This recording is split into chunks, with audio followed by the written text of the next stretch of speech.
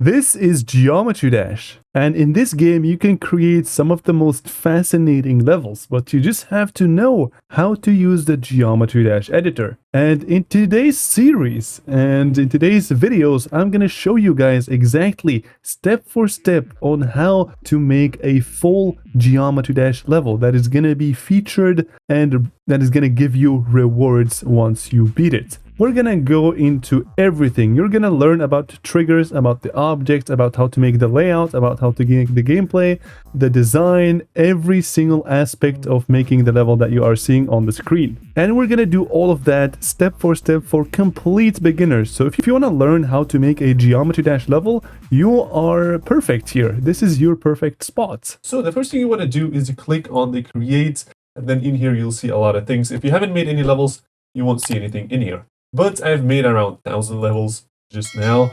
So you click on here and then you'll see that a new level popped up. And the name is probably going to be unnamed 0 or unnamed 1. So the first thing you want to do is give your level a name. And you can change this name at any point in time. However, if you upload the level, you will no longer be able to change it. So make sure you have an idea of what your level is going to be about.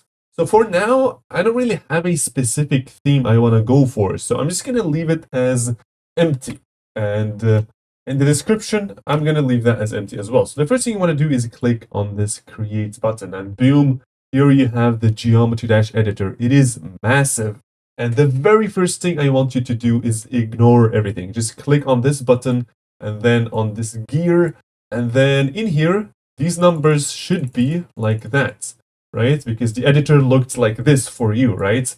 And if you want to, this is just a suggestion. I would highly recommend you use these guys as max, so 12 and 3, so that there are a lot of buttons. And if you start like that and actually get used to it like that, it is going to be much more helpful, because you guys can see if you click on these buttons, there are a lot of objects. And already with 12 by 3, we have to scroll a lot of times. So imagine if it was 6 by 2, that is like half the time. You're going to scroll a lot. So it is very recommended that you keep that at the highest. And yeah, you can click here and then resume. And from here on, you guys are going to see that if you hold your left mouse key, or if you're on mobile, you can just like kind of move around with the editor, right? And then there are these, zoom in and out, which you can do using these buttons. However, if you're on PC, you can also hold Control and then scroll with your mouse wheel. So scroll with your mouse wheel while clicking, while having Control held down. I actually just added a keyboard on the screen so you guys can see where I'm clicking. So Control and then scroll wheel up and down. And yeah, now that you have opened the editor, you can move around, and let's actually place our first object. We can do this, select the one that you want, and then build it. Now, usually a Geometry Dash level is built by first making the layout. The layout is basically how the level is, the level's gameplay, basically, which people mostly use these objects for. And you guys can see that these chains exist, and each one of them has different objects. So what you want to choose for the layout, a lot of people choose this one, but you can also choose these lines. And I think I'm going to go for these lines, because then we can also learn about rotations and these movements and everything. So the first thing is, I would say before we start making the layout, you have to make sure that you have a good song that you have chosen. And to change the song of that level, what you have to do is, right now, if you start over here, it's going to play Stereo Madness. You can see you can start and stop. And if you click on this gear button over here, you're going to see a lot of things. So you can create a classic and a platformer. For this video, we're going to do a classic. For this series, we're going to do a classic level. I might do an episode 2 or like a second series where I do a platformer level specifically, because these are very different game types. So what we want to do is, you can see that you can select a normal song, meaning this is one of the main level songs, the rock top levels. And these ones go all the way to Dash, perhaps Explorers soon. But yeah, you can choose one of these guys if you want to, or you can click on Custom and then on here, and then this is going to show you a brand new menu, which, yeah, this allows you to use a lot of different soundtracks. And you can choose from Newgrounds. Newgrounds is a website that I'm going to show you. This is Newgrounds. You can click on this button over here, and then you're going to end up on here. And you can search for a specific song. You can see there are a lot of things in here, or I can click on here and search for Haunted Woods. This one is actually a copyrighted song, but let's say you want to have this one, right? Okay, I'm actually going to choose another song because what you got to make sure before you choose a song, you have to make sure that it perfectly resembles your style. So I'm going to go for a very bright style where I'm going to make my level very glowy and stuff. So I'm going to use a song by Dimrain 47, and you can do that as well. And I'm going to use every end, and if you click on it, we're going to go to the exact menu that I was at, and you can see that you can play in here. You can see, and this one has a very quick drop, so this is very cool. And now you may say, how do I get this song into my level? After you click on the song, you can see the URL over there, newgrounds.com/audio/listen/99477. So you can copy that and then go to Geometry Dash, and then you can enter that ID over here. So now you click on search and you can see every end by Dimrain 47. Now you can do this, and we're not going to listen to anything because let me just make sure that my game audio is loud. So I want to go on to save and play, and then pause, and then go like that, and then make it loud so that we can actually hear the stuff. So custom here, put, and then that. And then now we have a song. Make sure you click on use. And I'm going to teach you a bunch of things about this menu as well. So there's Newgrounds, which has been there since 2014. It is you can use songs from that website. However, with the 2.2, the update 2.2, the music library got included, so you can use a song from here if you want to. And it actually has a lot of different ways to find your specific song that you want that fits your level. So if your level is dark, you can just click on dark, and then you can choose one of these songs. Or if you have a specific artist, click on this button and then scroll down. I want to have, I don't know, Kevin MacLeod is also here. In here you can see Kevin MacLeod, and then you can see the dark by Kevin MacLeod. So all of the dark songs made by Kevin MacLeod, you can check it out, listen to it from here. And then if you want it, you can click on use. So I'm going to use this song. You don't have to, but you can choose the song that you want. Or you can go to NCS, open the library, and then use a NCS song. And if you have an NCS song in mind, you can just click on search and Sky High, for example. Where is it? Sky High, boom. Okay, you can do that as well. But for now, I'm going to choose every end. And every song that you download, you're going to see in here. So in the saved, I have 2,000 songs, and you can scroll over here. And if you have used one before that you want to use again, you can just go in here and choose it. So now we want to exit. And then we're just going to simply click on OK. We're going to go very basic here. We're not going to start with any crazy shenanigans. So what we want to do, the first thing is determine where the drop is going to be. The drop is basically where the song drastically changes into a more chaotic version. So we're going to click on this one, and then we're going to zoom out a bit, and then do that, and then just keep listening to the song, and just place an object right where you think this is where the drop is going to be. So if you listen to that, around here is where we're going to switch the game mode. So if you click on this one, you can see that there are these game modes. We have the cube, we have the ship, we have the ball, we have the UFO, we have the wave, the robot, the spider, and also the swing copter. So these are all the current game modes in Geometry Dash. And what we're going to do, I'm just going to simply delete them for now. So you want to place something in here. And you can see that there are a lot of buttons in here. And the first one we want to choose is deselect. Deselect basically just deselects the object that you have currently chosen. And if you want to zoom in over here, we're going to, for example, start with a simple block like that. Now we want to add it in here as well, but we want to rotate it. You can go to edit and then click on this one. So this one kind of mirrors it. Or you can, if it was like that, you can click on that one, and then it kind of rotates it as you wish. And by the way, if you are on a PC, it is very important to use keybinds because it makes it a lot easier. So 1 for build over here, 2 for edit over here, and then 3 for delete over there. These are like very, very useful. So now let's say you go to build, and now we want to have a line over here. Nice. Okay, now you click here, and then you rotate. The rotate keybind to the left is Q.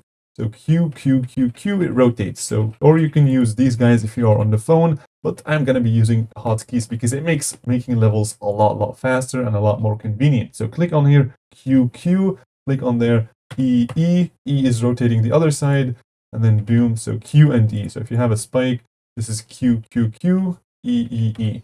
Nice, now we have a block, and if you click on this playtest, you're actually going to see that the icon is going to start moving.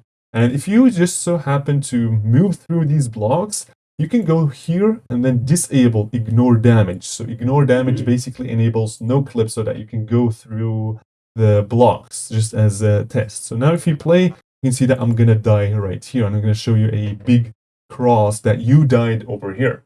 Nice. So now we have a block, which is pretty cool. So now you may say, I chose to add these lines, but you don't die to them and you can't land on them. Why is that? Well, some Geometry Dash objects have hitboxes and some of them doesn't. So you may add a spike and then die to it, but then add, for example, one of these spikes and not die to them. Why is that? Because these guys don't have hitbox, and in order to see the hitbox, you're gonna go over here and show hitboxes. Or if you are on PC, click F5. F5, you can also see the keybinds over here. So F5, draw debug on and off, which is basically for, drawing the hitboxes. And if we go over here, we want to change the background because the background color by default, blue is not that cool. So you can click on here, click on this plus sign, or you can click on here. This one lets you change the color of the background, but you can't really see the background while you are changing the color. So you click on this plus, and now you can change the background while having a nice look at it. So I'm going to start with a cool, like a bluish, like kind of dark. And also, you guys can see that there are there are a few different types of hitboxes, but the only ones that are important for this video are red and also blue. So if we make the background a little black, you can see that these guys have hitboxes which are blue. Blue basically means you can land on them. If I, for example, let's say I add a jump pad over here, I want to delete these guys so we are not chaotic. So now you can see that I'm landing on these guys because they have a blue hitbox. And if I add a saw blade, it's going to have a red hitbox because you die to that. So cool. Now you know a lot about hitboxes and stuff. We're going to bring the background back to blue. And this is just the start background. And the ground, I'm going to make it black. And also, you can change the background that you want. So I'm going to go for a, I want to use the dash background because I think it is very cool. And now you guys can see that we are starting, right? We are starting. This is looking very nice. So what we want to do next is we want to listen to the song and see how our gameplay is going to be. So if we listen to the song, I can hear that there is like a kind of like a beat or something right on here. So I want to jump right there. So you can jump and then you can go to the spikes, for example, and just place something in here and just place a block. So this is not like the final version. You're just basically doing the gameplay. So boom, boom, boom. Okay, another jump over there. So we're going to add another jump. So now boom, boom, boom. And then something changes with the song. So I want to flip the gravity. So add this one E as the hotkey. And now let's say I want to have it something like this. By the way, you guys can hold shift to add multiple objects like this. Or if you're on mobile, click on this swipe and then you can kind of do this, but then you can't scroll. So if you want to scroll, disable that to scroll. So now we are actually getting used to a lot of objects. Now you can select by doing edit and then going to swipe, or holding shift on your keyboard and then selecting like that and delete over there. We're not going to use the deletes over here yet. We're going to use that in a bit, but for now, I think this is pretty cool. Okay, now you can click enter on your keyboard to playtest. So enter, enter, enter, enter, boom, boom. Okay, now the song kind of changes, which is why we want to go over here and I add like upside down gameplay. So boom, boom, boom. Okay, there's another one, and I want to add like a double spike. I'm not going to make this too hard. Select, and then this is a half block. And now while we're at it, I'm going to teach you guys about these guys. So if you have a spike, you can move it up by 1/10 of a grid block. So this is like if you click 10 times, you're going to end up on the next block. Or if you want to do an instant one, you can use these guys. And these ones are by 5. So 5, 5, 5, 5. This one is 1/20th. So half of this one is this one. So if you want to have some very precise things, you can zoom in and do this. But for now, I don't think we're going to need it. And this one is the half block. It's going to move it right in the center. If you click it twice, you're going to end up there. So we have these guys, which are pretty self-explanatory, and then these two as well. These ones we're not going to use yet, but the scale also allows you to scale things. So for example, I want to have like a big spike in here. I can add it and then scale it to 2. Now you may say, why can I not scale to 4 like you? You have to go to here, settings, and then go here, and then increase scale. You're going to have to enable that increase scale, which basically increases the maximum object scale to 4x and minimum to 0.25. And you got to be careful to not, scale objects too much, but we're going to have a fix to that in a bit. So now we're going to scale this to exactly 2, which if you, this should work like 2, like that. Nice. So now we have we're learning. Let's go. Okay, now I want to see what the song is doing next. So I kind of feel like it's going back. However, I don't want to go back like this with a portal. I actually want to use one of these orbs. The green orb basically just switches your gravity, but gives you a nice little jump at the end. Look at this. So boom, boom, jump, jump, jump. Nice. Okay, this is looking pretty good. So again, use any of these blocks. Really, it doesn't matter. You just want to have some structure to land on so that you know how the gameplay is going to be with the song. And now I kind of feel like this is a perfect place to kind of start falling down for some reason. So I'm just going to do that. It kind of fits with the song. So why not? Boom, boom, boom. This is honestly looking pretty good. Okay, now another jump. We're going to put a spike there and make sure that you... What do you want to do? Let's actually use some orbs. It is important to use orbs instead of, portals and jump pads because it kind of adds more to the gameplay, right? It feels more fun to click this one as opposed to adding this one instead, right? It is, it just makes the player more interactive. Okay, nice, nice. This is looking pretty good. And now we're gonna just land normally. Hold shift to, of course, draw like that, boom, boom. And now, okay, this is perfect, actually. I kind of want to have, 2 jumps over here like that, kind of like this. And then we're going to transition into the ship part. So the ship part, over here we have this one. And by the way, if you want to move things, you can go up and then down with WASD. So it is very convenient and very, very simple to get used at. So now the ship portal. The ship portal, there are actually a bunch of things I want to say about it, but now let's actually just enjoy the beautiful sync. The music sync is pretty good.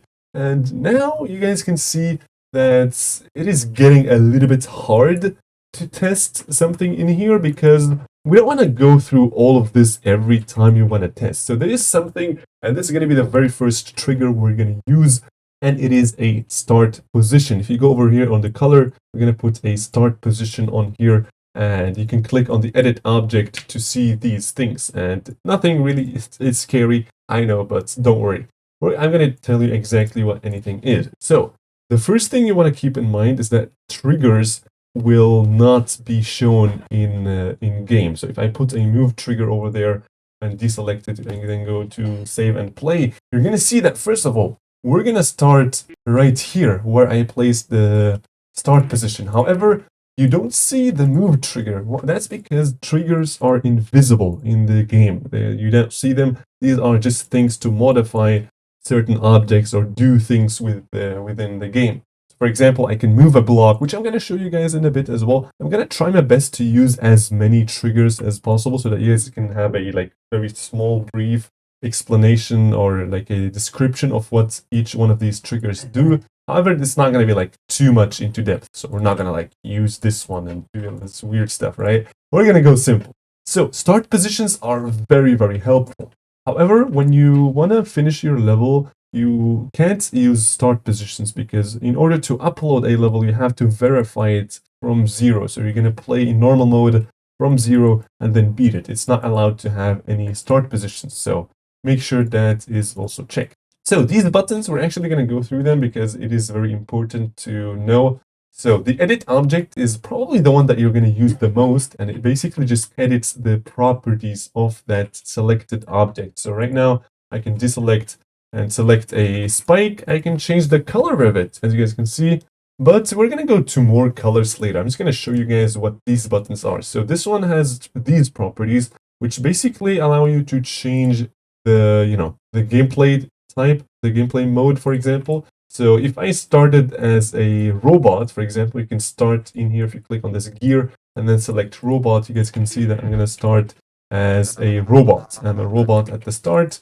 But now if you click on here, you're going to start as a cube. So you can change this to here. I want to start as a robot, and it starts as a robot, which is perfect. So we're going to go back to cube, and you can also change the speed, and the same way you can change the speed, the start speed in here as well. So yeah, pretty much the same settings are in here. Also these ones, dual, mini, we're going to go into all of that later. But now we're going to the ship part, and you can see that there are borders up and down, and this is because the ship by default has this border, which I'm going to show you. So if you click on the ship, click on edit objects and then preview. Preview is basically going to show you these lines, and as you guys can see, if I move it up and down, so we're going to see these lines, and these are basically where the ground is going to be.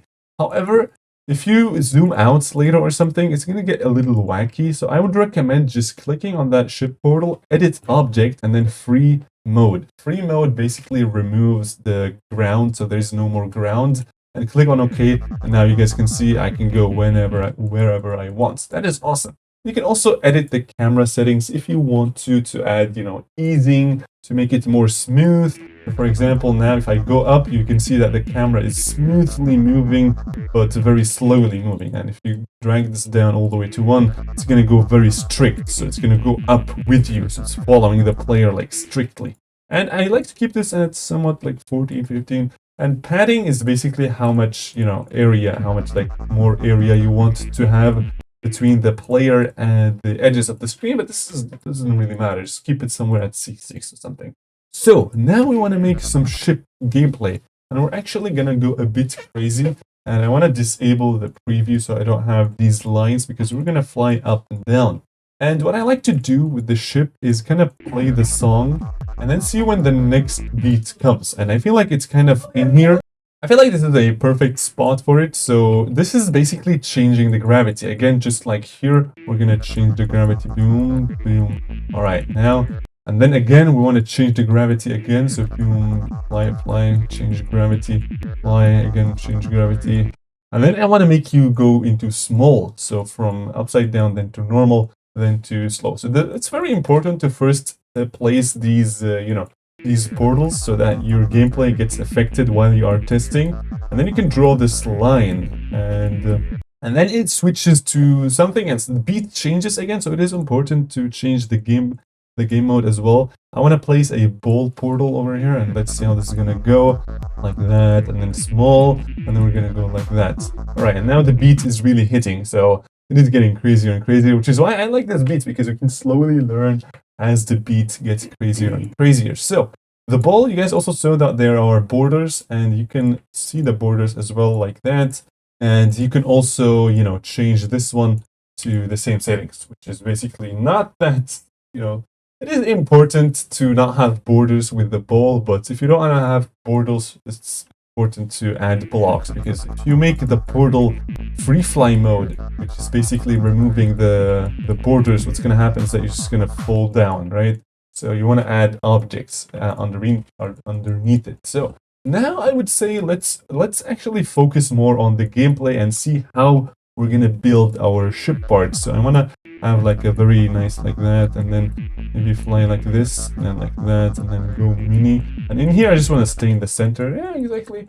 Like that sounds good. And then you kind of want to build your gameplay around these things.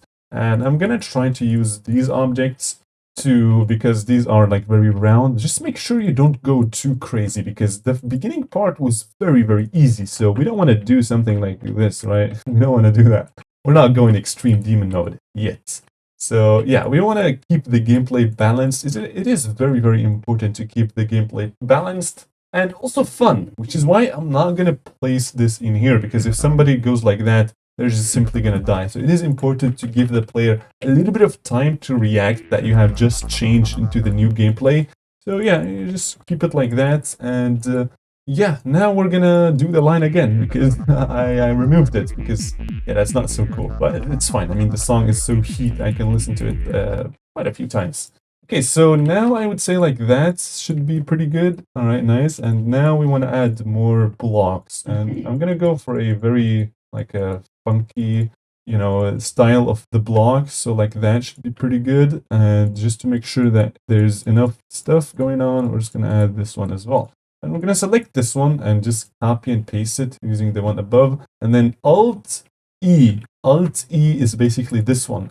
Alt E or Alt Q for this one. So we want to do Alt E, and then we want to place this over there. And now you may say, how do I place this? Well, you can see these two buttons, which you can enable by F or G. So F and G. And free mode, which you can enable in here, basically allows you to move the selected object. So I can select, click on swipe, select this whole thing, disable swipe, and then move around freely. And snap basically snaps them onto the ground, which is very, very important in this case. We want to have them snap around like that, and then disable to deselect, and then do that, and then select everything. Control D to copy and paste, and then Alt Q to, you know, invert or on the x-axis like that. That is very nice looking already. Boom, like that. You see, you can have enough room to fly so that the player can react. And now we want to add more spikes in here, I would say, so that the player doesn't, you know, sneak up the portal, because we don't want to have any skips or secret ways in this level yet, at least. So we might add ones later, but they're usually not recommended to add. But yeah, we're just going to build around the gameplay, and now we know a lot of shortcuts, so we can just go 1, 2, and then, you know, quickly go to 1 again, add more objects, add this, and then maybe do that, and then this, and select all of it, move it to the right, maybe a little bit like that. Nice. And then click 1 again, like that. It is working very, very fine. So you want to add some blocks variants, because if I just do this, let's say I just get rid of all of this and then just move it up for now, and then I just copy and paste this like that, you can see that it's not looking good. It's weird. It's looking not as cool as these ones, right? These ones look a lot better. Like there's a lot of variations, which is very important in Geometry Dash. To add more variations into your level to make it look fresh, right? You don't want to have any repetitive stuff over here. So yeah, we're gonna add another ground in here so you don't go below the portal. We're gonna actually move it a bit so you have more freedom, like that perhaps. Yeah, sounds good. And this one, yeah, we're gonna go like that. Just make sure to always, you know, replay so that you have that perfect path that you want to go through. That kind of, you know, you can sync it with the music as you go on. And I'm really just doing stuff up my mind over here. We're just gonna do things as we think it looks cool. So like, I think these spikes look pretty good. So like that, maybe move this a bit like that, and then add another saw blade over here. Make sure that you're gonna go like this nice dip in here. And yeah, we don't want to make you be able to skip this portal again, so add somehow a way to make sure they don't skip it. So maybe something like this should prevent them from skipping it. And now I'm actually gonna start using something different, because now I think you guys understand exactly how this works. So we're gonna use our first trigger. Triggers are very important, and they make the level a lot more fresh and a lot more alive. So we're gonna save real quick. Just make sure you save every few seconds. Click on here, save, and yeah. So what we want to do is we want to add a move trigger, which basically moves an object. It moves something from here to here. And we're just going to start by moving, for example, this one. We want to move it from here to here. So it's going to have like a smooth movement upwards. And for that, you're going to have to move it down first, because this is where it's going to start. And then it's simply going to move up. So the way move triggers and pretty much all triggers work is by adding group IDs to the object that you want to interact with. So we want to move this thing, right? And now you may say, why am I not seeing this? You can disable the ground real quick over here. show ground just disables, and now you can see below the ground. And now this is just for the editor, so it's not going to affect the game at all. So just for debugging, basically. So nice. Now you want to click on Edit Group. And this menu is scary, it's big, and it has a lot of settings. So just ignore all of it and just focus on the group ID. So we want to give this structure a group ID. So now this one has a group ID of 1. This is the number that I'm going to give it, and now I'm going to deselect. And now if you go to the move trigger and click on edit object, we're going to edit the properties of that trigger. So now you can see a lot of stuff. Don't get scared. It's all easy peasy. I'm going to teach you just the simple ones we're going to start with. Now the very first thing you're going to see is that we're going to move X and Y. So X is basically left, right, and Y is up and down, vertical and horizontal. So X, I think you guys can already understand how this works, and the Y, we're going to move it upwards, right? Because Y, we're going to go up. So up, you can move this slider up, and this is going up, and if you want to move it down, you're going to go minus, right? So there's up and then down, goes from 100 to minus 100, or you can just input stuff in here. You can click on here and add your own number, just don't go too crazy, right? Now you may say, I want to add it 3 times, right? We said, or 2 times, was it? 1, 2. Yeah, so from here, 1, 2. So we want to move it twice up. So you're not going to add 2 in here, because 2 is basically, you add a block and then go in here, 1, 2. So this is 2, right? So it uses these units. So 1 unit in here is basically a 1/10 of a grid block. So if you want to, move it up by 2, you want to do 20. So 20, this is going up. It's doing this movement 20 times, which is basically the same as this movement 2 times, right? And now you may say, how do I tell it what object to move? What structure do I want to move? Well, you guys remember that we gave all of this a group ID of 1, right? And this is the way we can interact with that thing. So if you go to the move trigger edit object, you're going to see a target group ID. So, okay, we want to move something up by 20, but which thing are we going to move? Aha, the group ID of 1. So this one we're going to move up, and now if we start, you guys can see that this thing is going to move, and you have officially used your very first trigger. It's simple, right? I think it is very, very simple. And now you may say, well, the movement is kind of janky. It's kind of like going like on a linear path. I want it to kind of go smoothly. So start very slow and then go a bit faster and then end very slow. So we're going to go to the easings and change it to ease in and out. There are a lot of different easings, but we're just going to experiment with this one. Now you guys can see it's kind of going fast and then going up like that. So very cool. And you guys have realized that sometimes I just die because I don't want to play. I just want to look at how this effect is. So again, you can ignore damage over here, enable that, and now you can just focus on that object. Just look at it and then see if the movement suits what you want.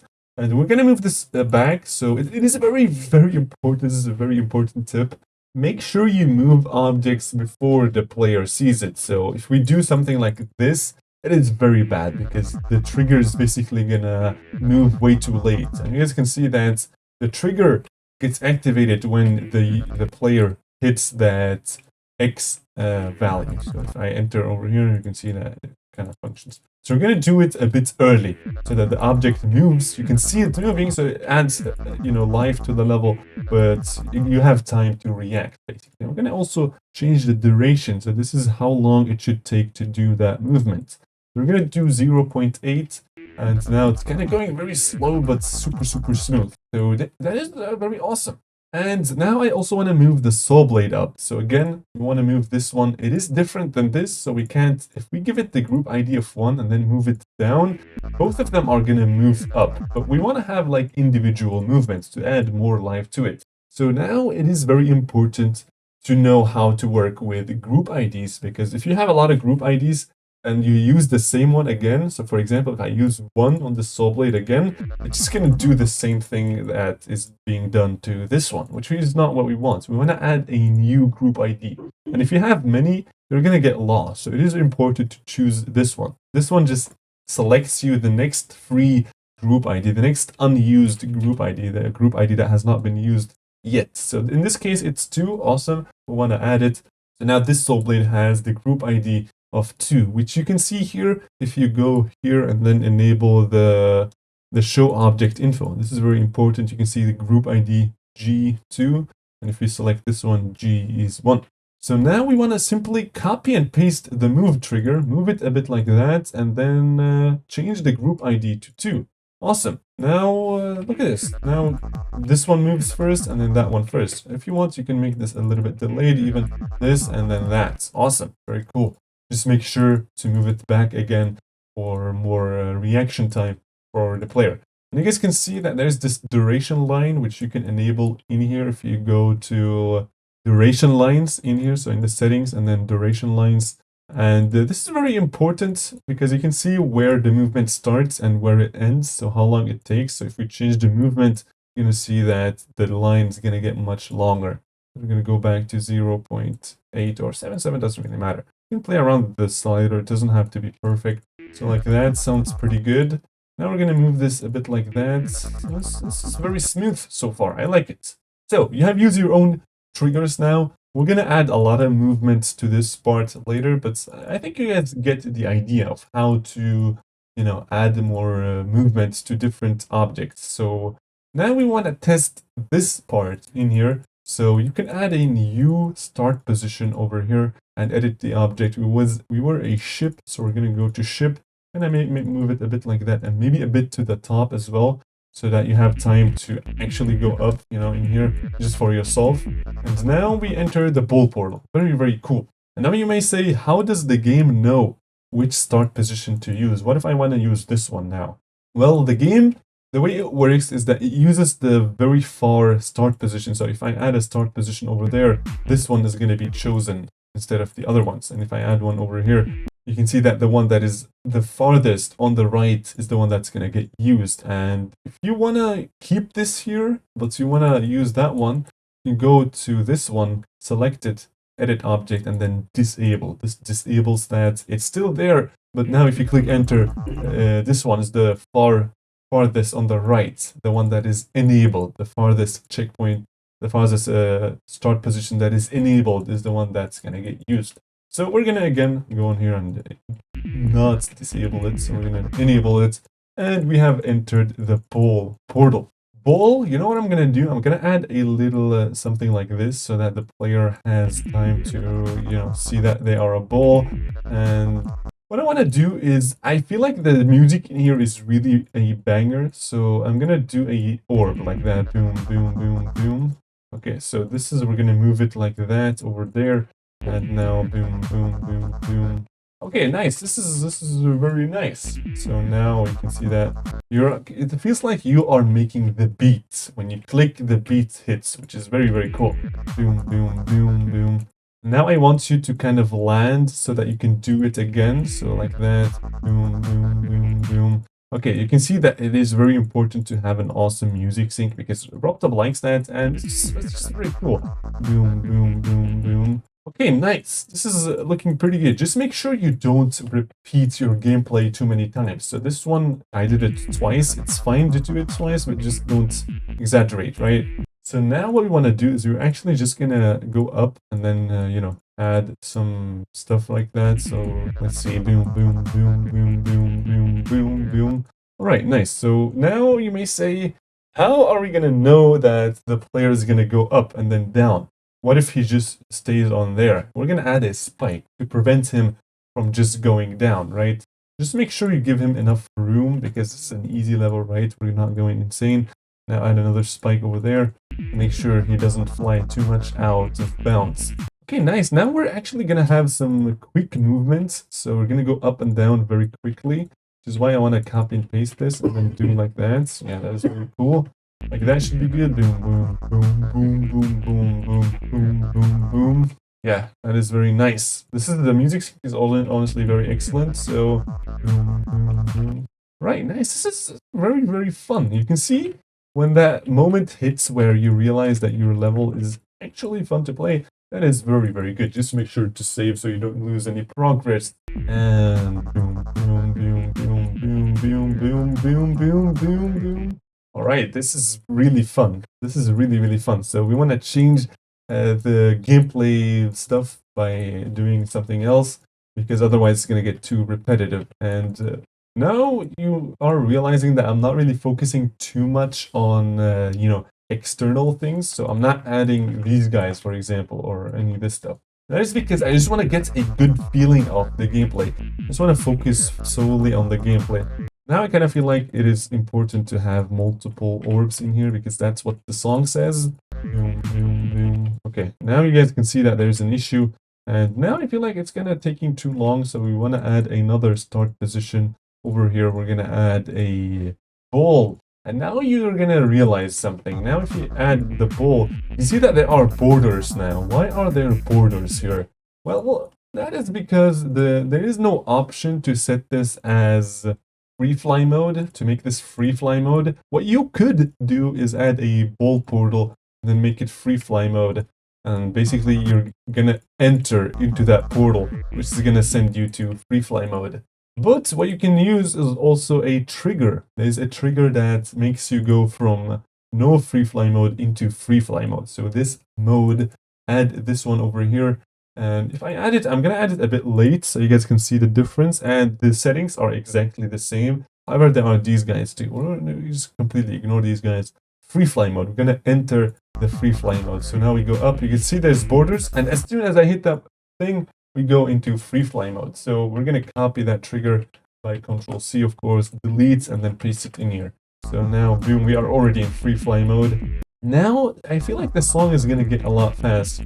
Yeah, the song is going to get a lot faster. So I kind of want to use the robot because the robot is kind of running. And I want to use a different speed. So I'm going to go 2 times speed. I'm going to make this slightly rotate by clicking on this rotate button.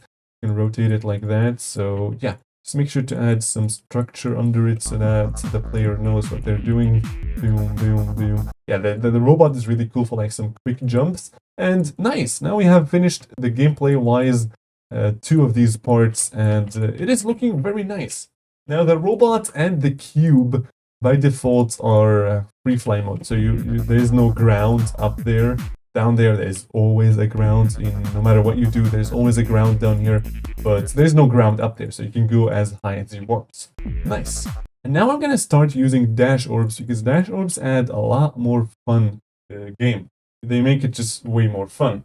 Now if you play, you're gonna see that boom boom.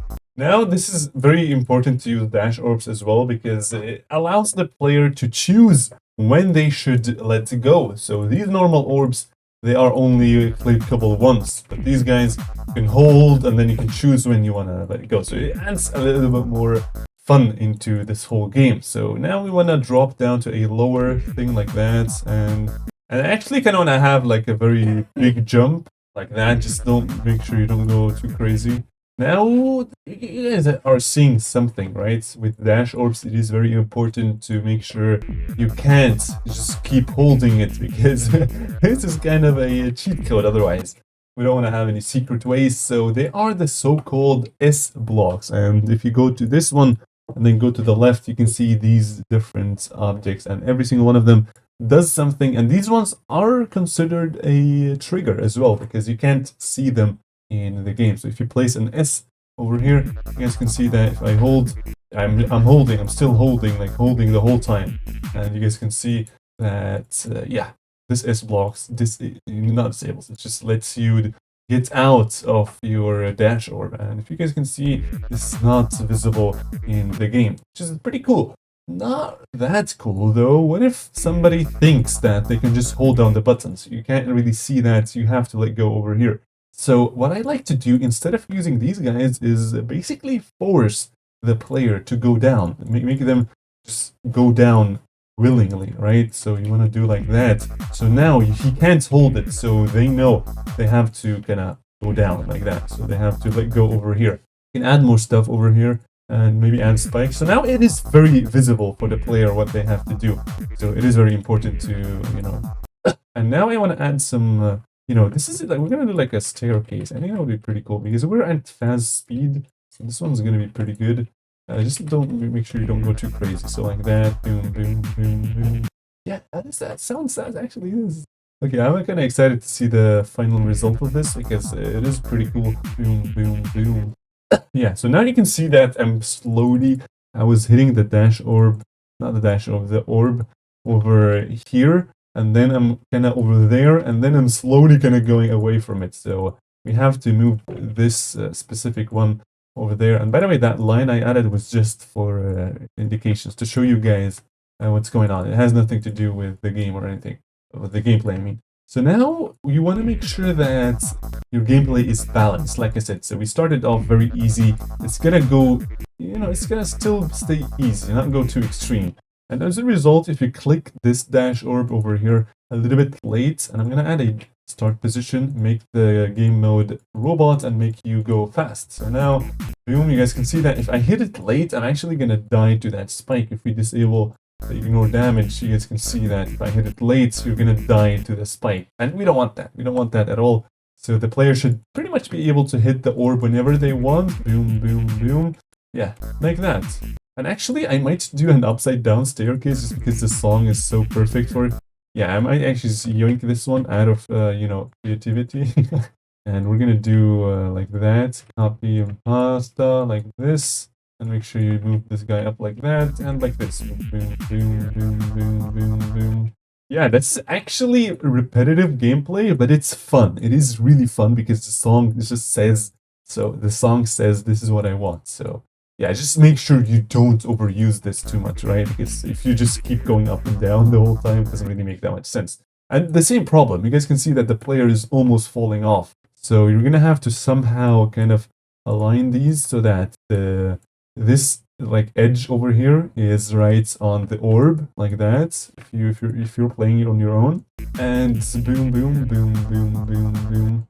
This is perfect. This is perfect. But there is a small problem. You guys can see that if you're going like that, somebody switches gravity and they don't know that there is an orb. And it is very, very, very, very important to let the player know what's coming ahead, what's next. So if I go like that, I'm gonna go idle mode. I'm not gonna click anything normally because I don't know that there is a orb over here. It is very important if you want to have a featured worthy level, even if it's the best looking level. If it is bad in gameplay, it's not gonna get rated. So we're gonna use another trigger, and there are a lot of camera triggers which we can use, but I want to use a specific one. I want to use the offset, and the offset basically moves the camera up or down. So just like the move trigger, you can move the camera by up and then down, and then the easing and also the move time. So perfect. This is all we want. We want to move it up slowly, ease it in and out, and we want to kind of move it like here, perhaps. And now you can see that the camera is slowly going up, which is perfect. So now we want to actually test it from here to see how it's going to look. Boom, boom, boom, boom, boom, boom. It's still not so visible. So we're going to move it a bit more. And slowly. Make sure if you want to move the camera, move it slowly, and also add ease in and out because it just makes it so much smoother. And I can actually show you guys an example. So this is none. So this is the camera moving on default value. As you can see that it's very sharp. However, if we add this one, it's going to go a lot smoother like that. Yeah, it's a very tiny difference, but it's a big difference as well. So you guys saw that the camera kind of moved too much to the top. This is because the value added was way too much. So what we want to do is you can either, move the camera down again in here, but what I'm going to do is I'm going to move it less up, but I'm actually going to see where this duration line is. And I'm actually going to move it back so that the duration line is right here. And in here, it should stop moving. So like that, it's slowly going up, up, up. And now you can exactly see the orb before you even get close to it.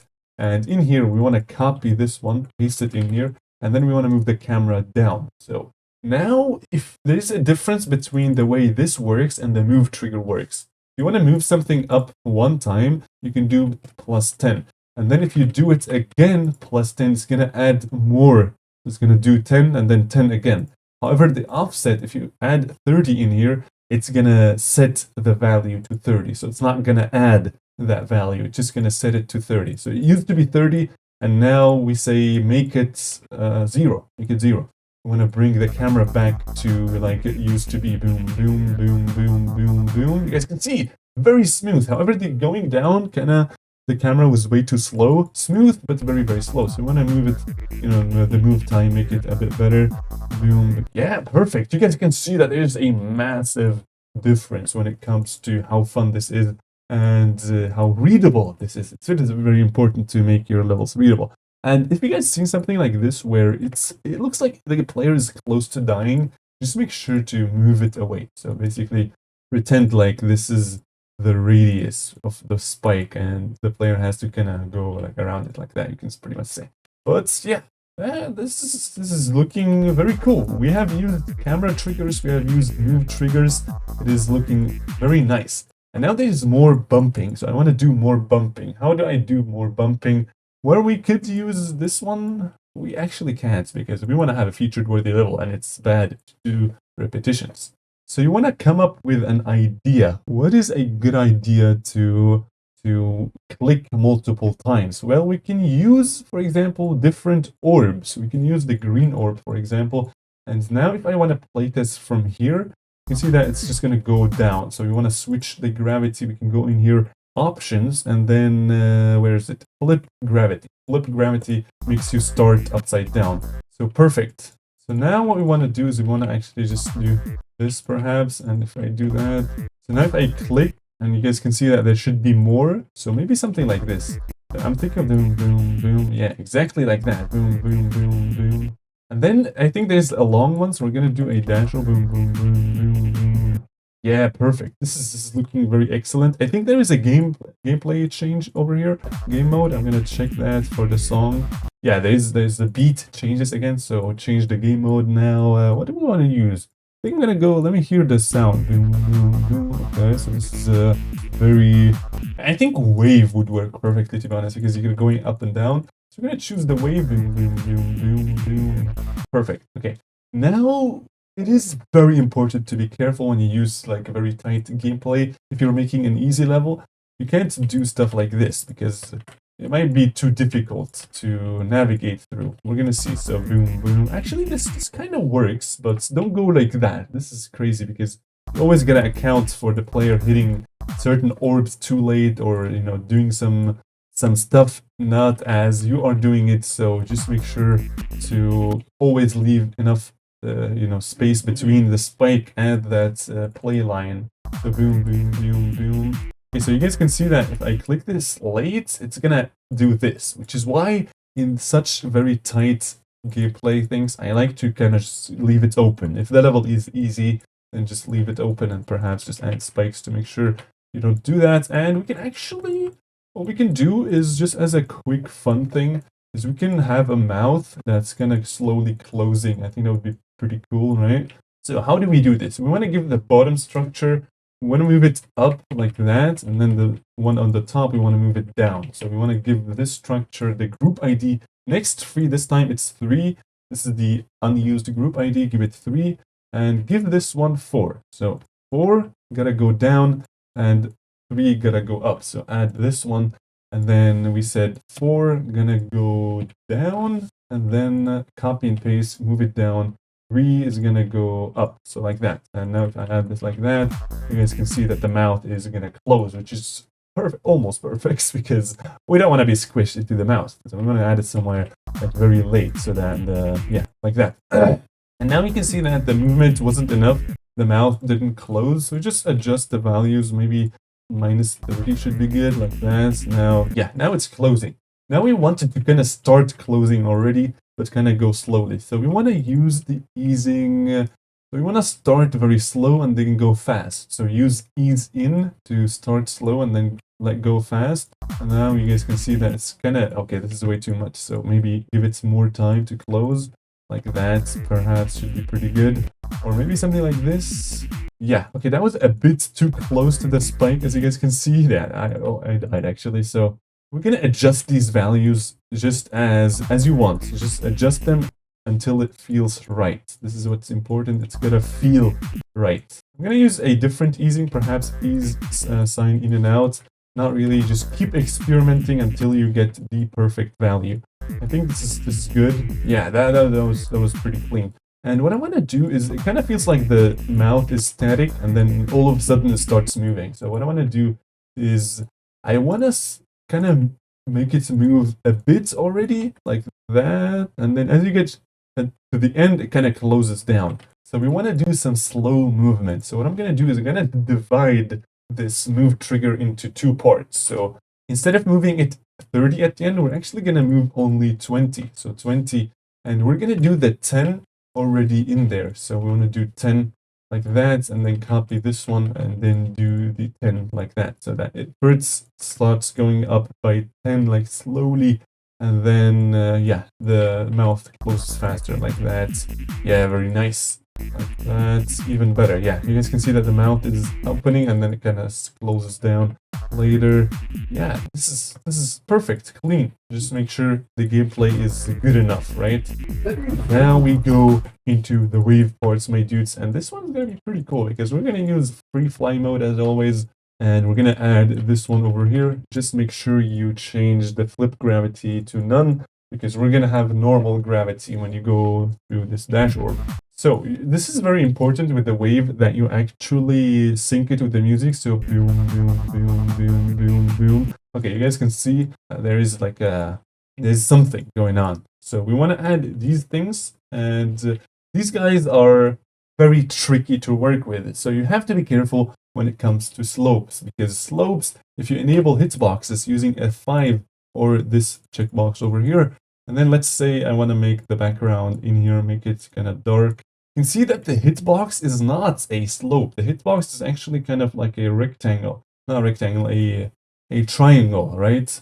So what this means that, let's say if you want to build around this, and then you do stuff like this, then you simply just do like that, right? Just build around it. It is very, very bad what we just did, because if you enable hitboxes, you can see that the hitboxes are way off. This is not what we expected it to be. We expected it to be kind of like a line, but now if you go through like that, with the way you get kind of close to it, you're just gonna die. But what it looks like, you just died to nothing. But there's actually a hitbox, so it is very important to check the hitboxes, make sure that you're doing it right. And in this case, we're just gonna have to rotate it twice so that the bad hitbox is outside. And now no matter how close you get to it, you're not gonna die unless you actually touch it, right? This is exactly what we want, which is why what I like to do is keep the hitboxes enabled for that part. So now just do this, and you want to do this instead of doing that. You want to do kind of like this. Okay, the hitbox is not refreshing. You have to actually kind of move it for some reason. But yeah, this is just how it is. So now we start, and then we do again the gameplay. And now we want to make sure that it's not too hard. Like we don't want to do something like this. We don't want to have like very tight. Although I'm an epic gamer and can do this easily, we're making an easy level, right? So again, let's do the lines. Boom, boom, boom, boom. All right, cool, nice. So seems like a reasonable space to leave. And the wave is actually, I believe, one of the easiest game modes. A lot of people disagree with me, but I think it's pretty easy, right? I mean, you just go up and down, and we're gonna just copy and paste this, and then rotate it, and then kind of fill in the empty space, so that it actually looks pretty cool, right? Like that. Like that is pretty cool. Boom, boom, boom, boom, boom, boom, boom.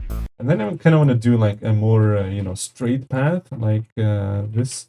I want to add like a lot of these guys, and then delete, and then add these guys like that. Nice. And now let's add some spikes just to make sure that the wave can't land on here. Let's just make sure. Boom, boom, boom, boom. Okay, this is way too tight, I kind of feel like. So we're gonna have to do maybe something like this. Perhaps this should be a lot better. Yeah, so something like this. Yeah, this sounds reasonable, like a 4-5 star, maybe 6. I don't know, maybe like that. Okay, we're gonna do more like this one because that's what the song says. So it doesn't really matter that this looks terrible, like there's no line or there's no, like, we're gonna fix all of that. We're just making the gameplay, like I said, right? Boom, boom, boom, boom. Now I kind of feel like there's a change. However, I don't want to use upside down wave for easy levels. Upside down wave is really hard to control. So I'm gonna actually go mini first. And when you go mini, it is very important to kind of leave a lot of space for the wave, because if you do something like this, it's gonna get really hard to control yourself. I mean, I could easily do it, but I'm an epic gamer, right? So look at this. If you want to add over here, we're gonna add this one and then make it the wave, right? And now if you go like that, somebody may just, not know what this is or something, and then they go slapping into the ground. So There are two solutions to this. Either you can just get rid of this, but actually I'm going to teach you something new, which is the D block. The D block allows the wave to not die when he touches the surface. So now you see that I can simply just land on here, which is perfect, because now I can go into here and give the player a bit more time to react. And now we want to use these slopes, rotate them like that, make sure this guy is open. We don't want to do it like that, right? Not like this, we want to do it like that. Perfect. Okay, so now we have so what I want to do actually, I want to go back to here. I want to put the start position in here.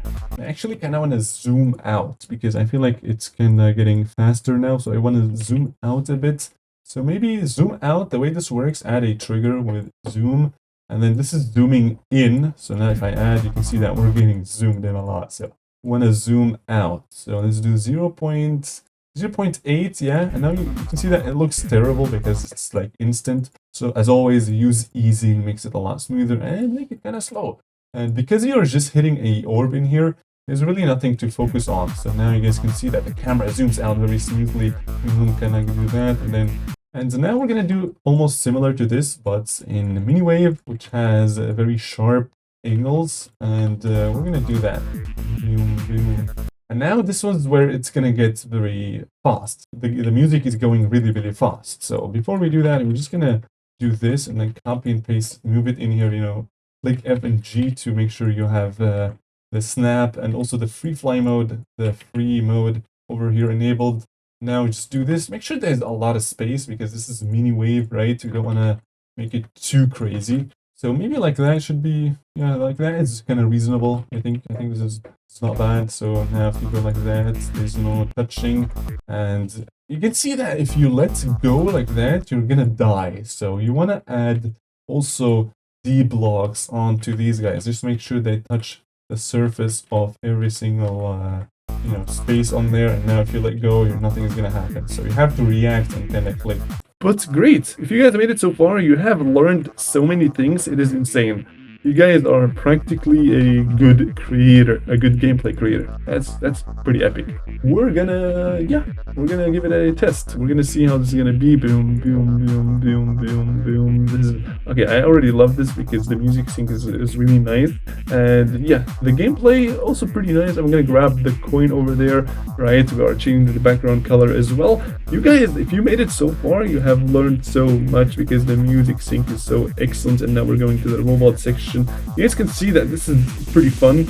Alright, so I will see you guys in the next episode. Make sure to slap that subscribe, like, and I will see you guys in the next episode. And now I kind of feel like there's a lot of spam because that's what song is saying. So we're gonna do spam, and we're gonna add a new trigger. I'm gonna add a new trigger called the counter, and we're gonna make you have to spam a lot of times, maybe spam 10 times. And then there's a cube part, and then maybe we go very slow because that's what the song says. If you guys hear it now, it goes very silent, and now it goes crazy again. So what we want to do is we want you to click, I would say 25 times. So the goal for this part is if you go over here, you're gonna have to click 25 times in this part. I mean, it should be pretty easy to do. So and then you're gonna go to a different game mode. So that is, I think, a perfect way to end this wave part because the song is saying so. So yeah, now what we're gonna do is we're gonna add a counter, and this is this number over here. You add it, and then you go to Edit Special, and this is gonna open up a new menu that I have not seen before. And this is basically a counter. So you wanna, just like you give each object a group ID, you can give counters a unique item ID, all right? An item ID of 1. So now you can see C is 1. So the count is 1. And now if you use the pickup, you guys can see, actually I'm just gonna play test normally. I'm gonna place this one perhaps over here, make sure it is on mini mode and move it up like that. So now you can see that it turns into a 0 because by default, every single item ID that you add newly is set to 0. However, we can use the pickup to change that number. So if you want to use the pickup and then edit object, and now you guys can see that if we go to item ID 1, we want to add 1 to it, right? We want to add 1, and now as soon as I hit it, this number turns 1. It is perfect. or you can override it. You can multiply the current number by this number or divide it. But for now, I think we only need these two hitboxes.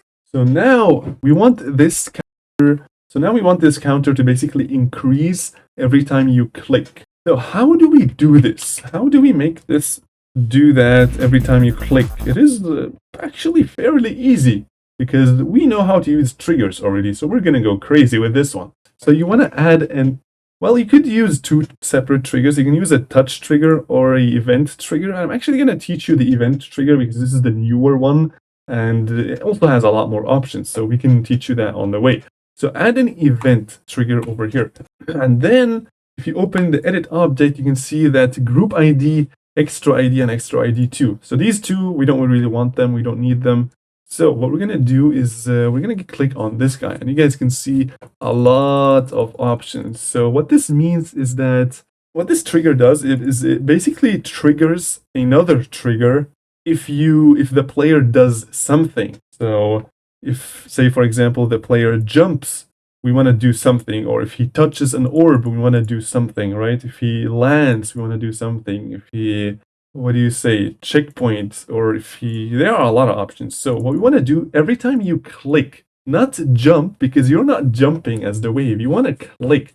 So jump push, if you go back to 69, option 69 is jump push. So if the button, so this button, as you guys can see on my mouse, if this one was clicked, this is jump push. So you are pushing it, and jump release is what I'm going to do in 3, 2, 1. So jump push, jump release. This is release and jump. We want to use jump push. So every time you jump, every time you push the jump button, what we want to do is we want to trigger this one. So you want to add 1, which we did over here, by if the player clicks once. So we want to give this trigger a group ID, just like we did with the structures. Now this one is the target group ID, because that's what we want to trigger every time you click. So add a group ID of 5, and then add over here in the event, in group ID, add 5. So what this means, so this trigger, what it does is it basically triggers this one every time you do this. So every time you click, what's going to happen is 5 is going to be triggered. Who is 5?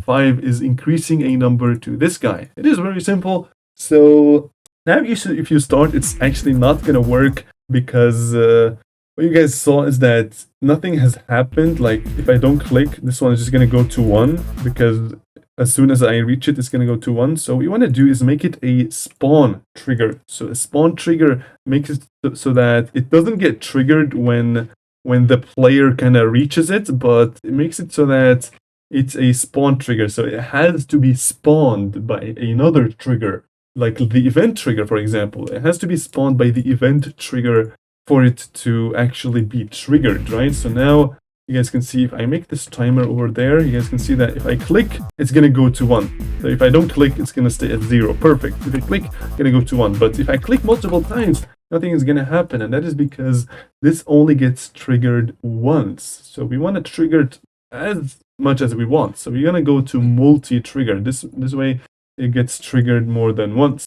So if you go to multi-trigger now, you guys can see that we can spam. Let's go. We can spam and the number gets increased a lot. So that is perfect. We have used 2 brand new triggers and it is working perfectly. So now the problem is that you can't really see the timer if you go past it. So we want to make it kind of follow the player. So we want to give that counter object a new group ID because we want to move it. And there are a lot of different ways to kind of make it follow you, but I'm going to use the move trigger because I believe that is the easiest. So with the move, you can also make it lock. You can lock it to the player. So what we want to do is this one is group ID 6. We want to add 6 in here and we want to lock it to the position of the player. So just follow the position of the player. And now if you start, it's actually going to follow you until this duration line has ended. So what we want to do is we want to actually do that for a very long time, maybe 10 seconds like that. Now you guys can see that the timer is following you and you can click as many times as you want. So that is awesome. But what we want to do is we actually want to, I think if you make it follow you until the end, It would be pretty cool. And in the end, we're just gonna make it fade out. To make it fade out, we're gonna use the new trigger called the alpha trigger, and this is basically gonna change the opacity of that group ID. So group ID, which one was it? Click on it, you can see in here 6, or click on there, you can see 6. So 6, we wanna make 6 go to opacity 0 in the time of 0.8. So in here, so that at the end it kind of ends. So like that, and you guys can see that it's gonna follow you, and you can see that your counts. And now if we see like that, it's gonna slow down and fade away. Perfect. So now we're actually gonna use a lot more triggers, because what we're gonna do is we're gonna have to, okay, what I'm gonna do firstly is I'm gonna add a text by going to here and then add it, and then edit object text, and then add /25, because this is how many clicks we want, right? So if we do it like that, you guys can see that it's a first 0 out of 25. And we want to move these guys together. So what do? We actually give this one the group ID of 6, so that these two, if we select them both, they are on group ID 6. It is perfect, right? Now you guys can see that I have to click 25 times, or I can click more. So yeah. So the first thing we want to do is actually, if you do this, you guys can see that the number makes sense, but if it goes up to 10, it's actually gonna start overlapping and look very weird.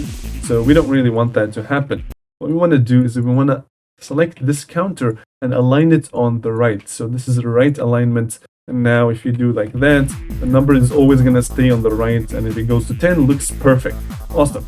So now what we're going to do is after you reach around here, so in there, we're going to add this, and then we're going to add like, let's add some fancy objects like these ones, for example. And then I want to use this guy, maybe like that. Yeah, I think that is very cool. Want to select them and give them all a group ID. Group ID of 7. And yeah, now what's going to happen is that we're going to have a wall at the end. And if you have clicked 25 times or more, we're going to allow you to go through this wall. So the first thing we want to do is actually add the hitbox for the wall, because these guys don't have any hitbox. So we want to add this one, and then go to group ID, extra, and then hide. So we want to hide these guys. So now you guys can see that they are no longer visible. And now if you add it on top of each other and select these guys, we can link them. And you can do that if you go to here, settings, and enable link controls. Enable this one, keep it like that, and then you can link them. And now if I select any of them, it's going to select all of them, and you can unlink them like that, and then you can select individual ones. So we want to link them because this is all going to be one. We want to have it all as one. So all of that, we're going to give it the group ID of 7. And if that 7 was kind of blue, that means that not all of the selected objects have that group ID. So remember, at first we only gave the bricks the group ID, but then we added these guys on top. So if I now select these guys, it's going to be a 7. If I select this one, which is new, it's going to go to blue because this one doesn't have the group ID of 7. So we want to delete this one. We have this one, which is the group ID of 7. So we want to remove it. How do we remove things? We remove them by using the toggle trigger.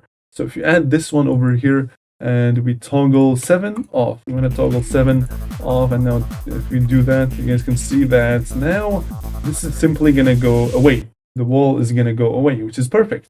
And if you want to enable it again, you can just copy it, paste it, and then activate group. So now it goes away and then it comes back again.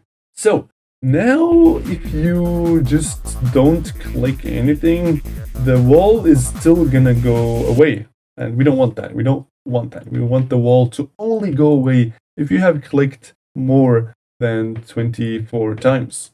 So what you can use is you can use the instant count, or you can use the count, or you can use the item compare. I'm gonna use the item compare because that's like the latest one that was added, but I'm also going to use the count. I'm going to use both of them.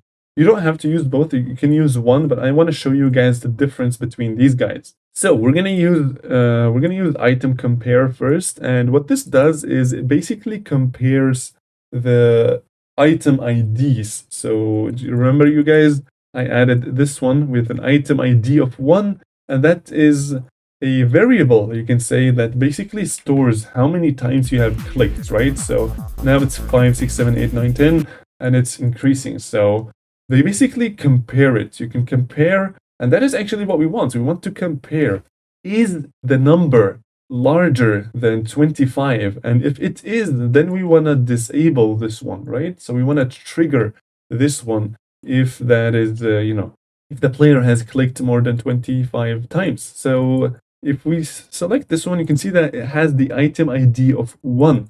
So you go to the item compare, click here, but just don't get scared because it is gonna look very complicated, but it's not. Trust me, it's not complicated. So now, if you click on edit objects, you can see a lot of stuff, and just ignore everything. Just take a look at the top left corner. So we have the item ID. Which one was it? It was item ID 1. And then make sure you click on items so that item ID is getting compared. And just look at the top and at this one. So just look at these two. So now in here, you guys can see that we have I1 is equal to 1.000. What does that mean? Well, the way you read this is, of course, from left to right. And this basically shows you. So we're just going to focus on this one. So this is so item 1. So this is what we put in here. So if we change it to 2, you can see that this one also gets changed. So we want to do item 1 because that's what we want to compare. And you guys can see that equal to 1. So this is basically the trigger is asking, is item ID 1 equal to 1? So by default, it's 0. And if I click once, you guys can see that it's 1. So this statement over here would be true if I had clicked only once. Exactly one time, this would be true. So true is over here, you guys can see true, and this is false, right? So we're going to keep it very simple. And if I change this modifier to, you guys can see that this number is going to change, which is perfect. We want to change that number to make it, 25. So we want to delete all of this and type 25. So now you guys can see that if item ID is equal to 25, then we're going to trigger this one, the true. So what we're going to do first is give a group ID to this trigger that we added because we want to trigger it. We want to only disable the wall if you have clicked more than 25 times. So give this a group ID of 8. And then what we want to do is make sure that it's on spawn triggered because we want to spawn it using another trigger, right? Just like we did with the pickup trigger. And multi-trigger, you don't need to because the wall is only going to get deactivated once. So perfect. Now this one has the group ID of 8, this toggle trigger. And now this item compare, we want to add 8 in here, right? So what this means is that if item ID 1 is exactly equal to 25, then number 8 is going to be triggered. So if you have clicked exactly 25 times, the wall is going to go away. And this check is going to be done exactly when the player reaches this point over here. So when the player comes into here, the game is going to check, has he clicked 25 times? If he has, it's going to disable it. But we want to be a bit more flexible. We want to, be able to click more than 25 times, right? So if you click on this one, these ones are going to change. And now you guys can see that if item 1 is larger than 25, and now if you click again, it's going to be larger or equal to. So that's exactly what we want. So is item ID 1 equal to 25? Yes, it is. Or is it maybe larger than 25? So if it's equal to or larger than 25, then true is going to be triggered, otherwise false. So yeah, that is very cool. And if you click one more time, you can see that there are different options like less than or not equal to, and then we have equal to again, and then we have greater, and then greater or equal, which is what we want. So yeah, sounds complicated, but honestly, I don't think it is. We're simply just checking if the item ID 1, which basically stores your clicks, the amount of your clicks, we want to check if that is greater than 25 or 25. So is it 25 or greater? So now, if we click, you guys can see that I'm not going to click that many times, maybe just a few times, 4, 5, 6, 7, and you guys can see that I reached this point and nothing happened. And now if we spam many times, you guys can see we are more than 25, so the wall gets disabled. This is perfect. If you have gone so far, you guys are doing great. So we don't want to do it like that because the player may be scared, because if he reaches this point, let's say the player is right here and they see the wall is not disabled, so it's way too late until the wall gets disabled. So we want to move this back. However, if we move it back too much, what's going to happen is that the game is going to check way too early if you have clicked 25 times. So what do we do? Now if I, let's say, click not really that many times, like that, and then I click in here a lot of times. Okay, that was bad. Let's say I do it like that. Okay, now as soon as I reach this, I'm not 25, and now I click a lot of times, nothing is going to happen. The wall is not going to go away, because we have already made the check where you had less than 25. So it was false and nothing was done over here. So what we want to do is we want to do a constant check. We want to check the whole time if this wall, if your clicks are 25. So what we want to do is we want to add this count trigger. So this one, if you click on this one, it's going to show you that the condition is checked constantly. So this is another trigger that basically compares things. So in here it is much simpler. Item ID 1 is that the target count 25. So as soon as 1 reaches 25, we're gonna trigger this one, right? This one is 8, so we want to trigger 8, right? This is very simple. And this one doesn't really matter where you put it because it's on the spawn trigger. And perfect. Now we have this count trigger, which basically checks as soon as item ID 1 reaches the value of 25, 8 is going to be displayed, is going to be triggered, which is perfect. And you want to make sure to add activate group, because this basically activates that group, which toggles this one off. Or what you could do, if you want to go absolutely fancy, you can add 7 in here and disable that one. So this would basically do the effect of this one, of disabling this wall as soon as you reach 7, which as soon as you reach 25. But we want this to be a bit more simpler. We want to activate the group, the trigger that's going to disable this one, because later we might actually add some more effects into it. So we might want to have the wall kind of breaking out. And yeah, for that, you're going to need this trigger so that you can add more triggers, so that more things get triggered when you reach 25. And now there's the last problem. Now, if you spam a lot, you guys can see that if we reach in there and then we spam, the wall is going to get disabled. However, if you spam a lot, you reach 25 before the trigger is there, nothing is going to happen, because from here on, the game starts checking if you have, if one has reached 25, but it hasn't. So we want to add this all the way at the very beginning. So if anywhere between here or there, or pretty much anywhere, you reach 25, then the wall is going to be disabled. So if the player clicks here 25 times already, it's disabled already. So you don't have to click anymore. The wall is disabled. Or if you feel a bit lazy at the beginning and then decide to spam really fast, the wall is going to get disabled when you reach 25. So that is perfect. We have made a click counter, which is pretty cool.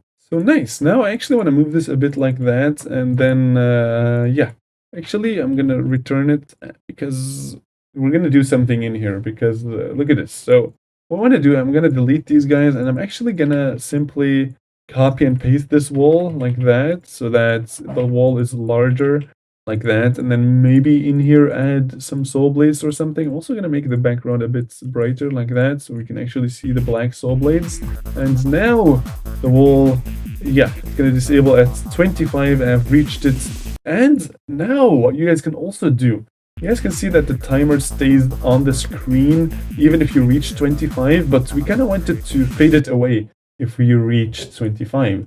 So if you guys have followed and understood how this works, this should be pretty simple to do. Instead of, fading it out over there, we want to copy this, Control C, and then we want to paste it in here and check what this has of a group ID 8, and then you want to give it this one 8, and then make it spawn trigger. So what this does is it basically not only deactivates the wall, but also fades away the timer. So now, if you reach 25, you guys are gonna see that the timer is gonna start fading away, which is clean, perfectly done, awesome. But honestly, I don't want this to fade away. Maybe the player wants to, see how many clicks they can click. Just keep it on there for more fun, right? You can do that. But now another excuse to learn a new trigger is gonna be the fact that the timer is kind of on screen, and if you go up, you can't see it anymore. So we want it to always be on screen. Like I'm saying, always. So even if you do this, like that, the timer is visible on my screen. But if people have 4x3, it's not going to be visible on their screen. So we want it to always, on everybody's device, to always be visible on their screen. So for that, we're going to have to use the UI trigger. Then the UI trigger is basically, it's going to add elements onto your UI. And what UI is basically just some elements that are always there that don't get influenced by the level or the camera. So what we're going to do is, the first thing we want to say is we want to have a plan. So we're going to add a camera guide trigger, and we want to move this timer up left. So this is your camera. You can see this trigger adds lines over here. So what this means is that this is your screen, right? Let's say this is your screen, and you want to have the timer somewhere on the top right corner. So somewhere in here, the timer is going to be. So this timer has a group ID of 6, and now you want to give the camera guide trigger a new group ID of 9. And now you go to this UI trigger, click on edit object, and remember that this one is 9, that one is 6. So the target UI is going to be 9. This is the camera. And then this one is going to be 6. So the group ID 6 is going to be targeted towards the camera. And now these buttons are also very simple. So where do we want it? On the top right corner. And what this means is very simple. The counter is always going to be stuck to the top right corner of your screen, because sometimes people have some really wide monitors, and this just makes sure that it's not in here, so that it's basically on the edge. And now if we start, you guys can see that the timer is always on the screen, but we have moved the timer, if you guys remember. So this is moving the timer with the player. So if you add a zoom trigger, kind of zoom out a lot, you guys might be able to see that the timer it's going to the right. So what's going to happen is that this timer is just going to go to the right, following the player. But we don't want to follow the player, so just remove the move trigger. And now, perfect, smooth. This timer is perfect. Looks very nice. Yeah, I kind of like this. This is pretty cool. So now the timer is always visible, because the UI trigger, the way it works is not by when the player hits it, but rather this is always there. So if you guys go to the eye, you can see that this is permanent from the start and cannot be edited. So no matter where you place this trigger, it's always gonna have this stuff over here, right? So what we want to do is we want to hide the counter, because if we delete the start position, for example, and start, you can see the counter in the robot part, but we don't want that. We don't want the timer to be in the robot part. So what we're going to do is we're going to copy this alpha, which basically makes it go away. The timer basically fades away. We want to copy it, go to the very beginning of the level, add the alpha over here, and make the fade time 0 and the opacity 0. And what this will do is instantly, as soon as you start the level, the timer is going to hide. And perfect. And now if we start, we have no thing. And if you guys know, there should be an issue now, right? If you guys know what the issue is, you guys are on it. You guys are doing really good if you guys know what the issue is. So now if we start over here, you can see that there is no timer, which is, where is the timer? Aha, we faded away. We made the opacity 0 earlier on. So now we're gonna have to bring it back as soon as you hit here. And perfect. Now you guys can see that the timer is counting, and perfect. We have done everything we need. The wall is disabled and clean. Very awesome. So now we're gonna go back to normal stuff. So we're gonna go back to normal gameplay, no longer using triggers, although it was pretty fun, I believe. So now we're gonna do is when you exit, especially with a mini wave, if you wanna go into a portal, it is very hard to actually hit the portal as the player. So what we're gonna do is we're gonna add slopes like that. So like this to make sure that no matter where the player is, he just gets towards the top like that. So I want to make sure that it's like that, like this, copy and paste, and add another one. But before we add it, we actually want to make sure that we add the D blocks, right? The D blocks are the blocks for to make sure that the player doesn't die when he hits it. So I'm gonna go put the start position over here, make this really fast, and now you guys can see that there's an issue where the wave kind of slams through them. I don't know why this happens, it is very weird, but what you can do is, this is another trick that we're gonna learn. So if you want to select only the slopes in here, you can do this by adding just like that, and you guys can see that sometimes this one gets selected instead, and sometimes that, so it's very weird. But the game usually selects the objects first that you placed first. So this one I placed first, the slopes I placed first, so it's going to select the slopes. And now if I click again, it's going to select the D blocks. So, but sometimes it gets weird and you just want to select the slopes and only the slopes. So there's actually a trick for this, and you gotta go in here and select filter. This one has to be enabled. And now if you select one of those slopes and then go to 3, which is this delete button over here, and click on custom, and now go to edit, enable swipe, and then select everything. And you guys can see that if I select anything, only these slopes are going to be selected. And now we can move them away, which is perfect. Go back to none. If you don't go back to none, this is going to be a big problem, because let's say you stay on there and then you deselect and then you forget it. Now if you place an object, you're no longer going to be able to select it. Like, the objects are not selected by default, which is very bad because you have enabled this one. So it's only selecting slopes. You guys remember? So you have to go back to none, and now you can select again. So this is an issue. Don't run into it. So yeah, now we are selecting the slopes and we want to copy and paste them and kind of move them like that. And what we want to do is add a slope kind of like in between it. So like that, and then we want to move it down. So kind of add like another line of gameplay to the element. We're going to select all the slopes, go back, click none, and now the wave is going up because there's no longer these edges, these very weird edges. The player is just, yeah, perfect.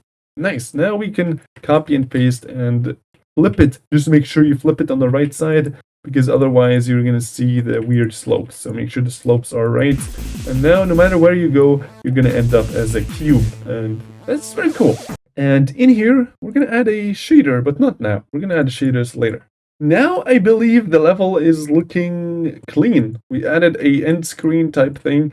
And now we're just going to end the level, right? We want to end the level by adding like a nice little ending to it by, like, you know, kind of making the player jump up like that.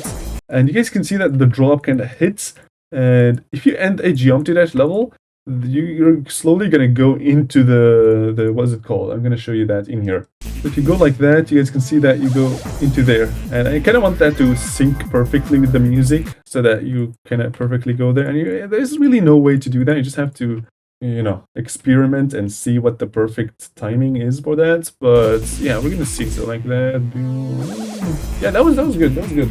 That was not bad. I like this. This is actually pretty good. All right, perfect. Now we have finished the layouts, but there is one last thing. So now if you go like that, you can see that the player can kind of jump on top of it. So what do? How do we disable the player controls? How do we get rid of the controls for the player? We don't want the player to be able to jump. So what you can do is use the options trigger. Options, put it in here, and then click on edit object, disable player 1 controls. By default, in GD there are actually 2 players. In dual mode, if you go over here, there's dual mode. It gets crazy, but yeah, you want to do for player 1. This is like if you're playing with one player, player 1 is the one that we want to disable. So disable player 1 controls. And now you guys can see I'm clicking, nothing is happening. I'm clicking, you can't click because you can't jump because we have disabled. So make sure to disable them in here so the player can still have fun with the wave. And yeah, nice, perfect. So the last thing we're going to do is we're actually going to add coins, because coins are very cool. And you guys saw that I clicked on here on the delete tab, and this basically deletes all the start positions. So now if we start, we're going to start at the beginning. Just make sure we start as the cube like that, boom, boom, boom. And yeah, we're going to add coins before we finish this up. And yeah, we're actually getting kind of close to finishing this level. If you have done the layout, that is a massive good step in the right direction. Just make sure the layout is fun. This is the most important part. Now we have done that, and what we want to do is we actually want to add coins. So coins are supposed to be very sneaky, so you're not really supposed to get them that easy. So search for like a very cool spot to add a coin. And the ship part is always a cool part to add coins. So I'm gonna do maybe, yeah. Oh, that's actually a pretty good idea.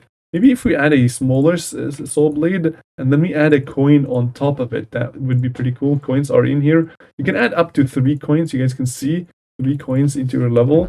So yeah, we're gonna add coins because why not? So now you guys can see that you can sneak up and go really fast in order to grab that coin. So just make sure that the coin is sneaky. It's, you know, it requires a bit more challenge, and you guys can see there's a problem. We are in here starting mini, but we want to go big. So make sure you add the big portal right there. And it is very bad to add the portal on top of the portal because you're supposed to see the color of the portal. So if you add this, it's hard to tell what portal that is if you're going kind of playing. So make sure that there's like a difference between them. There's like a spacing. So yeah, nice. So now let's add the second coin. Where's the second coin gonna be? Ooh. What if we do it so that we add another one? We make it so that if you click, let's say 50 times, then you are gonna get a coin. I think that is very, very cool. So what we want to do is we want to add this coin maybe, and then make it no animation so that it doesn't animate. And then we want to give it the same group ID as these guys, so 6. And this is basically just as an indicator that if you click 50 times, you're gonna get the coin. So we want to add a wave over here.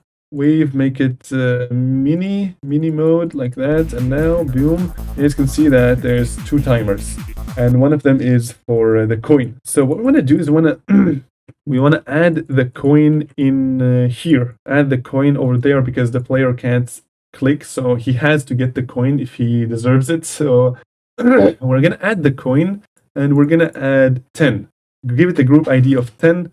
And now what's gonna happen is that the coin is there, but we're gonna disable the coin. We're gonna remove the coin just gonna disable it. So we're gonna go in here, group ID 10. So by default, as soon as you start, the coin is disabled. You can't see it, so it's not there. It's there, but it's disabled. You can't collect it, basically. So what we want to do is we want to enable the coin if you reach 50 clicks, right? That's what we want to do. So we want to click on here. We want to add 10 and enable. So we want to enable 10. And then we want to add another count. So we want to copy and paste this one. And this time, instead of 25, we want to do 50. So if item ID 1 reaches 50, we want to trigger this one. This one, we're going to give it a new group ID of 11 and make sure it's on spawn triggered. We don't need this one because we're only going to activate it once. And now if you click over there, and what was this one again? You can check 11. So 11, we want to do it over here. 11. So 11 gonna be triggered, which is gonna enable the coin if you click 50 times. So now you guys can see that if I don't click that many times, you know, only 25, of course the wall is gonna be disabled and there's no coin. However, if I click 25, if I click 50 times actually, I go full speedrun mode like that, yes, click more. Yeah, this actually requires a lot of skill. So yeah, 50 might be a bit too much because the coin is supposed to be not that hard for a level like this, but yeah, I think it's a very fun experiment to add the coin. And I don't like to have 2 timers, so I'm just gonna do 1 timer. I think it's enough. Maybe just add the coin in there and let them know that if they reach 50, just add like a random object in here, maybe this check in here, like that. Just make sure it has the group ID of 6, and like that. Nice. Now you can see that, yeah, nice. Coin, let's go. So there's one last coin that we want to add, and where do I want to add? I kind of want to add it in the robot part, but I don't really know where. So boom, let's see. Boom, boom, boom, boom, boom, boom, boom, boom, boom, boom, boom. Okay, that's actually a pretty good idea. Look at this, guys. So what we're gonna do is, you guys remember how I told you can add S blocks to stop the dash orb, or you can just add a completely like a spike or a block to let the player know that they have to stop dashing now. But in here, I didn't add a S block, so that means the guy can just, squeeze in here, and that could be a nice, way for a coin. I think that is very awesome. So what we're gonna do is we're gonna change this one to 2, of course, and we're gonna see where you land if you hold that dash orb. So we want to make a new route for the coin. This one's gonna be a tight one, so that this is how it is, like that. So the coin is gonna be right in there, like that. So this is pretty hard to get as the wave. So like that, this is how you're supposed to go. But if you hold this, you're gonna get the coin. This is awesome. And I think you can actually just hold it for a very long time. Oh my god, what? Yo! What if I add the coin somewhere in here? That would be kind of crazy. Should I? I actually might add. This is a very cool idea. I wouldn't recommend doing that, to be honest, because it's way too unexpected of a coin. But yeah, we're just gonna do fun. Okay, I don't learn from this, I would say, even though this is a tutorial. Okay, actually, I don't know if I'm gonna do that actually, because that's way too hard. Because you have to hit this dash or perfectly like that so that you get through all of this. So yeah, I don't think that's a good idea. Okay, I'm just gonna do professional. We're gonna do everything professionally, right? We can still have this one over here though, because why not, right? So, but if you want to do it like that, actually just give them more space. Maybe like this, so that now move the coin down like that, and now I actually want to add S blocks because yeah, we don't want to have secret ways like we said, right? Now you can collect. The coin is actually kind of hard for this difficulty. What we're gonna do is we're gonna move this up by bits like that, maybe. Actually, let's do one more. Let's do one more because this is otherwise way too hard, like that. So normal players would just go down, and yeah, I think everybody's gonna go for the coin because it's really easy. Oh yeah, it's fine. It's fine. It's not bad. So nice. We have added coins. We have made a layout, and we're gonna preview it. And before we do that, I actually want to add more triggers because the beginning part is blue, and then this one I kind of have an idea that the background. Okay, I'm gonna do the steps. You click in here, you add the trigger, go into edit object in here, background, and then make it kind of go to maybe like kind of like this. It's cool. Then you guys can see that if you reach this part, the background's slowly gonna change to purple or whatever color you put.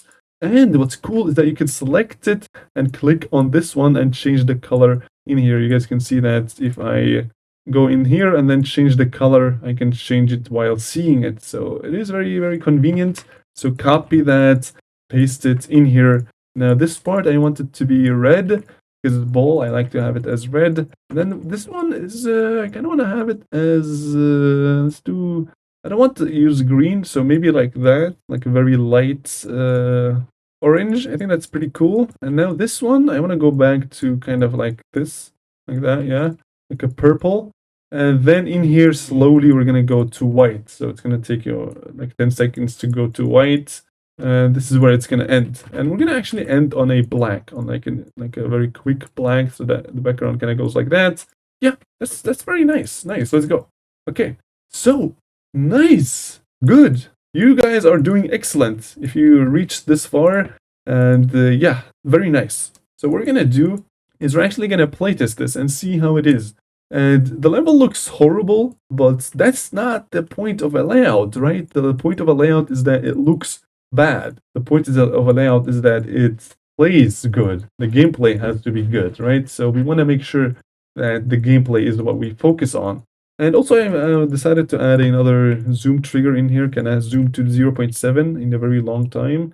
So that slowly goes out. And then in here, I want to zoom back in to this kind of quickly. Like that, yeah, sounds good.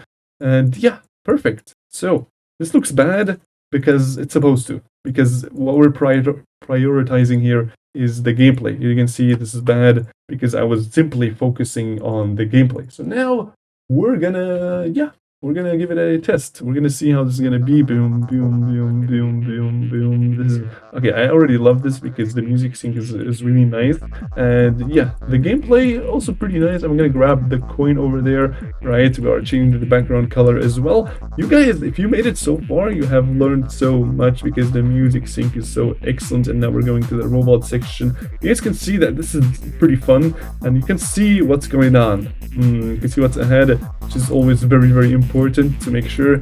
And now we're going to here. You can land, no problem. And now in here, you have to click 25 times. Can I click 50 times? I'm not too sure. Let's see. I was able to. I didn't grab the coin. Oh my gosh. That's okay. That's so unfortunate. Aha. So now there's a problem. You cannot verify a level after using ignore damage. Now, if you're playing, you gotta make sure that you can die, because if you don't, just go in here and ignore damage, disable it. If you beat a level with ignore damage, even if you didn't touch any spikes, the game is not gonna allow you. And it is very important to make sure that you have that disabled, which is something that I forgot, right? But I had to re-verify the level anyway, because the last coin I didn't grab, and you have to collect all 3 coins in order to verify a level. You don't have to collect all 3 coins at the same run, so I can collect coin 1 and 2, and then on a different run collect the last coin only. That could also work again. This time I'm gonna have to spam like crazy, because I don't want to miss the coin again. Nice. Oh my god. Oh, that's okay. Okay, maybe I should remove the saw blades. Maybe I should just add a whole wall. Okay, that's not a good idea. But this is looking pretty good. I'm honestly looking forward to decorating this in the next episode, and we're gonna have fun. Boom, boom, boom, boom, boom, boom, boom, boom, boom, boom. Perfect. The music sync is literally on point. I love it. And we're gonna actually aim to make a daily level, but I'm not sure if I'm gonna be able to. We're gonna see. Okay, it's very important to just keep spamming in here, because I don't want to fail for the 5th time. Okay, and jump. I can't jump. Okay, because we disabled the player controls. Okay, that's enough. Okay. Oh my god. Okay, so this is a massive mistake, but you're gonna see that because you're not gonna be able to upload the level until you do that. So just move the coin down, or just make it really big, because sometimes you actually kind of fly like that. So what we're gonna do is just gonna make the coin really big, so that no matter what happens, you actually grab the coin. Alright, I'm not gonna verify this yet, because yeah, we still have to decorate it in the next episode, add more effects, add cool stuff, and sound effects maybe. We're gonna add a lot of stuff. But great, if you guys made it so far, you have learned so many things, it is insane. You guys are practically a good creator, a good gameplay creator. That's pretty epic. Alright, so I will see you guys in the next episode. Make sure to slap that subscribe, like, and I will see you guys in the next episode. Alright, great. You are doing fantastic. If you have reached this episode, that means you have done the layout already, and it is looking pretty good. And one thing I would like to say at the beginning of this episode is that now we're going to do the design. So we're going to decorate this level. We're going to start by adding simple design. And it is very important that you don't instantly copy what I'm doing. You can do it if you want to, but it's not going to get featured if you do, because it's going to be unoriginal. You can copy my design just to practice. You can upload your level with it. I don't really mind. And you can do whatever you want, really. But if you are aiming to get a featured worthy level, you can't use the same design that I'm using, because otherwise it would be considered unoriginal, because it has already been used. I'm just going to show you how to make a good looking design, and you guys can, you guys can choose to come up with your own ideas. So the first thing that we want to do is we want to make the layouts look better, and we do that if we replace these guys with actual lines. So like that, we can replace that one with these guys, and you guys can already see that this looks much better. And now we can just fill in this one with some cool stuff. You can choose the design and I'm also gonna add a block on top there so that this feels even more finished. So like that, perfect. And yeah, I guess let's just start. So I'm going to be using a pixel art design. So for this one, I love using these guys. So you scroll in the pixel art over here, and then you use these guys. So these guys are put in a way so that you can start on the top left. So this is that corner. We're going to build this down here first, and then that one, and then there's the bottom corner, and there's this side, and then you can flip this upside down, and then that one as well. And then this one gets flipped, and the bottom part is this one. And now you guys can see that you have a very cool thing. And if you want to fill this from the center, you can go to that object at the end of the pixel art and just put it in there. And now we want to use colors for the first time ever. Now using colors is actually pretty easy, but there's just a few things that you have to keep in mind. So the way Geometry Dash uses colors is that there are color channels. So as you guys can see, if you click on here, browse, you can see a lot of channels, and you can view these if you go on here and then more. There are a lot of color channels.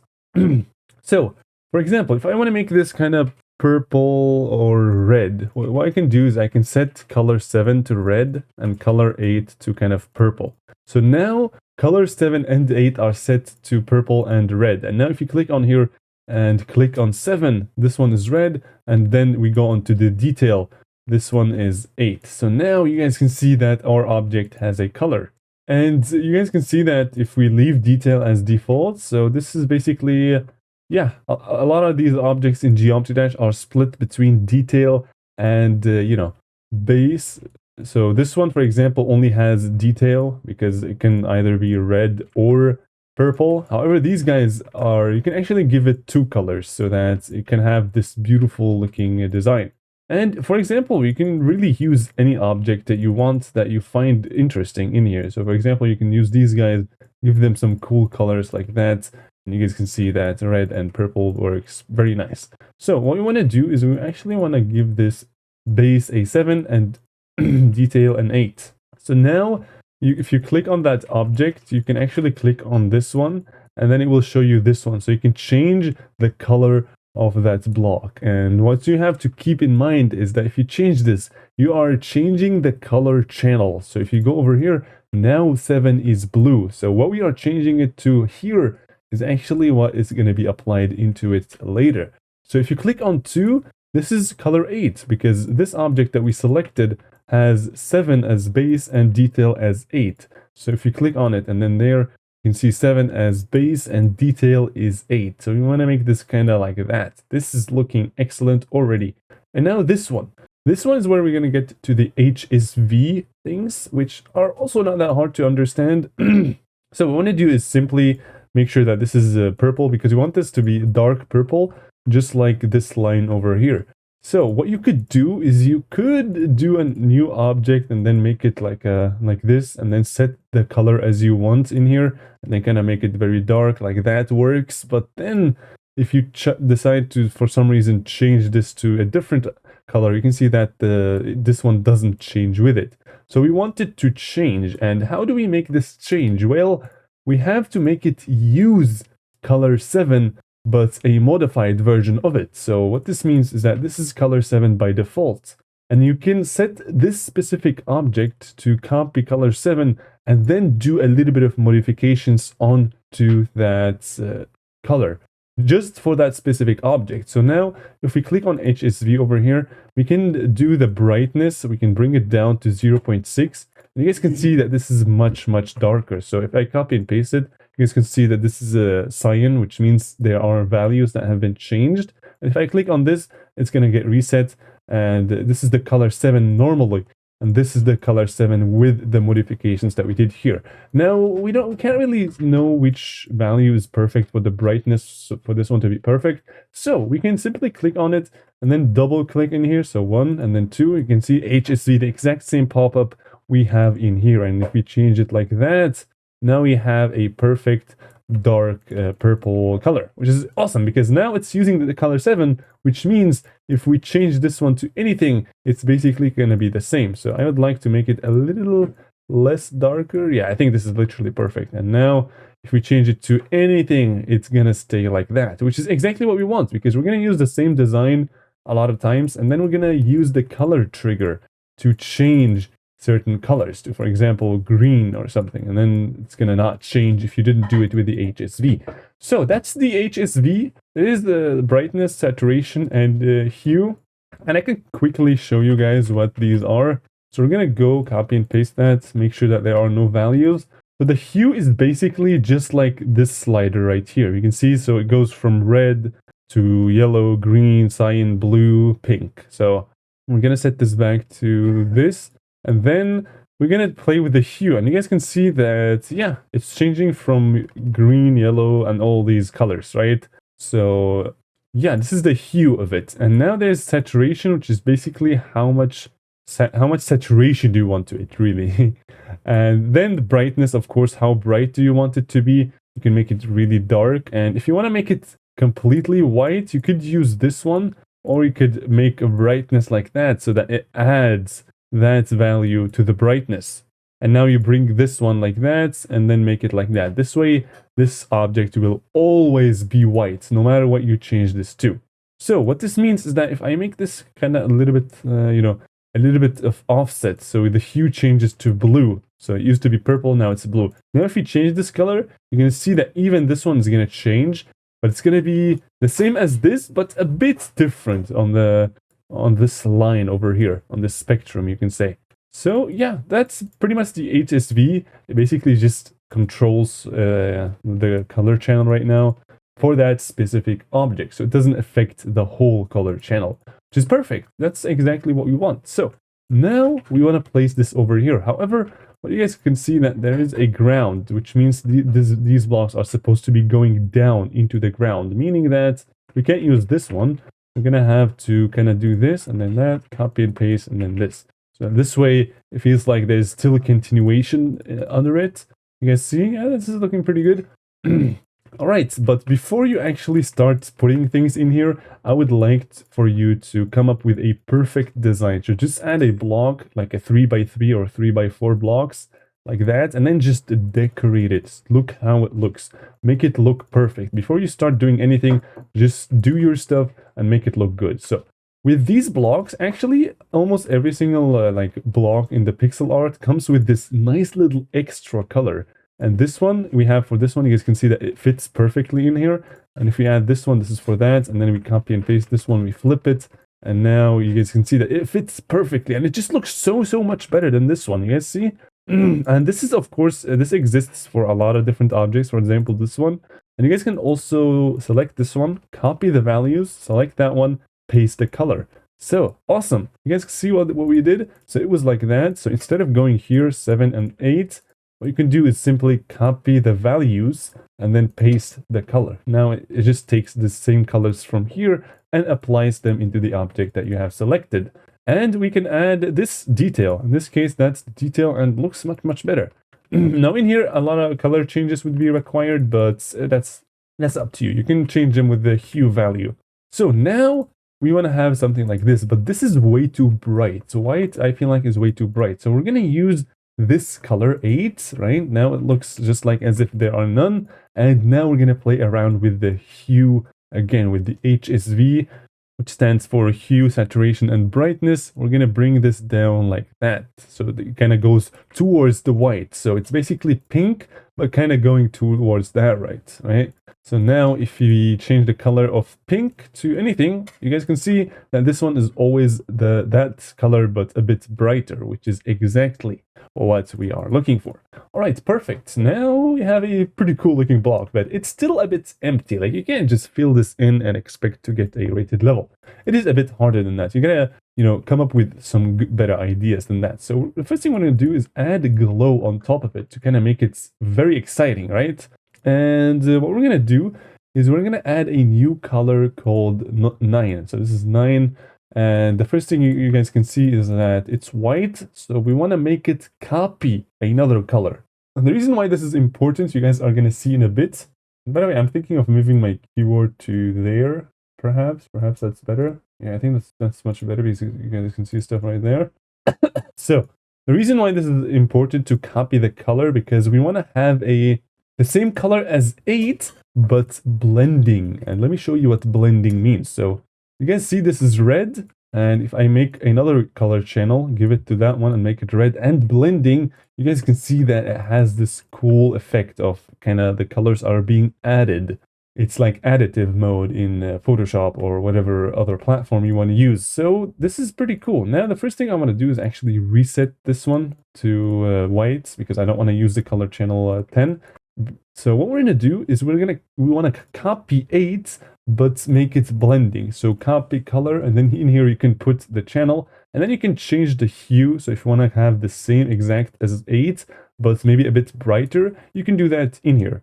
And now we can copy the opacity as well, but we don't need that. And this one is just to show you that you can have a copy color of the background, for example, or the ground or whatever. So this is perfect. So now we want to 8. We want to have 8 in here and then blending. So now it is kind of purple, like not purple, this, yeah, pink, rather pink, but it's also blending. So it's perfect. Really, really nice. So what you guys might see is that the level doesn't look that good already because the background is way too bright. So I want to kind of bring it down like that and then maybe make it a bit more bluish like that. And then it looks much, much cleaner. So now we're gonna add more glow to it. This glow, I love to add it because it just adds so much detail. And it's to copy the current one, click on warp, and then move this button over here in the center, move it to the very bottom thing. Make sure you are super precise, and then make from here, you want to make them a bit smaller. So this is like the size, make them smaller like that, and then click on here, HSV, make it really bright. And now if you put it on it, you guys can see that it just looks so much cleaner. It looks pretty good. Only one thing is missing. Particles. Particles are one of my favorite objects in Geometry Dash. If not the favorite, it adds so much cool stuff to your level, and I'm gonna show you guys. So we want to add a particle. So you find it in here in the monster, and then over there, this is the particle system. And if you put it, you guys are gonna see a lot of particles are being emitted.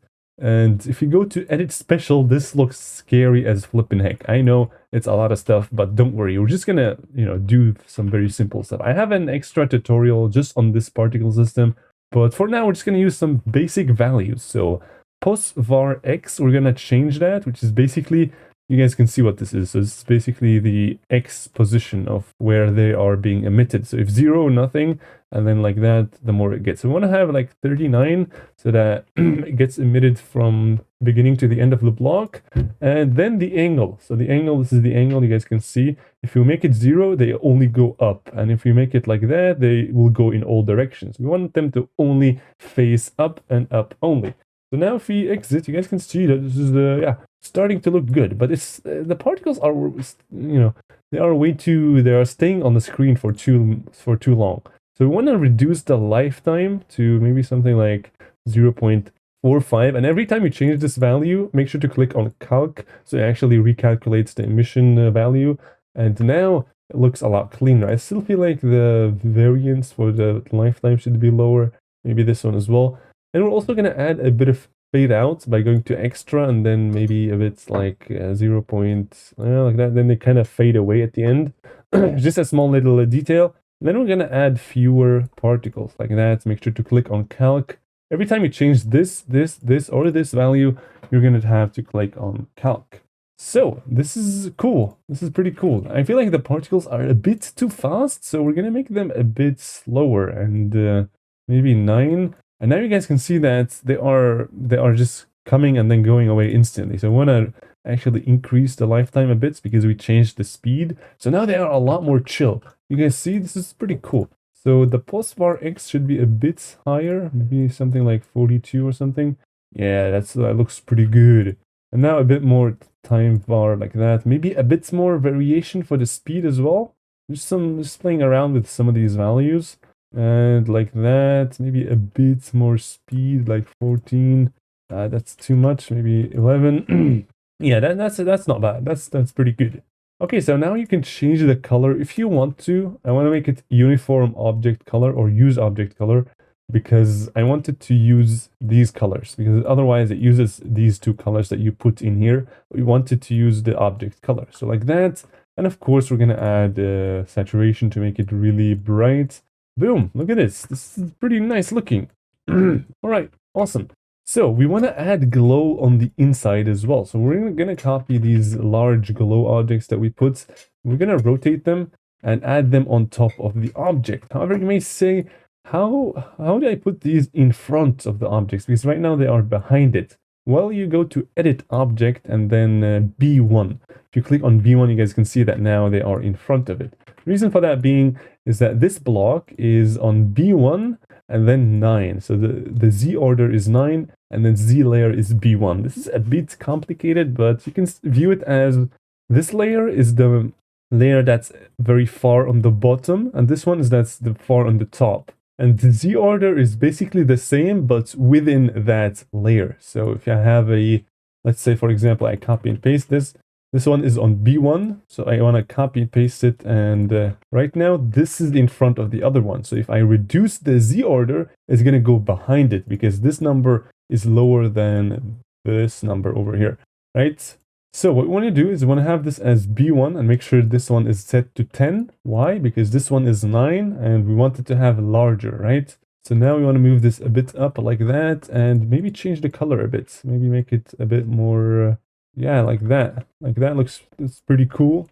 All right, I like this. This is looking not bad. Now, what we want to also add is perhaps a bit more, we want to change the B1, of course, and then want to add like black shadow over here and like that. And you guys remember, if I add this, I want to select this guy only, like only these guys. So I go to delete and then go into custom and then select all of these guys. And I'm going to add a new color channel 4, and make this one black. So now you guys can see that this is coming to life. It looks pretty excellent. So nice. Now you guys may realize that things are becoming a bit chaotic and you can't really tell what is where. And this is where Geometry Dash layers come into place. And layers are actually very, very important. They help you organize a lot. So what we're going to do is we're going to switch the layers and kind of change on which layer these objects are. This way we have a much organized Geometry Dash level. Now, this doesn't affect like the gameplay or anything, but it's just much better for you to, organize your stuff and maybe, copy and paste them later. So what we're going to do is we're going to switch between these buttons. In here, you guys can see all. That means you are on the layer of which every single block is on. So all layers are visible right now. And you can interact with all layers. So what we're going to do is we're going to select all of these guys and bring them over to there. We're basically going to just, put them like that and bring them like so. So now what we're going to do is we're going to select all of them and go to edit group and give them the editor layer of 1. And now if you click on this one, you guys are going to see that this one is going to go away. You can no longer select it. It's still there, but because we are on layer 1, you can't see it that much. And now if you switch to layer 1, everything else is going to go away. And because this is the only thing that's on layer 1, it's going to be visible and also interactable, if that's even a word. But that's pretty cool. So layers is actually very simple to understand. So we want to select all of these guys next and put them on layer 2. So now if you are on all, as you guys can see, I can interact with anything. So no matter on which layer they are on. And now layer 0, layer 1, layer 2. Perfect. And now I would say let's move all of this stuff to layer 3 and perhaps the rest. So this is 0, so this is the rest. And this one, if you click on this one, it basically takes you to the next free layer. So the unused layer, the next unused free layer. So perfect. Now we have a much organized thing. So now we can just place everything on top of each other. And we don't have to worry. If we want to select something only, it is going to be very simple. So layer 0 has nothing. This one has the base block. This one has the shadows. This one has the glow. And this one has even more detail. Awesome. This is looking pretty good, I must say. So now what we're going to do is we can already begin filling in these things. And you could use the auto build system if you already know how. It is a bit complicated to explain for absolute beginners, so if you want to, you can view the tutorial that I have on my channel about auto build. You can just type in on YouTube search xcritical, auto build system tutorial or Geometry Dash auto build tutorial and look up a tutorial on that. But yeah, we're not going to use that today. We're actually going to go a bit simpler. We're going to just copy and paste this one and place it over there. And now we're going to fill the second block, which has a completely different thing. Now you can't do this because it looks terrible. And even if you remove this, it's still going to look very terrible because this side, the pink side, it should be facing up. So what we have to do is basically keep it like that and kind of restructure it to make it more like this one. So what we want to do is switch the layers. Layers are very handy now, so we can go that. Actually, now that you have layers, you can literally place it on top of the block and you don't have to worry about selecting these guys. Why? Because we are using layers. So we can do this, copy and paste, go like that, delete these two, and bring these guys up. Always make sure that the corner blocks are always at the corner. So we don't want to have something like this. That would be bad because corners are unique and they should be at the corner like that. Perfect. And now the next layer. So this is basically how the decoration process goes. You make the block, you come up with an idea, and then you put them in layers, and then you basically just copy and paste them and fill in the stuff by going into the layers and changing these things. It is very, very simple. So now here is the very interesting thing. So we can copy this one, but the particle we can't just copy and paste. Why? Because now you guys can feel that there are way too many particles in the center, and that's because we have two particle systems. And if you click on F4, which I believe is in here, if you guys go to pause and then gear icon in here, hide particle icons. If you check that off, you guys are going to see these particle objects, right? Or F4 on your computer, F4. That could also as a shortcut. Now we have this on top of this. And if we combine them, you guys are going to see that in the middle there are just way too many. So we want to have one particle object. So we select this one and then we move it to the center. And then we increase the pulse var by a little bit. And that should be it. Yeah, that's pretty good. Now that the area is a bit larger, we want to increase the max particles so that we have a bit more particles flowing than that one, right? That makes a lot of sense. All right, cool. So now the final part. Now we have this glow, which we can just do by doing that. Nice, perfect, nice. Look at this. We have decorated 2 blocks already. This is looking excellent. I like it. So if you find any like leaks in the gameplay or anything, you can just fix them while doing the gameplay. That's also while doing the decoration. That's also not a problem. So perfect. So what we want to do now is we want to add ground spikes. Ground spikes are basically spikes or some objects that are between 2 platforms that basically go on the ground. That's why they're called ground spikes. You can choose, there's really no right thing to do this. You can just choose your own design that you want, that you think is going to fit to the level. And I like adding lava, so I'm going to do maybe something like this. I'm just going to experiment and see what would look cool. So something like that, maybe a bit brighter, like that could look cool. I also like using these guys so that you have like some more movements going on. And I already think this looks pretty cool, but you have to add glow to it. Just adds so much life. So I'm just going to copy these ones. Just make sure you don't copy the particle with it, or you can copy everything and then search for the particle, get rid of it, and then only take the top layer. Perfect. So now we want to, choose that block and then doon. By the way, if you guys have a block that you don't know where it is or you forgot, you can simply deselect the object that you have selected and then click on it. It will take you there and select that object, which is very, very handy, very cool. So I can just go from using glow to instantly using some lava, right? It's very, very nice. If you get used to it, it is really cool. So now we want to add some more white at the bottom by adding these guys and a bit moving them up so that they have more effects. Looks pretty nice already. And what I'm also going to do is I'm going to add particles. So I'm going to copy this one, move it like that. But this time we're going to have a different set of particles. So we're going to make them a lot larger because the area is of course a lot bigger. And this time we're actually going to have to go 110 even because yeah, the area like that looks cool. And then like this, and then yeah, if you place it over there, you guys are going to see that you can't really see them because they are a bit too, they don't live that long. So maybe something like this would be a lot better. Yes, now there are particles coming out of the thing. So that is very, very nice looking.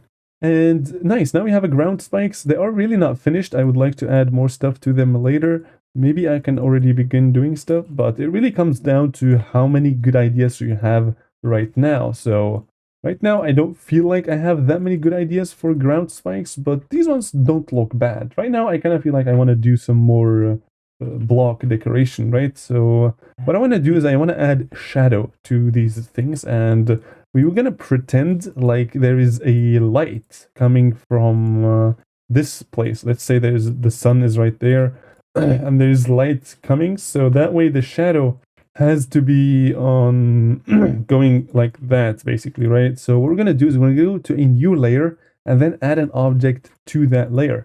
We're going to add these guys, these slopes, and then we're going to rotate them like that, and we're going to go to these guys and fill in that, and then you guys can see that we have a white thing, and we want to click on edit object, choose like color 3 or anything, make it black, and then maybe 30% opacity. So now you guys can see that we added shadow to that block, and you can do it on B1 so that it's even on top of these guys, which just adds a lot of depth into the level and just makes it really, really cool.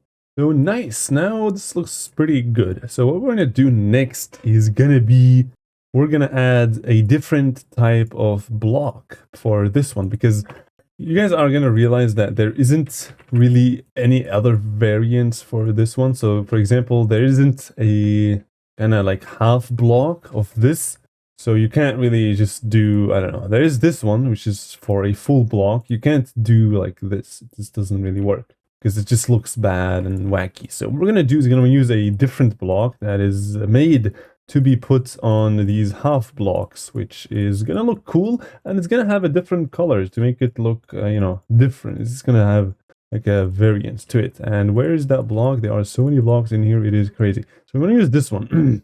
This one fits perfectly, and we want to give it 2 brand new colors. So color 10 for the base, and for the detail we're going to give it color 11. And now we can adjust the color and kind of have a, I kind of want it to be kind of woodish, like a very dark, like that. Yeah, go darker like this. Maybe that's too woodish, maybe like that. Yeah, I think that looks pretty nice. And yeah, nice. Now we have a block, and you may also say we're gonna have to add shadow to that, and that's very true, because these guys should also emit a shadow like that. And this, just make sure you don't copy and paste another one on here, because you're gonna have this one, this very weird thing, and that's because you have a 30% opacity on top of 30, so it becomes like 60. So you don't want that. So what we want to do is make sure to that no, you know, spaces are being left. And you guys can see that the shadow is coming into the block because we have overlapped it here. This is a very simple fix. Select all of them and make them on B2.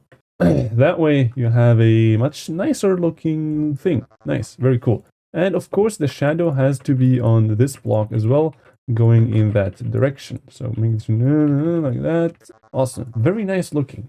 So now what we're gonna do is we are gonna add some extra random stuff on top of these guys, and the way we're going to do that is by copying the value of this one and pasting the value to that one.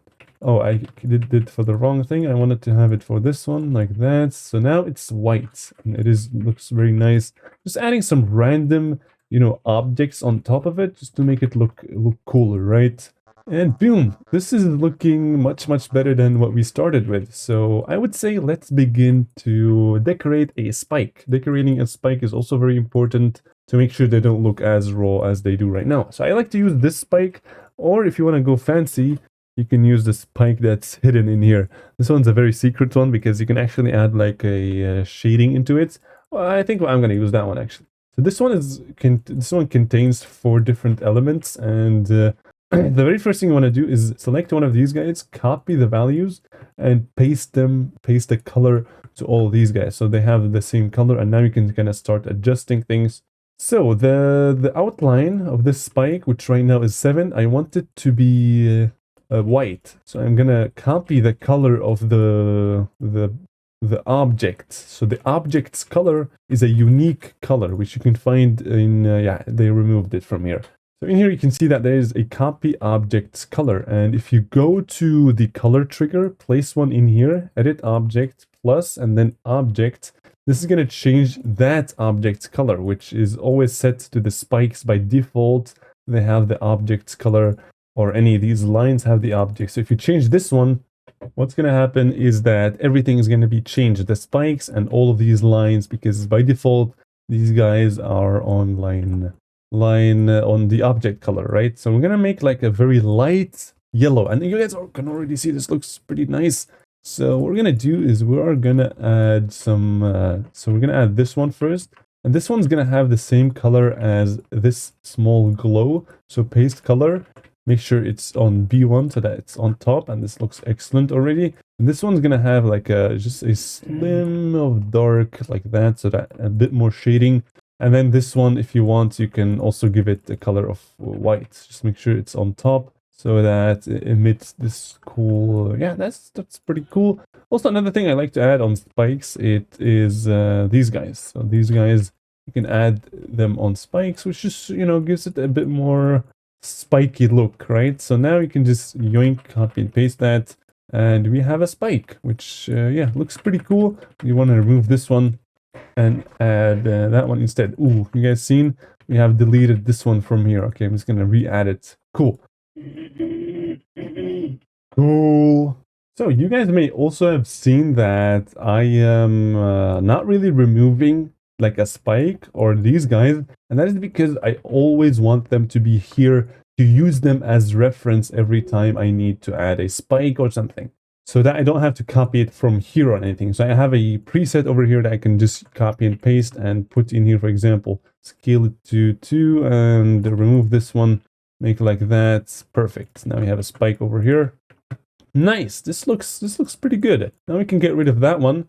And I actually also want to decorate this one, which this one is a large object. So I would say let's first decorate that one. I would say that would make a lot more sense. So we want to go to these guys, see where they are, and then we want to use this one, which is meant for a single block, like the one that goes like that, right? So copy the values, paste color, perfect. Now we want to put it on there.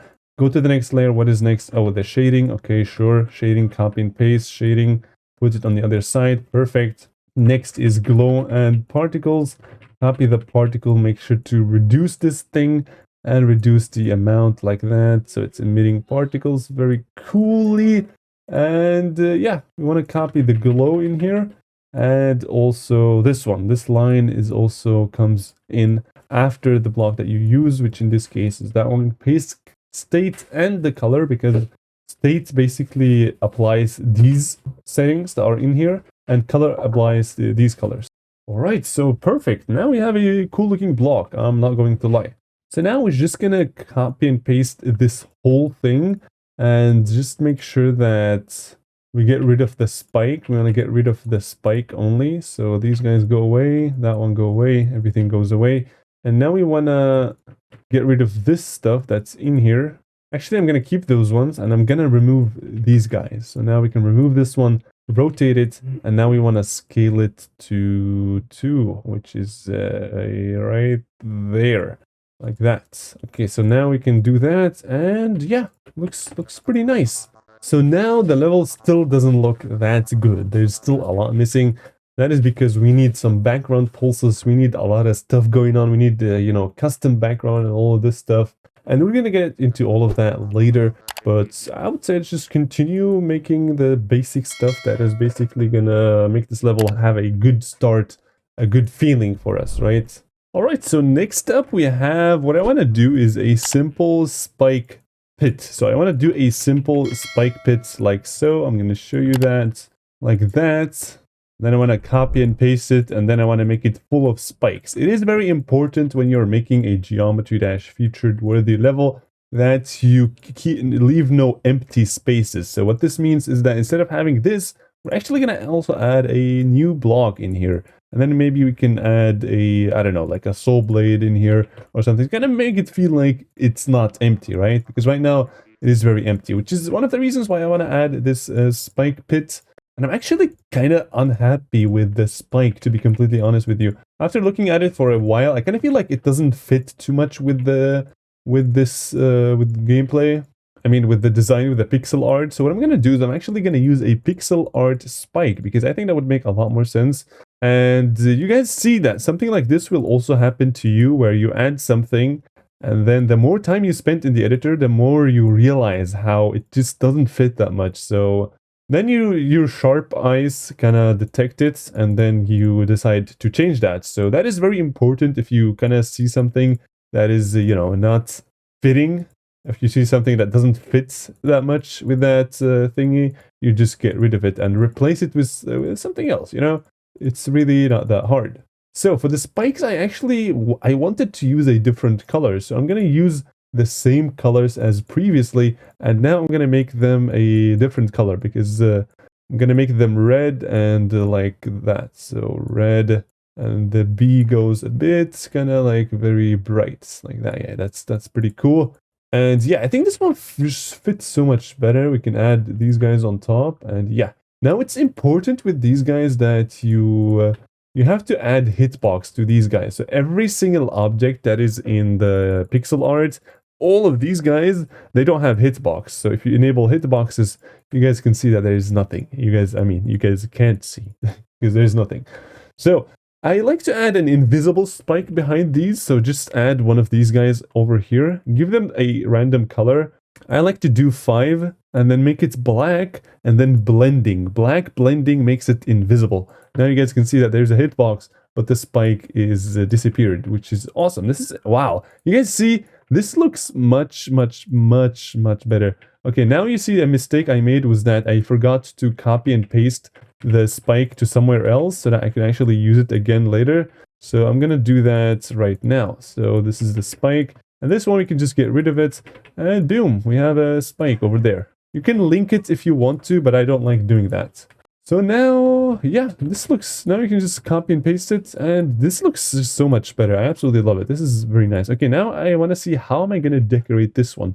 Just make sure you come up with the right ideas. It doesn't really make that much sense to just do what's there. Sometimes you just have to get around it somehow and to make it look cool. So in this case, this actually doesn't look that bad.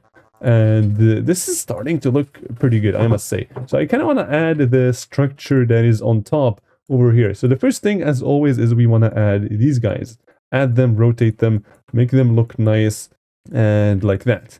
Now, there is a small problem here, is that Geometry Dash users don't like levels when they have this type of structure. So this is like, you guys can see that this one is like a 4 block from here to here. And then the one above it is also 4 blocks. So it looks like as if this is all like, it's all going in one direction, you can say, or it is the exact same length. So what I like to do is kind of just give it a expansion over there so that it doesn't look like it's, you know, one thing, right? You guys will see that this will make a lot of difference later in the thing. And now we want to copy and paste this one as always, and then layering, right? We want to go here, go really fast because we are on speedrun mode over here, like that. Copy and paste, and then the shading, of course, move it there, select 2, copy, and then these guys. And what's interesting is that if you have a block that has 3, so if this block, let's say, went to here, you can just copy and paste this twice because now you have 1 particle on each side, which takes perfectly exactly 3 blocks, that's exactly what we want. This is perfect. Okay, so now we want to get rid of these guys, and we want to add 1 particle in the center. That's going to have a larger pos var with a larger amount, and this looks about right. Nice. Okay, so what else is there? There's also this thing, so we want to copy like that, put this in here, and then copy and paste that one. And I believe there's also the glow, which I have... there it is. The glow is also there. Let's go. Okay, awesome. Now this looks nice, but I like to always add some stuff on the structures on top. So for example, I like to do maybe like that. You guys see? It's starting to look much cleaner. And this whole thing, it doesn't look finished, right? The level just doesn't feel like it's a featured-worthy level. And the reason for that is because the background is very empty. We're gonna get into decorating the background and adding air deco and more effects to make it just feel like a featured-worthy level, which is what we're aiming for in this video, right? We're gonna aim for a featured-worthy level for you guys. Now, this is when you have a lot of structures, you can just start copying and pasting because it just makes everything a lot easier. Now, it is very important to be careful when you copy and paste because you don't want to make it too obvious that you copy and paste it. I've seen people like copying a whole part and then just pasting it somewhere. That's not really how it works in GD. Like you could do that, but it's not going to look good and it's going to look like it's going to look copy and pasted. So now I'm going to select that. Okay, now you guys see that I forgot this layout thingy. So I'm going to copy and paste, boom, delete, and add this one. Now you guys will start to see that the blocks are looking kind of too similar. They look kind of like they are copy and pasted, but we're going to come to a nice solution at the end, which is going to get rid of this copy and paste factor without actually changing the design or anything. So that's going to be very cool. Okay, so double spike in here. So what we want to do is we want to yoink these guys, copy and paste them, remove this, and put them in there instead. Nice. Okay, this is looking good. I like it. Okay, now I set a spike trap over here, or a spike pit like that. So what I want to do is I actually want to add a little bit of variance into this one. Why? Because it's a long pit, and if it was all like so, it would be, doesn't look that good. We want something a bit better looking. This looks way too repetitive. And like I said at the beginning, we don't want to have any repetitiveness. So what you can do is we want to select all of these guys only, and then we want to double them and then move them to the right. And then we're going to do this. We're going to use the scale. Use this one. I'm going to show you what this one is. So if you scale normally, you guys can see how they are all scaling from this center outside. And if you click on this one, each individual one is going to be scaled on its own, which sometimes can be extremely helpful. And you guys can see this looks so much better as opposed to, you know, having, this is so cool, like up and down, as opposed to one single line. And I'm also actually thinking of maybe I could do that in here as well. I'm going to get rid of these guys and add those ones instead. So like that, and this is, that is much, much cleaner looking. Okay, so now we also have a style of the level kind of going up and down slowly. But yeah, now we want to add glow on top of this. And look at this. So now we don't no longer have to change the particle because we already have a particle for a 2 blocked, for a 3, for a 4, and also for a 5. So now we can just copy the 5 and then copy and paste it and then move it 5 to the right like that. And you have a particle. Nice. Now we can snap it. And this is excellent so far. I like it. Alright, so it is important to also add, I don't know if you want to, but you could add jump indicators, but this is not really anything that is, you know, necessary for you to get a featured level. I'm also kind of unhappy with the ground spikes, so I might actually also change those. Also, the lava doesn't make that much sense because we are in a pixel art level. It is important to only use pixel art if you are in a pixel art level. Unless you really know what you're doing, then you can start using some other stuff. But so I'm going to use this lava pool, which is a pixel art lava pool. I'm going to paste the color and see how it looks. So I feel like this one should be a bit darker and that one can go a bit brighter. Maybe this one can go... Actually, I might have the lava pool as red. Yeah, this one doesn't look that bad. And now we can get rid of all these guys. You guys already know the select filter works like a charm. And now we want to add a glow like that. And actually, I might get rid of these guys. I'm not too sure though. Let me see how it looks first. Okay, so this doesn't look that bad. It looks very polished, I must say. So we want to do this, add that, and then what else? We can add a glow with that color, and then perhaps make it more reddish, something like that. Yeah, you guys can see that the glow coming from below is actually kind of nice looking, like I must say. I might add more to the lava pool over here, because I still feel like it's unfinished or something. But one thing we can add right now, an idea that I had, and this is really all decorating is about, is just what ideas you can come up with. And if you can't come up with an idea, it is important to kind of, stop editing, stop going into the editor and do something else, and then come back later. Maybe you'll have more ideas. So doing something like this, I always like doing that, kind of making like a black and white structure, which you saw we did by simply copy and pasting this and then making the saturation at 0 and this one also 0. And then you can change the brightness to make it really dark. And then you're going to have this, this is a very nice looking structure. And now with this one, we can go up all the way. And you see it doesn't look that good because there's just something wrong. So what we're going to do is we're actually going to move this a little bit to the left, see how it looks. Not good still. I'm going to do that perhaps, and now we copy, paste, and make it really dark so that it fits the color of that guy. Make it behind. You guys already know how all this stuff works. And make these guys in front. Okay, so this one I believe is having a way too high bead Z layer. Like that. Yeah, that's nice. This is pretty good. Okay, still the level doesn't look that good. We're gonna get into the air deco later as well, but I just want to see if there's anything I can teach you while making this block design. So in here, you gotta be careful because the particle that we copied is actually taking these two spots. So if you delete this one, you can't delete the particle because, yeah, it's taking all of this space as well. So we want to make it kind of small and reduce the amount so that we can kind of move it towards here so that it kind of fits in here as well. Perfect. And now what we want to do is we want to recreate this structure in a much beautiful looking way. So in here, a corner, and a corner right there. And that's all we need. And now we can do this, remove the hitboxes so we can see what's going on. And in here, how do I want to do this? Okay, so there are two ways to do blocks that are no longer just a square. So this one kind of goes into like these edges. And also, if you guys are doing this while using these blocks, it is very important to fill in these edges. As you guys can see, it's like a missing pixel. So you want to add this block right here. This one, add it and then rotate it. Add it and then rotate it like that. This looks much better. It is a very small detail and a lot of people get really upset about it. But yeah, adding it is also pretty easy. So why not doing it? So what we can do is we can do this. Look at this. So what we can do is have that and then copy and paste this one. And then copy and paste that one and then do something like this. So this is the first option that we could do. And then kind of add like a black shadow, basically like that. So we could do that. And honestly, I saw that looked pretty good. So I might actually go for that. But I just want to show you the second option that we could do, which basically makes it all go from as if it's like one object as opposed to three different platforms, right? And for that, I believe we're going to use this one. I'm not too sure because these guys just have to experiment with them and find the perfect block. Okay, that is the perfect for here. And that's for there, boom, like that. And now you can fill in these guys.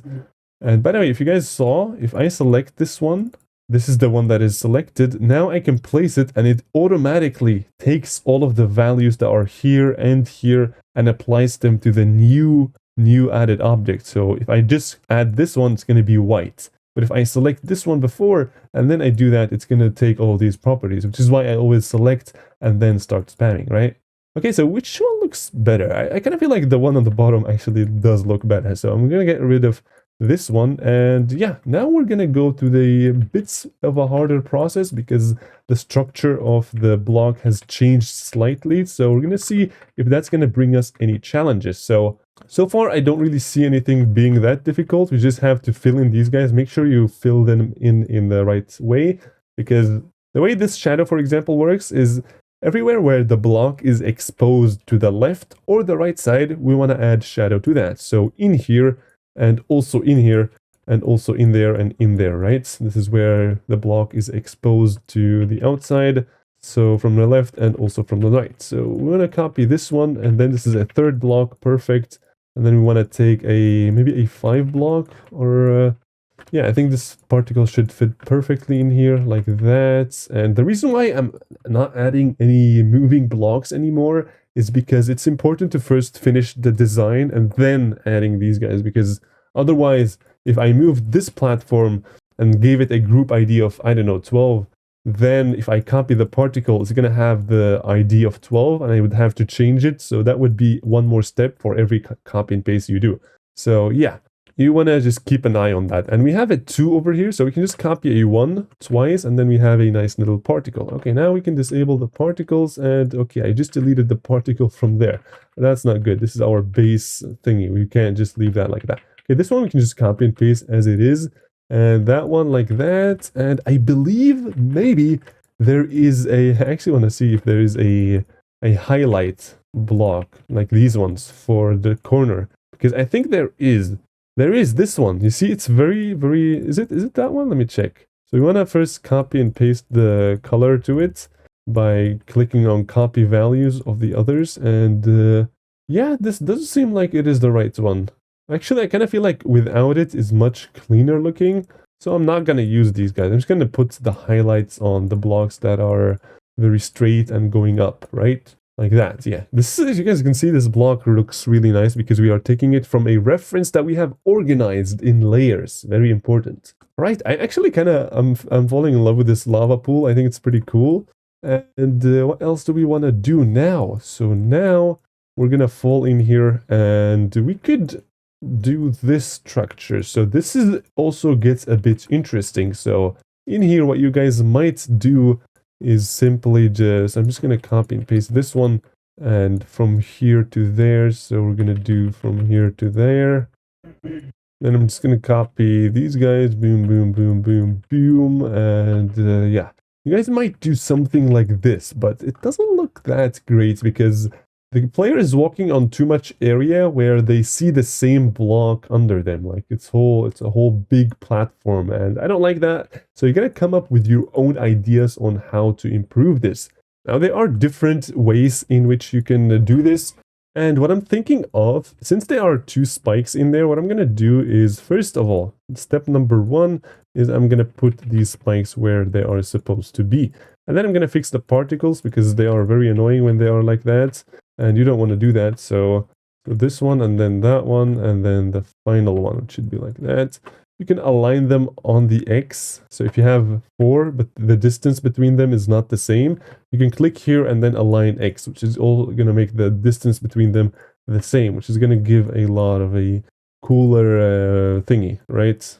Right, so I want to do it like this, but then I want to add a twist to it, so if we go to one of RobTop's levels, it is called what's it called?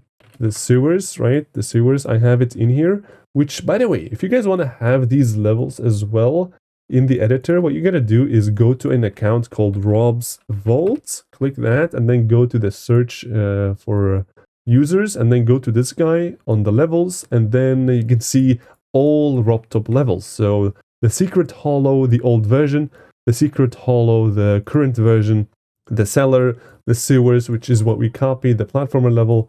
And there's also a list so that this is the tower levels, the 4, and then Geometry Dash Meltdown, World, Sub-Zero, and the old levels beta. You don't really need these, but Geometry Dash Level, Stereo Madness, Back on Track, all of these guys, 100% like the full version without any changes or any weird stuff. So you can yoink those guys, and then you can search for the sewers and go into that guy. And if you go up, you can see this beautiful looking object, which honestly looks very, very nice. Now you could copy it and then paste it in the other level, but that would be not so great. Why? Because it wouldn't copy the colors, because the color channels in here are much different than the color channels in your level. So what we want to do is we want to copy it with its colors. And you do that by clicking here and copy plus color. Now, before I do that, I actually also want to grab this thing. And is there anything cool RobTop added that we can steal? Maybe this torch. This torch looks also pretty nice, so I might yoink it as well. So we want to copy that torch, put it in here. And now all of these guys we want to copy. So select them, copy plus color, exit the level, and then go to your level and make paste plus color. And now you guys can see that they have the exact same color that they had back in the sewers. And this is perfect because now I can simply do that, and yeah, it doesn't look that bad. However, there is a small problem here, is that the glow in there is actually below this thing. So I want to try to see how it's going to look if it was above it. For that, we're just going to have to bring this one back to T1, and I'm going to do one above and one under. Which one looks better? I feel like if it's under, it looks much, much cleaner. So I'm just going to add it under the glow. And this way we have this looks pretty clean. And if you want to be a bit more fancy, what you can do is add shadow. So this and then that. Gonna do it like this, and then add like a little bit of scale, and then give it this color, the black 30 opacity that we gave it, and then put it kind of behind this thing, so you can gotta figure out what the Z layer is and the B, Like that sounds good, so you can see it, and now you can expand it. And I kind of feel like it should be a bit of a higher opacity, so we're going to use a different color, give it maybe 50% should be good. And if you don't want to like mess with this slider, there's actually also an opacity in here, so you can do it like that, right? Okay, so now I realize I made a big mistake, is that I used a color that was used by the spikes. So you guys can see if I change the color of this, the spikes get changed as well. That is very bad. You don't want to do that, which is why I'm going to bring back the color to as it used to be. And in here, click on next free. It is very important. You guys see, I made a mistake of using a color that was already used. And now we're going to use the next free color. This one has not been used, so we're going to try out that one. Right, and now, yeah, see you guys, this add a little bit of shading behind them to make them look like they are in the front, and they already look pretty nice. And this one, placing it in here, just kind of gives it a bit more vibes. More dungeony vibes is always pretty good. Just, you know, spam them here and there. Just don't exaggerate, because they might look terrible then. But yeah, I think this is fair. We can figure out some more, you know, random stuff to put here and there in the level. So we can put this torch, for example, every here and there. Like here, for example, sounds good. Or actually in there is even better. Yeah, like that. And yeah, looking pretty good so far. So we're adding like random, like air deco, or like any deco you want to call it, throughout the level, just to make it look cleaner, right? Instantly when I get an idea, I just add it instantly before I forget it or something gets into my mind. So nice. Now we also want to add the shading. You guys see, when you get into far into the level, you kind of forget adding the stuff that you added before, which is not good. You gotta add all of the details that you added to the other blocks, to the new blocks that you add as well. So this is yeah. This is going to look much cleaner, as you guys can see. Now the lava pool. We're going to yoink the lava pool. You want to steal the lava pool. So what we're going to do is we're going to go to layer 0, because the lava pool is on layer 0. We're going to paste it in here, and we're going to remove these guys. Maybe we're going to remove the one in the center as well. So what we're going to do is we're going to remove this one, move that one away. And then this spike trap can go over there. And then for this one, we might add like a smaller one. Smaller spikes like that. Yeah, that sounds good. And now we can move it up and boom, it looks pretty cool. I kind of like this. This is actually turning out pretty good. Now you guys can see that this doesn't look that good. This looks bad. The shadow in here looks bad. So select them. And actually, let me see what this one is on. So B2. And I kind of want to have these guys on a lower than B2, so maybe B3 should be behind. Yeah, this is now behind the glow. This looks much cleaner now, and you guys are doing some excellent progress. If you guys made it this far, you guys can see that we're slowly getting into making a featured level. But again, what is important is that you come up with your own ideas. I'm just showing you the, you know, the stuff that you can do. And by making this level, even if you recreate it on your own by just following the tutorial, that's gonna help you a lot improve by, you know, just getting used to the editor, getting used to the shortcuts in GD, making you a faster creator. That is gonna help you a lot. Or by rewatching certain, you know, certain areas of the video is gonna make you a much better creator. So now what we're gonna do is, you guys can see that in here it looks pretty nice, not bad, but in here it kind of feels empty, and that's because, again, we need to add some random blocks, and it is important before you add these random blocks that you actually playtest and see where your player goes, to make sure you don't add stuff on top of, you know, on top of the path. So you don't want to have a spike here, right? That would be a bad idea. You want to have a spike somewhere in here. So what I want to do is, actually the first thing I want to do is add like an edge over there, and then I kind of want to follow this kind of structuring. So what I'm gonna do is I'm gonna do something like this. Yep, I think this looks pretty nice, and I don't want this to be too long, because otherwise it would look too repetitive with the one below it. So perhaps something like that should be, yeah, I can just blur my eyes and see if it looks good or not, and this time I feel like it's gonna be good. So we want to yoink this one, copy and paste, Control D, and then that. Then we want to move it like this, copy and paste, copy and paste. See, like, if you guys know how to use copy and paste, you can use it and not make it feel like copy and paste, because a lot of people get really upset because people use copy and paste a lot. It actually can get you into some controversies. So you just have to know how to use copy and paste, because copy and paste is an option. It is very, very helpful. You should just know how to use it. It's not the copy and paste's fault. It's the fault of the user, whoever is abusing it or not knowing how to use it. So now you guys can see that this is literally a perfect glow. We can just copy and paste it in here and looks pretty nice. And as a result, I think this one is also going to be very similar. So what we're going to have is something like this. And then these guys can kind of go like that. And you can copy and paste the glow, of course, and make sure you don't forget to do this. Nice. All right, look at it. Look at it. This is beautiful looking. And to make sure that they actually look different than the one above, I'm gonna add some ground spikes. These guys, not ground spikes, these random spikes that we added. You guys can see that we can't see some spikes over there. There's some problems with the overlaying. That's because this guy is way too in the front, and like that looks much cleaner. And we're gonna, okay, so now this guy is also a bit weird, so you gotta align them perfectly. Just take a look at your level every now and then. Certain parts may break for some reason, and just make sure it doesn't happen too often. So like that, and then this, and then delete those guys, and you have spikes. Let's go. All right, nice. This is looking pretty clean so far.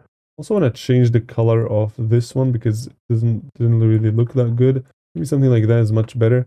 And because this looks a bit weird, because it's the only object that's kind of yellow, so what we want to do is we actually want to add more things that are similar to this object to make it look less repetitive over here. So what we can do is just add like random boxes here and there. Like this one, for example, we can scale it down, kind of make it like that. Yeah, that looks pretty cool. Just take a look that you don't abuse them too much, because otherwise that would not be that very cool. All right, nice. This is looking a lot cleaner than what we started with. And in here, I actually would like to leave it empty. Why? Because I'm going to have the level name. So level name, it's going to basically do like a nice animation, and by X creator goal. That's what I know. And by the way, Y Creator Goal is actually my second channel. I have a main channel called X Creator Goal where I do a lot of cool videos about GD. And yeah, so level name by X Creator Goal. So this one is like gonna be like an empty space extra for the name, and gonna be pretty cool. Okay, so now there's also something missing. In here, it looks like there's something missing or something. So what we're gonna do is we're actually gonna have to come up with a new idea, a new type of thing that you can place in here. And you could go with saw blades if you want to. And I think for this video, I'm going to go for them because they can also teach you how to make the rotate trigger with them, because it is very important to know that as well, because we're going to use this one, and this one doesn't rotate by default. You guys can see that if you add this one and that one of them rotates and the other one doesn't. It doesn't even have any hitbox. Why? Because this is just decoration. Okay, nice. So we want to add this one, and I'm thinking of giving it either this color or the color. Yeah, this one actually looks pretty good. Or the color of red. Let me see. So copy and paste it, and I might actually use one time this one and one time that one. So I'm going to switch between them. Maybe.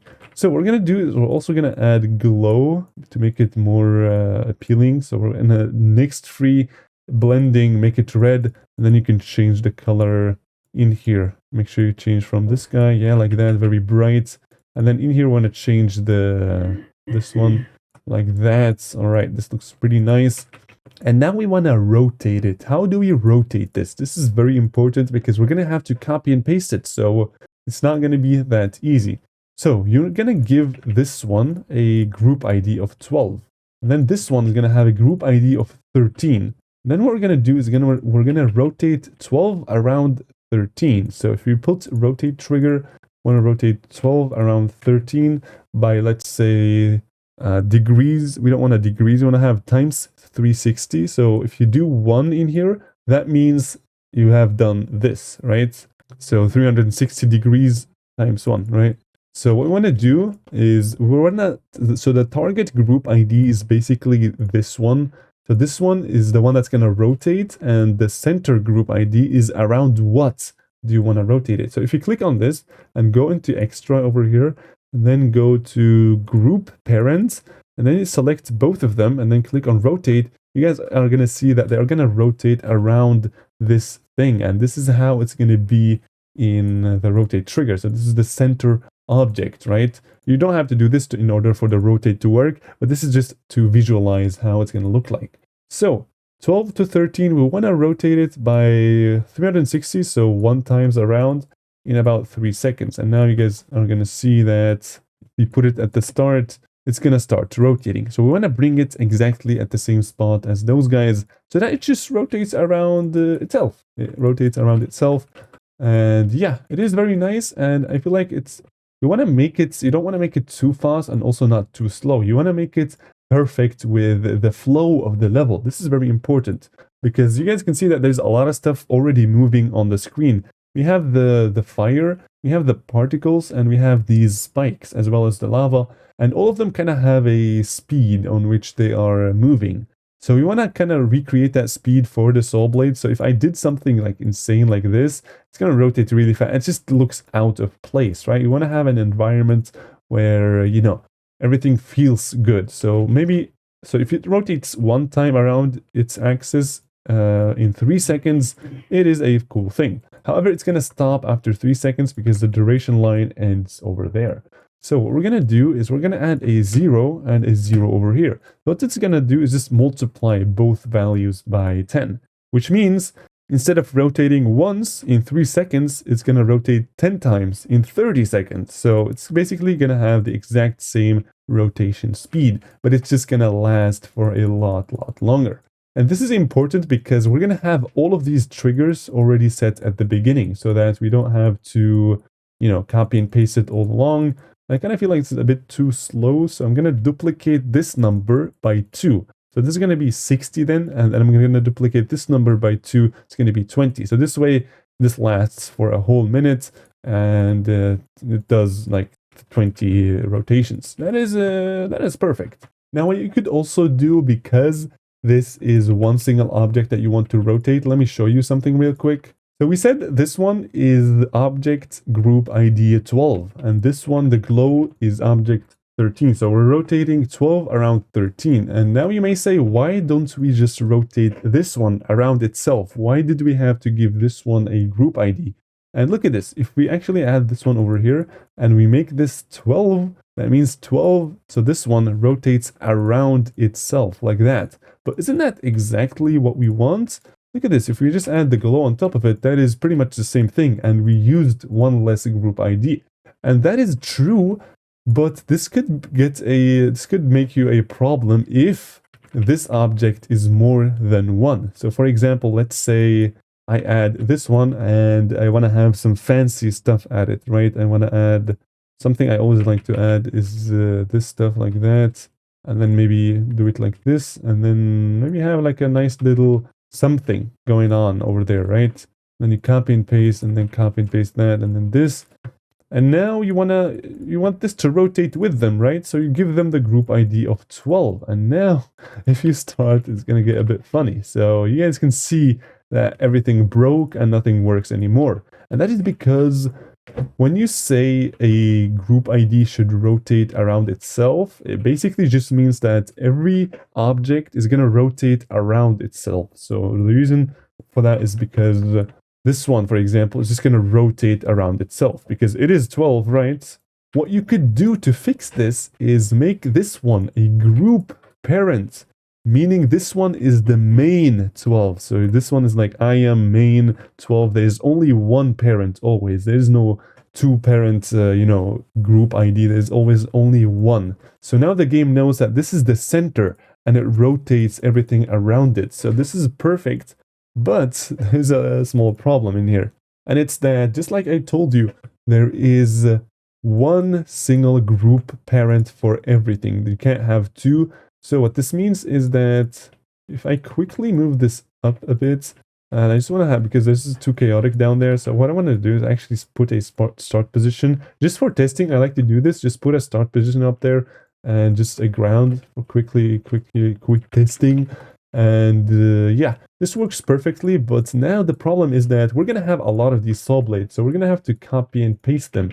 And if we do, and you guys can see that it's gonna get a bit chaotic. Yeah.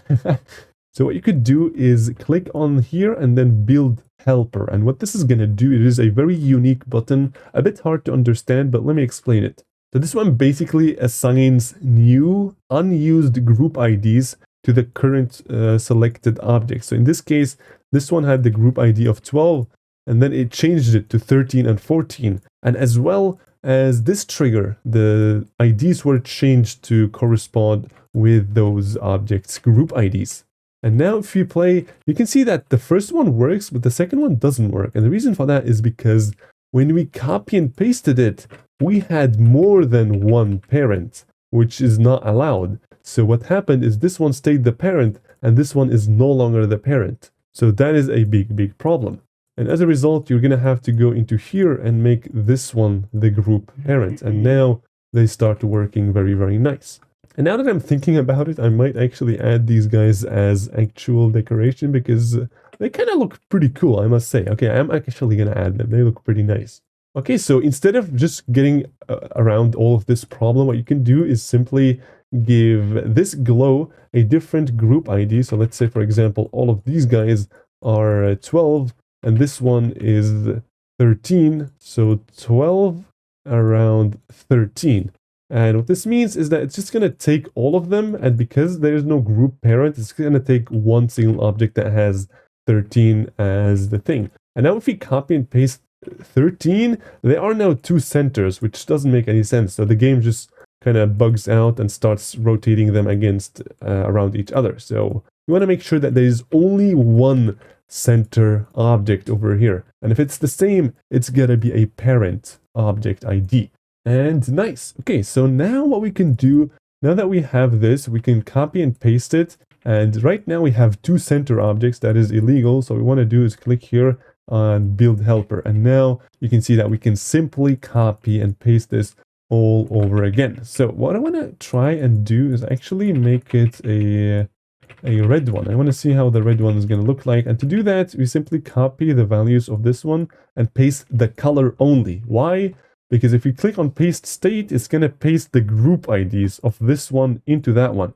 But this one doesn't have any group IDs because that one is, we copied it from the rotate from the one below.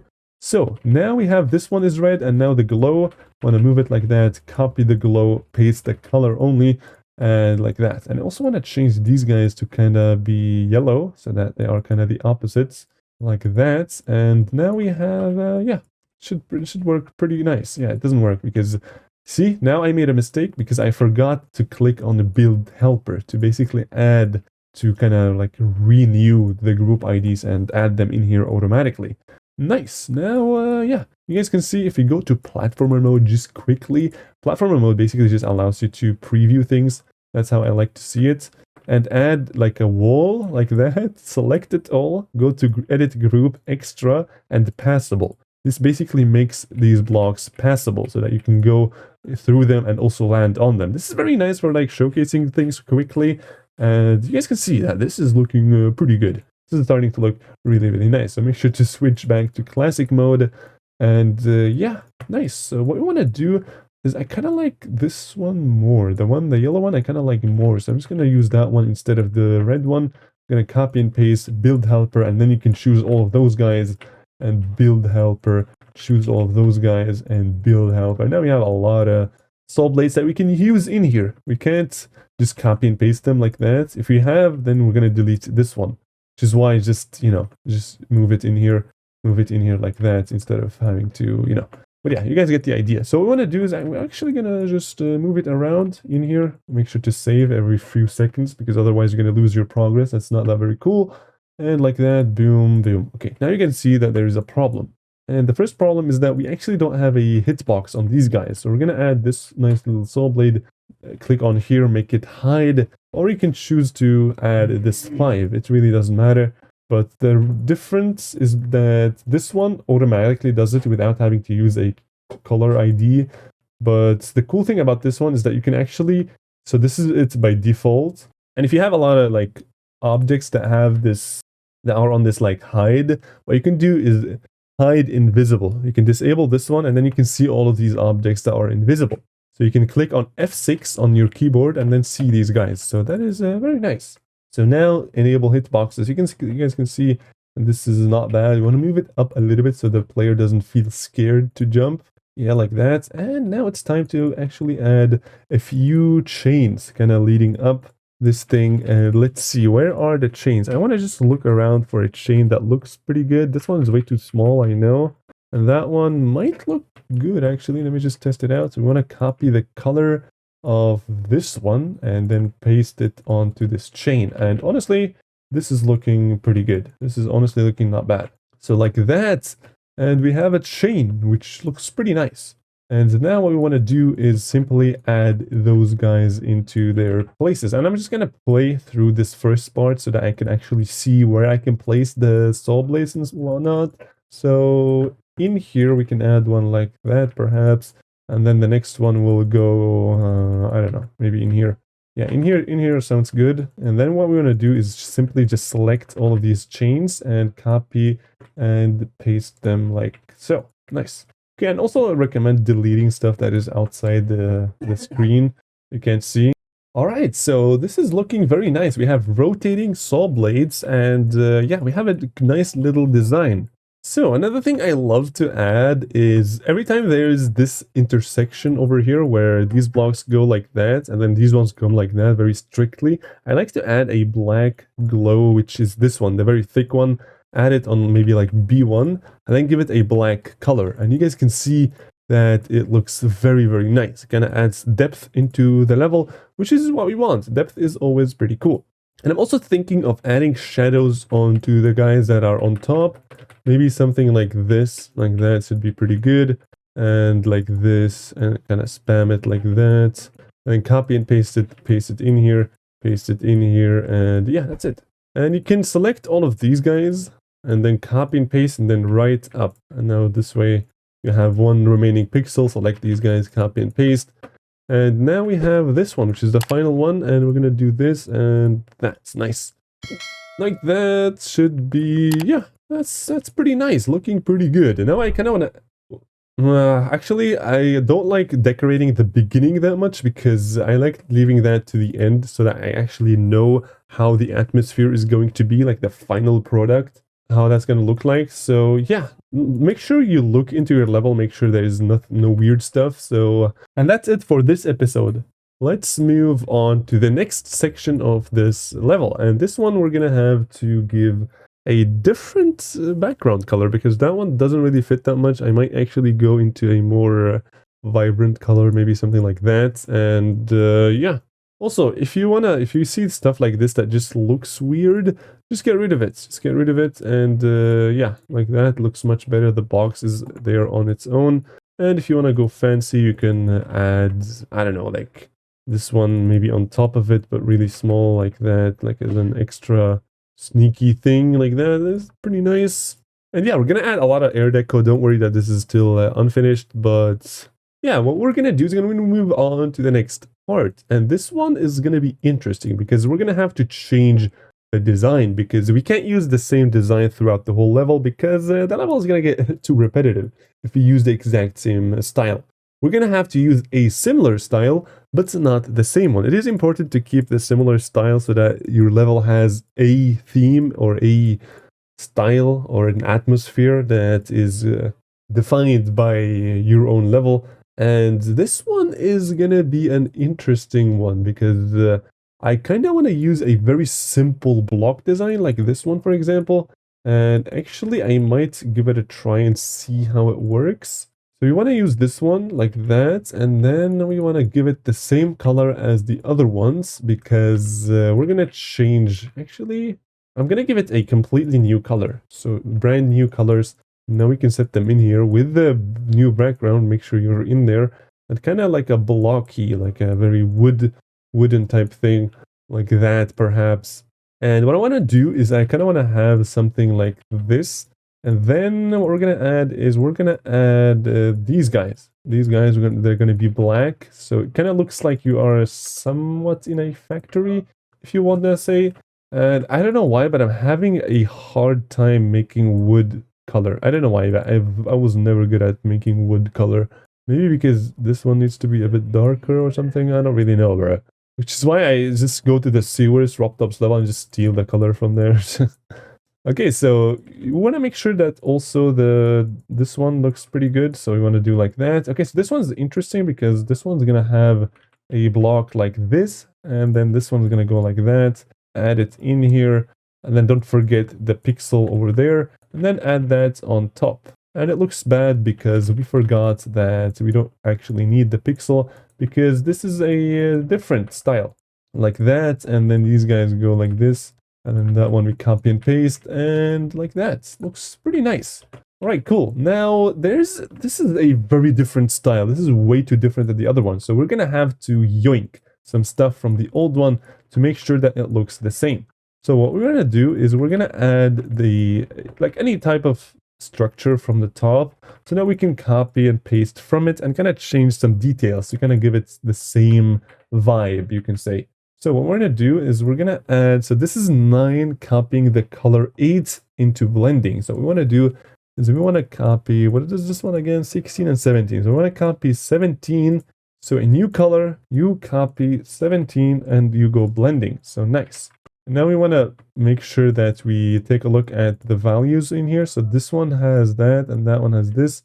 So this one is 0.8 saturation of this one, so paste color, and then this one is gonna go 0.8, and then that one is plus 30. Okay, this one is we're gonna see 0.58 though, so that's 0.58 like this. And yeah, I think this is pretty good looking. You can put it on the block and you can already see that it looks much cleaner. So what we're going to do is we're going to copy and paste this one. Just make sure that you actually layer it, because this might actually become a problem, and they are already layered. That is pretty good. All right, nice. So this is honestly looking pretty nice, I must say. And I'm not too sure, but I kind of feel like if the block was kind of black would be much better. Does it? Yeah, I think okay, so what we're going to do is we're actually going to keep these guys as defaults. But as soon as you enter here, we're going to change not the background, the object color to black. So this way they go slowly into black like so, and black. Nice. This looks much cleaner than the other one. And what we're going to do, I'm actually thinking of adding an area trigger over here, because this could work really well. I'm going to have to see. I'm just going to make sure to not make this too bad looking. But the effect is going to look excellent at the end, trust me. And so what we're going to do is, because these spikes are like that and different than the ones that we used there, I actually want to use a spike that I saw in here, and it's this one. This one is like a more wide spike, so we want to copy the properties or the values from that spike, put the spike in here and paste everything so that we can see how it looks, and it doesn't look bad. This looks pretty good. A red spike on the orange thingy looks pretty good. And now what we want to do is we're gonna have to paste these guys in here and make them hide. And now what's important is to make all of this a group ID of 1, because you guys remember when we moved this for the first time using the move trigger, when you guys were pretty brand new. And now if you give it the group ID of 1, you guys are gonna see that it's gonna move up as well. And I kind of feel like this is a bit too boring with the background, because the background we're gonna have to change into a different one. Maybe something like this one could work better. So the background change color, you can just place it in here through the triggers and click on it, edit object, and choose the background that you want. And now you guys can see that it's a much cleaner looking background. But you guys saw that there is like a harsh cut. There's a harsh cut in here, very weird. So there are different options to actually hide this visual bug. Not bug, it's like a visual, I don't know how you want to call it, but it really happens for a reason, and it makes sense why it happens. So I want to slowly go into black in here so that when the background changes, you don't actually notice it. So like this should be pretty good. So now the background changes and you don't actually notice anything at all. Actually, I'm kind of thinking maybe this background would be much cleaner. Okay, I'm not too sure actually. If you're not sure, just leave it for later. If you are not happy with what you're doing, just leave it for later. It mostly happens because you don't feel like we're doing that right now. I don't really know. But just move on to something else. I also forgot to copy the particles from there, so I'm just gonna yoink these guys on top of here. like so. And this looks really, really, really nice. Okay, don't forget to make a, what's it called? Like a reserve, you want to call it. Make sure you remove the group ID. And now we added the particle, so you have to kind of assign the group ID again to everything that is on it. And now they move. Now I kind of want to experiment with the, what's it called? The area trigger. But before that, I actually want to also add the ones above and the ones on the bottom. And this one should be pretty simple because we can just copy and paste. So like that, but this one has to be a bit like this and that. Make sure you remove the group ID of 1. And now like this looks pretty nice. And this one like that. Okay, so this one I actually just straight up copy and pasted it. So that's pretty good. And do this and that looks pretty nice. Okay, so now what we want to do is instead of having this one move up and kind of manually doing everything, we're going to add an area move trigger. And this is very, very dangerous to use because you really got to know exactly how it works in order to apply that effect. But I can do a quick explanation. So the area move trigger basically changes the position of certain objects based on one single object. So let me show you a quick example. So if I have this line right here, I give it the group ID of 38. Then I go over here and do 38. So you want to click on the area move, edit object over here, put in here 38. Ignore all of this weird stuff. We're going to get into that. But then you want to do P1. So P1 is the center object. So this is like the object that is going to determine where these guys go. And now we're going to do on a length of 20. We want to move it on the X and Y. We want to move it up by 20, like that. So now you guys can see that if the player gets close to them, they are kind of going to move all of them kind of individually. And that is awesome because all of them use one single group ID and literally one single trigger. So that is very helpful to make the level look really appealing without doing too much work. And by doing that, you also open yourself a lot of opportunities because now if you, for example, choose this one instead, you guys can see that they are going up, or if you choose these guys, they are kind of gonna move away from you, as you guys can see, and that looks really, really nice. So yeah, that looks pretty good, but what we want to do is we want to have a resemblance of the effect that we had, and we're gonna do that by basically adding these guys below. Let's say this was our platform, and we want to move it up by 20, we said, right? Then what you want to do firstly is you want to use this one, I believe. Let me see. I always keep mixing these guys.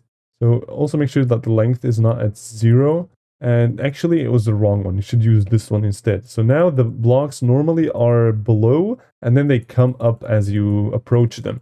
And we don't want them to come up as soon as you approach them. We want them to kind of go before you come. So we were going to use the offset to go kind of to the right, so maybe 50 to the right.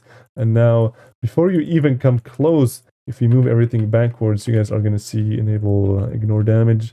Now you guys are going to see that they are going to come already before you arrive. So if you move this one, let's just pretend this was this object, and now you guys can see that it's already moving up, and pretty good. But there's still a lot of adjustments that needs to happen, like this one, and also maybe a little bit of a higher length, maybe like that. Also an ease out you can add, just some random stuff. And now they are moving much, much smoother and much cooler. So this is pretty cool and all. However, this could lead to a lot of issues because, for example, if you have something like a, let's say, a shading on it, like a black one, we copy and paste it, of course, for the group ID. And like that, you guys are going to see that there is some weird stuff going on. So the block is kind of moving before all the other things, which is the reason being that, well, it all depends on the distance between the block and you, the player. So this one is much, much closer to the player than this one. So this one moves first, and then that one goes ahead and starts moving, which is why if we use the time warp trigger real quick, just to slow the game down, we're going to see that, yeah, it doesn't look good at all. So what we're going to have to do is use a block design that has all the blocks that are basically centered like that, so that the distance is always the same. so that we don't get any of these janky stuff. And we're going to try and give this one a group ID of 38 and see how that's going to look like. So now you guys saw that it was perfect. The movement was perfect. And now what's cool about it is that you can actually place it as you want. So I want it to be here, and then it automatically moves it down. And as you approach, it comes up again. As you guys see, this doesn't look bad at all. And the reason for that being, I actually use a block design that doesn't require you to do any changes or anything like that. I used very simple block design that basically also has the center objects that are all the same, or far away from you the same. That's like the distance between them and you is the same. And now we have, yeah, this looks pretty good. Now we have these guys moving up. And I kind of feel like the length should be a bit higher, and with that we have a much nicer. So you can play around with these values, see what you get, but I also have a tutorial on that one specific trigger if you really want to know more about it, but I think for now it's pretty fine. So next up is we're going to do the exact same thing, but for the ones above, and we can't use the same group ID because we are moving them upwards. So we don't want to move these guys upwards, we want to move them downwards. So we're going to give them a group ID of 39, and then we're going to simply copy this one and make this one 39, and make this movement down we go, like that. This way we have a much cooler thing. I'm just going to move the camera up a bit so you guys just can see what's going on.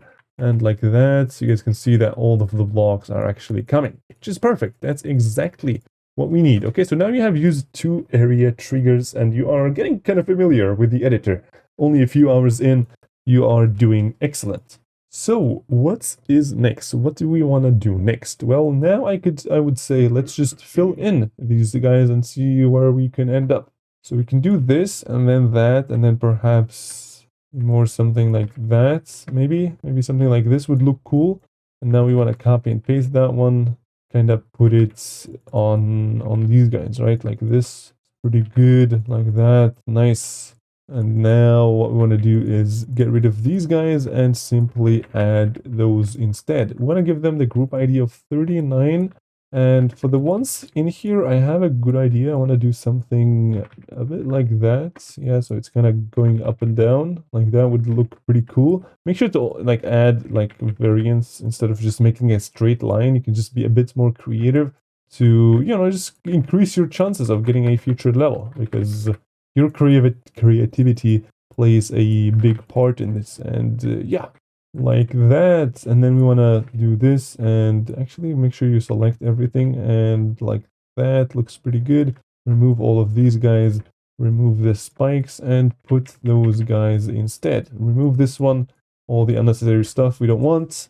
And now, yeah, I think we're almost done with the below blocks. So I also want to add this stuff in here like that. Boom, boom. This could actually look cool because it's like a pillar. I don't know why, but pillars always look nice. So copy and pasting them for this length is actually totally okay. All right, so like that, and we just want to make sure to change the group ID of those guys to 39 instead of 38, because they're going to be moving downwards, of course. So now for that one, we're going to yoink this one and actually copy and paste, and we're going to do something like that. Make sure to move it like that, maybe a bit slightly to the left, so that there's more variation. And what we want to do next is simply just copy and paste this one, put it over there, and actually that one's going to be a bit higher, just for more, doesn't feel like it's too copy and pasted, right? And for that one, we're going to have to do something like this, but without these guys. So select all of these guys and delete them. And those guys we don't want as well. These two we don't want. And like that's very nice. So we could copy and paste this because it's been a while since we used this. So we can just do that. I mean, it's been a while from like the levels view and not our view. So yeah, like that. And this is actually starting to look pretty good. And now I feel like we're done. We just have to make sure to give these guys the group ID of 39 instead of 38. So this is a very nice effect that you can do on your own. And yeah, it gives you some very easy. Okay, so you guys saw that there's a problem. This one was straight up copy and pasted from another group. So these guys have to be 39 and not 38. Oops, I added them to the wrong group ID. Okay, so these guys are 39, not 38. And now you guys can see that everything is coming towards me. We're using only 2 triggers instead of doing that manually. That is awesome. Just make sure you don't overuse this because people now know that this thing exists, so it's gonna look lazy. So make sure you don't abuse that. Just use it for like one part or so, and one part that is cool as well. All right, and I also changed this setting in here over here. You guys can see that now it's back in out, which basically means you can get rid of this because it doesn't really make any sense to have that on. So what this means is that you guys can see the ones on the bottom, they kind of do like a nice little bounce. So in and out. So that looks very cool. That animation is very nice. So we just want to make the second one that as well. So choose this one, back, in, out. And now, yeah, all of them should be pretty good looking. And already you guys can see that we can't see the blocks are on top. So we're going to have to zoom out a little bit so the player gets to see what's going on, right? Because we worked a lot on that effect. We can't just let that go like that, right? So we're just gonna add a nice little zoom out, and I also feel like the camera has to move up a little bit so that the player gets to actually see what's going on. And now, yeah, that's a lot better. I like it. Okay. So still, this is very, very empty. It doesn't feel right. So I would say the first thing we want to do is add extra objects, as just some random ideas that you come into mind. And for this part, I actually have an idea about this one. I love adding this one, adding a, rectangle first of this one, and then placing this checkerboard, and then making one of the colors black. And then this way you have a black and white, which we can then kind of rotate, and you guys are going to see how that's going to look. I would honestly like to make this look a little bit more fancy. So I'm kind of just looking around here in the particle objects to see if there's anything cool that I can place on top of this to make it look better. So I decided to use these guys, which are crosshairs. And as you guys can see, if we place this on top of this, and then we place that one in the background and this one in the front, it looks pretty decent. And you guys have seen, you might have realized that I'm using a very specific set of objects. I'm not using like stuff like, for example, if I put this like that and do that edge that we did last time and placing it in here, I'm not doing that. Why? Because this time all of the objects have to be on the same exact spot. So all of them are right now on that spot. And this is important for the upcoming effect that we're going to do. So I'm just going to do a little test. So I'm going to give this a group ID of 41. And now what I'm going to do is I'm going to scale it up. So 41, we want to scale it up by 2. So this is very simple. You add the scale trigger, edit group, and then target group ID is the one that you want to scale. And this is the scale, the new scale in the given time. So this time we're going to do ×2. So yeah, it scaled up. Perfect. Now we actually want to do 1.5 kind of. So just mess around with the values here and see what you get. Yeah, I think that's good. And now what I want to do is I want to make it scale down. So if you click on this one, divide by value y. So what this means is that it's not going to take this value, but it's actually going to do 1 divided by this value, which basically means if you have scaled it to 1.5 and then do 1 divided by 1.5, it's going to bring it back to its original state. So now you guys can see that it's going to scale up and then down. Perfect. This is exactly what we want. And now all we have to do is simply spam this all across the level.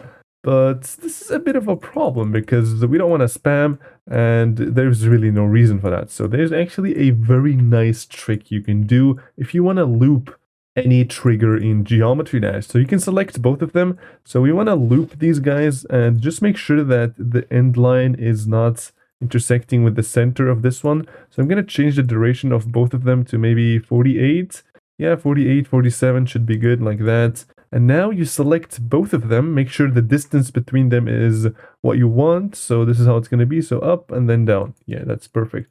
Now you select both of them, click on here and create loop. This is automatically going to add the triggers and everything. It's going to set up a whole system. And now this is going to scale up and down for forever. This is going to do that forever until you stop it. But we're not going to stop it. So yeah. And in here, the way this works is that you trigger these two, and this one scales the object up, and this one, what it does is it triggers those two with a delay of 0.4, meaning that after 0.4 seconds, these ones get triggered. And then this one scales it down, and this one triggers those guys after 0.4 seconds. And then we have the loop. This one triggers this one, and then that one triggers this one, and then you have like a infinite loop, basically literally like a infinity loop, right? So cool. Now it's important to know how this works because you might want to change the values in here. So if you select both of them and the delay, I would like to always have it exactly like this one, so 0.47. So instantly when this one is done, the next one starts. And now this should be much smoother. A lot better. Nice. Now what we want to do is we actually want to change the easing, because to make it more good, we're going to use bounce out to just see how it's going to look. It might not look great, but we're going to see. This is perfect. This is perfect with the music scene. This is so cool. Okay, I kind of feel like it's too slow. So I want to do 0.4 and then make sure these guys are also on 0.4. And now boom, boom, boom. Okay, I actually want to copy and paste this a lot more to see if it actually works. Boom, boom, boom, boom, boom, boom, boom. Perfect. This is on point. Awesome. Really cool. Nice. I actually kind of love this. Okay, nice. Now you have these random things which you can place, which basically bounce to the song, which is, yeah, definitely something you want to have. So just some, just scattering them around here, just for more air deco, you can say.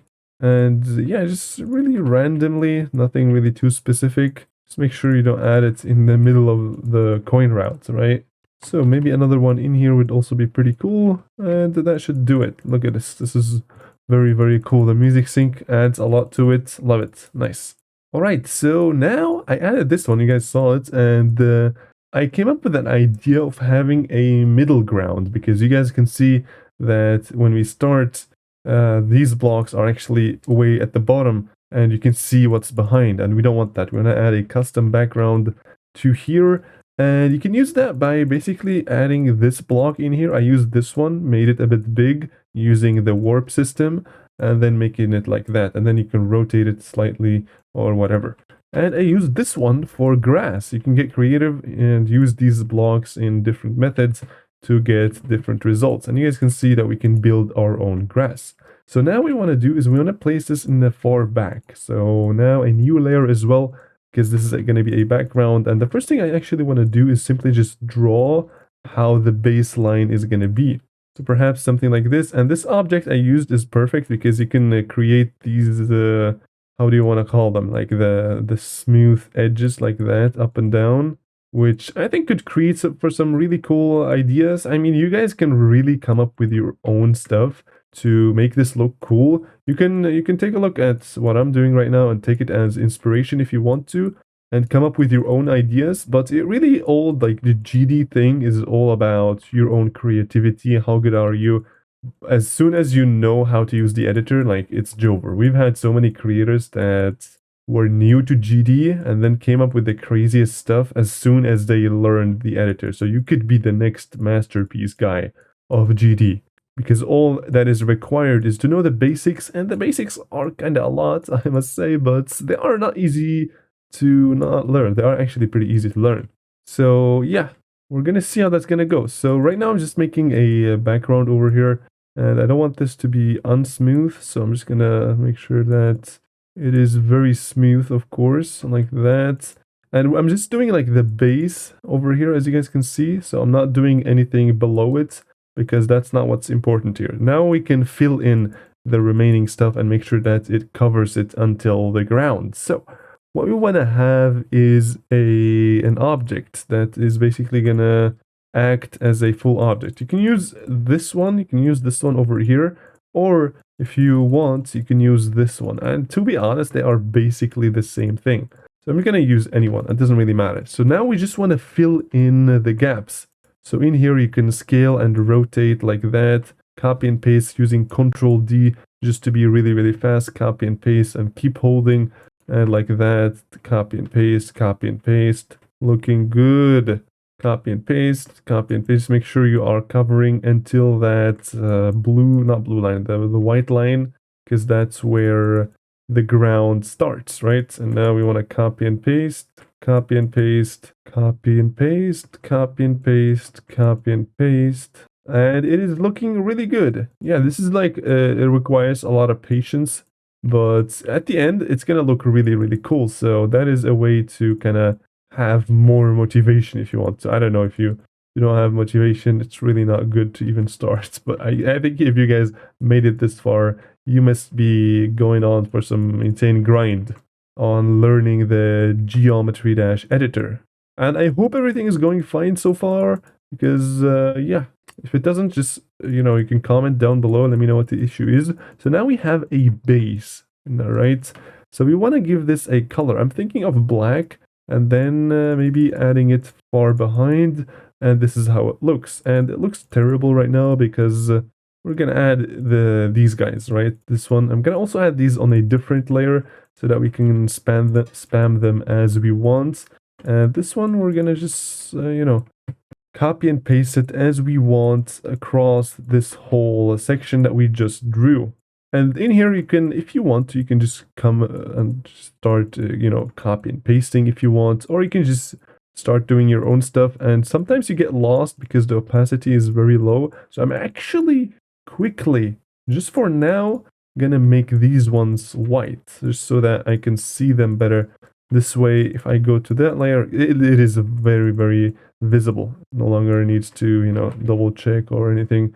So I'm just coming up with my own ideas over here, and yeah, I think the first thing I'm gonna do is just simply fill them in with anything, just randomly, and then maybe we can add some more stuff later on, like that. So this part we can just copy and paste. Yes, just make sure that the spacing is kind of similar, not too similar, because we want to have some randomness as well.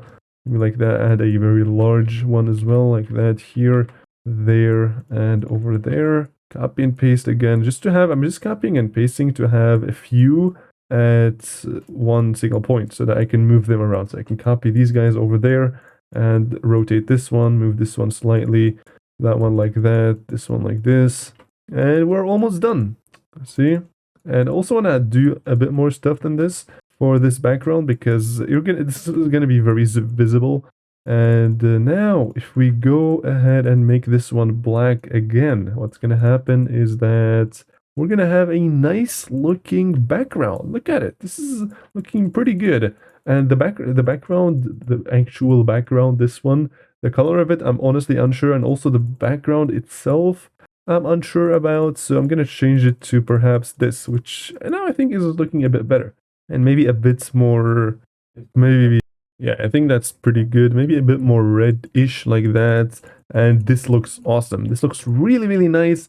And you guys see that if we enable the ground in here, you're going to see the blocks in here, which looks very bad. And this is the reason, because these guys, the animation back out that we selected goes like that, then goes a bit more than it should, and then goes back. So this is like a part of the animation, just to make it more smooth. This is like literally the animation. So in order for that to work properly, we're actually gonna have to select every single thing that's on here and select them all. Make sure you're also selecting the shading like that, and we're gonna copy and paste, Shift D, or was it Control D? No, it's Control D, yeah. And then we wanna Alt E as well to flip them, and now we have something like this. So we flip them because if you don't flip them, you're gonna have this weird thing. So we flip them so that they are basically horizontal or vertically flipped. So now these ones also make sense, and even this one makes sense. Or if you want to, you can just do that. That also works, but just to be faster. Now if you enable the ground, nothing seems sus, and this part is starting to look oh my god, I'm actually starting to... this is pretty cool. I'm actually very, very, very happy with how this is turning out. So now, like I said, I want to add some more of these guys. And this time I'm going to be a bit more precise and not just some random stuff, because this one's going to be cool. And I'm going to also add these like smaller grass objects to kind of add more variation into it. And honestly, I've never done this idea before of doing this background like that. I just had that idea like 5 minutes ago, and I decided why not just start it, right? This is all GT's editor is about. You get an idea, you have a visualization. I mispronounced that like 10 times, but if you have that plan in your brain, that image, you can just realize it, make it real, just bring it to life if you know how. And you just need to get the basics done, and you should be pretty good to go. And this series should actually help you a lot, and I really hope you guys are finding this very helpful. If you're doing, make sure to slap that like, subscribe as well, would be pretty nice.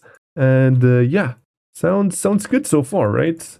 This part was by far the worst part I've ever done, but I'm slowly thinking that this might turn into the best part because I have an idea for more effects that we're gonna do in the next episode probably.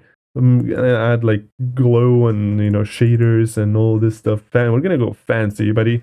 So this is this is looking pretty good. And okay, so now it feels still a bit empty. So something that is kind of unique that I like to add are these ones. These ones are objects that people used to use back in 2019 or maybe even before that, 2014 type stuff. Like that was 1.9. That was a long time ago.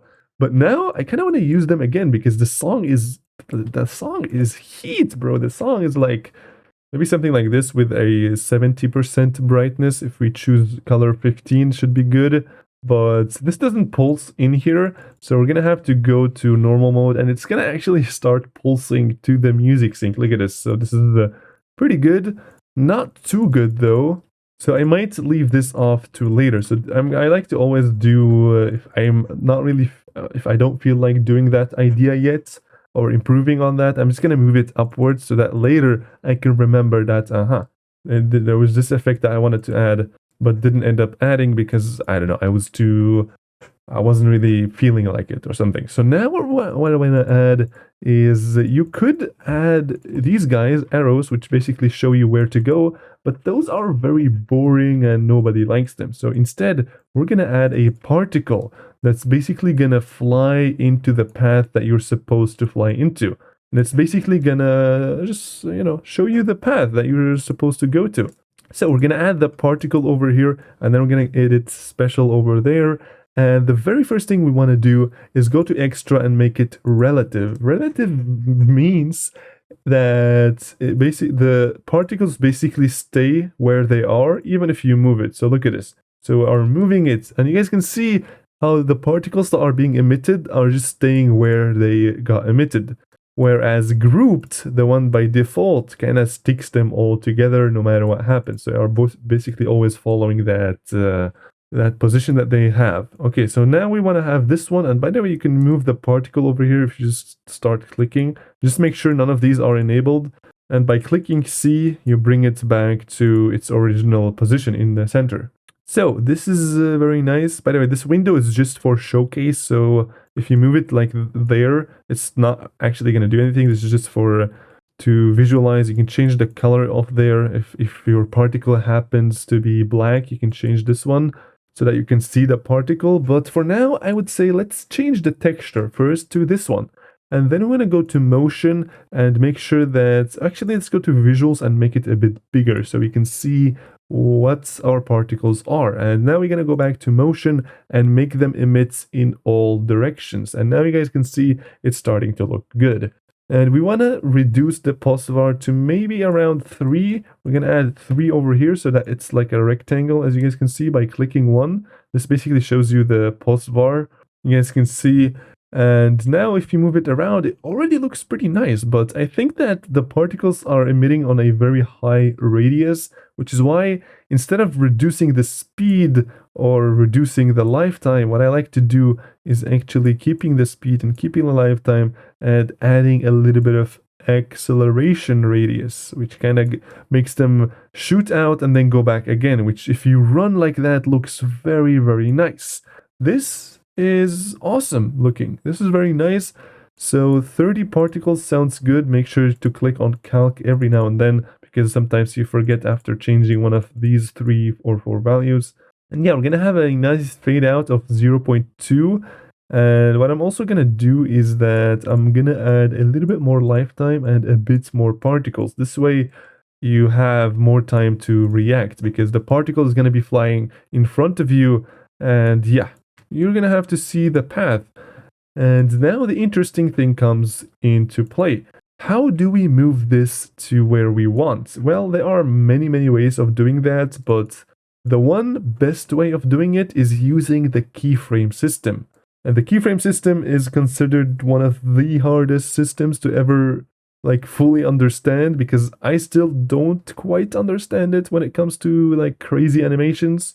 But you know, you can use the keyframing system for some very simple stuff, or you can use it for some crazy boss fight with like 1,000 elements or something.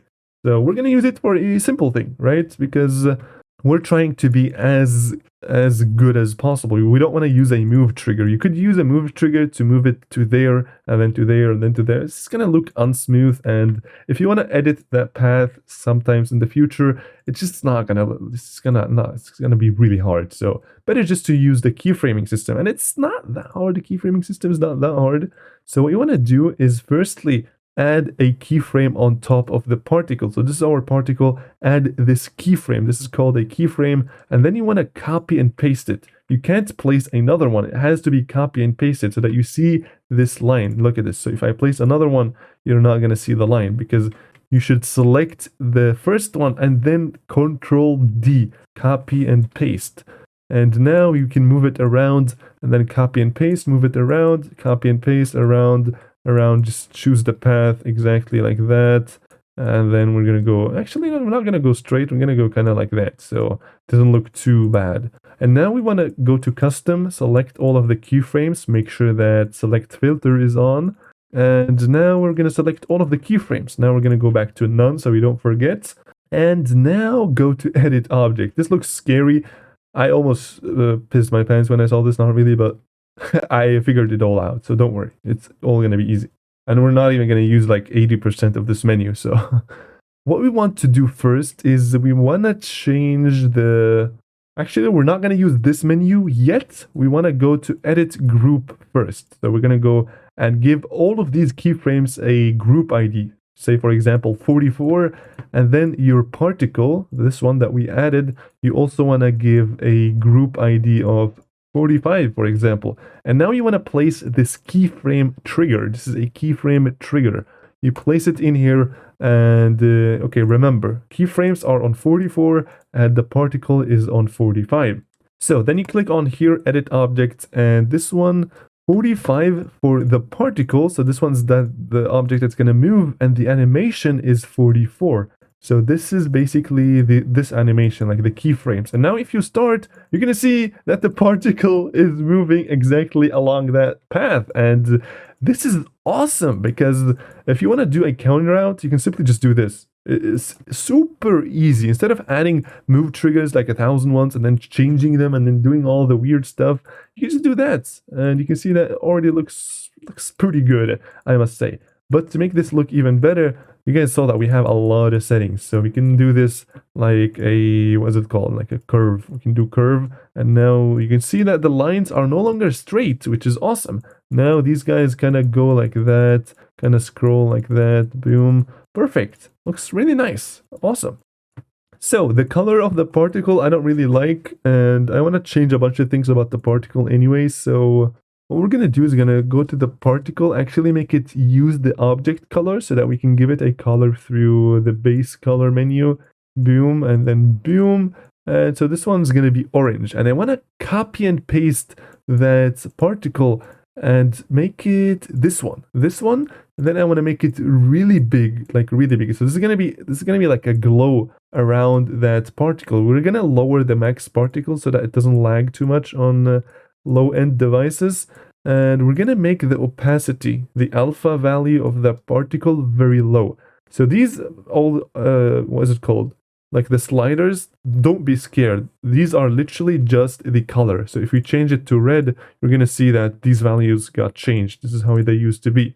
So this is start R, start G, start B, start red, green, and blue, and then alpha, and then the end color for red, green, and blue. But I don't really use that. I use the use object color in this case. And now what we want to do is go back here and change the opacity to a little bit lower. Actually, I might do 0.2 even.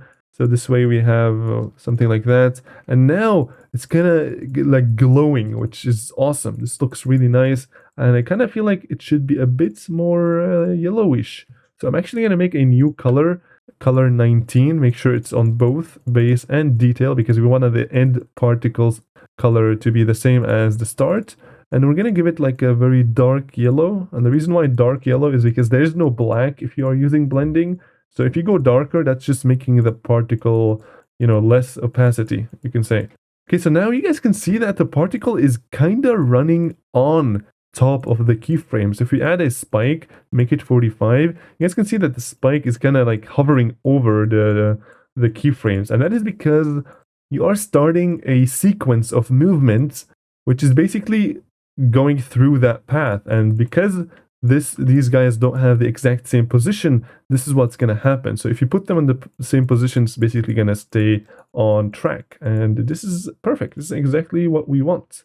So now what we're going to do is we're actually going to lower this one even more because I feel like it would look better. And I might even copy this one last time and add these guys. I like adding these guys because you can kind of give them like a nice rotation at the end. Just end spin, just add that a lot and then they kind of rotate. Add a lot of variation for the rotation. Or actually just add this one at 0 and a few of these guys. Now they rotate slightly, which is awesome. With a random rotation as well. And make them kind of slow and random size as well, like that. So this looks pretty cool. Alright, this is just like a very nice little detail behind the other particles. And now if we start, you guys are going to see that we have a path, which is awesome. This is really, really cool. Alright, so we added a path to our thing, which is awesome. And by the way, you guys can start the keyframe whenever you want. So if you start it in here, you're going to see that this one is far on the right, so you can actually see what's going on. And if you start it right when the player hits there, it's going to be kind of around the player. So we want to start it kind of in here, somewhere like here. And yeah, also make sure to always add triggers like above the level, kind of like not like on here or something. And the reason why I added them in here is because this is considered the top of the level because there are no objects going to be here. And the same with these triggers, always add them on top so that you can actually organize your stuff. It's always important to organize stuff so that you can focus more on being creative, right? That's what's important about building a Geometry Dash level. I still kind of feel like the color is a bit off, maybe more orangey. Maybe more yellowish would be better, like that. Yeah, that's not bad. Okay, might adjust this later, but this is looking kind of fine. So nice. So what do we want to do next? What else do you guys think would make this part look very heat? I kind of feel like the top section kind of feels very wacky and feels empty. So what I'm going to do, especially for this part, because this you can see like behind the scenes stuff, which looks horrible, is we're actually just going to copy and paste this one and kind of make it go vertical so that it looks like it's going endless and like that. And now just make sure you don't see the borders. Okay, so in here I saw some stuff, so I'm gonna cover that. And this is looking pretty excellent so far. This is looking pretty good. I'm thinking of also adding a background up there, but it's not gonna look that good, so I'm not sure what to do. I'm gonna come up with an idea for that later, probably. So you guys can hear that in this part, the background is, not the background, the song is kind of clicking, like the beat is doing boom, boom, boom, boom, boom, boom. And we kind of want to add like a slight pulse to the background to that. It adds a lot of cool stuff. So we're going to add a pulse to the background. Okay, let me just quickly go through it. Slowly, I mean, you go to the pulse, you put it, and then you go to edit object, and then on this plus, and then you're going to select the background. So we want to pulse the background. This is the fade in. So this was, we can actually visualize this perfectly if we move this slightly like that. We remove the ground, of course, because we don't want to see the ground like that. So let's move to here, for example. We add this one, let's say fade in on 0.5, and then maybe hold at 0.6 and fade out at 0.2. So now you guys are gonna see that the background is slowly, in this time, in 0.5 seconds, gonna go to white. and then it's gonna stay at white for 0.6 seconds. So it's gonna go to white, stay at white for this amount for hold, and then at the end, once that seconds are done, we have 0.2 seconds for the fade out. Perfect. And now if you want to have a pulse, we're gonna have to have these values at 0 and this one kind of high, so that this way you have a instant white and then it slowly goes away. But of course we don't want to use white. This was just to visualize. And what we want to do is actually a very interesting thing about the pulse trigger. You can just make it copy the background color. So we want to make the background pulse to the same color that the background is right now, which by default doesn't do anything. So we want to play around with this one. So the same value as the background, but maybe 20% more brightness. So this way, if we go like that, you guys are going to see that it's going to pulse kind of like the same color, but it's just going to go a bit brighter. I also like to add a bit more of saturation, maybe a bit more brightness. Let's see how that's going to look. Boom. Yeah, exactly. That is a perfect pulse, exactly like I wanted it to be.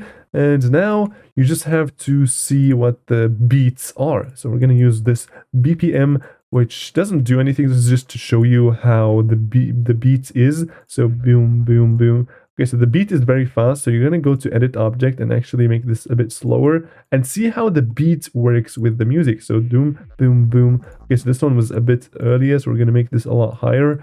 Boom, boom, boom, boom. Okay, this is a bit too high, I feel like, so maybe 0.1.8. Boom, boom, boom, boom, boom. Okay, now that's still too much. Maybe 1/7. Boom, boom, boom, boom, boom, boom. That's a bit too much, so maybe we're getting close, so 1.66. So now, boom, boom, boom, boom, boom, boom, boom, boom, boom. Okay, it kind of gets off at the end, but this, boom, boom. I think the value of 150 is actually perfect. So now if you listen to the song, you're going to see that every time this green line hits these ones, there's going to be like a beat. So if you listen closely, boom, boom, boom, boom, boom, boom, boom, boom. So this is perfect. So we have figured out the BPM of this song. So now what we want to do is we want to add that pulse trigger over here. We want to copy it, delete it from there, and then add it up here and make sure it's right on the line, and then add another one right on the line as well. So maybe something like that should be perfect. And now we want to select both of them, and we want to make this a bit lower. So what I'm going to do is just a create loop, and now this should be perfect. So now you guys can see that the background is pulsing lightly, which is very cool. I actually might increase the pulsing a bit. I like to increase it on only one of them, so that one time it's a higher pulse and one time it's a low pulse. So this way we have a boom, boom, boom, boom, boom, which kind of gives it a bit more vibration, if you want to say. And if you want, you can add a little bit of shake, so a camera shake. And in order to add objects into this loop, is you want to copy this one and then paste the values onto the one that you want. And then copy and paste this, and then copy and paste that one, and then paste the values into this one.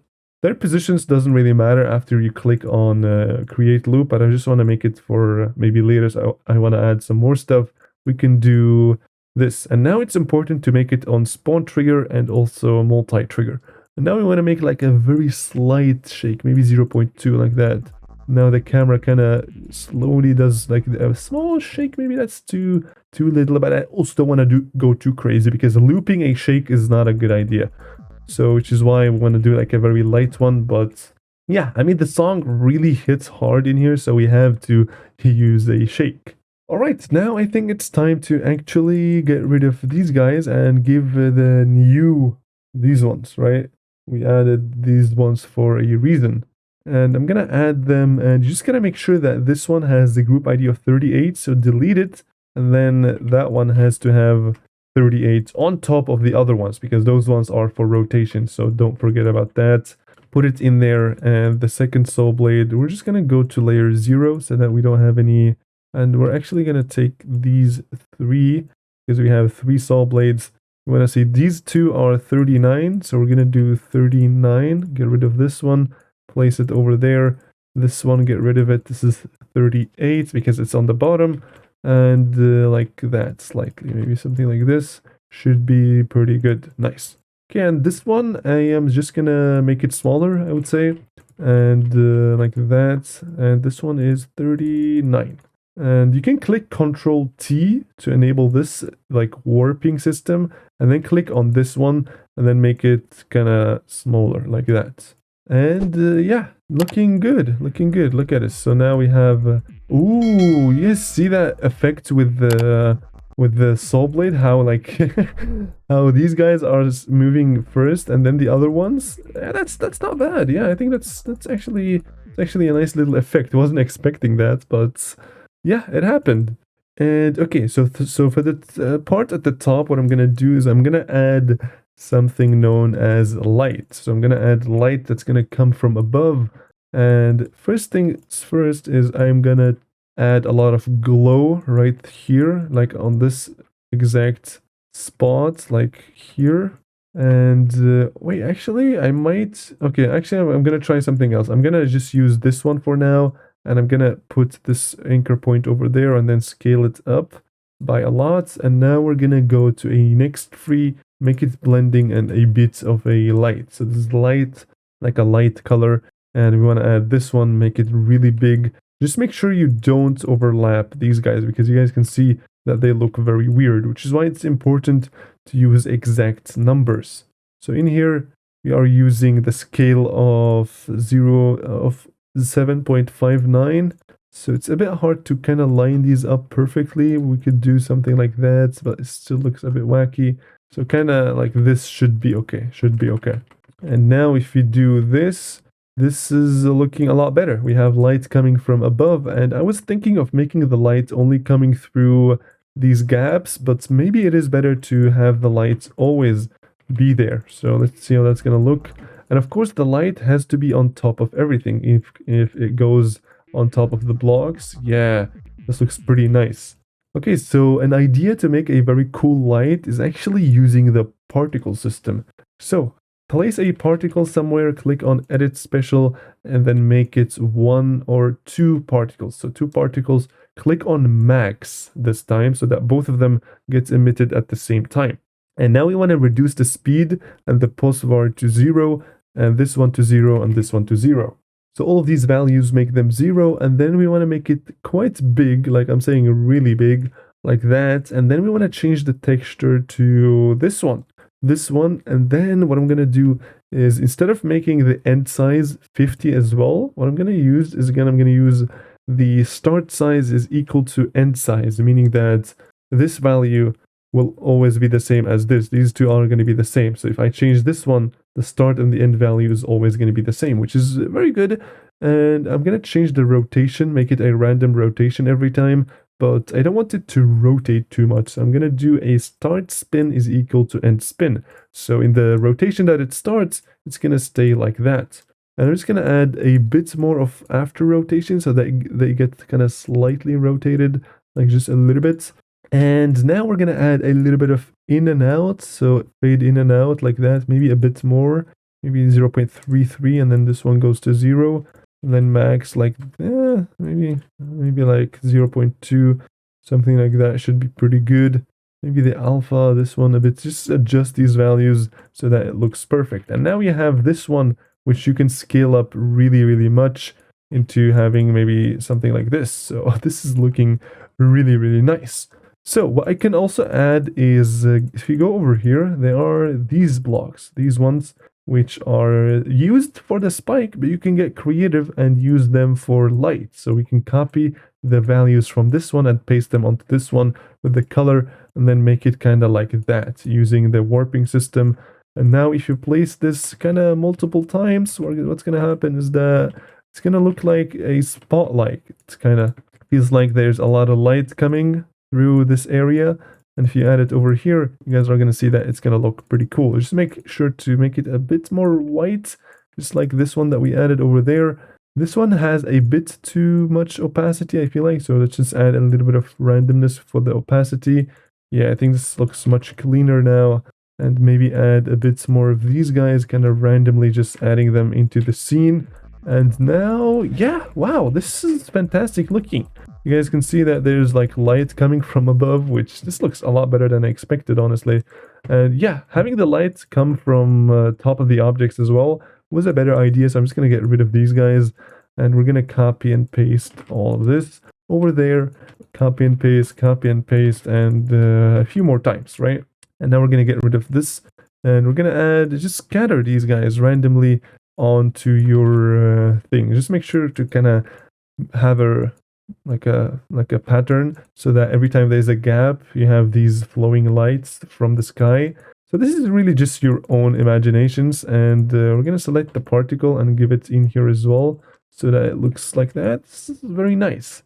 And now if you start, you guys are going to see that this is starting to look pretty good. Okay, this particle is way too much. It's way too big. The var is a bit too big, so maybe something like that should be a lot better. All right, so like that looks pretty nice, right? I think this is looking pretty good. And yeah, I feel like these guys are a bit too moved to the top, so I'm just going to move them to the top a bit so they don't really seem that sus.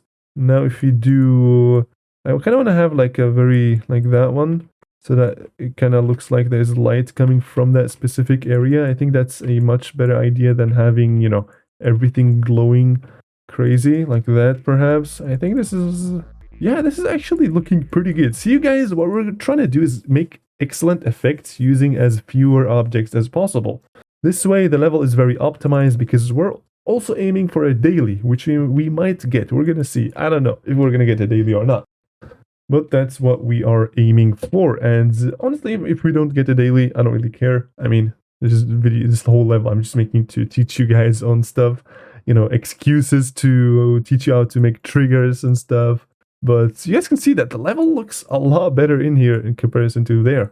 And these lines are annoying because the BPM, you can just click on here and disable, and you can go back and enable it whenever you want. So yeah, this is looking pretty good, I must say. So another thing I want to have is kind of random particles, like this one, for example. I saw it once and I kind of liked it. When I have these ones kind of randomly, we make this a bit bigger and we make the speed kind of like very slow, like that, so they kind of flow. And now what we want to do is make them a bit bigger, just a tiny bit. Give them a random rotation with a start spin is equal to end spin with a little bit of more spin, so that they actually spin. I said spin too many times. And now we want to lower the max particles, and this is how they look. And now we can just scatter these guys up here so that they kind of have this very like shiny sparkles, however you want to call it, kind of effect, which I think yeah, looks pretty good. Just copying and pasting this randomly where there's light coming, and yeah, this is not bad. I kind of like this. This is pretty good. Okay, so you just want to spice it up. Just keep adding more stuff into your level until you feel like it is enough. And it's never going to be enough for this episode because we're actually going to add a lot of effects into it. So I'm just adding some decoration. We're just going to add decoration to make this look less empty. You guys remember how this part looked like, I don't know, like this, and then we added all of this, and then we made it just less empty. And that's what we're trying to do in the ship part. So what else can we add? I feel like this is enough for now. We could add more, but maybe we can add the chains. The chains, adding them is not an issue. Just gonna make sure to kind of make them in the background, because I feel like this one is better and cooler looking if it's in the background. And then this one was 38, I think. I hope so. And this one was 39. Yes, the one on the top was 39. And now just move on there. And by the way, if you guys don't remember, just click on any of these guys, and then you're gonna see that the ones on the top are 39 over there. So now, yeah, this is looking pretty good. And yeah, up next is the ball portal. And you guys are seeing that the particle is kind of staying in here. So we're actually gonna wanna alpha we wanna bring the opacity to 0 of all of these guys, all of the particles and the stuff that we added, which has the group ID of 45. So 45, you, my boy, you are going to go away. You had a very fun time with you. You were pretty cool. And now you are gonna go away. And yeah, just make sure they go away a bit early, because otherwise it's gonna look a bit weird to kind of stop exactly right there. Which is why what I'm gonna do is actually kind of add like another keyframe after it, like that, so it kind of continues. But another thing I want to do is kind of add a alpha at the beginning of 45, make it 0.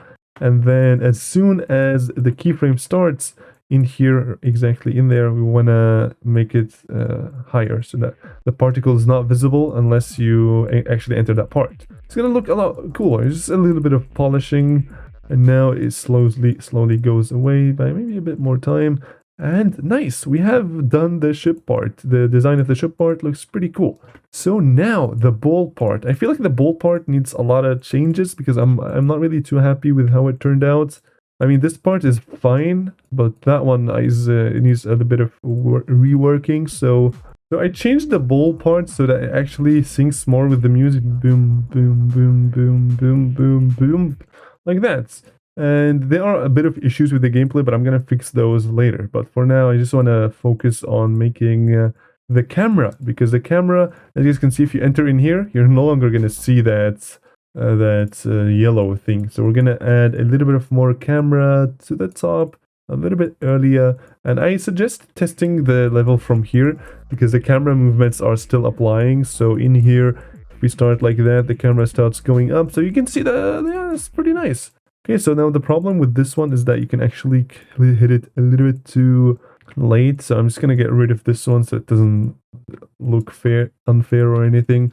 And for this part, I'm kind of thinking of adding, my idea is to have this on top of the clouds, if you guys know what I'm saying. So I'm going to add clouds, and you can find them in here. Where are they? There they are. So clouds like that, and there's going to be structures on top. And it's going to be like heaven type thing, because there was light, and now we're slowly entering heaven, you can say. So now I want to use this specific, there was a specific block that I think looked pretty cool. So this one, for example, you can use this one, which looks very nice. So we want to just place it in there and just see how it looks. We're just going to test it out, give it a new color. This one only has one color, and we're going to make it kind of yellowish and move it like that. Add this line. And I feel like I have an idea of how I can make this look cool if it doesn't look cool. So this has no option except for being cool. So what we're going to do is we're actually again going to copy this corner so that we can yoink the particles from there as well. So we get rid of the stuff that we don't need, and the glow we need definitely. So we're just going to copy and paste the glow across the whole thing. And now what's going to happen is that we're just going to give these guys a new color, which is going to be copying color 23. So this one is like a very yellowish thingy, which looks pretty good, you gotta admit. So now if we give these guys that structure like that, and then we paste the color, and then maybe just gonna play around with the color over here. There really isn't any right value. We just have to come up with a good color combo. So now if you move these up and we give them, maybe this one should be black. Now black doesn't fit, so maybe like a dark yellow. And this one, if it was wow, blue kind of looks nice. I might actually go for blue, because this doesn't look bad. Actually, maybe a bit more blue instead of cyan, maybe like that. Or is there any better color? You could do like kind of orangey, but I kind of like blue more because it adds more into the thing. And also maybe having the base color as invisible is a better idea. Actually not. I'm gonna go for this one, like a light, like a black opacity type thing. Yeah, like that looks pretty nice. And all of this is of course gonna be on top of the clouds. So this is how it's gonna look like. It's gonna look pretty good. So see, I have an idea and I want to bring it to life. That's how we do stuff in Geometry Dash Editor. So now, okay, this is going to be exciting. I am very excited. So now I want to add the particles, because the particles are very important. Just make sure you enable the particle thing so you can see the particles, add them over there, and in here, maybe do something like that, and then give them both a bit more this guy, so that it kind of gets a bit more space like this. Maybe a bit more space would also be pretty good, like that, exactly.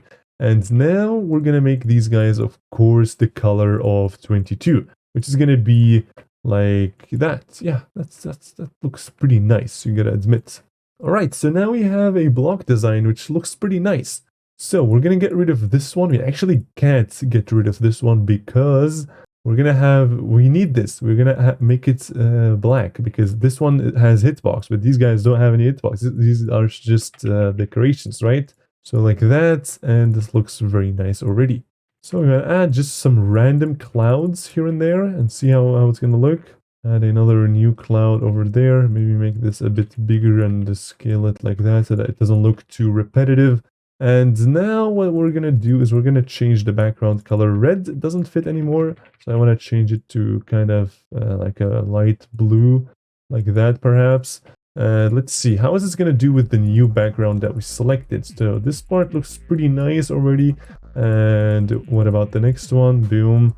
Yeah, doesn't look bad. However, I'd like to change the background again into something that's more natural, something that has more nature in it. So maybe this one, or I'm thinking we could use a pixel art. So one of these guys. So let's just put a start position in here and give it the game mode of ship. And now we can see that, okay, this one doesn't fit that much. Maybe this one, because it's pixel art, maybe this one's gonna fit more. This one also doesn't fit, so this is a bit of a problem. Maybe this one would fit. So now, yeah, this one is a lot better than the other ones. So I might use this one, but let me see, is there any better one? I don't think there's anyone outside that is like heavenly type thing. So I might, actually let's try this trees one. It's too dark for this part. So actually I'm gonna just use this one. It's fine, we can use that one. It's just gonna make the background a lot cooler later on. So there's a spike there, so make sure to add a spike over there and make sure you copy the hitbox as well, and also remove the group ID because we don't want to have any group IDs. Just make sure to make the spike visible, right? Because we want to alert the player that there is something in there, you better jump or you're gonna die. So I want to add pillars to this so that it's kind of being held up or something. So we're going to do that by, how do we do pillars? What is the best idea? We can use this one, maybe this one was made for pillars. Let's see. Let's see if we can come up with something cool. This one I like more, but how do I make this connect? Maybe like that. Maybe if we do this and we add these guys. All right. I see. See, I didn't know that. I just tried this out and it worked. Nice. So, all right, that's pretty cool. We're gonna add that in the background because we want them to be kind of like, I'm gonna choose the color 1. Color 1 for me is white, so I'm just gonna make it a bit dark like that. And maybe a bit bigger as well, maybe 1.5. And now if we do this, this is gonna look a lot cleaner, right? Like that. And yeah, looks pretty nice, and it is important to make these guys on a separate layer, like I said, to keep things organized. And I think now it should be good. Yeah. All right, now that I'm looking at it even more, I kind of realize that these guys might not look too cool. So yeah, I think without them, this whole structure just looks nicer, I believe. So let me give them a last chance. What if I made you guys kind of yellowish? Yeah. Kind of like kind of orangey or that. So this, I think these lines, like when they are straight, they look pretty darn good. So we want to make sure that this edge in here is visible because it looks cool, and we want to have it. Why not? Why not have it if it's possible? And now maybe to add more depth to this, we're gonna add shadow into this object. And you guys remember how we did that last time. We're just going to copy our old method. And where is it? So we're going to copy this one, which is the biggest, I believe. So now we're just going to paste it in here. And we're going to kind of align it with the cloud perfectly. And copy and paste that and put it on the other side. So maybe something like that. A bit more like that. Yeah, that's good. Okay, now because these guys also emit shadow, what's gonna happen is that we're just gonna have to fill in these guys like this. And for the rest, everything can just go like that. Now there's a problem because they are kind of overlapping. So what I would suggest is just deleting these, make these guys stop right there, and then copying from here. So that if they overlap behind this one, so nobody sees it. So we're basically hiding it. It's there, but we're hiding it, which is, yeah, it doesn't matter if nobody sees it. It's all good. And now you guys can see that this looks much cleaner. It looks pretty good. And I want to try, actually, no, I don't want to try this now because it's a bit too complicated for you guys yet. And I'm thinking of perhaps actually just continuing this background to see how it's going to look. Actually, let's give it a try. Let's see how is this one going to look if it was put in this heaven part. Okay, the camera is moved too much to the top, so I might zoom out a bit. No, I think it's fine. Okay, what we're gonna do now is we're gonna have to add a lot of clouds, but we're gonna use a particle for that because a particle has a cloud object in it, which you can find over there. And if we make this really big and give it a lot of, position to emit itself into, make all of these numbers 0, except for these guys, of course, and make the start end is equal to end start spin as well. And we're going to add a little bit of variation for the spin and a little bit of end, so it kind of rotates slowly. We want to make these guys live for a long time, so they're going to stay on screen for a pretty long time, right? And now we have a lot of clouds, and that's perfect and all, but yeah, we're going to have to add quick start so that they instantly get emitted into the scene. And now if you do this, we can just copy and paste this to make it like a very cloudy part, like that, like this. And now if you start, you're gonna not see the clouds because they are way below you, but that's totally fine. Because later on we're gonna fix the camera. I kind of feel like the camera is messed up because I have a start position. Start position messes up the camera because it's weird. With 2.2 a lot of stuff got ruined, and now you guys can see that the clouds are indeed visible, and they're pretty cool as well. So yeah, we're gonna remove this one, and this one is a top block, so we can't use that one for it. It doesn't really work because this one should always face up, otherwise, yeah. Actually, I could try and just copy and paste this and just see how it looks. Give it a nice little try. So if you want to copy and paste something big, you just move it outside of the level and start fixing it. So we want to remove this one, we want to remove this spike, we want to fix these guys, you want to make sure that they are facing the right way. And now we want to fix the shadow like that. This nice. And now like this should be now the problem. Okay, I see. So like that, this is how it's supposed to be, like this. And all of these guys are going to come from right there so that the overlapping is on top of that one thing, right? Like this, that, this, that, this, that, and that. It's pretty nice. And now select all of these guys and copy and paste them. Why is it? Oh, we scaled it. Don't forget we scaled it. This is why it's not snapping. Or you could just do this and then just do that because they look exactly the same on the both sides. And they're also symmetrical. So now we want to change the positions of the clouds. Otherwise, it's going to look like we copy and pasted it, which, yeah, we don't want that. So I'm actually going to just do a little bit of variation from what I think would look cool. This one we don't need anymore, and we're going to bring you guys down. And it's also a bit too long, so we're just going to get rid of this section and also this section. Just make sure you don't delete any other things, right? And now we're going to do this and bring this guy downwards, and that, and then this, remove, and yeah, we have a shorter block, but now the particles are a bit messed up, so we're going to make them have a lower emission rate, and like that should be pretty good. I think you guys understand exactly what I'm trying to do. Okay, so the block is still a bit too large, so we're gonna have to fix or remove more stuff. So we're gonna move the particle away because we don't want to delete the particle. We want to delete everything that's on this side, but not the particle. And also this one, we don't want to delete that. So only this stuff. And now we can move it twice to the left, and this should be able to fit one particle firstly, and secondly it should fit in the section. So now we also don't need that many clouds because otherwise it's too many, because yeah, clouds are cool but don't exaggerate. So now if you do this, that looks pretty nice. So now we just move it downwards and see where it looks good. And now in here, if you want to have a smooth way to end this, you can actually just copy and paste just use the same glow. So if you use this one, use that one. And if you use this one, use this one. We want to use this one. It's like the edge. And we want to see the values. So 7.59. 7.59. Want to make it very big. And then make it even bigger. Like that. And then click on here to see it's still not 7.59. Yeah, now it's bigger, so make it smaller. So it was 7.59, so 7.59 exactly, perfect. So now you just have to place it right at this edge where this stops. So just make sure you do it like that, and there's like a line which is annoying, but we're gonna fix that by just doing this, and we can also make it a lot like this. So now if we copy and paste this one, flip it upside down and do that, it's gonna look pretty good. And we're gonna copy and paste, actually we can't copy and paste this one, so we're gonna copy and paste that one instead.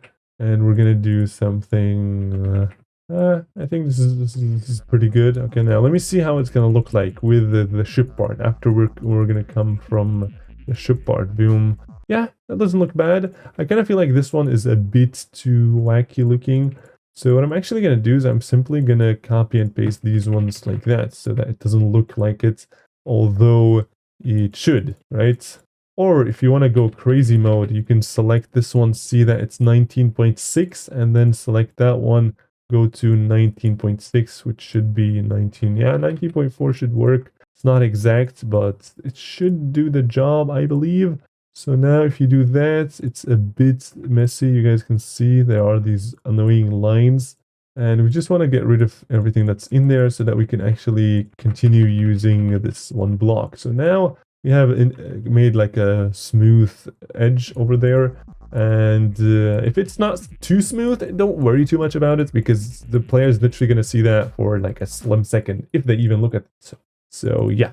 What we're going to do is actually, I want to move this platform a bit down, but these guys are standing in the way. So instead of layering everything, we can go to this layer and lock the layers. So if you go to pause, and then in here, there is, where is it? There is layer locking. Just enable that in here and then lock the layer. Now, if you go to all, you cannot select the objects that are on that layer. So this is perfect because we just want to have these guys selected, and we want to move them a bit down we go, because that's, I think, yeah, like that's how it used to be. And yeah, this looks pretty good. I'm just gonna move this guy a bit to here because I don't want to plate this from the beginning every single time. And boom, boom. Nice, this is looking pretty good.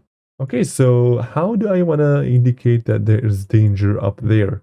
Kind of feel like there should be a way to know that you should not go up there. Maybe if I add another spike like that, just make sure you copy this one as well.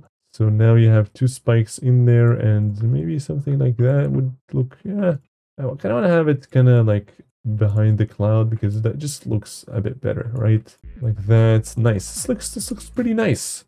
Okay, so the next block is this one, which is why I'm just gonna yoink, just copy and paste everything, bro. I'm gonna go full copy and paste mode. And you know what? I'm actually going to get rid of the clouds for now. I'm just going to focus solely on copying and pasting. And I believe this object is enough. It doesn't need two pillars. So we're going to use one only. And if you want to make the shadow look better, you can just do that. And yeah, we're going to make this a bit smaller. And we're going to go to the layer and lock it for the shadow. So this way we can't select the shadow anymore. So we want to move the particle away because we're going to delete some stuff over here and move the pillar into the center, kind of like this, and move this guy into the center as well. Make the pulse bar a bit lower, maybe something. Yeah, that's too much. Maybe like that should be good. Yeah, that sounds pretty good. And now we want to make sure that we unlock the layer. And if you forgot what layer that is on, or you have some trouble, you can just click in here and unlock layers. This is going to unlock every single layer that is in your game. So now we can just yoink this one, and we actually don't need, actually we need some of these guys, but not all of them. Oh, these guys, the ones that are in here, we don't need. Okay, perfect. This one like that. And this one, there's a spike in there, so we're going to do the same thing as last time. We're going to copy a spike with a cloud, and we're going to just, you know, kind of place them. I want to use a different cloud now. I think it's enough. We've used this one a bit too many times, right? We're going to use this one instead.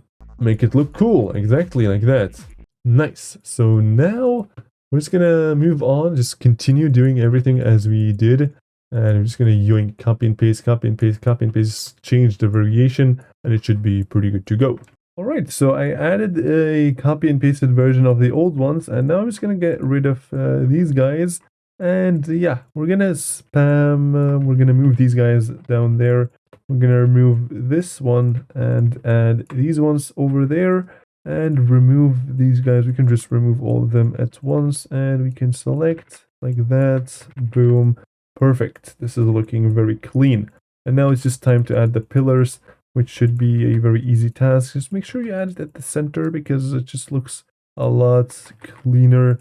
Just looks like it's perfectly placed, which is exactly what we want. So, and now in here, this one's probably gonna have 3 pillars, I would say. Make sure they are perfectly aligned. So maybe like that. Yeah, that sounds about good. Now this one's gonna be somewhere yeah, like that's pretty cool. Really just where you think would fit perfectly. And zooming out actually helps you see if it's in the center or not. And so far, this is looking pretty good. And boom, like that in here. Can we have 2? We might be able to, yeah.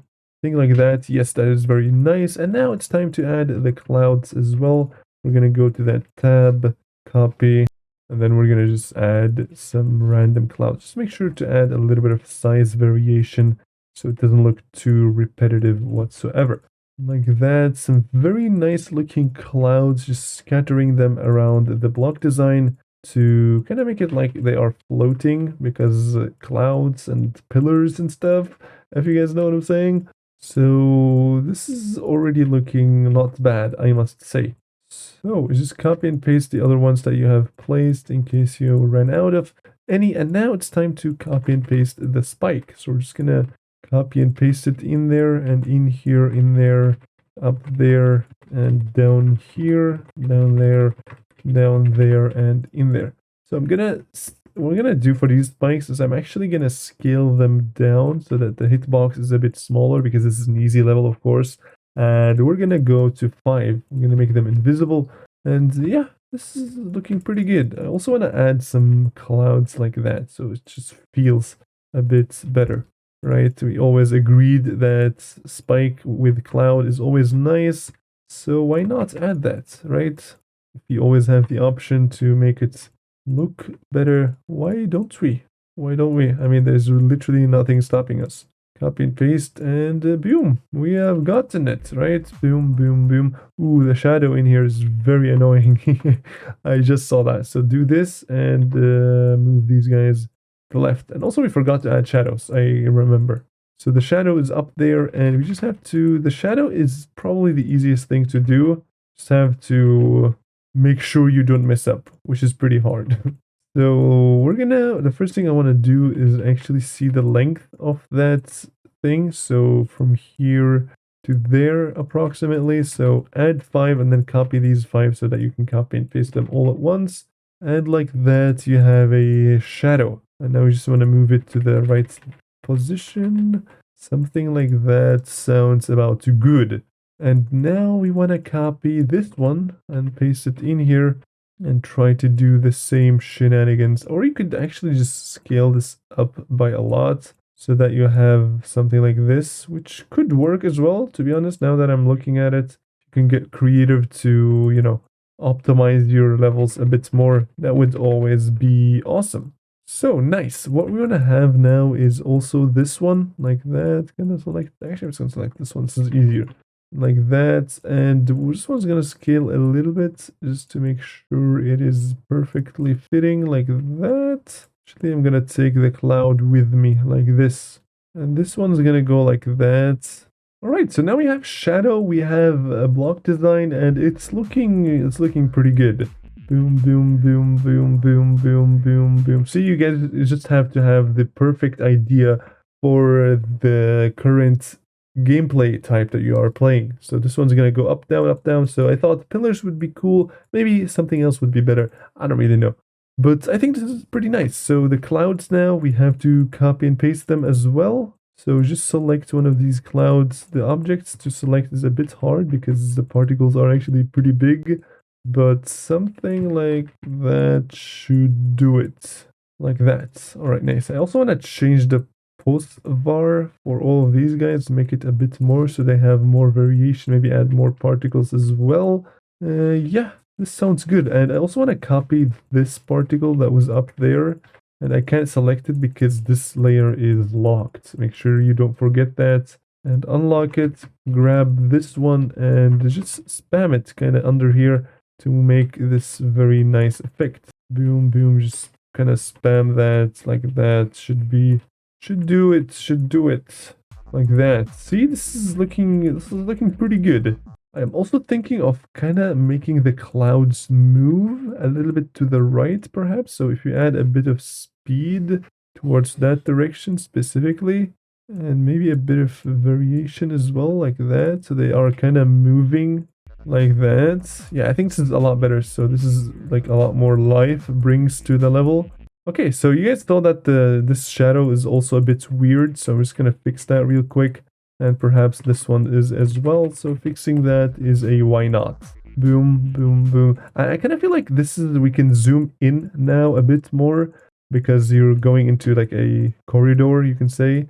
So zooming in is of course an option. So we can do that. Boom, boom, boom, boom, boom, boom, boom, boom, boom, boom. Like that. Yeah, that's pretty cool. Also make sure to reset this one to 0 because I kind of feel like the camera was too much moved to the top. So boom, like that. Yes. And then in here, I want to do a nice little zoom out again to indicate that you are done now.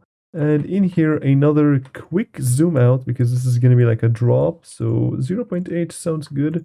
Like a quick one, like maybe a bit more, like 0.38 sounds good. I just look at the duration lines, right? Boom, boom, boom, boom, boom.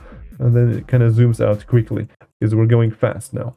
All right, awesome. This level only has 5,000 objects so far, which is perfect. This is literally very nice because we're not using many objects. It is very important to stay low on objects, like I said. And I kind of feel like for this part, I'm going to add these objects. There are these ones that look pretty good, especially if you use a light new free next and then like a blending white, then make it really big and then make it rotate towards that direction by adding edit special and adding that degrees over there. So like that, like that, like that. And that sounds pretty good. Like that. Yeah, that's actually, I'm not too sure. I kind of feel like this one kind of ruins it. So I'm going to move them to the bottom, maybe rather than having them way too, because they have a sharp edge at the end, which I don't like. I don't like them actually. I think it would be much better to do it with, there is a way to do it with this guy, but it's a bit, actually we're not going to do that. This might take too much and it's a bit complicated because we're going to use a different particle type, but we can do that later. Why not? Maybe when we add effects. Actually, I'm going to add a particle with this one to show myself that there's an upcoming effect that I'm going to add soon. So nice. This is already cool. What else did we add? We can also spam these ones if you guys want. This is like a why not, because this is just some random decoration at this point. So maybe like that. Yeah, they are still looking pretty good. I like to link these guys because at this point we're not gonna add or subtract anything from them. So yeah. All right, like that. This is pretty nice. Yes, yes, yes, yes. Okay, so what else do we want to do for this part? What else did we add over there? We add jump indicators. So what we're going to do is we're going to add different looking jump indicators. And in this part, we're going to do something like an arrow. So where's the arrow? We're going to use this one. Then we're going to make it very big. Bring these guys, all of them to 0. Go to extra and then start size is equal to end size. This way they all have the same size and also they never change the size. And now we want to do something like this, and this one also goes to 0, this one goes to 0, and we're going to emit them towards the right. And now we kind of want them to fly out of bound, kind of do like a curve like that. And now you want to reduce the amount of arrows that there are. So maybe 8, yeah, something like this sounds good. Maybe a bit less even, like that. And now we want to go to extra and dynamic rotation. This way they kind of rotate towards the direction. And if you go to start spin is equal to end spin, go to visual and start adjusting this value, you guys are gonna see that it is changing the rotation and it's slowly gonna get perfect like that. 270 is the exact value we want. So we want to make this live a little longer and no variation for the lifetime. It is very important to keep that like that, and a little bit of fade in and a fade out is always a why not, like that. Maybe even a bit more like that. Okay, now we want them to live a bit more, make them a bit smaller like that. Yeah, maybe go a bit faster with the speed because let's see how does this one look. So yeah, exactly like that. This is like perfectly on the path. So this is exactly what we want. And also now these guys I can make green because there's literally no reason not to. And yeah, I'm just gonna spam this one on the places where we have to. And yeah, sounds pretty good. Now for here, we want to make the lifetime actually a bit lower because we can't, there isn't really that much space. So something like this. Also, I also added a bit more of this guy and also make them live a little less. That this way, this is how it looks like. You can change, yeah, this is, I think, pretty good. Like that, and then again, do it over there. Maybe a bit more time var for that one. So a little less of this one. This one's like how much curvy it should be. And this is a bit too low, so maybe something like that. Yeah, if you add it in here, I think should be pretty good. And now another one of these guys, the short ones, like that. Just make sure to add them on your path. This way it becomes easier for the player to actually understand what's happening. And like that, copy and paste it, move it around. And maybe like that. Sounds pretty good. Now we have jump indicators, which honestly look pretty good. These jump indicators look pretty nice. I yoinked this idea from RobTop, and he used these arrows in Dash, but they were like straight arrows. And also make sure to select these particles that we just added. Make sure to add this one so you can see those particles. Select them all and click on Edit Special Extra and Quick Start. Quick Start basically makes them instantly start so that they are always there. Perfect. This is very nice.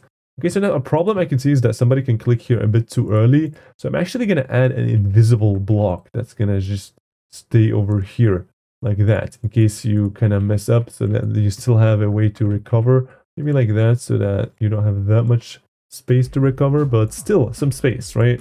Boom. So now if I click a bit too much, I don't actually die to the spike, which is perfect. Nice. So this is, yeah, I think we finished this part as well now. Or is there anything? I think, yeah, I think decoration-wise, this is looking pretty good. And now let's move on to the robot section. So again, the very first thing we have to do is listen to the song and see what would fit the song perfectly. And I kind of feel like if we use the checkerboard blocks over here, these guys could have a good way of, you know, resembling the song. And I'm just going to go ahead and try to come up with a unique block design using these guys. So these guys are very simple. So making a design just using these guys is absolutely not enough. So I'm just going to go ahead and just experiment, see what I can come up with. Maybe I can add like a little bit of shading on some of these blocks to make them look better, just to make them look different than the default ones, right? Because this is what we want to do. So you guys see this already looks a lot. This actually looks a lot better. I don't know how, but I literally just added shading. And yeah, this is the normal one. That's the new one. And you guys can see I just added this corner blocks, gave it like a very low opacity and just spammed it at the white places. That is perfect. I actually want to try select these guys, copy, and then move them to the left and kind of give them the same thing, but in white. So like a very, like that. See how that's going to look? I'm going to move these, actually, I'm just going to put these on a different layer so that I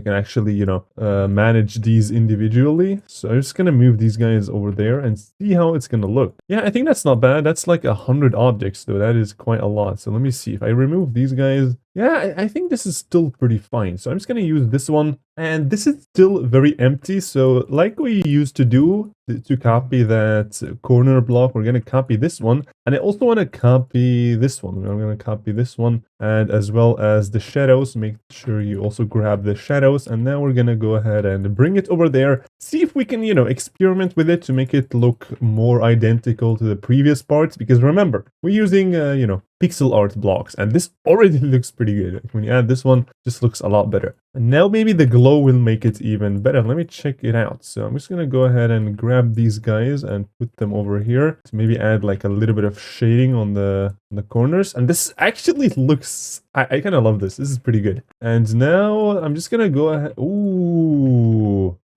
We can have like a rainbow. Like this one could like kind of constantly change into a rainbow. We're gonna do that. Yeah, we haven't done that. We can do that. So we're gonna give these every one of them. We're gonna give them a new color, make it red, and then blending. And now it should be perfectly saturated and the values should be pretty good. So like that. And then we want to change that to rainbow. And we can do that by looking up the color channels that we're on. 29. So we want to add a color trigger and then we want to put in here 9. So we want to change the color 9 to pink. Pink. Now, as you guys can see, if we run like that, actually, it wasn't color 9. Oops, that was 29. Okay, 29. Oops. Okay, now you guys can see that there's a small issue in here. Like, we want to have it a lot smoother, and that is because we need to make it blending, because the color is blending and it has to stay blending, and this looks really nice. And what I'm going to do is about 0.3 seconds until it goes to pink. So from red to pink. And actually, I'm just going to make the background a kind of dark one. So just so I can see stuff. You guys can see. So you guys can also see that this is red and then turns to pink. And then we're going to bring it to, I don't know, like that. And then copy and paste, bring it over there. Make it like that, over there, like that, over there, like that, over there, and back to red. We're going to make like a whole cycle through all of these colors. And it looks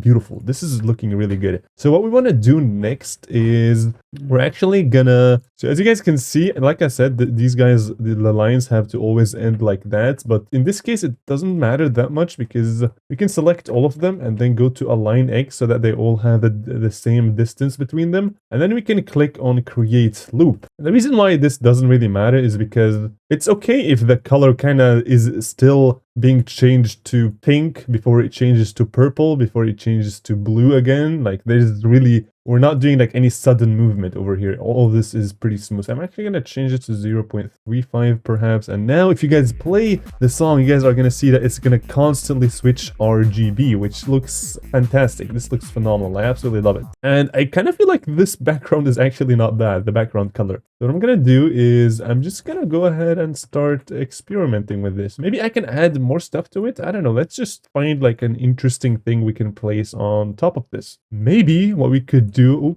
oops.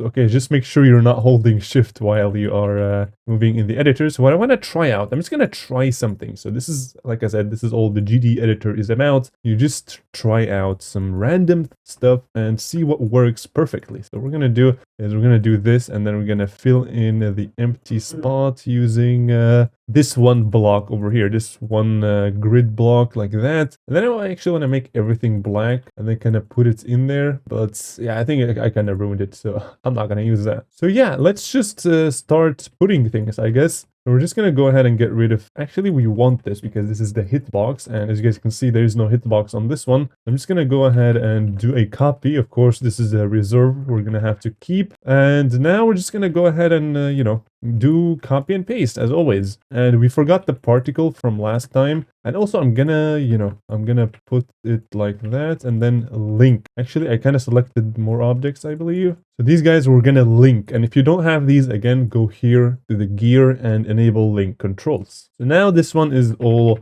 one single object basically. You can unlink it at any time, but yeah, this looks very, very beautiful. And by the way, this, you guys, whenever you create a loop, this trigger is the trigger where the loop will start. So as soon as the player hits this trigger over here like that, this is where the loop is gonna start. So I'm actually gonna move this a bit backwards so that the glow already starts you know, changing the color and stuff. And what I'm gonna do is I'm gonna grab the particle from one of these guys and I'm gonna copy and then paste it on here. Make sure it's use color object, and then I'm going to use 29 so that even the particle changes the color to rainbow. As you guys can see now, it's kind of green, pink, yellow, changing pretty fast, which is pretty good because this part is on 2x speed. And I'm also thinking of making the particle, oops, I selected the wrong one. Just make sure you select the correct one because these particles are really big, so they have a massive selection hitbox. So we're going to move this down like that, and we're going to make it faster. We're going to make it faster and have it a low, give it a lower time. So like that, it kind of goes really fast, and then we can just you know, copy and paste it like that, maybe a bit more like this. And then we can just increase the post var, make it calc, and maybe a bit more so that it kind of go on the edges. Yeah, that sounds about right. So what I'm gonna do, because these guys have such a large hitbox, I'm actually gonna lock that layer so that we no longer select, right? This is a lot easier to work with now. And as you guys can see, has a very nice kind of like entrance to that part. Looks very beautiful. And now we also have to copy the spike design because the spikes right now don't look that great. And if we do that, this looks pretty good. All right, and again, the second block over here, we're just gonna go ahead and do that. Copy and then copy again. And we're just gonna go ahead and make these guys invisible and bring these guys over there, make the spikes invisible and add this spike because this is just decoration, right? So now what we're gonna do is we're just gonna continue. Now we have this singular block. So what we're gonna do is we're gonna copy this one from there, copy and paste it, rotate it, move it there with a snapping tool. And yeah, now you have a one singular block, which we can just spam in here. But before that, I actually forgot to add the particle to that. So we're just gonna go ahead and copy the particle from here that has the perfect amount of, you know, max particles as well as the pulse bars. So just make sure you change the color. And we also have to make it a bit faster, like so. All right, nice. This looks about right. And this block over here is ready to be copy and pasted. We're just gonna go ahead and, you know, start spamming it over here like that, and then continue with here. Pretty simple like this, and up there as well, we can't forget. So in here we actually have to kind of move them a bit manually because they have to kind of match the old platform. So maybe something like this, and I'm just gonna copy this whole thing and then move it like that, and then move everything so we can get rid of these guys. So now again, just keep doing it for all these guys, and eventually at one point you should be done with this. All right, nice. So now again, select all of these spikes, make them invisible, make sure this one gets moved to the right direction, and yeah, add these fake spikes for a visual indications that there is a spike, because we have hidden the spike, the original one that actually has a hitbox. So yeah, it's just time to fill in the rest of this spike. All right, so now we're done. Just make sure you also get rid of these blocks that we have, not get rid of, but make them like kind of invisible so that they don't, you know, overlap with the current block. And perfect. And the reason why I didn't make this one is because I kind of want to add more structure to this, because it still feels like it's very empty. And I actually kind of like this, you know, block design. It kind of fits this part, the music fits it a lot. So I said we want to have more structure. So what I'm going to do firstly is move these triggers upwards and then just start playing around with some of these values. Just make sure we don't get too close to this line so that the player doesn't feel like they have to jump too early or something, or jump too late or anything like that. So maybe something like this would work pretty good. I kind of feel like this one has a wrong placement, so I'm just going to move it over there so that it looks more, just looks better. And now in here, we're just going to add some random structure like that would look cool and also not interfere too much with the gameplay, like so perhaps. Maybe this one is too much like that. And you guys are seeing that I'm not making these very, you know, rectangular structure anymore, because I kind of want to go a bit more flexible with the blocks to make them look just a little bit better. And I'm also going to change these guys into maybe having like a few more structures in here like that, just to make them a bit better looking. And now let's actually just begin, you know, going through here and copying this whole thing like that, and also not forgetting the glow like so. And then these ones have to go on to hide, and we can delete all of the unnecessary stuff that is below the ground. So these guys, all of that goes away. And oops, I kind of deleted this one as well as that one, but now we are good. We are good to go. So yeah, we're gonna do the rest for these guys. We're gonna move this one like that and that one like this. We're going to copy the checkerboard with the glow under it as well. And we're going to copy this one and that one. And the inner glow cannot be forgotten as well. And finally, we're going to make these guys invisible on color channel 5, which is black to blending. And then we can copy the singular particle and it's slowly coming to life, just like it should be. Now copy the spike, put it over there like that, and it looks very beautiful. See guys, this looks a lot better than what we had before. Before it was like a whole structure, like a rectangular structure, which I wasn't really that big of a fan of, but yeah, that works. Also, if you want to optimize your level even more, you guys see that these checkerboard have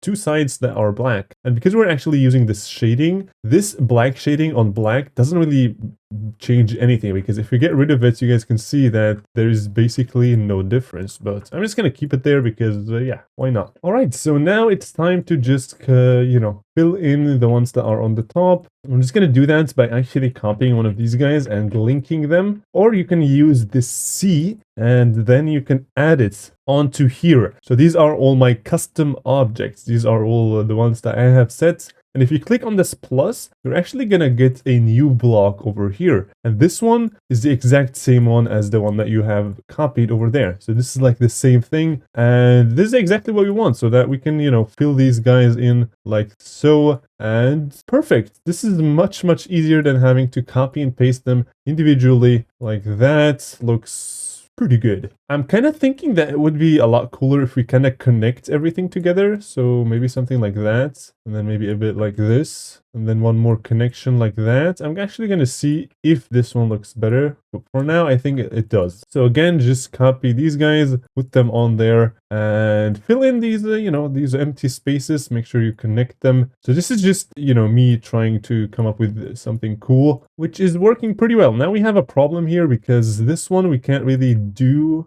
anything with. We can't really copy and paste it because you guys can see that there is a weird overlapping. So we're actually going to manipulate it by bringing it. Actually, this is 3 objects. So what we're going to do is we're going to bring the first one over here. We see that it's still on top, so we're going to bring it down so that we can't see it. And then we're going to bring this singular glow, put it on there, and perfect. Now we have a much cleaner looking thing. We're going to copy it and paste it down here. All right, this looks very clean. I like it. Now we can, of course, start connecting them as well. And these ones, we just have to fix the glow now because it doesn't make that much sense for the glow to be like that. And I kind of want... wait, hold up. I'm going to add a different glow in here because these guys are like coming out of this massive structure in here that is going vertically. So I kind of want to make this a unique one by adding this black glow to make it look like it's in the front and it's like shooting out shadow on both sides. So yeah, I think this looks a lot better. But yeah, it just all comes down to what you think. But I think this looks pretty good, so I'm just gonna go ahead and do it. See guys, this looks pretty good if you look at it from a very far away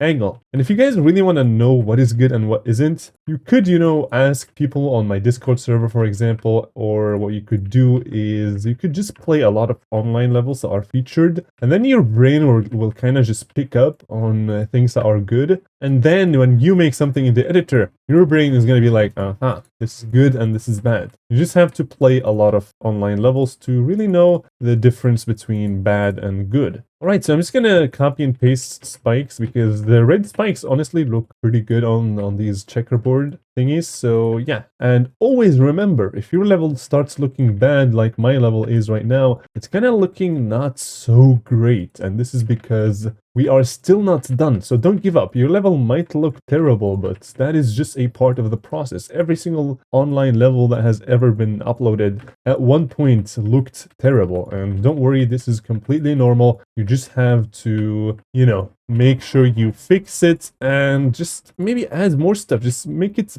better somehow. Just keep experimenting until you find the perfect flow to make it a good level. So now we have a pretty clean thing. I'm just going to go ahead and actually copy the glow. And I'm also going to add the glow over here as well, so I can just place it. But I can't because this is not centered. So what I'm going to have to do is kind of move them up afterwards. So I'm just going to go ahead and copy and paste it manually, because sometimes when you add objects that are not really centered and then you add them, the game doesn't really know that it should be moved up by half a block. And this is how it is right now currently, but it may change in the future. We don't really know, but as of right now, this is what we have, and this is what we are going to be working with. So yeah, now I also forgot to add the shading around the other blocks, so we're gonna have to make sure we don't forget that as well, because every time you make a design, there's gonna be a lot of stuff to be careful about. If you have a lot of layers, it is very common to forget when you are using the design somewhere else, to forget some certain details. And just to make sure that doesn't happen, I'm actually just going to start by copying the particle over here. Just make sure you click on none so that you can actually select the particle. And in case that doesn't work, then because you haven't selected none. And yeah, so we're going to add a particle over here, make it pretty small like that, like so. Make this one lower, and like that. Sounds good. So now we can copy and paste this one like so. Copy and paste it, and all right now looks very copy and pasted, and this is because we haven't added anything. We have literally just copy and pasted the design and the blocks and the spikes and everything. So we're gonna have to make sure we add more stuff into it later to kind of add more variations. For example, you guys see these guys that I added.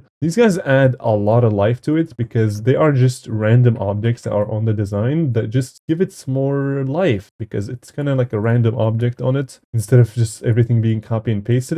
And now two things we have to do. First thing is make sure we don't have this weird, black thing. And this is because we have forgotten to make these guys all invisible. So we're just going to select everything that is in here except for these guys because we haven't worked with those, and then make everything invisible. And you guys see that I haven't added any hitbox in here. And because we don't really need any hitbox in here. In fact, you can even get rid of all the hitbox over here like that. Why? Because the player will never be able to reach here no matter what he does, because before he reaches here, he's actually gonna die. So just don't add hitbox over there. But be careful, because in here you can't remove this one because somehow the player might be able to sneak under there and then have like a freeway, Just keep out an eye on that. Just make sure that your hitboxes aren't too optimized, right? I like to optimize my hitboxes a lot, but just make sure they are not too optimized. Just like that, like so, should be pretty good. Disable the hitboxes, and this looks clean. So now the almost final step is to add the shading. The shading is very important, and what I'm going to do is just select this one and just kind of spam it like that, because it just makes it a lot faster as opposed to copying and pasting it, because this is a pretty small object. So instead of having one grid block per block, you're gonna have two per block, meaning that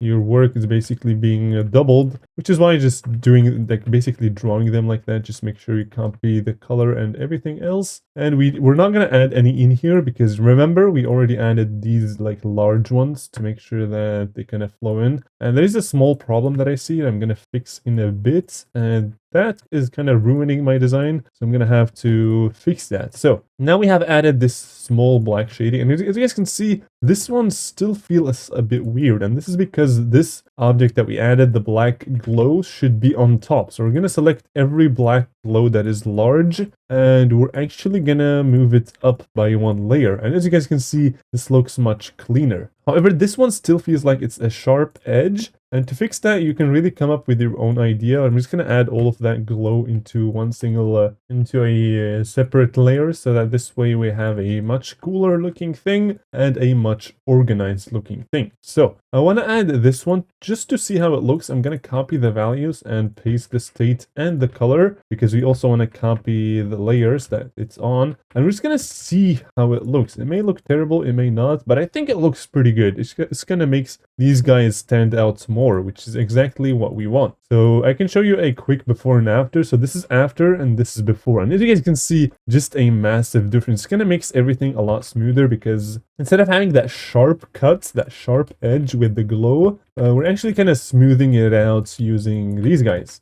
Yeah, and it just all comes down to how much you know about the editor and how many ideas you can come up with to cover these issues. And this is actually one of the reasons why the level looked so bad, is because it just wasn't so smooth. It had some weird edges going on, and I'm actually just gonna copy the the one space particle into all these sections, so that they all feel like they are emitting something, right? And now in here, copy and paste, copy and paste. We're actually kind of getting close to finishing the design of this part, and I'm kind of enjoying making this design over here. And I'm looking forward for the end result, and I believe we have done all the particles. However, in here you guys can see that there's a small problem, and to fix that you can just copy the glow and just put it behind. So now we have this thing, we can copy and paste it, make sure that we put it on top there and also below the block like so. And you guys remember, okay, so first of all I'm gonna click F4 to hide the particles, which you can do by going in here, hide particle icons. And now, as you guys remember, back here we kind of make the spikes go up and down, and they looked a lot better. And now we're gonna actually try something in here as well. So we're gonna make this like 75% its size. We're gonna do that, and we're actually gonna move this spike over there and move this one over here. And now you can select all of them and kind of do like an align X so that they all have the same distance between them, and this just looks so much better. And you guys can see that there's like a weird thing in here that where the spikes kind of clip outside, but I'm gonna fix all of that in just a few seconds. I'm just gonna go ahead and continue doing this. So 7.5, put it over there, and then all you have to do is simply just copy and paste it. Just make sure it's being put after that big spike, and now we can get this one to go over there and over here as well. And now we can select all of them, make them align, and like that we have a much, this is actually a bit too crowded, so I'm gonna remove 2 spikes. And the reason why 2 and not 1 is because the first and the last spike we want it to be big. Alright, this looks a lot cleaner, and yeah, over here we're gonna do the same thing, and this is, yeah, we're just gonna go ahead and copy and paste it, make it 0.575 like that, copy and paste it, and now delete that one and make them align. And make sure you move these guys downwards, and we're gonna delete all of these things, and then we're gonna copy it like so, and copy everything like that. This is just much easier to work with as opposed to having to do the same thing again and again and again. I'm just gonna delete all of these guys, and as you guys can see, because now we have this 0.75 spike, we can actually just copy and paste it over here so that it looks, just fills that small corner over there. So this comes back to your creativity and how you can fill in these gaps. So the doubled spike, I'm actually also thinking of adding another like small spike between. Let me see how that looks. Yeah, that's a bit too crowded, so I'm just gonna get rid of it. And now we want to select all of those spikes by just selecting one of them, like I said, and then going to custom, and then over here make sure select filter is enabled and select everything. And now we want to bring these guys back to B3. This way they are all behind the blocks, and if they aren't, just move them one more time and they should be behind everything. And this is perfect. And the reason why I'm not doing B5 or just going all the way back is because we're going to add a custom background later, and we don't want to have these spikes behind the background. Always the background is for B4, B5, which is why I'm actually going to go B3, because B3 they are still behind these blocks. So yeah, all right, perfect. This is looking much better than what we started with, and we are actually close to the wave part. So I'm just going to go ahead and give this a small, and as you can see, this just feels so much better. And what I'm thinking of is perhaps selecting all of these things, and what I'm going to do is give them a, actually wait, so they are all linked right now. So the first thing we want to do is select everything and unlink them, and then we're going to select these guys only, the checkerboard. Just make sure you only have the checkerboard selected, and now we're just gonna select every checkerboard, give it a group ID of 54, and if we go back a bit, you guys will remember that we made this, this loop where these guys scale up and down quickly. And also ignore these guys, I just added them as a test, just completely ignore them for now. And we're gonna actually implement more stuff into this loop by adding a rotate trigger under this one, and then copying the values of this one and then pasting them over here. And make sure it is on spawn triggered and multi-trigger. So now what we want to do is we want these guys. So group 54 over here, group 54, we want to rotate 54 by 90 degrees instantly. And cool, now we want to copy and paste it. Just make sure you copy the values of this one and paste it, and also 90 degrees. So now,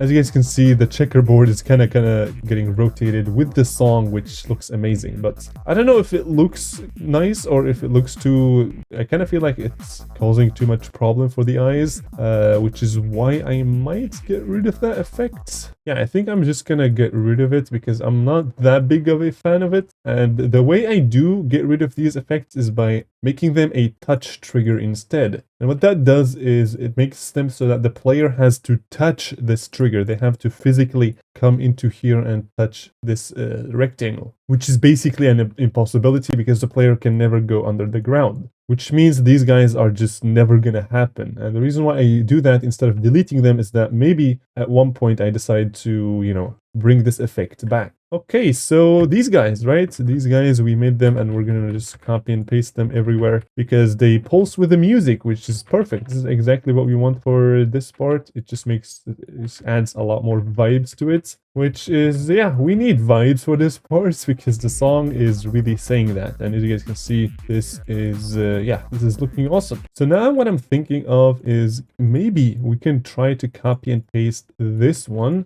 into here, make it in the foreground and make it completely white like so. Let's see how that one is gonna look like. And if we enable the ground as well, we can see more. And I'm not that big of a fan of it. Doesn't really fit that much. Perhaps add it even on top of everything. And this actually doesn't look that bad. You can give it a editor layer 2, which basically just is a separate layer that you can give it. And yeah, actually that doesn't look that bad. Okay, so this is awesome. We're actually gonna copy the entirety of the background from there. And you can come up with your own background that you think fits your part. But for now, I think this one fits both of my parts. So I'm just gonna go ahead and yoink it and make sure it's on top of everything. And we're just gonna go ahead and place it somewhere like that. And you can't really just copy and paste it as it is because it's not always gonna work. You're gonna have to make some adjustments to make sure it fits your part perfectly. I'm just gonna move it downwards and I'm actually gonna change the line color. So this is the ground line, which you can access through here, and line. We're gonna make it black so that it feels like the ground is just, this thing is just coming out of the ground, which is exactly what we want. All right, so now we have a, okay, this is still looking a bit weird.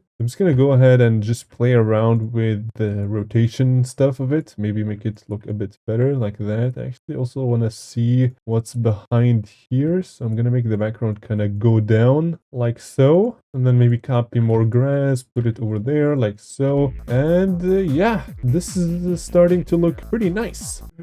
And now what we're going to do is we're going to copy these jump indicators. We're going to copy them into here, but we're going to make them rotate like that so that it feels like you are jumping. And like so should be good. We're going to add that every time you jump, and we're going to increase the speed according to how high your jump should be. This way the player exactly knows what to do. So maybe something like that. And then we're going to copy these guys to kind of make it so that it perfectly aligns with your current path. I'm glad that sounds good. And I'm actually going to just rotate these guys to make sure they go kind of, say, through the portal like so. And this is looking not bad. I like this. Okay, so one more and one more, and I think that is enough over here. And now if you playtest, this is gonna look pretty cool. All right, nice. So another thing we're gonna do is we're gonna copy these particles and make them very straight. So we don't want to remove all of this and make a straight particle like so. We're just gonna have to make sure it is on the right path. And if you can't, you can just go to edit special, copy the particle properties, delete this one, add a new particle, and kind of paste it. And now you have a linear particle, which is just perfect. And I'm gonna make this a bit less lifetime so that I can add these guys to show you where you should fall. Maybe a bit more speed, a bit less lifetime. This way, yeah, you can exactly know when to fall. Maybe a bit less particles like that. And now, yeah, this is looking much better. And what I'm actually going to do, I'm going to change the color of the background. So over here, if we disable the ground, here we have the background color trigger. I'm going to select it, go to edit object, and make it copy color 29. So this way, the background is always changing to a kind of rainbow, the same thing as these guys, but I'm actually gonna give it a bit of a brightness change to 0.6. And this way the background just looks a lot better. And actually I kind of feel like it's still a bit too, I might give it a bit of saturation change as well, just to make it less, you know, bright, you can say. And like that, it looks clean. So we're gonna add a lot of background stuff, don't worry. But for now, let me see if there's anything I forgot to add. So jump indicators we added. Oh, these guys, we forgot to add these guys. Let's see if we can, yeah, we can just place them randomly on here like so. This is actually not looking that bad. I'm gonna add one over here as well. Just kind of spamming, not spamming, just putting them somewhere like randomly. Maybe another one over there would work pretty cool, like so. And now we're actually gonna playtest and see, just keep looking up while you're playing and see if we can see any boundaries. Yes, of course, in here we can see more of this stuff. So we don't want that. We're just gonna go ahead and copy this one and paste it up so that you can't see what's above it, because we don't want you to see the behind the scenes of this level, right? We want to keep it clean, like we said. All right, nice. So I might also add shadow to this part, but we're gonna have to see. So right now, yeah, this is much better. And shadow, I think, is a perfect thing because we almost added it to every part in here. So I'm just gonna go ahead and copy one of these guys, playtest, so I am in there, and just go ahead and add this shadow, which should make this part a lot cleaner looking. And I'm just going to go ahead and just copy this one for now, and then I can do the cleanup later, because we don't want to have a shadow where you wouldn't be able to see it, right? Because that would be wasting objects, and we don't want to waste any objects. We want to make this very optimized because we're aiming to make it a featured level, and for a featured level to be featured, you have to make it optimized so that it's playable on the phone and all of the other devices. And like that, this looks clean. Looks pretty clean. So I'm just gonna go ahead and move these guys like that, and now I can just remove where the shadow is actually on top of the blocks, because that is not going to be visible, because it's of course going to be behind the objects. The shadow is going to be behind the objects. I'm going to put these guys on different layers so that I can't interact with them, because I accidentally added the shadow on the same layer. So now, yeah, it just all comes down to fixing this, kind of removing these guys. And I actually kind of like this doubly shadow, because it kind of makes it feel like it has more depth to it, because they are two blocks, so they kind of add the shadows of each other. I kind of like that, which is why I'm just going to keep it. This one, however, doesn't make that much sense. And yeah, I feel like we are making great progress. And if you are already in here, you are doing better than excellent, bro. Forget excellent. Excellent is the word for different people. All right, so I'm going to fill in this one. I'm going to remove these guys. And this one also doesn't make that much sense. However, we can add it in here and then copy and paste this one to kind of add like a doubly thing, and like that in here, like so. We're going to have this one, because, or what you can do is delete all of this and go full crazy mode by just making this one a X4 and adding it in here. That also works. And that's much better for optimizations. So I'm just going to go ahead and do that. And yeah, we can delete this one, and in here we're gonna have a problem, so we're not gonna be able to delete anything, but we can do stuff like so, like this, and copy and paste, and copy and paste, and starting to look great this is. So now in here we don't really care that much about things that are below the background, below the ground, I mean, because we will never be able to see that anyway. We're gonna change all of these guys so that we can't see them from you know, behind the block, and over there like so, and just copy and paste this one, make it very big like so that it covers this specific place, and that should be, look at it, this is looking much cleaner than before. It just adds a lot of depth to it. I absolutely love it. All right, so we added shadow. What else can we add? What we can add is like a background, what is it called, like a pillar, like these ones. I love adding these, and let's see if we can just copy that one from there, and if that's gonna look good. So make sure this is in the far background, so it looks like that. I think it's fine, but I don't know if it perfectly fits with this part. Let me see. So like that. Just make sure when you add these guys, make sure to make them very behind. So you guys can see that they are behind the particles, behind the spikes. They have a black and a white color. They are very dark. This way, it kind of shows the player that this isn't a real block. Like, you can't touch it. So this is like in the background, right? Because it is very, very important to differentiate between the foreground and the background colors. Because otherwise, people just wouldn't know that this is a background structure, and they would just, you know, slam themselves into it, which is something that happens a lot. It is very, very important to keep an eye on that. So I'm just going to go ahead and copy this one like so. We're going to do copy and paste. The word copy and paste might actually be the word I said the most in this tutorial, but yeah, I mean, it's for a good reason. Okay, so this might actually be a little bit too much copy and paste, but I think it looks okay. Not too sure though. I might change this later, maybe. We're gonna have to see. So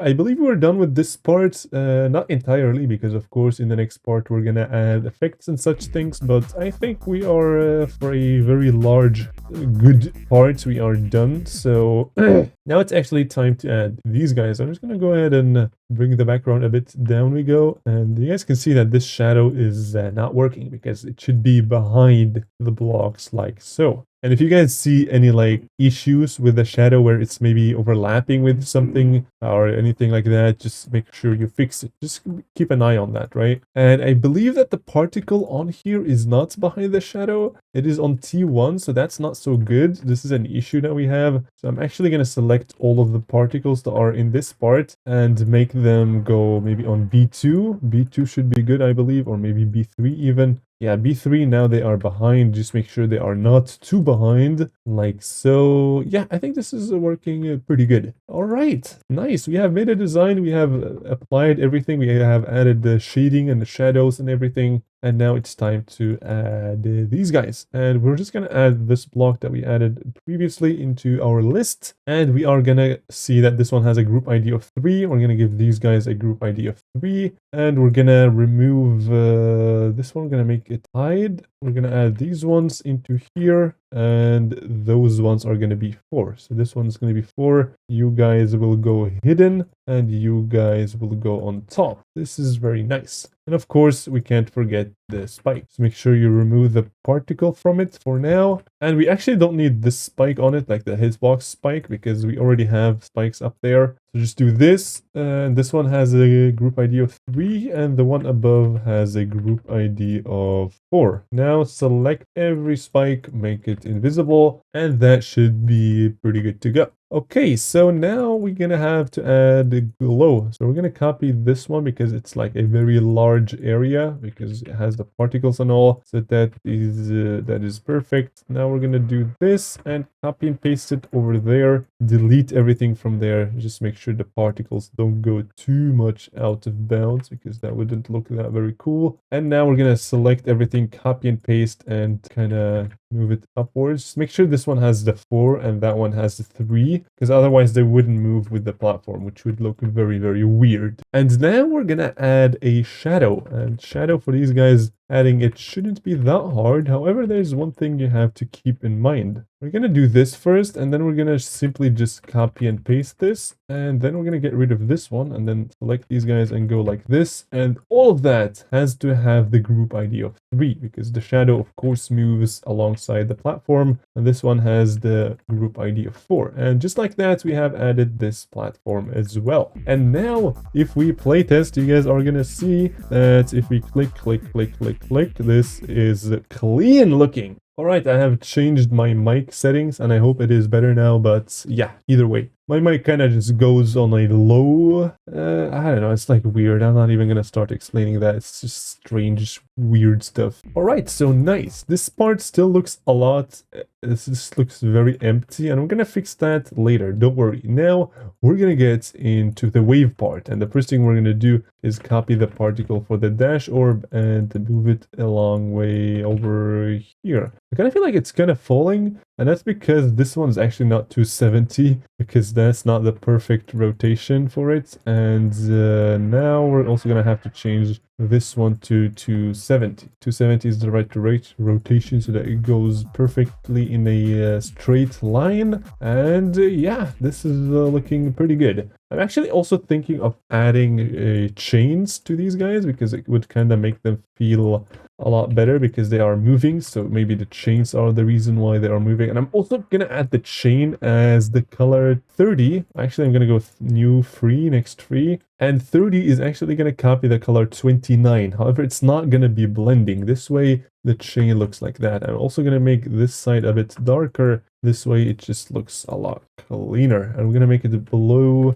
not below, but on top of the shadow, like so. And just to add a small tiny detail, we're gonna add this one, and we're gonna move it over there, scale it a bit, make it on top of the chain, make it black, a bit more like so, make it small like that, and maybe even make it a opacity of 0.76. This way it has this cool thing, and now you can add it in here, and it just looks a bit better. So this one's gonna have the ID of 4, the group ID of 4, and we're gonna copy and paste that, and you guys are gonna be 3 and 3. Like that looks a lot cleaner. You guys can see that that's just some random stuff you add, can add a lot to your level. And now there's the problem where the player can just fall off, and in here in the ball you guys might have also noticed that, but I'm not keeping an eye too much on that because right now I am focusing on the design. Like I said at the beginning of the video, at the beginning of this episode, or at the series, what I did is make the layout completely simply solely focusing on the layout and the gameplay. And then we moved to the design, and then we are later on going to move to the gameplay again. And before we upload this anyway, we're going to have a quick checkup on it to make sure it is very nice. I'm just going to try to see if these ones would fit, and I kind of feel like they wouldn't. Would they? I don't really know. We add 2 perhaps. Yeah, they kind of fit. They are kind of going off bounds, but I think they would be pretty good anyway. So like that, 3 and 3. Yeah, this looks very, very nice. All right, good. We're doing good. So now the wave part. The wave part is gonna have slopes. So what I would suggest, this is a very cool thing that came out with update 2.2 that you can use to make anything into a slope object. Now you could use these ones if you feel like it, and you can really just search for any block you want and do a little, experiment with the block design. Maybe something like that would look pretty cool. And I kind of feel like these ones are good. I might actually use them, but I just want to quickly show you something that you can do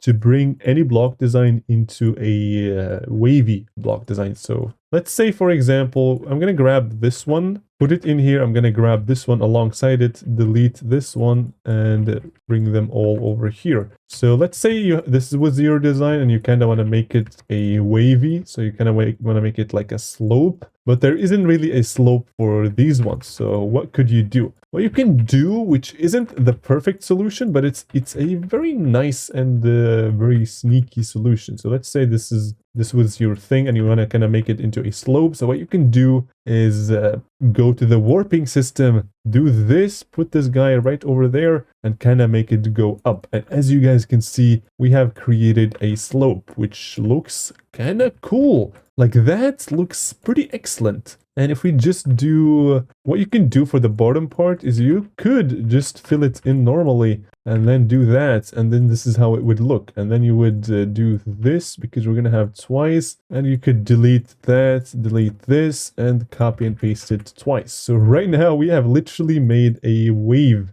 thingy using these guys, and the particles, you could do the same thing with them, and this actually doesn't look that bad. And we're gonna try to do the same with these guys. However, I'm not too sure if it's gonna work as well, but we can just give it a try. So warping system, make sure you move this guy to the very left and then move this up like so. And the reason why this wouldn't look that good is because it's a checkerboard, and we are actually copying and pasting this one and kind of flipping it, so it would lead to this weird thing, which you can fix if you, I think if you do it like so, you would do that. This way, yeah, the checkerboard now just remains just like it is. And yeah, this is also not looking that bad. However, you can't really fit it in just like we did in here. Yeah, it's really all depends on your design and how much you like it and how much it could fit your desired design at the end. So this one kinda looks too good. I might actually use it. But the thing is, let me see. How would this one look if it was over here? So I'm just gonna do a small, visualization test by doing something like that. And now we do maybe something like this, and then delete these guys, copy and paste, and do something like that. This doesn't look that bad. And maybe what we can do other than that is we can copy and paste. Actually, I think I'm already making the design at this point. So what we're gonna do is what are we gonna do? We're gonna copy all of this, make it on top, and then we're gonna make it a very, like a black and white. Like that, we're gonna select all of these things and we're gonna make them into black and white, kind of like that. Maybe this one goes a bit darker, would be cooler. And now, of course, what's important is for you to change the colors of this one to kind of fit it perfectly like that. Is, yeah, that, I think, is that good? Let me see. So maybe a bit more, a bit less, a bit more. Okay, I don't think there's a perfect value, so let's just go with that. And now we can move everything downwards and we can select these guys and go in here, make them very dark, like so. And now if you place this on top, because we made it on top, it could look like a potential block design if you want to. It doesn't look that great, but it's something. You can experiment with it a bit more to come up with a cooler design. And I'm just gonna go ahead and try out some just random ideas. I'm just gonna see if something could work out. So what I'm thinking of is kind of adding like an arrow in the center of every one of these blocks. So maybe something like this. I'm just building my own arrow right now, and what I'm thinking of something like approximately like this, and I'm gonna cover this square like that because I don't want it to look too bad. And this one, we don't want to have any weird overlapping or any weird stuff in here. So like that should work. Boom, boom, boom, boom, boom, boom. Like so. Clean looking. And now what we're gonna do is we might actually... Okay, I have a good idea for this one. So what we're gonna do is we are gonna first of all fill it in with a color. So we're gonna use white in this case, and we're gonna use that one block to fill in all of these guys. And we're gonna make sure that this is on T2 and this one is on T1, and this could be random, doesn't really matter. And now we have to move this a bit to here, I think. Let me see. So how do we make sure this doesn't interact in here? Like that should work pretty good. Yes, like so. And maybe we can add a bit more shading on top of this one to just make it look slightly better. We can do maybe something like that. And then we can add this one on top and copy and paste, copy and paste, copy and paste. And to fill in the top corner, I'm gonna just do this and then move it over there. Gonna make it copy the state as well. Go in there, make it like a 2.0 or something, move it down. And I'm gonna leave like a nice little gap there so that we can use like the color red, and it kind of feels like there's like an arrow, like so. So this is very nice, and if we add this on top, you guys can see it doesn't look that good. This is because the white color, we still are yet to choose this one, and I'm gonna show you something very interesting in here. If you only want to select the objects that have the color channel of 1, what you can do is click on 3, go to this delete tab, and then click on here, add 1 in here, the color channel 1, make sure the select filter is on. Now everything you select is going to have the color channel of 1. And that is perfect, exactly what we want. We're going to give them a new color, 31. Make sure we go onto none. And now we can go ahead and make this the desired color. So maybe something like that. And if this red could go a bit like, maybe if you add another one and make that one white, it would look a lot cleaner. Okay, so I actually decided to change the design because I wasn't too happy with it. And I'm going to show you how I did it. And I actually decided to take a whole day as a break because I just didn't feel like I had any ideas, and this is something that I do usually when I just am out of ideas, just so that I don't make anything bad. Just like you saw, the arrow at the beginning didn't really look that great, and yeah, as a result, I just decided to take a nice little break so that I don't, break the level, right? We don't want to do that. We want to create a cool level. So I'm going to show you exactly how I made this arrow. So the first thing is, of course, we made this one last time. But instead of actually adding some weird colors on it, I decided to, of course, add a black outline outside of it. And the way you can do that is there are actually two ways. So the first thing is basically just doing this, which is simply gonna make, just filling this from the outside using the provided blocks. And then here comes the trick. So you could either use these guys and flip this like that, and let me just enable my keyboard thing like that. Then we want to flip it, and then over here you want to add this one, rotate it on 45 degrees, and kind of just put it in here like that. Or what you could do is get rid of all of this and use the warping system. So the warping system, if you click on here, we select both of them, we put them over there. This is actually very sneaky. You put that line over there, and then you drag this all the way down. And as you guys can see, we have created a nice little,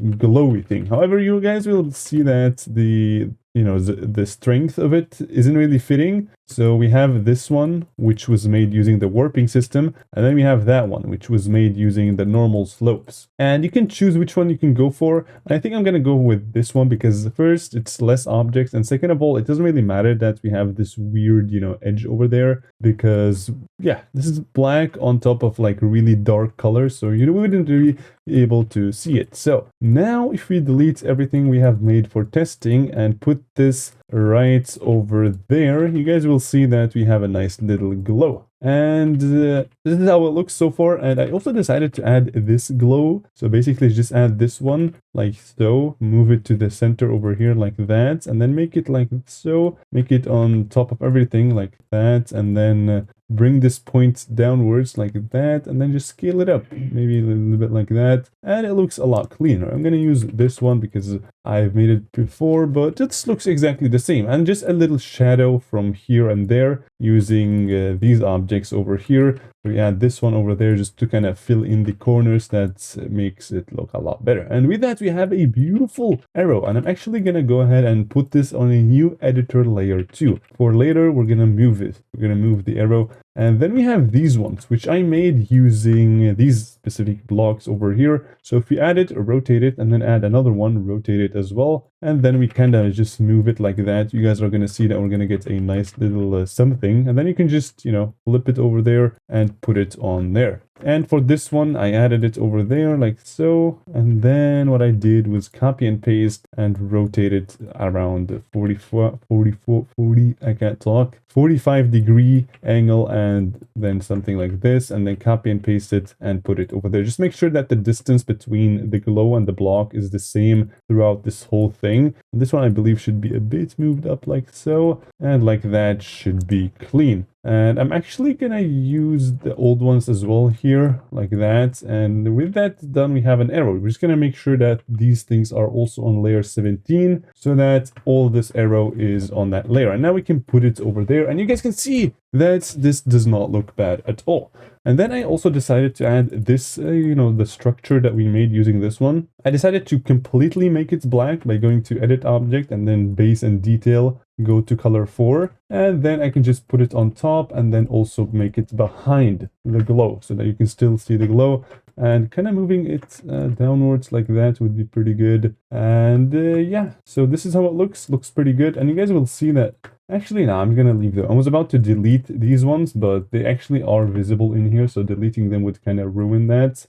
So yeah, now we have a structure. It is time to copy and paste. And I'm not gonna add the particles yet, because as you guys can see, we still have to add these particles, but I'm gonna do that later. For now, I'm just going to go ahead and, copy and paste this throughout this whole part. So the first thing is, of course, make a reserve over here, and then I'm going to copy and paste that one, and then go absolutely crazy mode. So what I'm going to do is I'm actually just going to copy and paste this one, and if it kind of like overlaps like so, I'm just going to delete this whole layer over there so that we can fix it later. And for stuff like that, what you want to do is simply delete everything that is intersecting. And over here, I feel like this one, if we delete it, and as you guys can see, it is perfectly connecting like so. exactly what we want. Okay, so this one, we can again copy that one and then put it over there, snap it, do that, looks pretty nice, and copy and paste, and over here we're going to delete these ones, and like that, looks clean,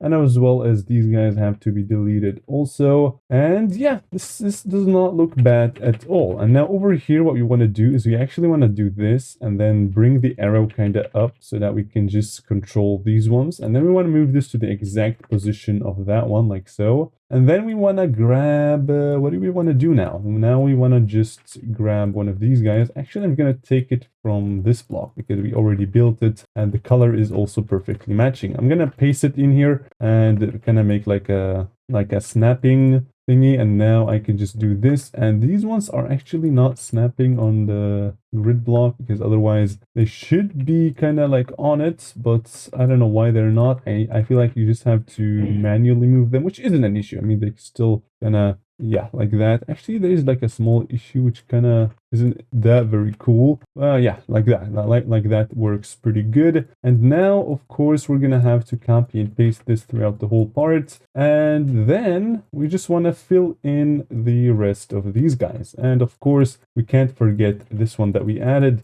And we can actually add this using, I don't know, there are multiple methods in which you can do this. You, for example, just do something like that, and then just copy and paste it because it's all going to be black, and then kind of like align them all on the X. Copy, paste state color over here, and as you guys can see, we have a platform. This is perfect. Now we can just drag it down here. Just gonna make sure to delete, I believe, these guys. These ones go away, and those ones also go away. Now, it doesn't really matter if you like delete stuff or something, like, because we're gonna, like, this is very unfinished stuff, so we're gonna get back to that as well later. And as you guys can see, there's like a weird edge thingy in here where it just doesn't fit anymore. And the reason for that is because we have snapped them. So what we're gonna have to do is select everything in here and kind of manually move it up a little bit. And yeah, like that looks clean. However, there are still some issues because this line doesn't really connect it. And now I'm kind of getting worried because what is going on over here? I'm just going to select these guys,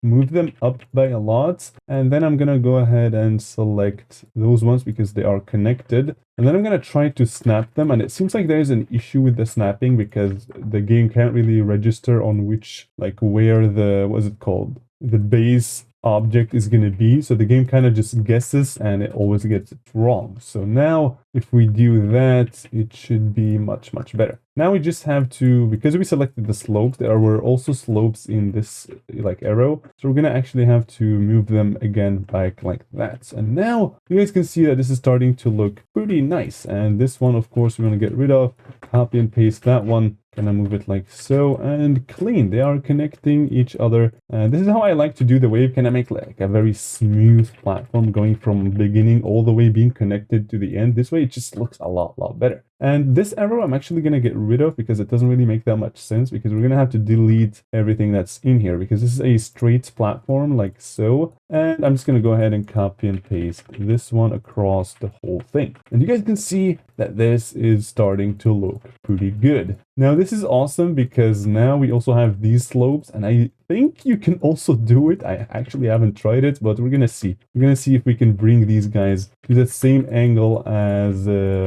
these slopes over there. So what we want to do is, of course, put them right there. Actually, what I'm gonna do instead is I'm gonna straight up just copy one of these ones, go down on like a very clear path so we don't have any weird things on the way, and then I'm just gonna add this slope. I'm gonna get rid of everything that we don't need, like these ones or the D block or this stuff. We're just trying to come up with the perfect slope, and we're gonna put it over there, and we're gonna test if this is gonna work. So we want to put it, I think, over there because the block is on the left bottom edge, so we gotta use the left side. And now if we drag it up, you guys are gonna see that it works pretty fine. But there, we should do it one more time because the slope is actually a lot steeper, like so. And as you can see, this works pretty good. I honestly did not expect that to work at all, but it does. It did work. This is only 5 objects. That's awesome. Okay, now right up, right up, right up. Nice. Now we want to flip it, and even if you flip it, it doesn't lose the that much, it doesn't lose like the position, which is always awesome. So now we're just gonna go ahead and up, right, up, right, up. Nice. And okay, I'm just gonna copy and paste this again to fill in these ones, but it kind of feels like it's a bit odd. So what I'm gonna do is I'm gonna simply select everything over here. I just want to know where these are, so I'm just going to quickly move them to a different layer, make them white, and now what I can do is copy this whole structure over here. It's like a rectangle, and I can copy and paste it and kind of just place it in there manually, like so, like that. And then I can copy and paste it. And now remember to get rid of these guys because we don't need them, because we also copied these black lines over there as well. So this is looking great. So the only thing remaining now is to actually keep connecting these guys. And I'm actually going to get rid of this black stuff over here so that we don't have that. And we're going to select from here all the way to the bottom like that. And as you guys can see, the blocks are connecting perfectly. And you guys can see that there's a small issue because the D blocks are on the way, so we can't really know if it looks good or not. So you can select all the D blocks and go to edit object, edit group, and then extra, and then go to hide. And this way, these guys are hidden. They're still there, but they are hidden, which is exactly what we want. And now I'm just going to go ahead and actually, I don't like doing it with these blocks because they're going to be in the background anyway. So we don't want to have like some weird pixels that don't have that effect. So I just would recommend kind of filling them in manually, like so. All right, this is looking great so far. So what we want to do is simply just fill in all of the remaining things, and you guys will start to see that this is slowly coming to place. This is slowly looking really, really nice, which is always awesome. So what we want to do is we want to grab this one because we haven't made this one for that steep slope. So we're going to do that really quick by doing it. So as you guys can see, we have recreated it. So right down. And over here, what we need is we're going to actually move all of this one like that, but it doesn't work. So we're going to do this. And now what we want to do is we want to copy this specific part that we did in here. Like this is like the straight parts, which you can copy and paste over to here. And as you guys can see, this is basically connecting perfectly. I might actually change like this color to like a blending black so that we can't see it anymore, because it's it may actually make it look worse. And we're actually going to test it right now. We're going to add a color trigger, go to this plus, and then go to object and make it opacity 0. And as you guys can see, this looks much better than if I delete it. So this is with black and this is without black. But you guys can see that the arrows are kind of getting weird. I mean, this is better for the blocks, but this is worse for the arrows. So I'm going to add this as a touch trigger to let myself know that there's still something in here unfinished that I haven't done, so make sure to go back to it. And yeah, we're going to fix the arrows with that as well. And in here, there's a small issue because there's this small rectangle, but we're going to do that in a bit. It's actually a triangle, not a rectangle, but it doesn't really matter. So now there's this upper line, which we're going to do by simply deleting all of these spikes, because just keep in mind, remember that they are spikes so that you don't forget adding them again when you're done. But what I want to do is simply copy and paste this, move it up, delete all of the unnecessary stuff that you don't need, move it down like so, and this should work pretty good. And now in here, there is a small issue where this one just doesn't really connect that much. And you could do is, I'm going to come up with a kind of lazy solution over here. And the reason for that being is that, well, first of all, I'm going to delete like these extra D blocks because we have actually copied them from here and they were already D blocks, so we just got rid of them. So what I'm going to do is I'm actually going to, okay, so there's a lot of overlapping issues. So we're going to first get rid of those. We're going to fix the overlapping by going into here, going to there, and getting rid of all of this stuff. And somehow we're going to have to connect this. And the first thing we want to do is actually change the structure of this. So this is how it's going to be now, so that it perfectly fits with this slope. And what I'm going to do is I'm going to add all of this into a group ID. And once you reach here, I'm just going to move it up by 10 blocks. So by that, so 1 block, 10 units in the move trigger. This way we have the same gameplay as previous,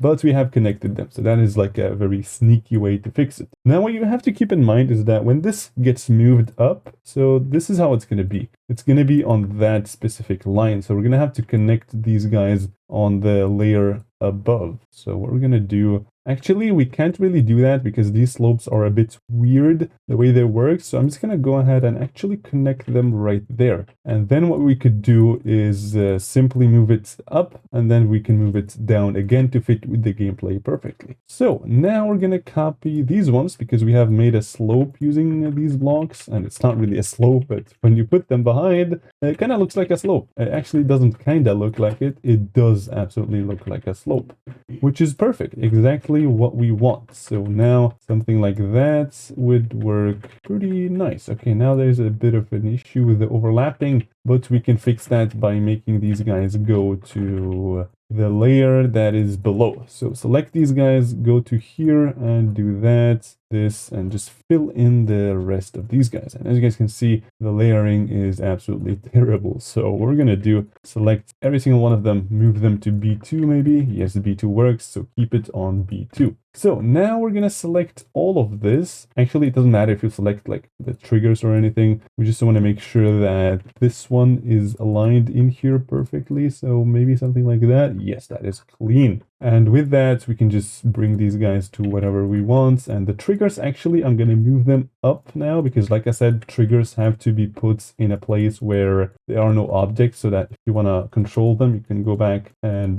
do that. So what we're going to do is we're going to yoink this one and put it over there. And this is a lot of objects, like 78 objects is a lot. So what I'm going to do is I'm gonna do a little bit of optimizing, and I'm gonna use this slope where this one, like a very plain slope. I'm gonna paste the color and the state, and we're just gonna make it a lot bigger. And as you guys can see, we're gonna make this in the background, and this looks exactly the same. The only difference is that this one uses a lot fewer objects. We're gonna copy that one as well, and boom, nice. I'm so excited about that one, and I'm actually gonna do it up there as well. Instead of 130 objects, what we can use is only six objects times 2, which is, yeah, it's nothing. And as you guys can see in here, there are also like 154. So I'm going to copy this one, make it really big. This is just optimizations right now. We're doing that like on the way. I'd like to optimize this level when I'm done as well. But yeah, for now, I think this works perfectly. Like that, we want to move these guys. And as you guys can see, we only have 12 objects in this whole mess, which is simply just perfect. So copy these 12 objects, put them up there, put these guys right there, and we're going to yank that one, put it in there, and clean. This is looking excellent so far. So, like I said, we can't forget what we promised, is that actually the hitbox is so massive, it's actually going to get selected, but it doesn't really matter. So, what we're going to do is, actually, should I do it now? Or, actually, I'm going to do it later, because we're going to add, like, spikes and so, and I don't want to, like, keep updating, like, the group IDs of these newly added objects. So I'm just going to add everything, and at the end, we can go ahead and, add the move trigger and add the group IDs. So this is clean looking so far, and we're gonna start to see how it looks. And as you guys can see, this looks very, very, very clean. And this one looks a bit weird, but it doesn't really matter. So now one thing to keep in mind when you scale objects, and now you may say, why didn't I just do something like this and then just make it really big so that I can place it in here using only 2 objects? That's great, right? Well, if you scale objects up too much, what's going to happen is that they're going to disappear if you're not too close to them. So if we scale this up like a lot, and let's say we put it up here, then this block is going to start being rendered when you reach like over here or so, because this is where the block is, but it's visible over there. So that's doesn't really work. And if you go to here and increase scale, you're actually going to see a note that objects larger than 6x grid size may disappear near the screen edge. This may be fixed in the future, and we are not in the future yet, so it's better to not do that so that RobTop doesn't see like some objects disappearing and be like, haha, this is why this level is not going to be featured. Leave RobTop no option to say why this level should not be featured. Just give him all he wants so that he is fully satisfied. This way you are guaranteed a star rate. And now, of course, we can't forget the lovely particles. Particles make levels look fantastic, so we can't forget about using them. So this is a 3 particle, like a 3 blocked particle, which is why I'm copying it like so. And it actually did fit perfectly. So copy and paste, bring it over up there and move it down slightly and like that. Actually, this one I'm going to move a bit, do that, a bit more particles, and should be clean as flippin' heck. So we're going to do here is there are actually multiple ways to do this, but the way we're going to use okay, let me show you the ways first. So what you can do is, because this slope is kind of like tilted, what you can do is you can do the same thing as warping it like that. And then what it will do is the particles will actually be also kind of like warped so that they emit towards the same, you know, structural angle so that they all face up the whole time. And this doesn't look that great, but it does fulfill like the mathematical desires that this wants. But we don't want any mathematical boring stuff. So we want these guys to go up like so. And you guys will see that you can't really copy and paste it over here because, and if you rotate it, they are kind of going like that, but we want them to always go up. Now you could make them go like that if you think yours would fit cool. And now that I'm seeing it, it kind of looks cool. But let me do this slope over here, make them go up normally, and we're going to see how it's going to look like. So first thing is we're going to yoink that one, and then what we're going to do is we're going to make the pos var really low. We're going to bring the max particles to really low, maybe like 2 or something, and that should emit very few particles. And this way you guys can see that we can place them around here and then copy and paste, and then select these guys, copy and paste and copy and paste and copy and paste. And this way you have particles that are kind of going up. And if you want more, you can just select all of those particles and just add, like maybe make it 3 and calc.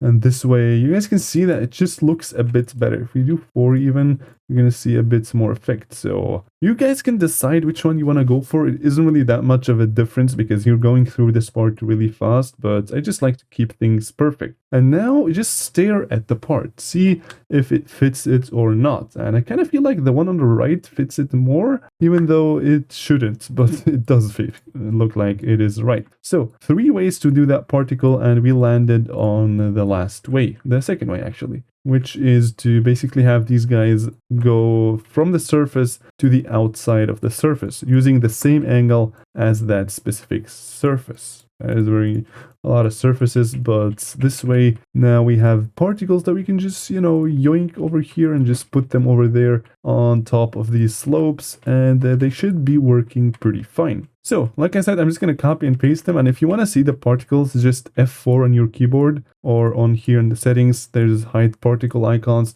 You just disable that, and you should see the particle icons. So now like that, we're actually going to move this one like so that you can, there's more space for the particle, like that. And this is actually kind of starting to look pretty nice, I must say. So like that, and we're also going to copy one more for this specific part, copy and put it in here, and one more like that. And what we're going to do in here is we're just going to make it kind of like slopey, like a very, you know, like so that it's like a very massive distance, because the slope is very steep. And yeah, it is actually looking not bad. I kind of am happy that it shows that specific way of doing the particles as opposed to any other. And we're gonna just yoink these guys, and because it's like a slope, and you guys can see it perfectly matches this one. And now we can copy these guys, move them over there, and perfect, clean, very nice work.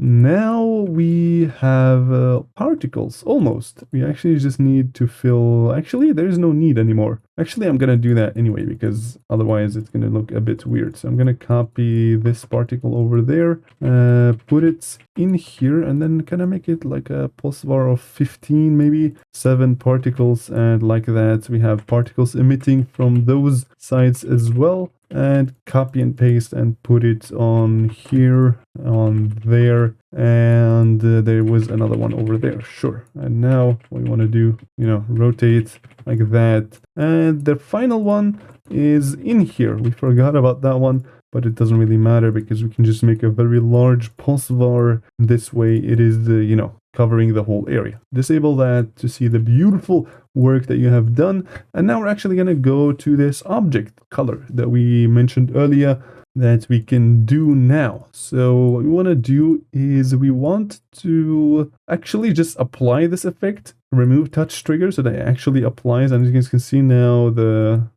outer layer, the black, is going to go away.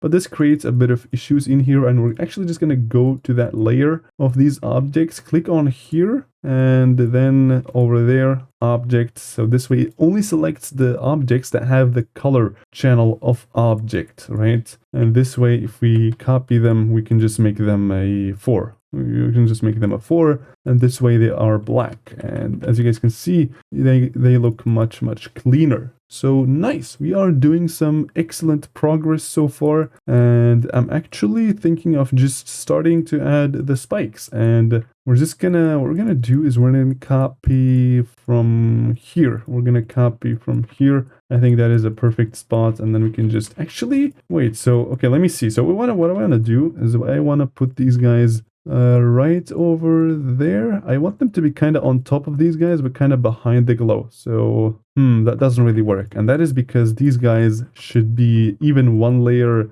below. So we're going to select here and then put 4. So select all objects that are on the color channel of 4, which in this case are only these weird slopes. And I just realized that we have forgotten to fill the slopes in here, which is something that we're going to do in a bit. But for now, okay, so we also selected these objects, which is not good. So what I'm thinking of doing is just going to that layer, locking it, and this way you will no longer be able to select it. As you guys can see, the more you learn, the better it will be. The better and easier you'll be able to fix your issues, which is great because fixing issues is something that you're going to have to do a lot when it comes to GD. And these guys just won't go behind it for some reason. So I'm just going to keep bringing these guys down to a lower layer than they currently are. Maybe B4 even should work. And now if these guys are on B3 or even B2, this should look clean. So I could either use these guys or I could use the spikes that I used in there. And the way to know which one is the best is to simply use both and see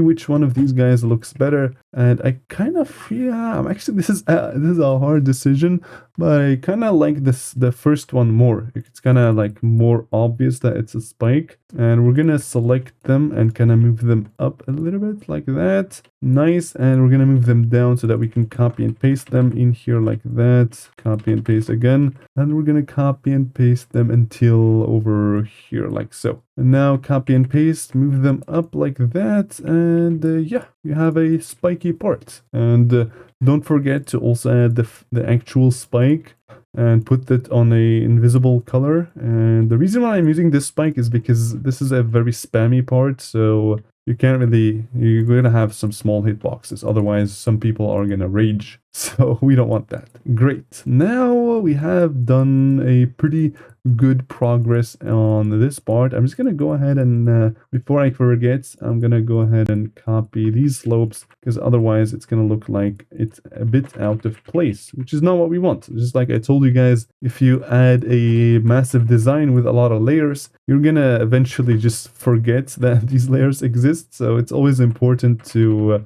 just go through the layers and see if you have missed any of your detail to add it on the newer blocks or anything like that. So we're gonna copy it over there. It looks fantastic, and then we're gonna delete everything that is in here. And as you guys can see, this is looking pretty good. So now what I'm gonna do is I'm gonna go to the arrows. It is time for the arrows, but we have locked it. So I'm just gonna manually go to the layer, which you can see over here. And 17, we wanna unlock it and then select these guys, make them a check group ID of 55, move them down by 50 using this one. And we're going to do the same for all of these guys. Give it a new group ID, move it down by 50, new group ID, move it down by 50. And these guys, we're going to give them a new group ID, but move them upwards by 50. And we're going to move these guys downwards. You guys have guessed it, probably. And we're going to do that. So color, not color, but ID, group ID 55. We're going to move up by 50. And we're going to do that on a back out. We're going to see if that one's going to look cool. And if we start in here, you guys are going to see that the arrow is going to come. And now we're going to add another one, make it like a bit farther. This one like that. And then another one, and 57. And 58 is actually going to be a bit after it, but it's going to go down. And this one should go from here a bit like that. And with that, we have clean looking arrows, but I kind of feel like they are a bit too early. So maybe something like this. Yeah, that looks pretty good. Maybe the distance is a bit weird. I'm just going to align them on the X, even though that doesn't really make that much sense. I think it works. I think this works pretty fine. Maybe that's a bit too fast. And I'm also kind of thinking of changing the... Maybe changing the... I don't know if that makes sense, but... let me see. Is there any better looking... Yeah, I think this one looks funky. It is pretty cool. Fits with the song perfectly. So boom, boom, boom, boom, boom. Yeah, I kind of feel like these ones should be a bit later so that you can kind of see the effects before, yeah, like that. Looks pretty clean. All right, nice. So we have done a small effect over here, which isn't something major, but you guys can see that we have to add this one. And this is a problem because, as you guys can see, this block is actually not a slope. It's like kind of like a, how do you call this shape? Like a parallelogram or something? I don't really know. So you can't really fit it in here. It doesn't really work. And by the way, I'm clicking on F3 and this disables and enables the preview mode. Preview mode over here you can do on the phone. And this basically just does something with the game that kind of makes you see almost all invisible things. And this way you can also see, you cannot see any colors. And yeah, this is sometimes great to kind of see these guys, and we want to delete them. The reason for that being, we can't really use that slope. This structure just doesn't make any sense. So if you just so happen to have a structure in your level that just doesn't make that much sense, if you kind of add your design into it, just remove it and come up with another solution. And as you guys remember, we made saw blades for a reason, right? We're going to move this saw blade all the way to here, and we're going to move it to the right, and down we go. And we're going to add the saw blade somewhere over here. I'm actually going to go a bit tighter on the coin, because a coin should be a bit harder than that to get. Yeah, maybe something like that should work pretty good. And with that, we have added a lot of cool stuff, which is awesome. So we're gonna add effects to this later as well, of course, but for now, does it feel like it's kind of empty? Yes, it does, and that's because obviously we haven't added that much stuff. But what I kind of want to do is add these shadows. We're going to experiment with that, but as you guys can see, this has the same angle of the slope, so we can't really do that. So what I'm thinking of is kind of skewing this like that, so that we have a more but before we do that, I'm actually going to copy and paste it so that we don't have to get around any buggy stuff. So we're going to do this, and then we're going to skew it. See how that's going to look. Maybe if we add a shadow like that. Yes, this actually looks pretty good. And the shadow is actually going to go from that specific point. And this way we can just copy and paste that. And it just adds so much to it. I absolutely love adding shadows to my levels. So this one should have a bit of a steeper one, maybe something like that, like a bit more steep, a bit less steep than the actual slope. This way it just feels right? And now we're just gonna have to fill this in, and it's not gonna look that great because the opacity is gonna be a bit weird. Actually, I got it. This doesn't, you can't see that it's two objects, which is just looks so clean. This looks so good. So you guys just add small details. You just have to know which details to add into your level to make it look cool. And the only way to know which one it is, just experiment. Just go ahead and try different things, try different effects, try different objects, and sometimes The good thing takes a long time to figure out, but it may be just very few objects, because as you guys can see, this whole shadow in this part is like, I don't know, like 20, like 50 objects at most, and it adds so much depth to the level. It just makes it great. Honestly, awesome looking. We're doing excellent progress, and if you've made it so far, W specifically to you, my boy. Nice, good job. So now you guys can see that we added arrows over there at the like the slopes, but in here there's nothing going on, and it's just kind of lame. And that doesn't really matter because we're gonna add more stuff to it later, but for now we're just gonna keep it as it is. And what I'm thinking of is kind of just yoinking. I'm gonna copy this part to I'm gonna copy it to there, because this one actually didn't have a brother, which is not that very cool. So giving it a nice brother like that should be a charity work or something. I don't really know.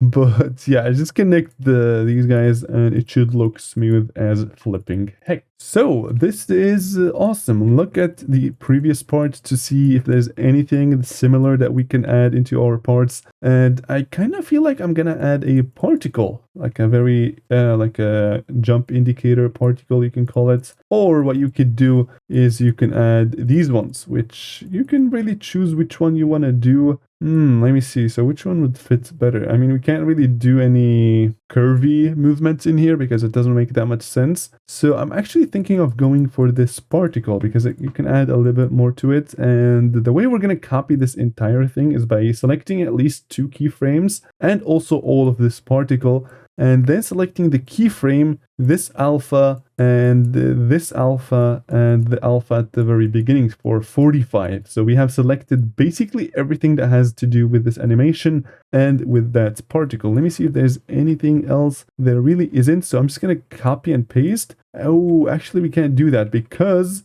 the keyframing system, you can't copy and paste a keyframing system, because as you guys remember, you can't copy keyframing system, because if you copy and paste it, it's just going to pretend like it's a new keyframe. So what we're going to do is we're going to instead copy everything but the keyframes. So we're going to move this one over there. We're going to move that like that. Copy 45, of course, 45 and 45. And now like that, we want to Control C, or you can click on this copy button and then paste in here. And with that, we should have this over here. Just make sure you click on this one and then build helper. This way it assigns new group IDs to those things. And now what's going to happen is that if you click on this keyframe, we're going to see that it still has the animation group ID of 44, which is actually the animation of the previous one. But because the newly copy and pasted objects didn't have that keyframe, the game didn't really know that there was something new because we didn't copy those, right? The game doesn't know. So we have to, of course, first of all, bring this keyframe to where it was. Otherwise, it's going to break a lot of things. And second of all, we're going to add a new path in here, of course, because this is not going to have the same path as the ship part. So step number 1, put the particle right on top of these guys so that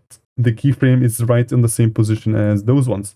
And we're gonna give our keyframe a new group ID of 61. We're gonna copy and paste it and kind of move it like that. And then we're gonna add, instead of 44, 61. And if we save the level quickly, save doesn't really have to do with this effect, but just so we don't lose any progress, you guys are gonna see that it's gonna start moving, which is just perfect, exactly what we want. And what I'm gonna do is I'm actually just gonna move these guys with, I'm kind of gonna make them be right in the center, because I just love it when they move in the center. It just looks so smooth. And maybe this one should be like, maybe a bit like so. And this one should be, okay, this one is a bit, okay, don't add that many keyframes. You don't need these guys. Just do maybe something like so. And a bit like that, and copy and paste the next one. And in here, you can just go ahead and, you know, experiment with these. What I like to do is simply just this, like that, so that it's kind of spamming. And then you can do this. Just make sure that the angle is kind of correct, like that, and then copy and paste, copy and paste, and copy and paste. And now you guys are going to see an issue, is that the particle is a bit too slow, and we're going to actually get to the settings of these guys. So we're going to select this keyframe, we're going to go to custom and select this keyframe so that we can select only keyframes, and we're going to select all of those keyframes. And then we're going to go to edit object, and we're going to make the duration a bit lower. So the duration is basically how long it should take between every keyframe, because we're selecting all the keyframes. And now, as you guys can see, it's going to go a lot faster. But in here, it's kind of going to go slow. And the reason for that is because we selected 0.4 or 0.37, and it's going to take exactly 0.37 seconds to go from here to here, and then 0.37 seconds from here to there, and so on. And as you guys can see, when you get to this part, from here to here, it's going to take 0.3 seconds, which is not good. So we want to make these guys go a little bit faster than that. And we're going to figure out what value is good. But what you can do is simply just approximate the difference between these guys. So that is 1, 2, 3, 4, 5, 6 blocks. So we want to divide that by 6 approximately. So 0.37 divided by 6 is, I don't know, it just puts any value in here that is a lot lower than 0.37. It doesn't really have to be perfect, because this is just a indication and it's still a bit too slow. So what we're gonna do is, again, select these guys, make it lower, maybe 0.09 should be good. And as you guys can see, this is now moving and it looks a lot greater. And make sure you move this one, this alpha that basically make the particle indications kind of disappear, make it disappear a bit later. And what we're gonna do is we're actually gonna do something like that, so that before it disappears, it actually just keeps moving and pretending like the path is continuing. This way we have a smooth ending. And as you guys can see, the particle looks pretty cool. It is following the path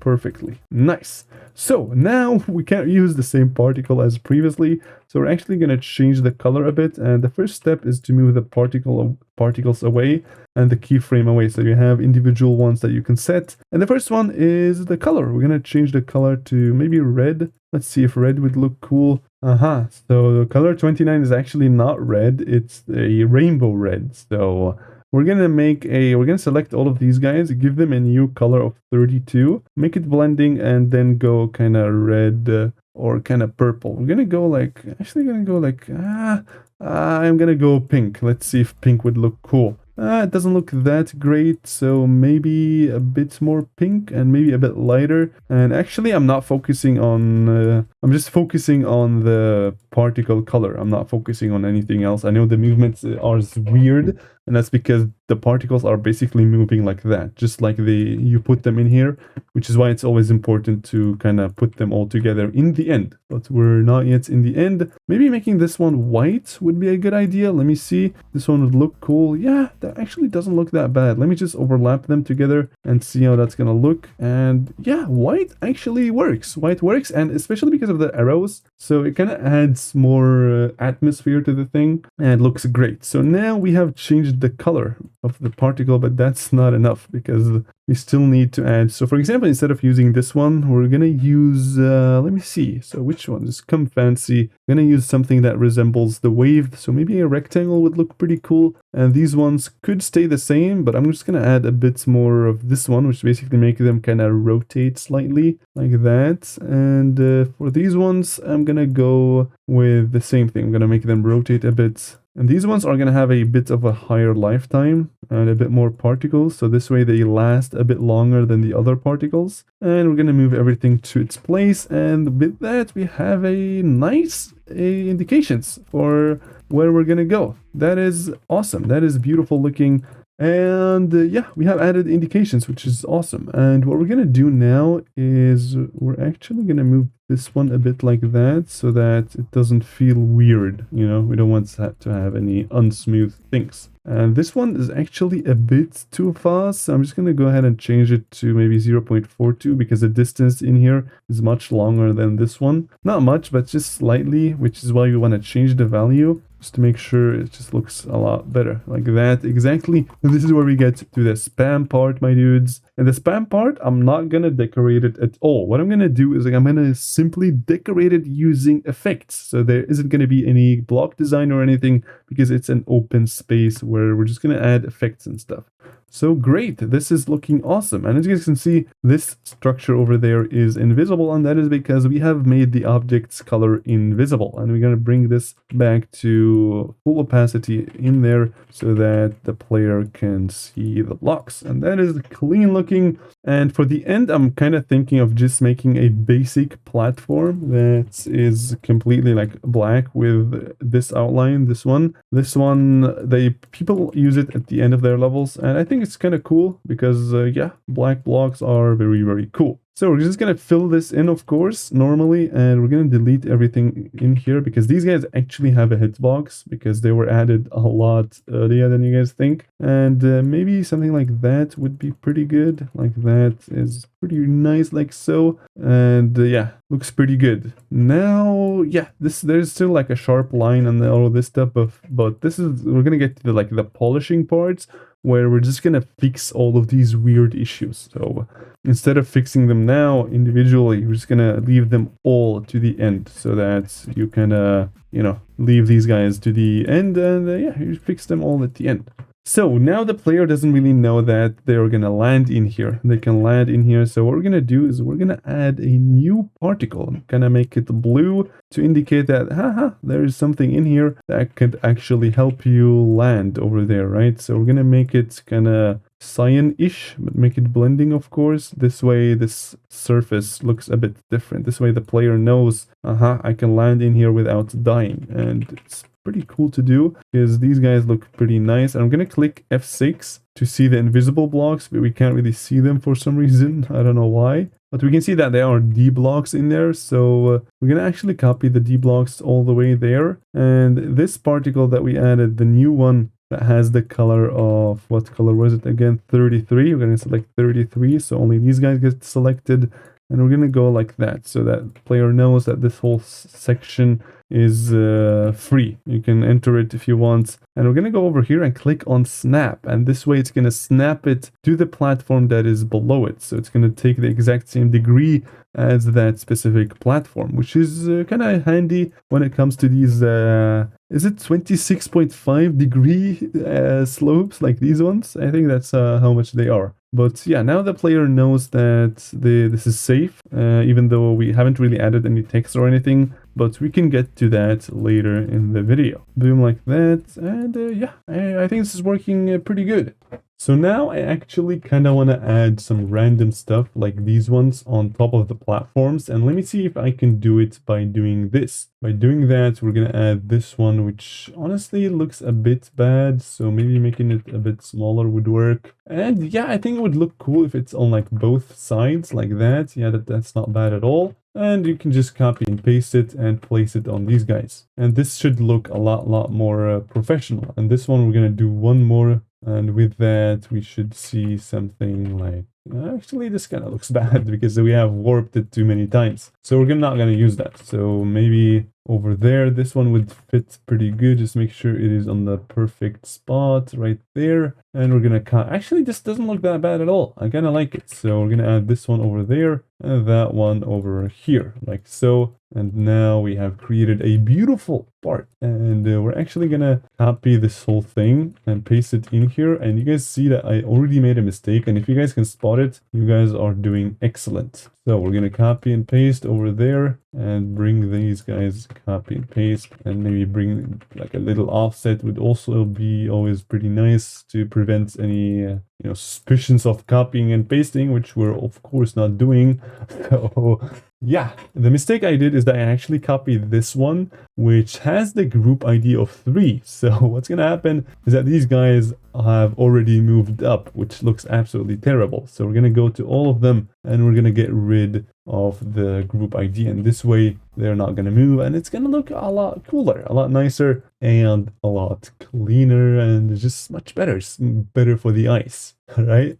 So what else can we add? Just think of anything that you think would make this look cooler. And I'm thinking of maybe copying and pasting these blocks, but they are a bit too, they might not work. So what I'm gonna do is I'm gonna try to, actually it's not gonna work. I was thinking of making something similar to this and then making it scale. But the reason why that doesn't work is because remember, when we made this, all of these blocks were centered in the center. So that if we add this one, for example, on group 41, the scale is just going to look weird because each individual block in here is going to be scaled on its own. And yeah, this looks very weird. So what can we do to prevent this? We need to search for an object that looks like this one. And if you guys go over there, you guys should find this object. And it is literally a perfect object. And as you guys can see, if we rotate it like that, this is the same thing. Instead of 4 objects, it's 1, and it's also centered. So that is perfect. Literally exactly what we were looking for. So of course, we're gonna unlink this and we're gonna kind of make it, we're gonna bring everything into its own position so that we can recreate the same thing over there. So we're gonna need these two things, something similar to them. And what we could do is actually just use them and kind of scale them, see if they look cool. Yeah, maybe like that, they kind of look cool, I must say. Like that, and maybe a bit down, like so. Copy and paste it, just see if it looks cool, and it doesn't, because these guys don't have all 41. And now you guys can see that we have recreated the same thing, but it has a slopey, what is it called? A slopey structure, which is perfectly fitting for the wave part. So we're just gonna copy and paste them kind of like randomly here and there, and maybe up there as well, and down here as well, just to kind of give them like a sneaky look like that. And yeah, pretty nice. So we've added jump indications, we've added we actually have added a lot of different subjects, so that is very nice.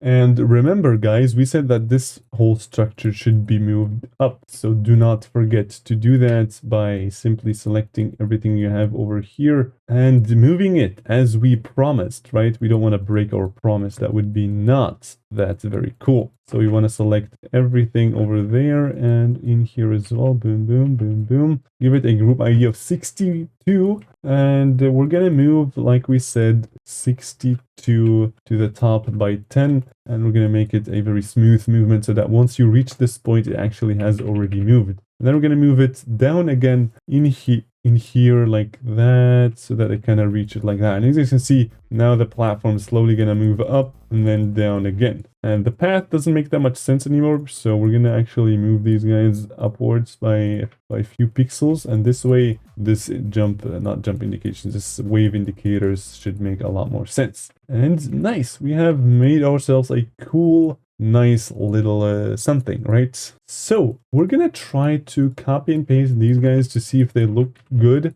on the wave part, because I kind of like having these straight things on a very, what do you want to call it, like a sloppy or a wavy kind of structure. This way they just look better. I don't know why, but I think they do. So we're just going to copy and paste it in here, and you guys will see that this whole level is going to feel like it's too much copy and pasted, and we're going to fix that using effects, because effects add a lot to the level and can actually remove the factor of making the level look too copy and paste it. So now we have something like this, and it just looks a bit better. I don't know, I just kind of feel like adding these pillars will always add cool atmosphere to your level, which is why I always do that. Just make sure you don't see any like these weird edges over there, and even if the block goes up or down, you should not be able to see that. And now it's time for the spam. And all right, we have a really nice looking wave part. So what we're gonna do next is we're gonna move to the effects, and then we're gonna polish the level. We're gonna add a bit of background stuff and all this stuff, and we're gonna fix some gameplay elements. We're just gonna make this level finished. The finishing touches are actually very important. So yeah, there were also a bunch of effects that I wanted to add but didn't. But yeah, we're gonna get into that in the next few episodes. I will see you guys there. Alright, my boys, it is time to add effects into this level, because we're gonna have to make this look spicy. Otherwise, it's not gonna get featured. I mean, the current state, it just looks raw. It still looks a bit raw. So we're gonna add a gradient trigger. and it's gonna add a little flashbang, so be careful. But what we're gonna do is click on edit object, the very first thing, and you're gonna see this menu, and this is just you providing it of what colors you want this to be. So we're gonna choose color channel 5, which is set to black and also blending, and the detail color is gonna be the next free one, but we're just gonna make it blending and then go to OK. And now what's going to happen is that if you click on OK and go to the right, you're going to see that the colors have actually changed to black and also white to the background. So that is very nice. So that's not what we want. We want to flip it by going into here like that, or you can click E on your keyboard. So we want the white kind of coming from down, and up it should be black. So this trigger basically just adds a gradient whenever you want. So we're going to click on edit special, and it's going to bring up this menu. Don't be scared. First thing is give it a new ID and then make it additive. And as you guys can see, now we have a glow that is going from white into nothing, or basically the color of the background that was behind, just as default. So now what we want to do is go to max. This way the gradient is on top of everything as opposed to only the background, right? Now make it max, and now what we're going to do is we're going to move it to the behind this line so that it always is active, and we're going to click on this one whilst having this one selected. Click on here, click on the 2, and now we can change the color to whatever we want. And you can choose the color that fits your level, but what I'm gonna do is I'm just gonna scroll through this thing and see what works pretty good. I kind of feel like red works pretty good, and now as you guys can see, if you start your level, it's gonna look red-ish, but it's still not perfect. So what we're gonna do is, you guys can see that if you started, the gradient is kind of beginning below the ground, but we don't really want that. We want the gradient to start right over here. So what we can do is add an object and give it a group ID of 63. And then what we're going to do is go to the gradient trigger and go to edit special and down 63. D stands for down, U for up, L left, R right. So this is right. We want to do the down so that it's limited, so that the down is from this specific point, and that is perfect. And we're actually not going to make this on top of everything. We're just going to make it in the background, and this way it's just going to give the background a nice little glow effect, and you can adjust the values as you want. I'm going to make this color a bit like that, maybe adjust it to a bit reddish like that. And this way we have a clean looking background. I'm going to change the background color maybe to something else. Let me see what would look cool. Maybe a full blue like that would be looking a bit better. You can also show the ground to see how the full project is going to look like. And we're going to zoom out a bit. So we're just adding some stuff to make this look cleaner. I'm going to zoom out to maybe 0.9 on 0 times so that the level starts like that. And also the camera offset is going to be +10 instantly, of course. Actually, we're going to do +20, and like that, you guys can see that now we are able to see much more. And slowly, we're going to move this one back to 0 on an ease in and out, of course. So this way, camera kind of starts going down, but that's a bit too fast. So maybe even like that. So this way, the camera goes again down, and it looks okay. The camera so far looks pretty clean. So I'm kind of still unhappy about this one. So I'm just going to go ahead and make it on color 5 like it used to be, and bring this again to max, and make sure it's on T4, not max, because we don't want it to be on the ground. Although this block is set to be here, there's still a little bit on the ground, and even if you move this a bit, it's like kind of hard to get it right. So just put it somewhere in here into the ground, and then make this you know, below the ground, and this way you have this thing. And we're actually also going to limit it from the top. So what we're going to do is add just any object you want, give it a group ID of 64, and then go to the gradient and give the upper value a 64. So this way you have this glow that is going between these two lines, which is exactly what we want. We don't want it to be like that. We kind of want it to be limited through these guys. And this way you guys can see that it's starting to look a bit cleaner. And I'm gonna see if I can adjust the color. So this is all it is about right now, just adjusting the colors, getting the right feel that is gonna make your level look nice and cool. This looks pretty good so far. So now I had an idea of kind of adding like a, I don't know, something that's coming from up. So what we're going to do is we're going to go to these grass objects. We're going to go to a new layer, just put them on a new layer and then go to that layer. And then we're going to just scale this up like so. And then we're going to just start spamming it everywhere. We're going to do something like that. Maybe a bit over there like so. And in here, it's going to start to slowly go away like that. So now what we want to do is scale it a bit like that using the warping system just to get a little bit of variations and then kind of spam it in between so that it doesn't feel like you have copied and pasted that. This is always important when it comes to copy and paste, is that you don't use the same object over and over again, but if you do, have to kind of add some variations to it. This way it doesn't feel like it's too copy and pasted, right?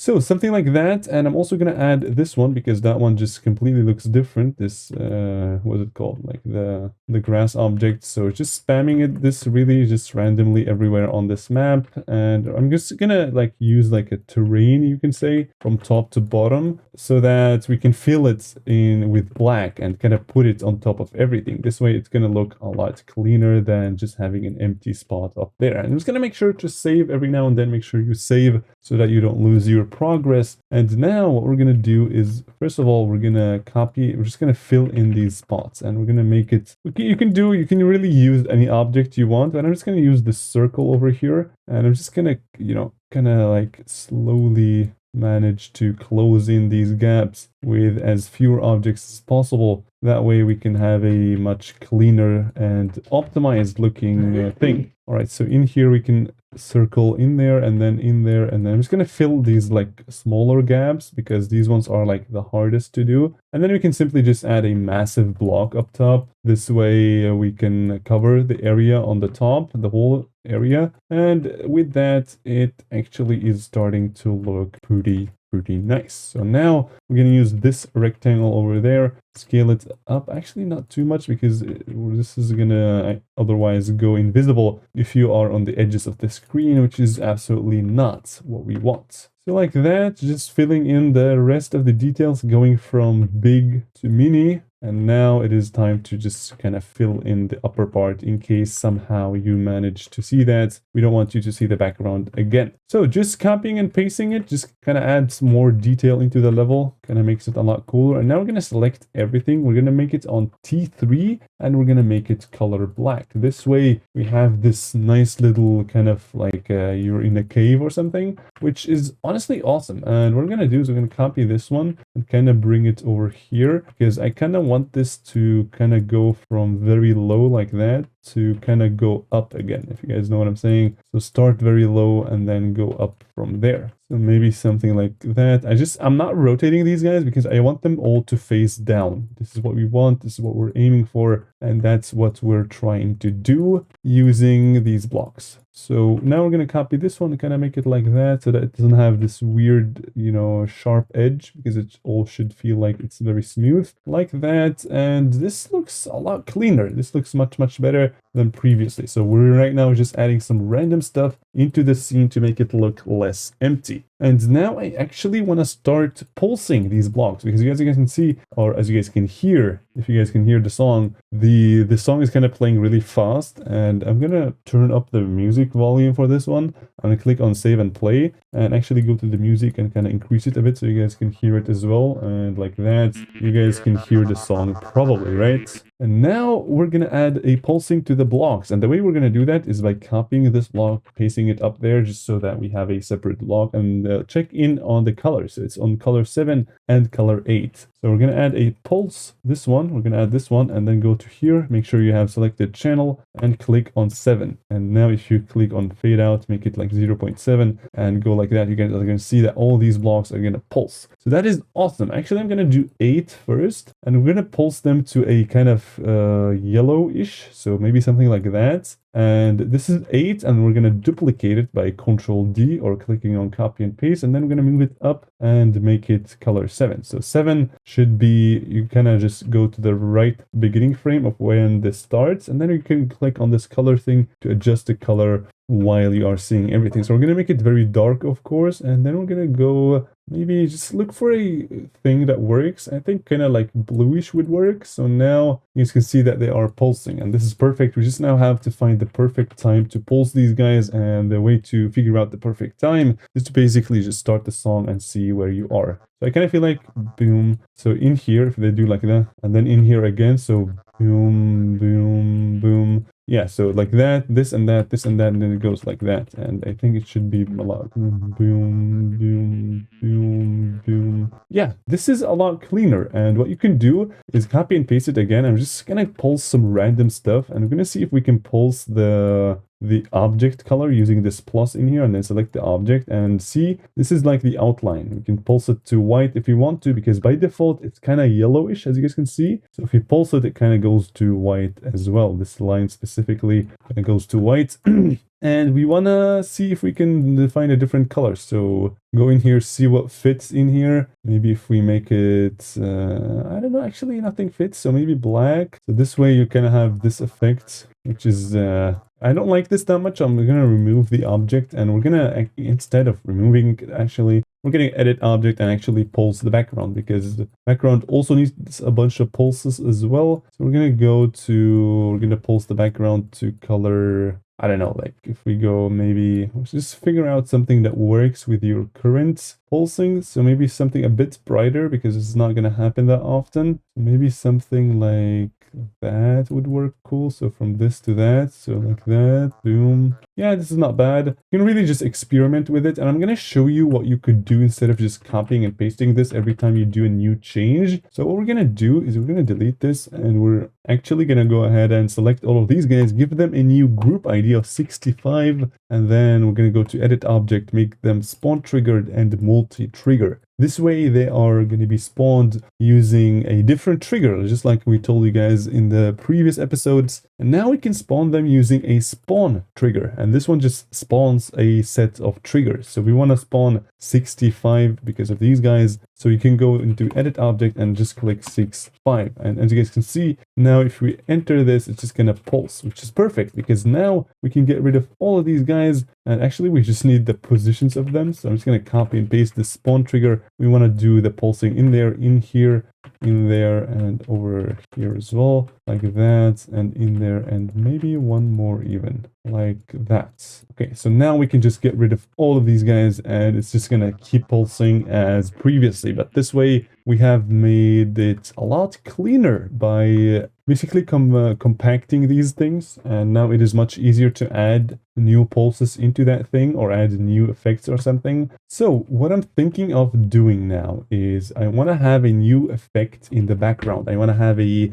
custom background that is always like having an effect on it or something. So my idea is there. I have an idea in mind, and I'm going to explain it real quick, and then we're going to get into implementing it. So we're going to add this one, go into a new layer, and then go right there. So what I want to have is I want to have like kind of a structure like so that it's kind of looks like a wall. And then if you copy and paste this one, it's actually gonna look like a pillar, which is perfect, because now if you make it in the background, we can rescale, we make it a bit less bright. You guys can see that this is looking not bad. And now we're gonna use a lot of triggers, so you guys better focus. So we're gonna select all of these guys, bring them to color to group ID of 66. And then what we're gonna do is we're gonna do an area tint on them. So add the area tint triggers. And what we're going to do is we're going to add another object right here. You can add any object you want, doesn't really matter. But just make sure it doesn't have a hitbox or anything, just because otherwise the player is going to interact with it and it's going to be weird. Just add any of these guys, I would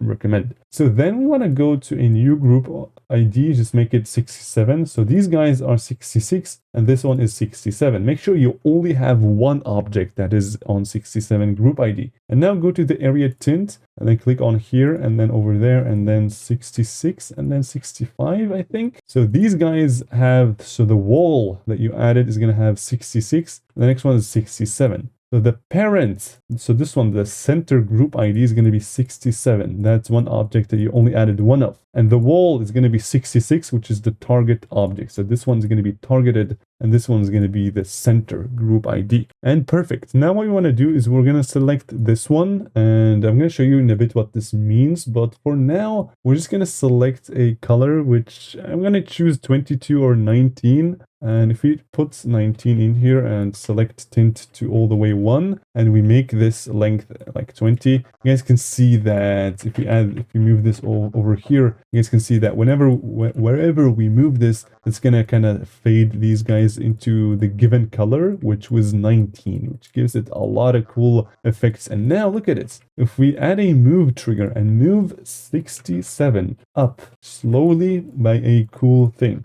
look at how it's gonna kind of make it go like that, which is honestly just perfect. This is exactly what we want. And what's cool is that you can actually select all of these guys and make them black blending. Color 5, channel 5 for me is black blending. And now they're going to go from invisible to visible, which honestly looks awesome. But I think the thing that we had before, just the default by light background color, is working pretty good. So perfect. So what I want to do here is that I want this to pulse. So I want 67 to go quickly to 130. Like that. So we're going to do ease out. So this way it kind of goes fast, and then slow, which is perfect. So what we're going to do is I'm going to do a little bit faster. So like that. Maybe a bit even more. So like that. Yeah. So now it goes from here to there. And now we can add that to our pulsing thing. And what we're going to do is we're going to move this up like that really fast, and then we're going to instantly bring it back down so that we can loop this movement of going up slowly and then instantly down and slowly up and then instantly down. We're going to just have to loop that thing by basically just going to here, and then we're going to copy and paste this one. Just make sure that the length is not too much. I think this is a bit too much, so I'm just going to go ahead and make it 0.7 perhaps. Yeah, this shouldn't make that much of a difference. And now we can copy and paste it, put it right at the end, and make it go back. So we moved it 130 to the top. Now we want to move it downwards by 130, and we're going to click on the silent. Silent just brings this value to 0. And if you actually put here a value, and it just kind of keeps it like that, but it's actually going to be 0. So it's going to move instantly to minus 130. So just make sure you click on silent and don't play around with this value anymore. So now what we're going to do is we're going to loop these things. And now if you guys focus on this one, you guys are going to see that going to go up and then down and then up and then down. So what's important here is that this one moves it by 130 with a time of 0.7. So slowly it's going to go up and then instantly it's going to go down. So what we want to do is we want to, after triggering this one, and this one triggers that one. And after triggering this one, you want to instantly trigger that one again. So we're going to go to this spawn trigger. And as you guys remember when we learned about how this system works, we're going to go to here and bring this value all the way to 0. So the delay is 0, so that it instantly goes back down and then goes up again. And that is perfect. So now what we can do is what we want to do is we're actually going to delete these guys because looping it is not that optimal. So what we're going to do is give these guys 68. Just make sure they are on spawn and multi-trigger as well. So 68, and we're going to add a spawn trigger into our group object over here. And we're going to do 68, but we're going to click on spawn ordered. So, and then also make it spawn triggered and multi-trigger, and select this one, copy value, and then select that one, paste value. And this way, all these guys have the same group ID, meaning that every time we pulse the background using this trigger, we're also going to move this one up and then instantly down. And what this does is that the spawn ordered is basically going to trigger these guys from left to right, while also keeping in mind that there is a distance between them. So it's as if you are moving through them from left to right. So now if we make it go like that, you guys are going to see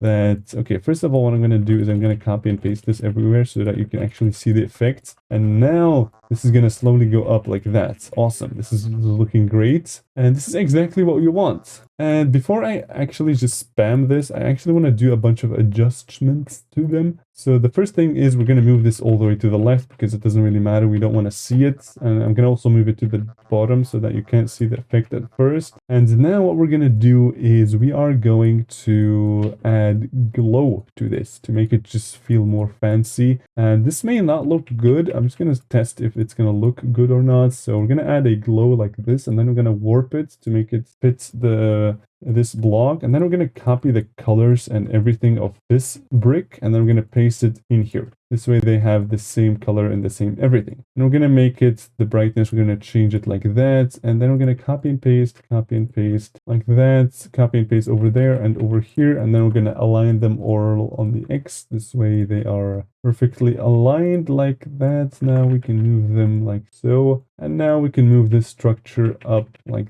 that. And that is looking great. So now we have added glow to our things, but we're going to select them and actually make them a bit lighter, and we're going to make them a bit bigger so that you kind of see them as well like that. And as you guys can see, when they pulse, they just look phenomenal. And if we add them over there, boom, this is just so much better. With the glow, just adds so much potential to it. It is awesome. So what we're gonna do is we are gonna, I kind of feel like this is, so this is something that now we can copy and paste, but I don't want to just copy and paste it throughout this whole part. So what I'm instead gonna do is I'm actually gonna do a bunch of variations by basically maybe just, you know, doing something like this instead of that, and then copy and paste this one over there, and then we can kind of combine it again. So it's basically going to be, we're going to select these guys first and delete them. I always wanted to start and begin with the same height block. This way it doesn't look like a wall, but instead it looks like a pillar, which is perfect, exactly what we want. And if we just add these guys at the places where it feels like it's empty, it's just going to look clean. And yeah, now we have this massive wall, which we can add in here if you want to. And yeah, I'm gonna add this one at the, actually it doesn't make that much sense to add it at the beginning because there is no effect at the beginning. And this is already looking excellent. I absolutely love it. We are making effects, my friends. We are making effects. And another thing I want to do with this pulsing thing is I'm actually going to pulse this gradient as well, because this has a color of 34. So if you copy and paste one of these guys and 34, you guys can see that the gradient that we added is now also pulsing, which is just perfect. And as you guys can see, the addition of this spawn trigger has actually helped us a lot, because instead of having to copy and paste all these new effects that we decided to add, we just have to add them into this group ID, and they can and also what I'm going to do is I'm going to add another one at the beginning, because there's also like a small pulse. Yeah. And yeah, with that, the blocks actually look a lot cleaner. And this is honestly looking awesome so far, but it still feels a bit too empty. So I'm just going to go ahead and kind of add more stuff to it to kind of feel it, kind of make it feel more not empty, more filled, you can say. And yeah, these ones of course have to go to the far back so that they are behind everything. And this is looking excellent. And another thing that I want to add is gonna be, I'm gonna add these ones. I'm gonna make them very big, make them in the very background, and I'm gonna add them kind of behind these guys. I'm gonna give them the color of 34, and actually I'm gonna give them the color of 5, which is gonna be completely invisible. And you guys are gonna see this trick that we're gonna do. We're going to go to their layer, and then we're going to kind of copy and paste it like randomly on here. And then we're just going to kind of like fill in with this line of this grass that we added, which is kind of making it look like a cave or something. And now we're going to select everything, every single one of these guys, and we're going to give them a group ID of 69, baby. We have reached it. So now we're going to copy and paste these ones, and we're going to pulse 69, but this time we're going to pulse the group ID and not the color channel. Now, as you guys can see, these guys are being pulsed as well, and it kind of just gives it this nice vibes. I'm not gonna lie. So these ones are actually gonna have a layering of a bit higher than I thought. So maybe T2 should look cool like that. And let me just move them up a little bit so that the effect is kind of just slightly visible like that. And the color is also going to be changed. The yellow is just, we have too much yellow. So I'm going to change the color to, wait, is the color not changing? Oh, we can just change the color from here. So the color we're gonna have to use is, I don't know, red kind of sounds cool. Red, like a very vibrant, like that. Maybe like that looks pretty cool. And yeah, you guys can see that this is just adding a bit of more stuff. So this is all it is about, really just spicing up the level. Just keep adding more and more and more stuff. And if you feel like what you added looks terrible, just take a small break and come back to it. And it should work perfectly. So now we have added a lot of different things, but I kind of want to just add more. So what else could we add? Just take a look at the triggers, see if there are any things that you could add. And if you are new to the editor and I just happen to be here, you're not gonna really know what's going on in here.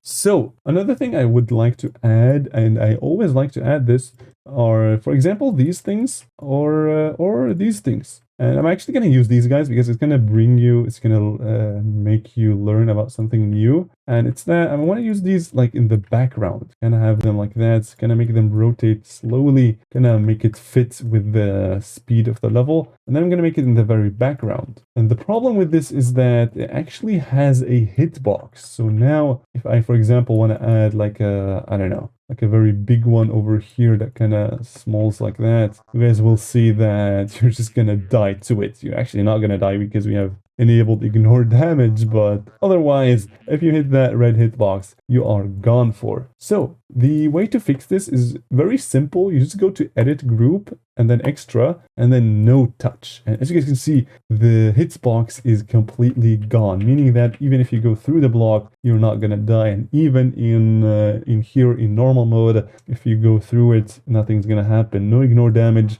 whatsoever. And yeah, we have removed the hitbox, which is perfect. And now what we want to do is we want to remove this line, which kind of looks weird. So the very first step is to go in here and make the base color, because if we make base color color 7 and detail color 8, you guys are going to see that these are actually the colors. So we want to make the blue one, which is this one, we want to make it 5 invisible. So this way, we only have this one, and that's exactly what we want. Now we can place it in there, but I kind of like to have these color as black so that they kind of look like the shadow, like so, maybe a bit like that. Yeah, this looks pretty nice. And for corners like that one that are pretty small, what I like to do is simply just add all of these guys and make them very big. And now we can paste the color and everything else. And you also have to make them no touch, which they are, but the hitbox just has to be refreshed. And now if we add the rotations as well, now we can take, for example, this one instead of the other ones, and looks pretty nice. And now we can copy this one, paste it, maybe add it in here like as a random object. And now these ones can be added. It's like in random corners. It just makes the level look cooler, right? This is all the Geometry Dash is about. Just adding some items, like random items. Just keep adding more and more different items, and it's just going to make your level look a lot cooler. And just make sure you don't spam it, right? When we added this torch, I added it once, twice, 3 times, and that's it. Like, there were so many places where I could have added this torch, but I didn't, because I'm just adding some small objects throughout the level, but I'm not exaggerating, which is always very important. Don't exaggerate, otherwise it's not going to be that very cool. Okay, so we have spiced this up a lot, but I still think it needs a little bit more spicing up. So what we're going to do is I'm thinking of adding a custom background, which I'm not too sure how I'm going to do, because it all comes back to your creativity and how much you can how many ideas you can come up with. Before we actually add a custom background, I kind of want to add some, okay, 2 things. Firstly, I want to add some random objects on this mesh or on our thing. And I'm going to do that by simply just yoinking the color of that one and then pasting it in here. And this way it just looks a bit better. And just adding some random props and obstacles around this thing. So just adding some random pixel art here and there, just to make this look a bit better. Just add just these random pixel art that Robtop added.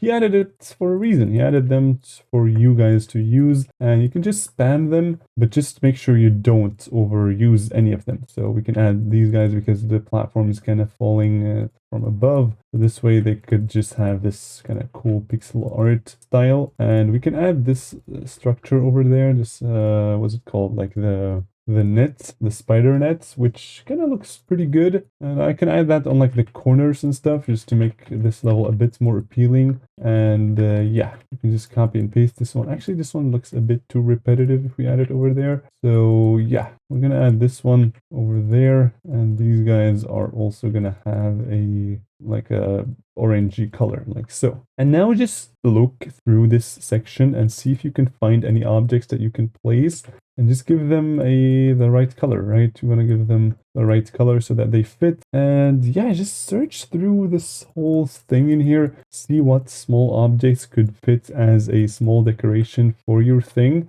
and simply just give them the right color. It's really that easy. You just want to choose the right objects, give them the right color, and that's pretty much it. So, and I'm using a pixel art style, which is why I'm using these decorations from the pixel art. But if you have decided to use a different style than mine, what you could do is simply use these guys. There are also a lot of objects in here, not as many as pixel art, because 2.2 included a lot of pixel art, like a lot of pixel art. So now we're just adding some random stuff to the lava as well, because why not? The lava should also have its part, right? And let me see, I could perhaps add these random spikes over there, like maybe like that, kind of spikes peaking like so. And also in here, perhaps like that. Yeah, that looks pretty nice. Maybe a bit if we move it like so. And now what else do we need? You just search for some random stuff. We're still searching. So this one would fit maybe in here as like a random object maybe behind everything. That absolutely does not fit, so we're not going to use it. And let me see. Okay, I think that's enough. I think we have added enough. And you guys saw that I added these guys. And the reason for that is just because even though they're not pixel art, I just feel like they look kind of cool. I don't know why. And I feel like if you add these small details, the level will just have like a different feel if you can understand what I'm saying. So just add these random stuff over here just to make your level look a bit more appealing and, you know, give it like a slim of dip of a different style to make it look a bit better. Just make sure you don't overuse any of these guys and make sure you don't add anywhere, you know, you might interfere with the gameplay or make somebody think that this is a spike when it's not, right? Just differentiate the colors. Make sure you don't, you know, do some bad stuff to, you know, kind of worry the player that is playing. You always want to make sure to make the decoration not interfere with the gameplay, because we don't want that. We want the decoration just to make the level cool, right? That's all we want. That is our end goal, right?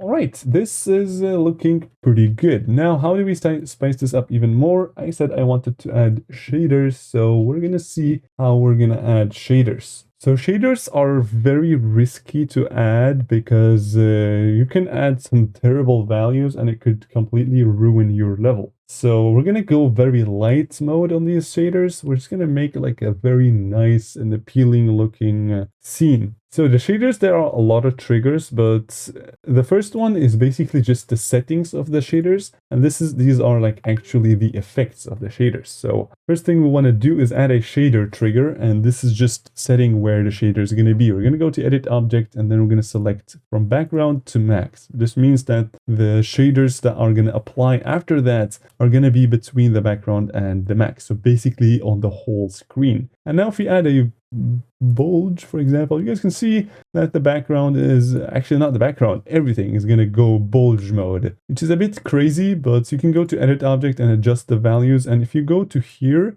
and click on edit object, you can actually adjust the values and seeing it live, which is awesome. So we want to go maybe something a bit 0.1, maybe something like that. The radius, you can also play around with the radius, kind of choose what you want, but I think with the radius of 1 works because we want to have a full thing like that, and we want to make it relative as well. And now if you play, you're kind of gonna see that the screen is kind of like a round screen rather than a very linear one, right? So you guys can see that it's kind of round. I don't know how to explain it, but the effect is kind of visible a bit. Now the reason why I'm not doing this is because RobTop doesn't like levels when they do that. It's just too much effects, which is why I said it's very important to be careful on how you use these triggers. The shader triggers, they are very sensitive, so you better be careful when you use them. So another thing we could add is, what else can we add? we can add a edit color, which is going to make this level look a lot better. So edit color, you can say it as like it just changes the whole atmosphere of the level. Could make it better, could make it worse. The first thing I want to do is bring the fade time to 0. And now we're going to move it to the left, and we're going to change some values to see how this would look better. So if you guys can see, if we change the red, it's going to change to red. So CR is the color red, color green, and color blue. And this is the brightness red, brightness green, and brightness blue. So if you bring this one, it's going to be a lot red. And if we bring this to 0, it's just going to be green, of course. And if this has to be 1 by default, but if you forgot the values and messed up, you can just click on this delete, which is going to bring everything back to default. So green, we don't really have that much green. So if we bring it down, it's actually going to make everything red. And that's because there are some blocks in here that are white. So for example, you guys can see that this one is white, everything is white, and that actually has the color green in it, because you can't achieve the color white without green, because white is essentially just red, green, and blue all combined. As you guys can see, if we go to a trigger or something in here and we go to color 1, you guys can see that red is at full, green is at full, and blue is at full. So if we take away the green, it's actually gonna become pink. So we need the green as well, which is why we can't make green 0. But what we can do is we can bring the blue maybe a bit up, or the red also a bit also. And this is it without, and this is it with. So you guys can see this is with, this is without. You guys can see that it just makes the level look a bit cleaner, just makes it look a lot better. And this is looking excellent, honestly. So now the almost final step is we're gonna add, we're gonna pulse these guys. Every time you land on them, we're gonna add like a something. We're gonna make them kind of pulse. So these guys, we're gonna add them on a new group ID of 70, and then we're gonna add a pulse trigger over here, and then we're gonna go to group, and then we're gonna go 70. We're gonna make it like that and make it yellow. So now if you land on it, once the player reaches here, so you kind of want to make it on the perfect spot where the player would land, and now it would kind of turn to yellow. But the effect is not that visible, so I'm actually going to try to change the color to maybe blue, or let me see if there's anything better than that. No, I think blue would work pretty good. And to enhance this effect, I'm going to add these inner glow as well. Actually, what if I make everything like that? Actually, that also does not look that bad. So now every time you land on this guy, it's gonna make it a bit more blue. And what if I also make the pixel art also 70? So this way the pixel art also gets tinted to blue quickly like that. Yeah, that's a lot cooler. And yeah, I still feel like it's still missing something. So what I like to do is add a particle over there. Add it outside of everything and change the edit special. Make this one 1, make it on max, make all these guys on 0. And then what you're going to have is this nice little particle, and then go to here, choose this specific texture, and then make it very big, maybe something like 1670, and then bring all these guys to 0.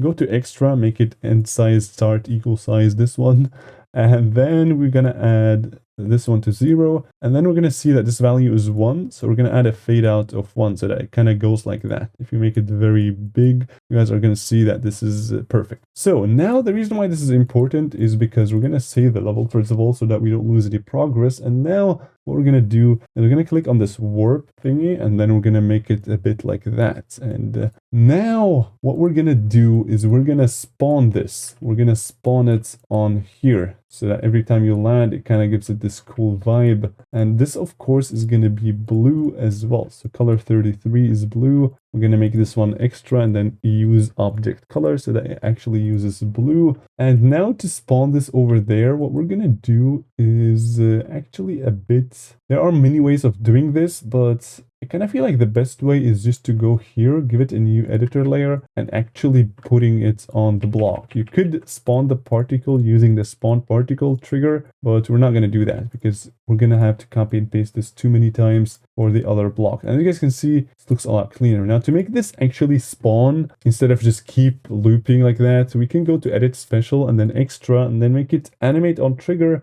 and quick start. This way, this no longer animates. As you guys can see, it actually is still animating because we need to bring the duration to 0. Make it 0 duration instead of -1, make it 0. Make it 0 now. As you guys can see, the particle is going to stop. So now if you give it a new group ID of, for example, 71, and then we use the animate trigger, put it in here, kind of move it to the same x-axis as the pulse trigger, and now we save the level, go to edit object and 70. So now actually it was 71, right? So the particle is 71. We're gonna just animate it, just put the group ID is 71, and now if you go on it, you guys are gonna see that it's gonna pulse, which is perfect. So now I want to copy and paste this particle that I have over here, and I'm gonna make it a lot smaller like so that it kind of gives this vibes of if we copy and paste those guys, we remove these guys so we just see how it looks. You guys can see what I'm aiming for, kind of like this, kind of something like that, and this looks a lot cleaner. I kind of want to move the particles a bit up like so that they kind of, okay, now I want to make them a lot like this so that they kind of make it feel like they are actually having an effect. And this one, instead of, actually I'm going to do it a lot of saturation, and the brightness is going to go full crazy mode. This way the one on the center is going to be a bit more white-ish. I'm going to add another particle, just copy and paste that one, and like that we have a nice one. So we're going to copy and paste this one, move it over there, and click on here, and then build helper. This way what this will do is that it's just going to assign new group IDs to these guys, and we're going to make this one a bit bigger because the block is of course bigger, and like that. And what we're going to do is we're going to first of all remove these guys, and we're going to select those ones and all of this glow and these guys. We're going to make them 73. And then we're going to pulse 73 right when you reach over there. And now, boom, this one's going to pulse, boom, boom. Looks great. However, you guys saw that this didn't really, like, the first one works perfectly. Every time you land on it, it just pulses instantly. And it may have a bit of problems with the offset, but approximately it's kind of right. But in here, if you jump late, it's going to work. But if you jump early, it's just going to pulse like very, very late, which is not what we want. We want it so that every time you kind of land, it's going to do that. So what we're going to do for that is we're actually going to, first of all, see what layer this one is on, so 21, and then we're going to bring this one to also 21 and go to that layer so that they are both on the same layer. And then we're going to put them right on top of each other, select both of them, make them kind of big, and then go to edit object and make them both touch triggered. This way, when the player touches them, they will have an effect. So if we add it over here, when the player reaches that area, the thing is just going to start pulsing, which is exactly what we want. So now if you jump early or late, it's going to pulse when you land on it, which is perfect, exactly what we want. And now it's just time to, copying. Actually, before I copy and paste this one, I kind of want to add one more particle because we are spawning these whole particles over here. So I'm just going to copy and paste one of these guys, bring the scale values to normal. So basically 1 to 1. And now I'm going to add this particle. I'm going to rotate it by 90 and make start spin is equal to end spin. And then I'm going to make it kind of go this angle like that. I'm going to make it go up like that. So this one has to be minus 90. So it kind of goes like that. And then I'm going to add a bit more of these guys. And I'm going to make it a calc instead of this one. And now if you do this and go to give it a bit of a duration, you guys will see that it kind of gives this vibes of something is going on, something like that. So that's awesome. We want it to be a bit faster, and then we're going to add a bit of accelerad, which is going to make them kind of go back, and a bit of gravity kind of going down like so. And we're going to make them actually, we're going to remove this one so that we can actually mess around with the values of this one, make it maybe like that. And now what we're going to do is we're going to decrease the amount of particles that we have. So maybe something like this. Always make the max particles one more than emissions. This way it just feels a bit smoother. And actually I'm going to go to a maybe value like that, and maybe a bit less, because what we're going to do is I think I want more, but I want to do is scale this one down, right? That's what I want. A bit more down, this one down, down. Yes, now we have this particle. It has to be very specific. And the reason for that being is that we're going to have this one as kind of low. And now what's going to happen is that we have this one and we're going to scale it like that. And as you guys can see, this is going to emit this thing. And we're going to make a lifetime a bit less. We're going to add less particles, of course. and a bit less particles, and a bit less lifetime, a bit more lifetime, maybe a bit less duration like that, a bit more duration because we want a bit more particles like that. Just adjust the value so that it feels perfect. And now, as you guys can see, every time you land on the block, this is what's going to happen, which is honestly perfect. I'm going to add this one. Kind of want it to be on the new layer because it's a very special particle. And as you guys saw, there was a effect that came. And the effect was a bit too small, so what we're going to do is make it a bit larger and also make this one bigger, make that one a bit bigger, like that. So now we have a much cleaner looking thing. Boom, like that. And what we're going to do is we're going to change the speed to a lot more and this one to a lot more like that. So they kind of go up and then slowly down. Boom. All right, great. We want to do more speed so that there's more effect that you actually landed on it. As you guys can see, if you just adjust the values, it's just going to make it look so phenomenal.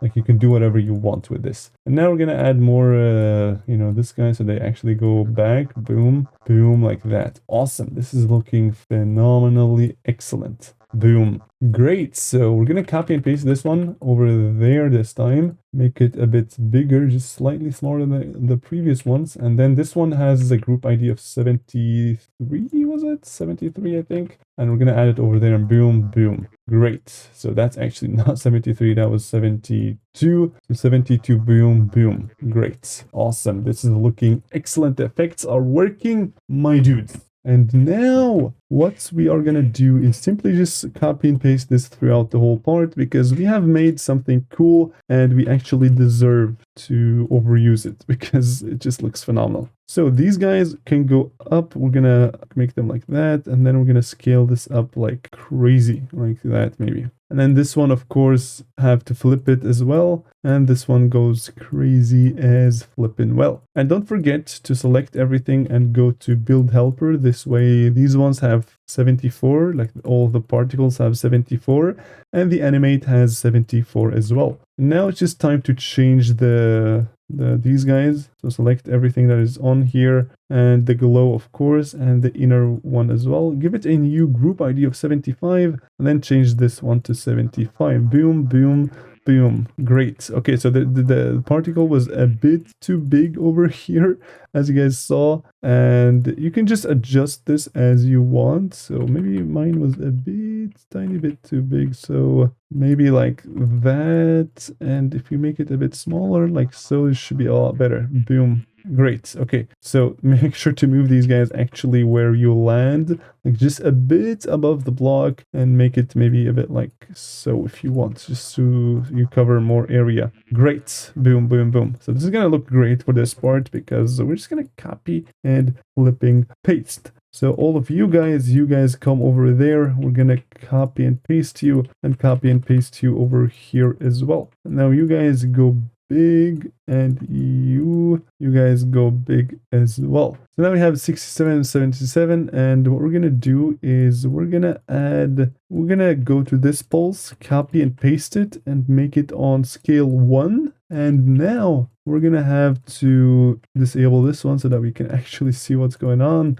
And we can copy just select them, give them 78, and this one now is gonna be 78. So 78 on that one, and then the next one we're gonna select them as well. So you guys and you guys are 79, and the one after it is 80. So this one and then that one and then 80. So we're gonna select all of them, make them, if you select them all and you feel like you see this menu instead of that other one, it's because you have selected another object somewhere that doesn't have these values, which is why it's going to break. So we're going to make sure that we only select the triggers. And now if you do this, it's going to look clean as flipping heck. So like that, we're going to add this pulse a bit like that so that you can actually reach it. And this one is of course going to go like here. And now we also need to, we can't forget that we forgot to add the particles of that middle block. So we're going to copy those ones and we're going to scale all of the particles down to maybe something like this would work pretty good. And this animation can go like that on top of the other one. It doesn't have to be pixel perfect, but that would work as well, like that. So now, boom, boom. This looks so much better. Like the landings, it just feels so much cleaner. And now the final one, this block, what we're gonna do is simply copy whatever is in here, and we're gonna yoink it and make sure we enable this one so that we can see what's going on. Build helper, flip them, and make them go up like so. And we're going to move the particles, both of them, to the center so that we can actually scale them up like so, maybe a bit more like that. And now these guys, we can flip them to see if we have done the area. Yes, we have, I think. 82, is that new? So yeah, 82 is a new group. So we have done the group, the build helpers. So now the final step is to select all of those guys and all of these guys that are in here. Just make sure we don't select anything that we don't want to select. So exactly like that, this one as well. And you guys are on layer 8 on group ID 83. So now the pulse is gonna pulse 83. So now boom, boom, boom, boom, boom, boom. Oh, you guys saw there was a small issue. So, okay, there are actually a few issues in here, and it's that, first of all, you guys can see that if I land in here, nothing happens. And in here, if I land twice, nothing is gonna happen. So what we're gonna do is we're gonna actually copy and paste this one to here as well, because you're gonna do another landing. And now boom, boom, looks a lot cleaner. It just makes it look more realistic, because we said every time you fall, there's gonna be a pulse. And it is realistic now that every time you fall, there is a... yeah, it does exist, indeed. Nice! This is looking really phenomenal. I absolutely love the way this is turning out. And what I actually kind of want to try out is kind of copy what we had in this part, if you guys remember. So these ones we have actually locked the layer off. So we're going to go select all of these guys that we made, and we're going to paste them randomly on here. We're going to select these guys, copy the values of them, and then paste them over here. So that every time there's a pulse, you're going to see that there's a light, and it's not just some random, you know, glowy objects, but it's actually going to be a light that is being emitted through these guys, which is gonna look pretty good. Trust me. Look at it. So if you do this, and then we can move it like that, and yeah, look at it. So now it just looks a lot cleaner. Just adds more, you know, stuff to it. So now what we're gonna do is we're actually gonna make this platform kinda, because the level kind of feels like it's too static. Like if you take a look at the structures, it's just too static, and Roblox doesn't like that, and nobody likes that either. So what we're gonna do is we're gonna make this platform, we're gonna hide the ground first of all, and then we're gonna make sure that this platform is fully filled below the background, below the ground I mean, and it's filled in the perfect state like so. And now we're gonna select the shadow, and now we're gonna select everything that is related to this block specifically, because oh, now this is gonna get hard because there are a lot of active objects, but I don't think this should be that much of a problem, like so. And now we're gonna give it a group ID of 84. We're gonna actually we're also gonna give these guys 84, the particles we have selected as well. We're gonna move it up by like that, and now the shadow is a bit broken, so make sure you fix it. And now what we're gonna do is gonna simply move 84 to the bottom. We're gonna move 84 down by, like, I don't know, 20, or let's do 15 on a pretty long time, so like that. Actually, that's a bit too much, so maybe like that. Actually, let's do 10 and like that, and then yeah, now the block is moving and it just looks a lot better. And just make some random blocks move. So I'm gonna make this one, for example. I'm gonna make this one move. I'm gonna select all of the necessary stuff that we need, including the shadow. We can't forget that, because if the block moves, that shadow is moving, brother. So what we're gonna do is we're gonna give this also 85. We're gonna move it up by 15 this time, and we're gonna make sure that these guys don't show. So Mr. 85 is gonna go down by 15, and this one's gonna be a bit longer because it doesn't really matter. We can't really see that object, and you guys can see that this just brought so much life to the level and made it look a lot cooler. So the last thing, okay, I keep saying the last thing, but I just need to spice this up so that it's actually a good level. So I want to add these small, and I actually have never tried doing this effect, but I'm gonna try my best to make it look good. So what I'm gonna do is I'm gonna make like a grid using these guys. And then I'm actually gonna make it a bit, I'm gonna make it like rather tall. And then I'm gonna give all of these guys a group ID of 86. And now we're gonna add an area tint, and as well, just like last time, we're gonna add a random object like this line, and then 87. And then in here goes 87, 80, this one 87, and this one 86, I think. Yeah, these ones are 86. That is perfect. And now we're gonna make all of these guys on color channel 5, and then we're gonna pulse this one to 19, which is a this one, kind of like a yellowish. And now what we want to do is add a bit of this one and make it that one. And now you guys can see, if we make this one a bit lower, you guys can see that, okay, if we need to bring these guys actually on top of everything so that you can actually see them, and as you guys can see, these guys look like that. And this is how they used to look. They were 54, and now they are only about half of them. And that's clean, and we want to add a bit more of this guy, and I actually kind of want to see what the perfect value for this one will be if we kind of add it like that. So yeah, so I changed it to this, and I also increased the length a little bit, and this object is still here. So now what are we going to do? We're going to have to, I think we're going to have to make the, what are we going to do? We're going to make the offset a bit random. So now you guys can see that there's this weird effect. And if we make this on 5, you guys can see that this is always randomized, which just looks awesome. So now it's just time to move this one up and down so that it kind of gives it this effect of kind of pulsing like boom, boom. So this one is going to go, so this one is 87. So we're going to move it down by 20, and then 687 was it? I keep forgetting. 87, yes. 87, we're going to move 20 quite fast like that. And now, as you guys can see, if we do this, you guys can see that it's going to have this very nice effect. And if we make it a bit faster, like maybe 0.11, you guys can see that there's this awesome looking effect. And if we add this into here and then make it go back instantly after that, and then we give these guys a group ID of 88, we give them spawn and multi-trigger, and then we select in here 88 as well, you guys will see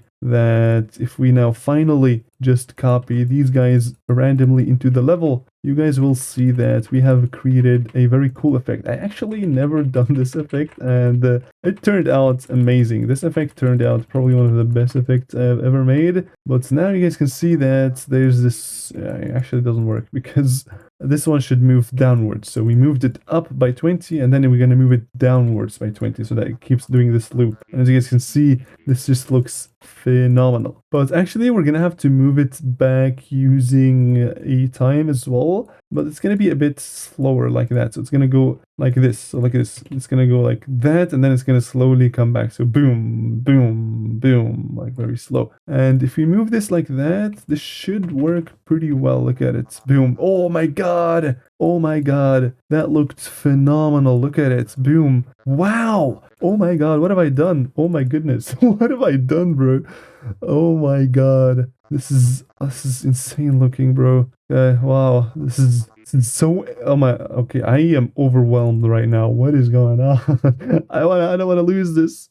Okay. Wow. Okay, so you guys will see that we added in here as well, but why can we not see these guys? We can't see them. And that's because, just like we said, the area trigger works. So we're moving this one up here, and then it's going to make everything that's close to it in that range, it's going to kind of make it pulse. But these guys are way too much up. So what we're going to do is we're going to add a move trigger so that once you reach here, it's actually going to move it by 20 again, so that the starting line now is in there. And we're going to move it on a very like slow, so it doesn't feel like it's too rushed. So like that, perhaps, like so. Boom, boom, boom, boom. This looks insanely phenomenal. I absolutely love it. I have never felt in love with an effect this much, bro. I am so happy this is actually turning out pretty good. Alright, so we're just gonna spam these guys, and what's excellent about this effect is that we can copy and paste it, and it doesn't even look copy and pasted. Why? Because we are using a random value inside the area tint. As you guys remember, we added the offset to be random between 5 and -5, meaning that each of these pixels is going to pick up a random value, which is going to be basically the difference between it and that line, which is always going to lead to this beautiful looking effect, which is just phenomenal. I might actually use this effect a lot often in my in my other levels. And I kind of feel like 20 is a bit too low, so I'm going to go 25 perhaps. Let's see if this one will make it look cooler, because I added a lot more blocks, and this way it just looks so phenomenal. I absolutely love it. This is just with the song, just mwah, perfect.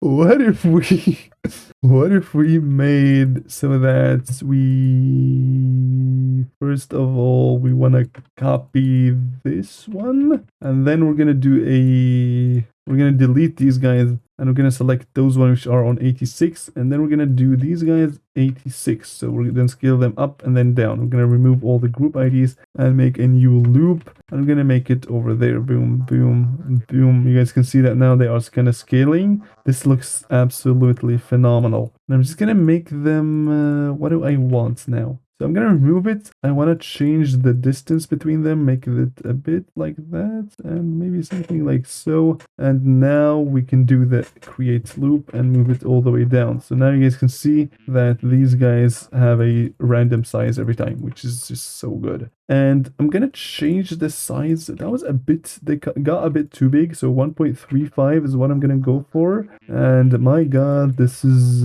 excellent looking. I absolutely love it. Okay, now I'm a bit scared because the beginning, it looks so excellent that this one will never look as good. This one, like, I don't know what to add to make it look good. I think I've just used my full power in here, and it's still horrible looking, to be honest. But yeah, we're gonna get to that later. So why do I keep spicing this up even more, bro? Maybe because it just needs to be spiced up. I don't really know. Shaders, do we want to add any shade? Thing is, there are currently not many good shaders in GD, in my opinion. So we can't really use that many shaders, but okay, I got an idea. I actually had this idea for quite a while now, but I kind of just want to see how it's going to look. So you guys see how if you enable the ground, this just looks bad, but it doesn't look bad. I don't know why I'm said that, but yeah, we're going to add more stuff just as an excuse to make it look better. So we're going to make this one, flip it like that, and then we're going to add a object, and then we're going to make it warp, and then we're going to select that object that we added, and we're going to make it kind of like that. And now if we make this one on T3 and then make it black, and then kind of add it on here, we're going to see that it's just going to look a bit better like this. Okay, actually, I'm going to move these guys to a new layer because I'm going to add more stuff to it. So for example, what we can add is kind of like a low like that. And now if you make this one big, we're gonna have something like this. And if we make everything black, you guys are gonna see that it's gonna feel like it's a something, and then it's gonna going like a single hair, what's it called? A single haired grass object. It's gonna jump from it like that. Would look pretty darn good. All right, nice. So now we're gonna do this. We're just gonna spam them every time there's like a corner, because otherwise I feel like it's kind of looking a bit weirder than I would say. But yeah, we're just making some excellent stuff over here. And yeah, like I said, we just want to spice this up as much as possible. Just don't go too crazy. And oh my god, this just added so much to the level. It is insane to me. And you guys can see that I kind of feel like this is going into the epic direction. I am not gonna lie, to be honest. This one thing over here, these two objects that I added, oh my god, what is going on? What I want to do is I'm gonna copy these ones and paste them up there as well, so that they kind of also grab this object over there. And we can use black because it's going from the cave thingies that we added. So right, so now like that. And add this one actually might look cool because we add it like that maybe, and then it's gonna kind of feel like okay, so the ones above aren't as good as the one at the bottom, but it doesn't really matter, so we're just gonna get rid of them. Actually, what if we keep them? Yeah, I'm gonna keep them. Keeping them is not a bad idea as well. All right, great. This is looking awesome. All praises to God, of course. And I'm thinking of maybe changing the line color, which is this one, the ground line, to black, but not sure because it kind of like the what if we actually made a ground instead of making black? What if we actually made a ground, which is this one, for example? Oh, what is going on with the ground? Why is it not black? It is black actually. Okay, so we're gonna give the ground a color. We're gonna make it kind of like that, and then the ground 2 is gonna be a bit like so, and the line is gonna go to white, and with that, this actually looks a lot. Does it look better? Yeah, I think it does. It just makes it a little bit more not empty. It just adds a bit more to it, which is awesome. And now I'm gonna add like a little camera twist, just a random one. And I'm gonna use a camera offset just to see how it's gonna look. So I'm gonna move the camera a bit to the left, and we're gonna use X only so that we don't mess with the Y value, because as you guys know, this is just simply going to set the values to those ones. So we're going to do this, and then we're going to go left, and then we're going to go right again, because the song says so. And now you guys can see that if we play boom, boom, we go left, and then boom, go right. Yeah, this is not bad. Actually, I don't like this. This is kind of adding, I feel like I'm exaggerating now. Okay, I feel like we're adding too much unnecessary stuff, which is not what we want. Always make sure to know where your limits are and where to stop and when to stop, right? All right, and I also added this one, which, yeah, this is looking pretty good. Now, we're gonna add the last thing. The last...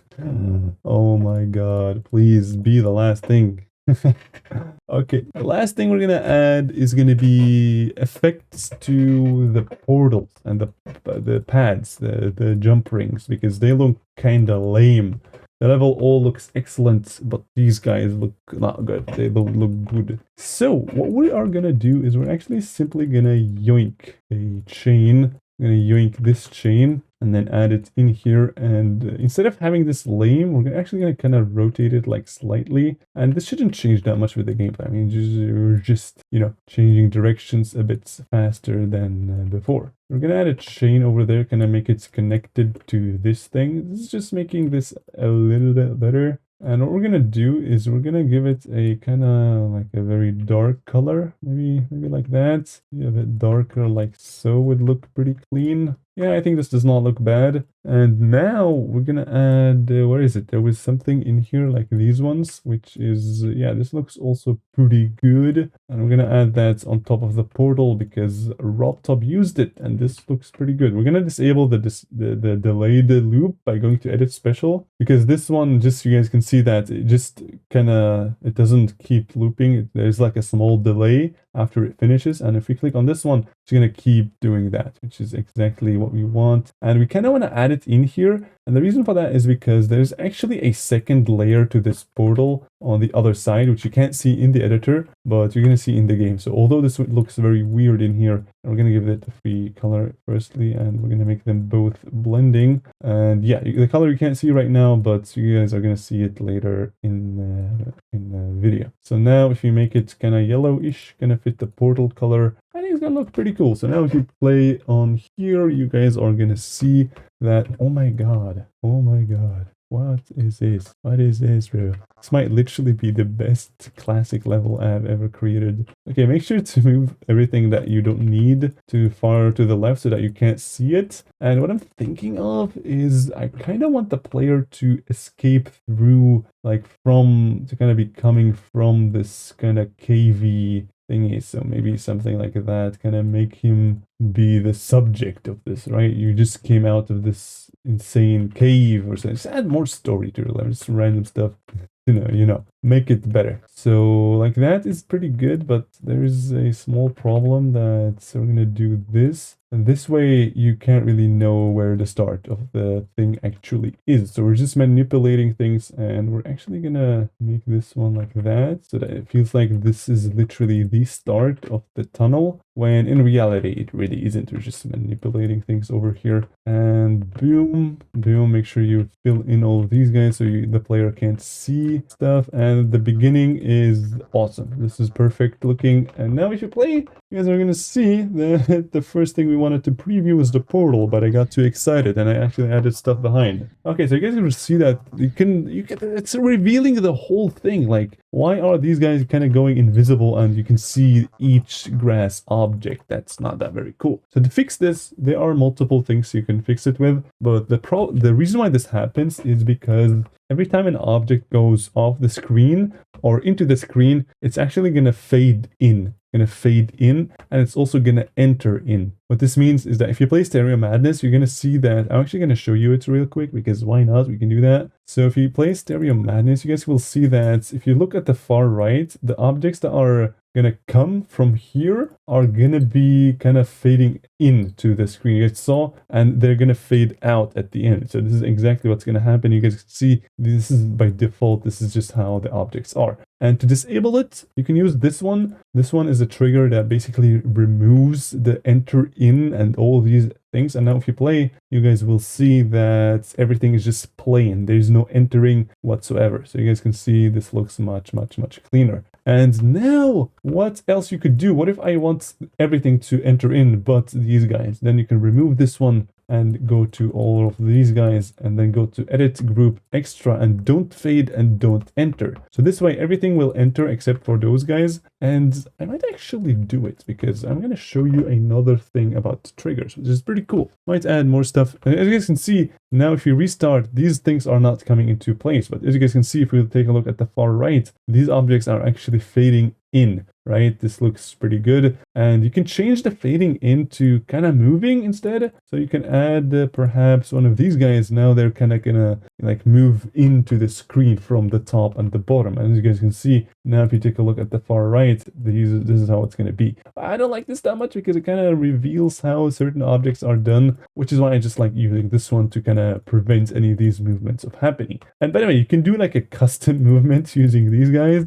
And like a custom rotation, you can just pretty much adjust everything you want, and also the offset and this everything down to like the easing pretty much. So yeah, that's how it is. And also I like to add actually, do I want to? Yeah, I like to add this particle on top of my my pads, and it's by using this one, and then we're gonna make it a bit big, and this one like a bit of variation as well. We're gonna do start size is equal to end size, and then what we're gonna do is we are going to make the speed 0 and the pulse bar a bit like that. We're gonna bring all of these values to 0. And now you guys can see that we're getting started. We can do this 180, and start spin is equal to end spin. Make it a bit larger, and you guys will see that if we add this one, kind of make calc, and we add a bit of fade in and fade out, you guys will see that this is an awesome effect. And we can just make it yellow by going here to make it yellow. The reason why I'm not using a use object color is because we're gonna use it for multiple pads, so we can just change the color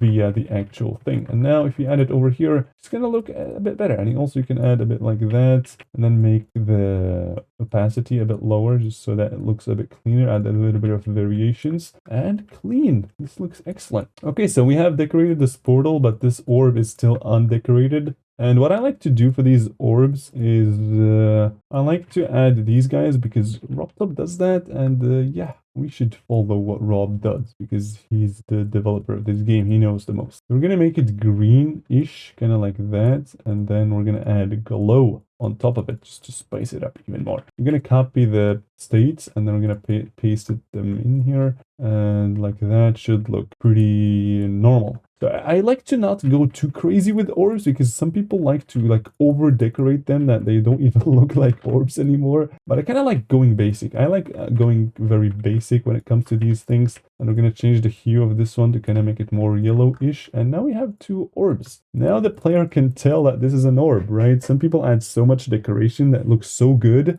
that you can't even know that it's an orb anymore. So I just like to keep it very simple. And this is looking very nice so far. And yeah, this is pretty nice.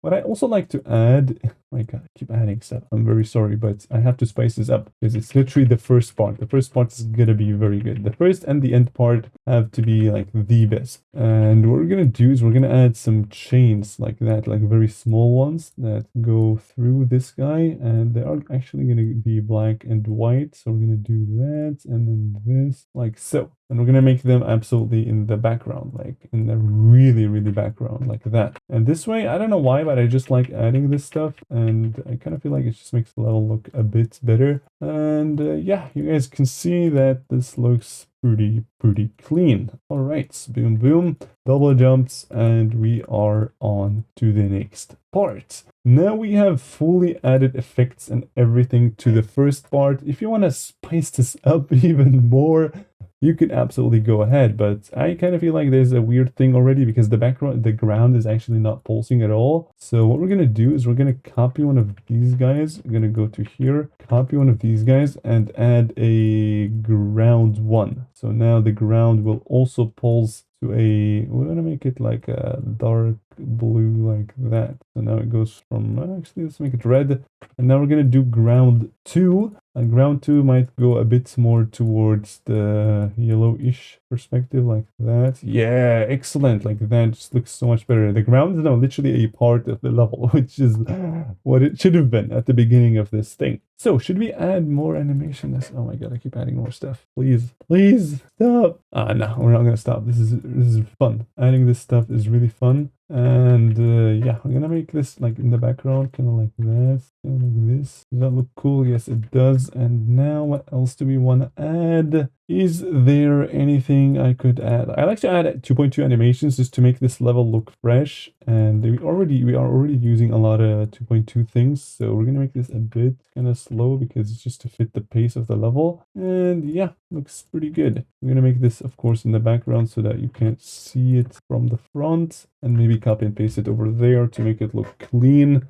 And yeah, I also wanted to, okay, probably the last thing, probably. So this one like that, and then we can copy this color and paste it on my boy over here. Now this guy also has a cool one. Okay, so is that really it? I think it is. Maybe not. I don't really know. But I feel like it's good. We just have to figure out the name of the level, but I like to do that at the very end when we're completely done. So yeah, let's just give it a playtest in normal mode and see how it plays. Let's see how good this looks. Yeah, I think it's pretty excellent. I like the glow. The glow is pretty cool. And now we move on to the second part, which we're gonna decorate later and also add effects later to it. So yeah, nice. All right, now we're gonna start adding effects to the ship section, and in here you guys can see this is how the ship section is. And the very first thing I want to do is, you guys hear that the song is kind of pulsing every now and then. And what I want to do is I want to move. So I want these guys to kind of go down like so. Look at this. We want to replicate this movement where they go like that and then slowly up, like that and slowly up. So we can achieve that if we take a look at that. Of course, we're going to hide the ground using this one. And then I'm going to look at this. It's 38. So we did this last time. And if we just add another thing over here, we're going to add a move trigger to 38. So 38, we're going to move it downwards by like 5 on like ease out and quite fast. And then of course we're going to move it up normally. And this one I'm going to make it like 0.2 so that it's easier to work with these numbers. And then it's going to go up by this value. And it's going to take a bit longer. So maybe 0.5 should be good. And now we can just put these on a new group ID of 91, make them spawn and multi-trigger. And now what we want to do is we want to add a spawn trigger to this loop so that we spawn these guys, which are on 91. I just copied the values from here and pasted them in here. And 91, not 81, spawn ordered, and then this one. And this time it's going to spawn these guys from left to right, and every time this one is hit. So every time these guys scale up, it's going to do that. So look at this. So now, boom, boom, boom, boom, boom. And you guys, if you listen to the song, you feel that there are 2 pulses. So there's boom, boom, boom, boom. But these guys are pulsing on every second pulse. So what we want to do is we want to select these ones, they are on 39, and we're actually just gonna copy this whole thing. So copy this whole thing and then add it in here and then build helper. This way, these guys are on 92 and this one spawns 92. Now we want to copy the values from this one and paste them over here with the spawn order. Just make sure to change 38 to 39. So these guys will go 39. And instead of going down first, we want to make it go up first and then it's going to go down. So this way we have this cool effect that one time these guys are going up and one time the other ones are going up, which is pretty good. And now we have a much, less static looking thingy where these guys are basically moving like that. However, I still feel like it's not that cool. It still feels like these blocks, for example, this whole block, it still feels like it's one single block that's moving on its own, like as if it's all like glued together. But what we want to do to fix this is add a new area trigger. And this one's basically going to move these guys away from you just a tiny bit so that they kind of just have a smoother movement. And now we're going to add this one. And we're going to make the center the player. And then we want to add a bit of length, maybe like 0.2. Actually, it's 20, not 0.2. And now what we want to do is we want them to move away from the player. So we're going to make the move distance 20. And we also want to select, 38. So 38 and 39. So 38 and another one for 39. And now, as you guys can see, this doesn't work at all because what we need to do is 38. So those ones are 38. They're going to have to move downwards. So X and Y, and then move them down by like 5. And then this one, they go up 39, yes, by 5. This sounds good. And now you guys will see that they look a lot cleaner. They're kind of like, I don't know why, but we added so many different movements. We added, of course, first one, these guys kind of come in with this back out animations from the right. And then we added this where they kind of go away from you. And then we added another, area trigger just to add more variations into the movements. And as you can see, what these area triggers did is basically what's happening right here. You guys can see that these ones are kind of going away from me, and those ones also away from me. So now, if you guys just focus on those blocks, you guys are going to see what we did with the last area trigger. You guys can see that they are kind of going away from me. So that is, that is perfect indeed. So now, what I want to do is, we're going to fix this part later. I don't want to get into it now. But what I want to do is I want to add custom glow. So I'm going to put this one, put it in a new layer, and then make it massive, like really massive. And then I'm going to move it like that, and then down here. And now I'm just going to copy and paste this throughout the whole part. And the reason why I'm not using an area, I'm not using a, what's it called? Like a gradient trigger. I'm going to show you in a bit. And now this actually fits perfectly in here. So I'm going to just click on the warping system, move this down, and then we're going to make it very big.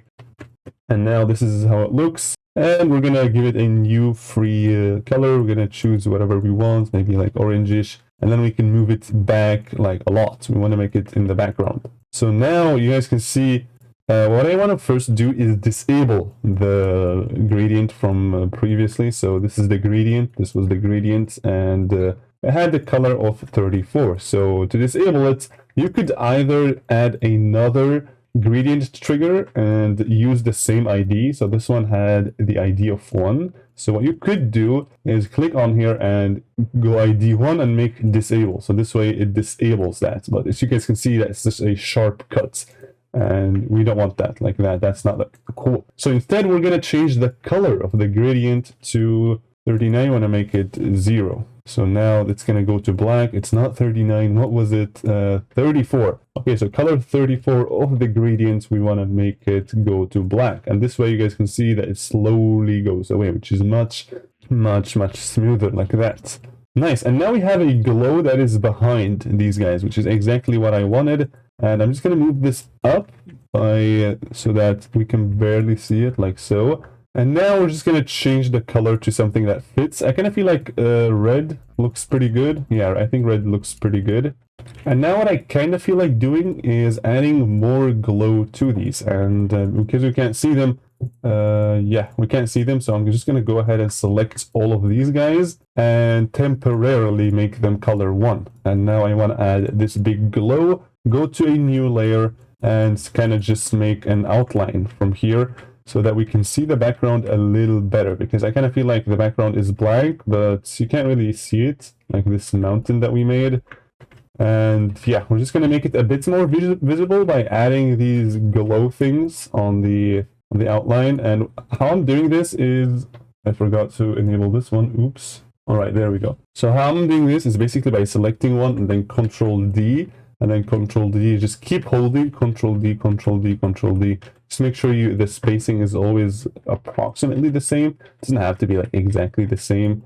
But of course, the more time you spend on this, the better it's going to look. I'm just going to go ahead and kind of draw around this. And then we're going to give it like a more saturated red. This way it kind of feels like the beginning part, if you guys remember how we added the glow and stuff. So we made a mistake over here. This should go down like that. And then this one can continue from here, like so. And then these guys can come over here. So it doesn't have to be perfect. Like I said, we're just trying to make a glow. And when it comes to glow, it doesn't have to be super perfect. So now we're going to select everything and we're going to link them. And then we're going to select these guys and make them black again. So these guys go black. And now if we select these guys, the glow, we can make it in the back like so by adding 2B5.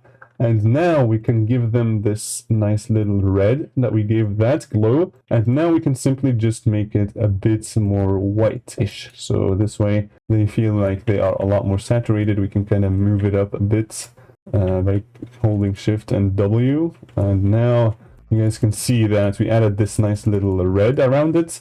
And I kind of feel like these guys have to be in the background, but let me see how they would look if they are in the background. So B5 maybe.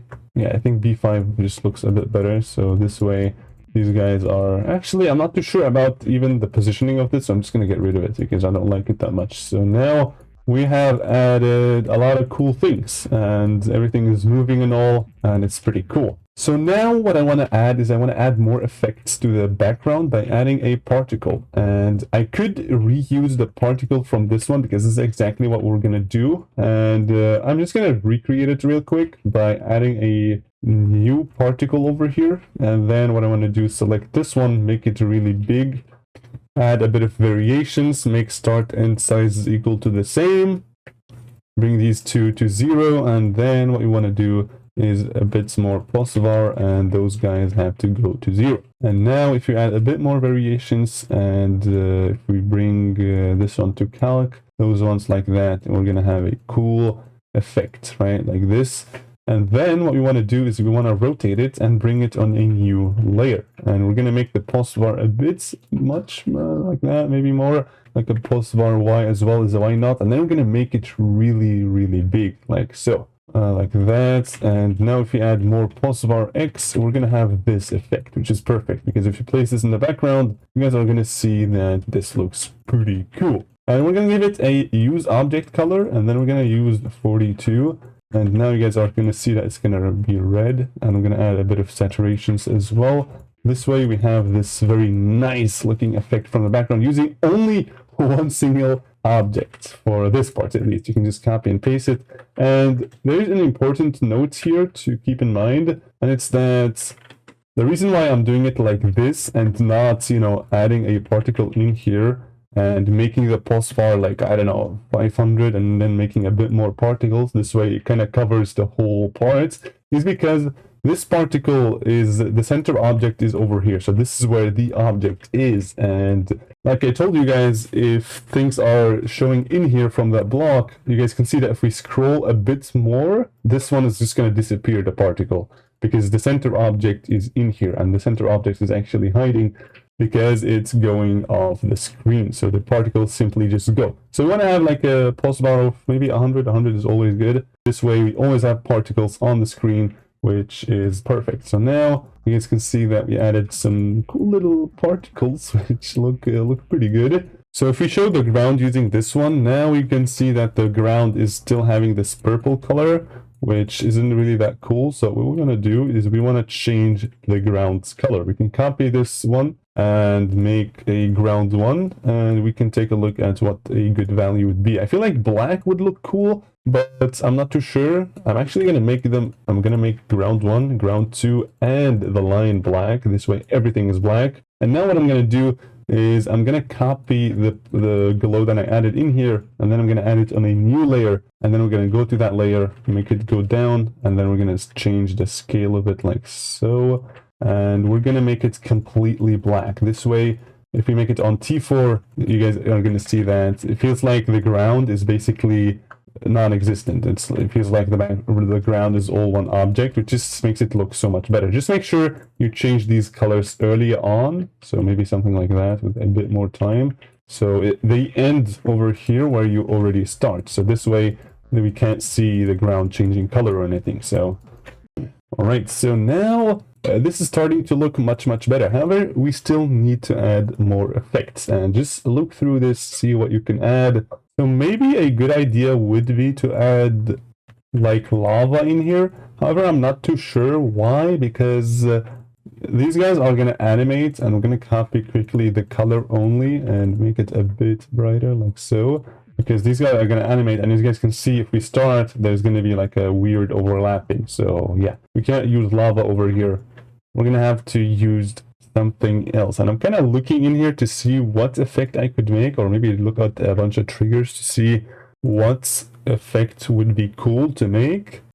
All right, so I came up with an idea that is basically gonna make this whole level look just a tiny bit better by basically adding a gradient thing. And the way we're gonna do that is by simply selecting one of these guys, putting them in here, making it 39, and then add another one, make it 94, not 39. Okay, so now the one on the right is 39, the one on the left is 94, 93, not 39. Oh my god. Okay, so either way, we're going to add a gradient trigger, and we're going to give it a new ID. That's the first step. And then we're going to do left 30, 94, and then 93, like that. So now the gradient is kind of like limited between these guys, which is exactly what we want. So now we're going to give it a new color. We're going to move them like that, and we're going to give this gradient maybe a 42 as well. And then we're going to make it invert. And I'm kind of thinking of just giving it a completely new color, like 43. And now if we change that color, we should see that nothing is going to happen, because it should be on max so that everything is being included. And as you can see, we have made this cool thing, and just choose a nice color. I kind of feel like this works, like a black, because we're not going to see this the whole time. It's just going to pulse real quick. So maybe something, yeah, I kind of feel like this would work, kind of like a red. So we're going to go here, and we're going to move these guys. This one goes like that, and that one goes like this, so that they are both the same. And now the only thing we have to do is basically move 94 towards the left by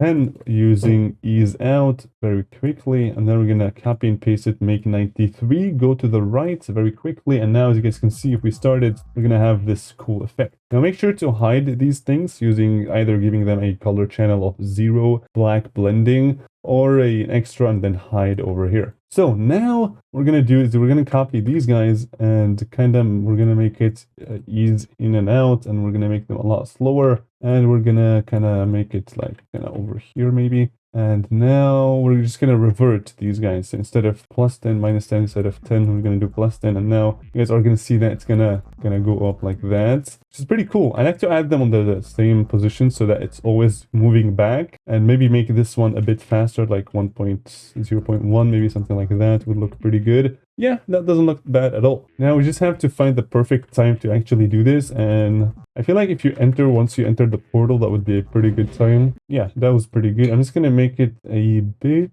faster when it's going back, because yeah, and I also kind of feel like we're moving it not too much, so I'm gonna do maybe like 18 instead of 10. This way there's just a bit more effect, and as you guys can see, boom, yes, like that. So maybe now it's a bit too fast, like so. Now you guys can see, yeah, it looks pretty good. And you can adjust the colors as you want, but I'm just going to go ahead and see if there's any color that would look better. So maybe multiply. Yeah, multiply doesn't look that great. This one either. I like invert because it kind of just makes it look a lot different than anything else. So maybe the color was the wrong one. Maybe we should use like, let me see. This one could look cool. Let me see. So now we want to bring these guys, of course, back to the center. And now if we start it, you guys are going to see that it's going to pulse to, yeah, going to go to blue. Blue might still not be the best one. I mean, you can just mess around with this to get the perfect numbers that you want. But yeah, I'm just experimenting, seeing what works good. And for now, I'm actually just going to leave it as it is. And we're just going to copy and paste it by selecting everything, copy and paste, Control D. And then we're going to move it over here, give it a build helper. This way, everything is reassigned, including the ID of that trigger. So now it looks a lot cleaner, and we're going to add one over there as well. Actually, I might make this one yellow and then that one blue and then this one pink so that it fits with the portal. And the way we can do this is by simply going here, changing the color via the HSV. And so this one is going to have to be blue, which is over here, blue like that. And this one can stay as it is. And we want to make it pink, like kind of more like that. And now, as you guys can see, this one's going to be yellow, and the next one's going to be blue, and this one's going to be, yeah, that looks pretty good. I also decided to move the portal one stack before, so that, because that just fits more with the song. Boom. Yeah, that's pretty good. So now I got an idea for a custom background. So I'm just going to add one of these boxes, and I'm going to give them a new layer. I'm just going to make a bunch of props and just random obstacles in the background, and I'm just going to use some like random sizes, make them all, just make everything pretty random. This way it's not going to look repetitive at all. And now if we just close it in using the same thing like that, so boom, and yeah, I think that's good. So now we're going to give these guys two new colors, and I'm actually going to make them kind of like more crate-ish, so kind of wood, so like that, maybe a bit more so like that. I'm gonna make them really dark because they're gonna go in the background. Actually, maybe something like that would look pretty good.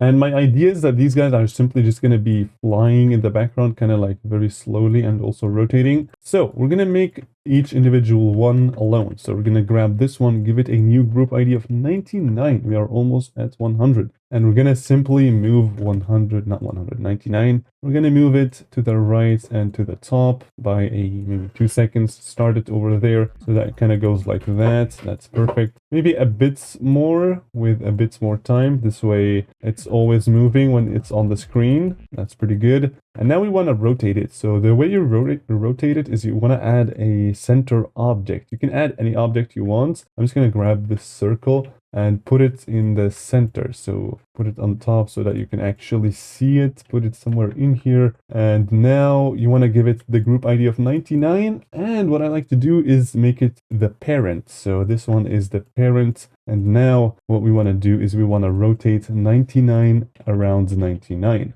So now if we do this, we add a little bit of more, time, like 3.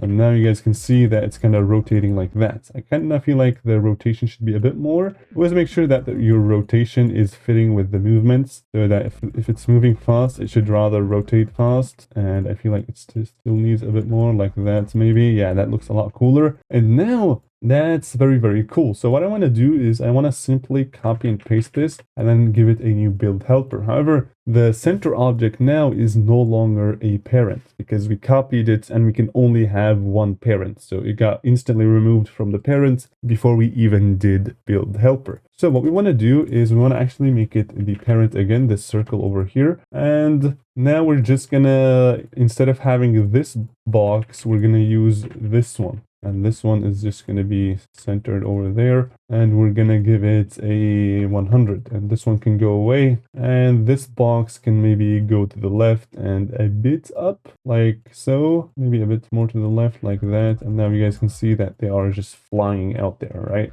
Looks a lot cooler. But it's still like, you can feel like they are in the foreground, that you can interact with them or anything. But we're going to fix that later. So for now, we're just going to want to make these random things fly around. And now we want to do the same thing. So we want to copy everything and then build helper and then we're going to add this one instead, and then we can add it on top like so. And this one is 101, the circle, so everything is going to be 101, but the circle is going to be a parent. So now we want to move it maybe down by a bit left, like so, more down, maybe like that would look pretty good. And now you guys will see that it's just going to start randomly moving. And this is looking great. We just have to do this a few more times and just make sure you don't mess up with the parents. So now build helper, all of these go away. And then we want to make sure that it's all on 102. But this one is the parent. And now add it over there. And this one's going to move from here all the way up to the right, maybe something like so. A bit more to the right than up, like that. And then we want to do this one more time. Actually, 2 more times,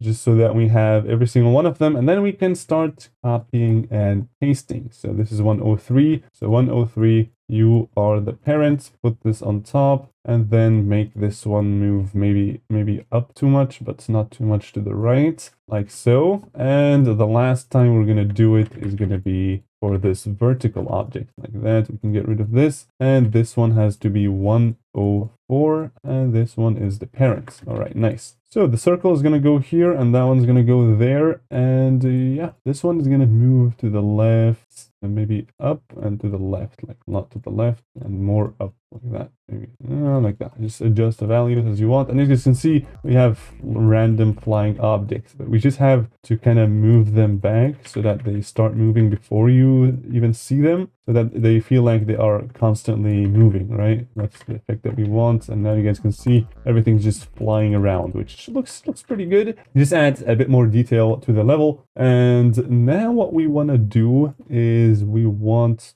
to... They all feel like they are too much in the foreground, so we're going to have to fix that by selecting all of them, giving them a new group ID of 105, and then we're going to simply just make 105 a bit of a lower opacity, maybe like 0.4. And you guys can see that we can now see the circles, and we're going to select all of the circles and we're going to make them on hide. And now you guys can see that you can see that it's in the background. And if you feel like it still needs more, add more, because it's more important to have, to have things that don't interfere with the gameplay too much. So now we have these guys, and I'm simply going to make this one on touch trigger for now, so that because I want to copy this one more time, I want to copy everything and build helper. And now we have the same thing again. We're just going to play around with the movements so that they don't have the exact same thing, right? And then we can just mess around with some of these guys. Just make sure you don't forget to bring them back to the parents. And now I think this should be pretty good to go. So now we have the circles, which we have to make the parents, of course. So the circles over there, make sure this is on group 1. So the alpha was 105, so 106 is the parent, and this one is 108. And this one is 110, and this one has to be 109. Yes, 109. And that one is, where's the circle? There it is, 111. And this one is 107. Okay, so this one was assigned to 107. Why not? And now if we get rid of this one, and you guys can see that we have some randomly flying object in the background, which, yeah, looks pretty good. And just make sure to select everything, and even if you select triggers, it doesn't really matter. We just want to make this everything on the very far background, so this way they just look a bit cleaner. And yeah, this is starting to look pretty good. I kind of like it. Looks pretty nice. So now we can start copying something from like the previous parts, just to make this look more like the previous parts. And I like adding these saw blades. I always love adding these. And just make sure you don't overuse them, because otherwise it's not gonna look that cool. So just one every few blocks, so like that looks a lot cleaner. Nice. So what else could we add? We can add this one as well. If you guys want, you can add it like kind of in the very far background with the color of 42, and maybe a bit more of this, so that it kind of feels like it just, if somebody focuses on this background that we added, they're gonna see that it's not empty, right? So now you guys can see that it just added a bit more stuff to it, and it still feels like it's a bit empty because we still need to spice it up, just like we spiced up the last part. So what I'm gonna try to do is I'm gonna make the background a bit more dark on the top, and we're gonna do that by adding a new gradient trigger, and we're gonna rotate it, give it a ID of 5, And then I'm going to give it 5 and 4. So 5 is black blending and 4 is black. And we're going to give it additive. Actually, we're going to do, let me see. I'm actually going to give it, instead of 5, I'm going to give it a new color channel. I'm going to make this black into opacity. And now you guys can see that if we use multiply, the background is going to be kind of black on the top, which is just looks so much better. This looks like you are in space or something, which, yeah, why not? Looks pretty good. I might change the background because in here we changed it and I'm not really that happy with it.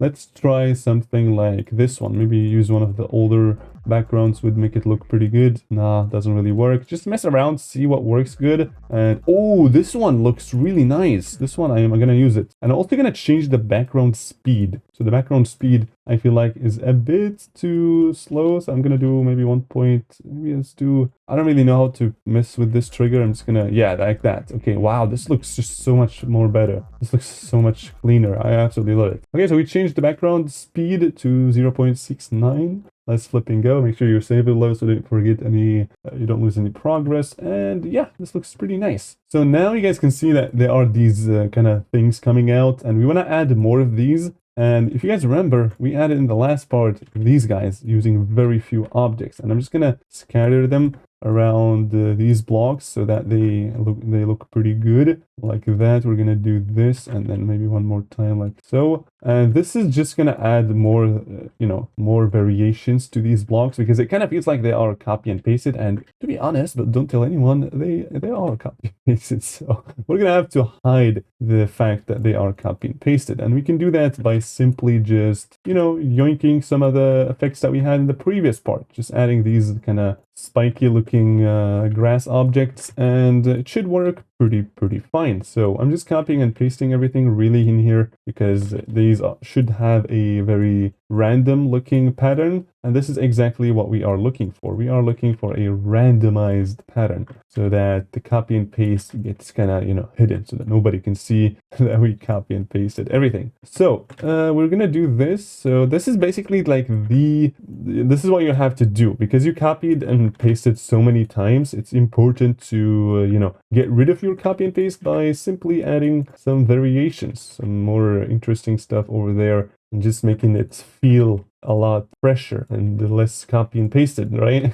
Nobody likes copy and paste in the GD community, so you better make sure you don't upload your level without adding these variations. And now we have this thing, which, yeah, oh, this is looking so much cleaner now. You guys see that just a small detail added so much to the level. It is phenomenal. I absolutely love it. I kind of feel like this part is slowly coming to an end, I'm not gonna lie, even though we haven't spiced it up as much as the previous one. But let's see if there's anything we can simply just yoink from this part. We could yoink this one, but I would recommend not using the same custom background in all of your parts because it's gonna look a bit weird, and we already have these like upper effects that kind of give it this feeling of you're somehow in heaven or something. So that works, that's pretty fine. So I guess that's it. Actually, this part, decorating it and adding effects to it, didn't take that long. I might change the background pulse because I feel like it should be a bit better. Actually, we're not done. We're gonna cook this even more. So we want to do this one a bit more saturation, and this one's gonna go a bit like that. So now the background kind of pulses really, and we're gonna make the background actually go even a bit brighter like that using these guys.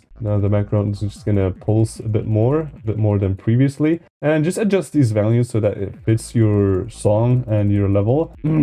And what I'm also thinking of doing is pulsing these ones, right? We want to pulse 17 and 16. So we're going to add a pulse to 16 and we're going to see what is the perfect color. So if we pulse 16 like that, we want to make them maybe red. No, red doesn't really fit. So we're going to make them kind of... let me try blue. Blue isn't that good. If you want to use like different colors in different parts, you really have to know what you're doing. And if you don't, it's just gonna look bad. So now this, I don't think like it looks that good. So maybe more purple-ish. So if this one we change to more like that would look cool. I don't feel like this is working that well, so I'm gonna bring it back to maybe more red-ish. Maybe this one like that. So it pulse. Yeah, exactly like that. It just has a much cleaner pulse. And we're simply just gonna, what you could do is simply add these guys into the list in here and in there, but we don't want to copy and paste too much. So actually we have to add them in here. I was thinking of adding these guys into a new group and then spawning that group in here,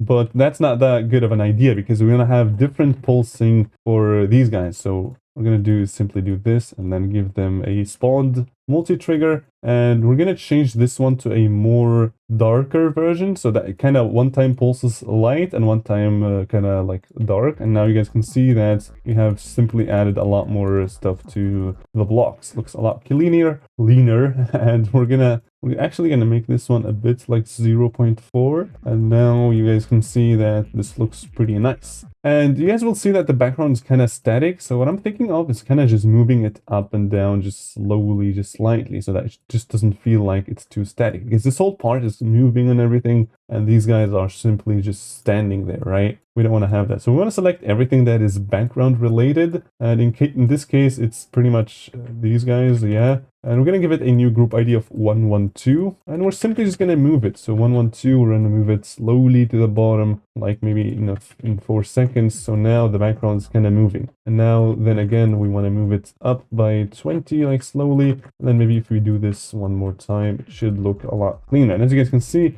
the background has started to move, which is, yeah, looks pretty good. And you guys remember that we added the shader of edit color, and we're actually going to add it in here as well. And we're going to change some of the values to make it look a bit more appealing. So we add a bit more green, maybe a bit more purple using this one. So this way it kind of has this whole like kind of feels like you have added like a purple layer on top of everything. And we're going to move this slightly back, and we're going to make the fade time like 0.5 with an ease in and out. And you guys can see that this just looks phenomenal. Looks a lot better than previously. And yeah, this is honestly starting to look really nice. And I'm gonna see if I can spice this up even more, because compared to the previous version, I feel like the previous part, I feel like it still needs some cooking. So we're gonna see what else could we add. What did we add last time, and what can we add now? We can pulse, for example, if you copy these guys, we make this one on that. We can pulse like what is it called? The object color, so the outline, we can pulse it to white, and let's see how that's gonna look like. Okay, so if you pulse it once, not twice, so we're gonna move this one, boom, boom. So now they are kind of pulsing, which, yeah, doesn't look that bad, kind of like it. So now we also need to add these guys. We forgot to add these guys to include them basically as the background, because they are also going to move with the background, otherwise it's gonna look a bit weird. So now this looks a lot cleaner. And now we are in the heaven part, and yeah, heaven part. Let's go to the heaven part, and this one is going to be pretty cool to add effects to, because heavens are pretty cool. So you guys remember these very cool things that we added at the beginning, these ones? So we're going to copy them just like they are. We're going to Control-C them, and we're going to paste them right over here. And now what we're going to do is we're going to yoink the 87 movement, which is currently on 88. So we can just spawn 88. We want to copy that one. And now if we add it in here, you guys will see that nothing's going to happen, because this one is firstly on spawn triggered, and we don't want that, and we don't want to have a group ID on it as well. And what we want to do instead is we also want to move 87 to the top, so that the baseline is a bit more on the top. This way it just feels right? Like that. Now you guys can see that you can't see anything because you still have to move this block a bit to the top. This is like the center. Oh, now you guys can see stuff. This is looking clean. So now if you do this, yeah. Now just adjust this value, so it's basically like the baseline of when it should start pulsing. And I kind of feel like, yeah, that's not bad. I'm actually going to adjust the area tint. So if you give the area tint an effect ID of 1 over here, we can actually edit the settings of that area tint using the edit area tint. And if we add it in here, we use the effect ID of 1, and then we add a bit of random length. So maybe ±10. And we want to do this in a very smooth way. And this way you guys can see that the effect has kind of changed. It doesn't look that great. And because we want to have this as much lower, a bit lower, and maybe this one can also go like 11. Let's see how that's going to look. doesn't look that great. Just change this slightly even more just to kind of make it, yeah, this one looks a lot cleaner. And now this is perfect. Now all you have to do is simply just, so this one is far to the top, so I kind of want to have the length a bit more so that you can see more of the stuff that is on top. So if we move this a bit more like that, so I have like a perfect you know, like a perfect thing before we start copying and pasting it. And now I think we can start copying and pasting it because we have edited it as much as we want, and we're gonna add this over there just on top of the blocks because it just feels good over here. And we're gonna do just like random placements, and now that should be pretty good. Now don't forget that you have to we're gonna loop this every 0.4 seconds. So this is like the guy, and we're gonna do this, and we're gonna add into here 0.4, so that every 0.4 seconds this one gets added. Actually gonna do 0.8 because 0.4 is every beat, but we want to do every second beat. So now if you move everything to the right, you guys are gonna see that the effect is gonna take place. But you guys can see that these guys we can't see them because we have to change the baseline again to just move it up a little bit slightly like that. This should work pretty good. And you guys can see these guys are scaling like insane, which is perfect. This is looking clean.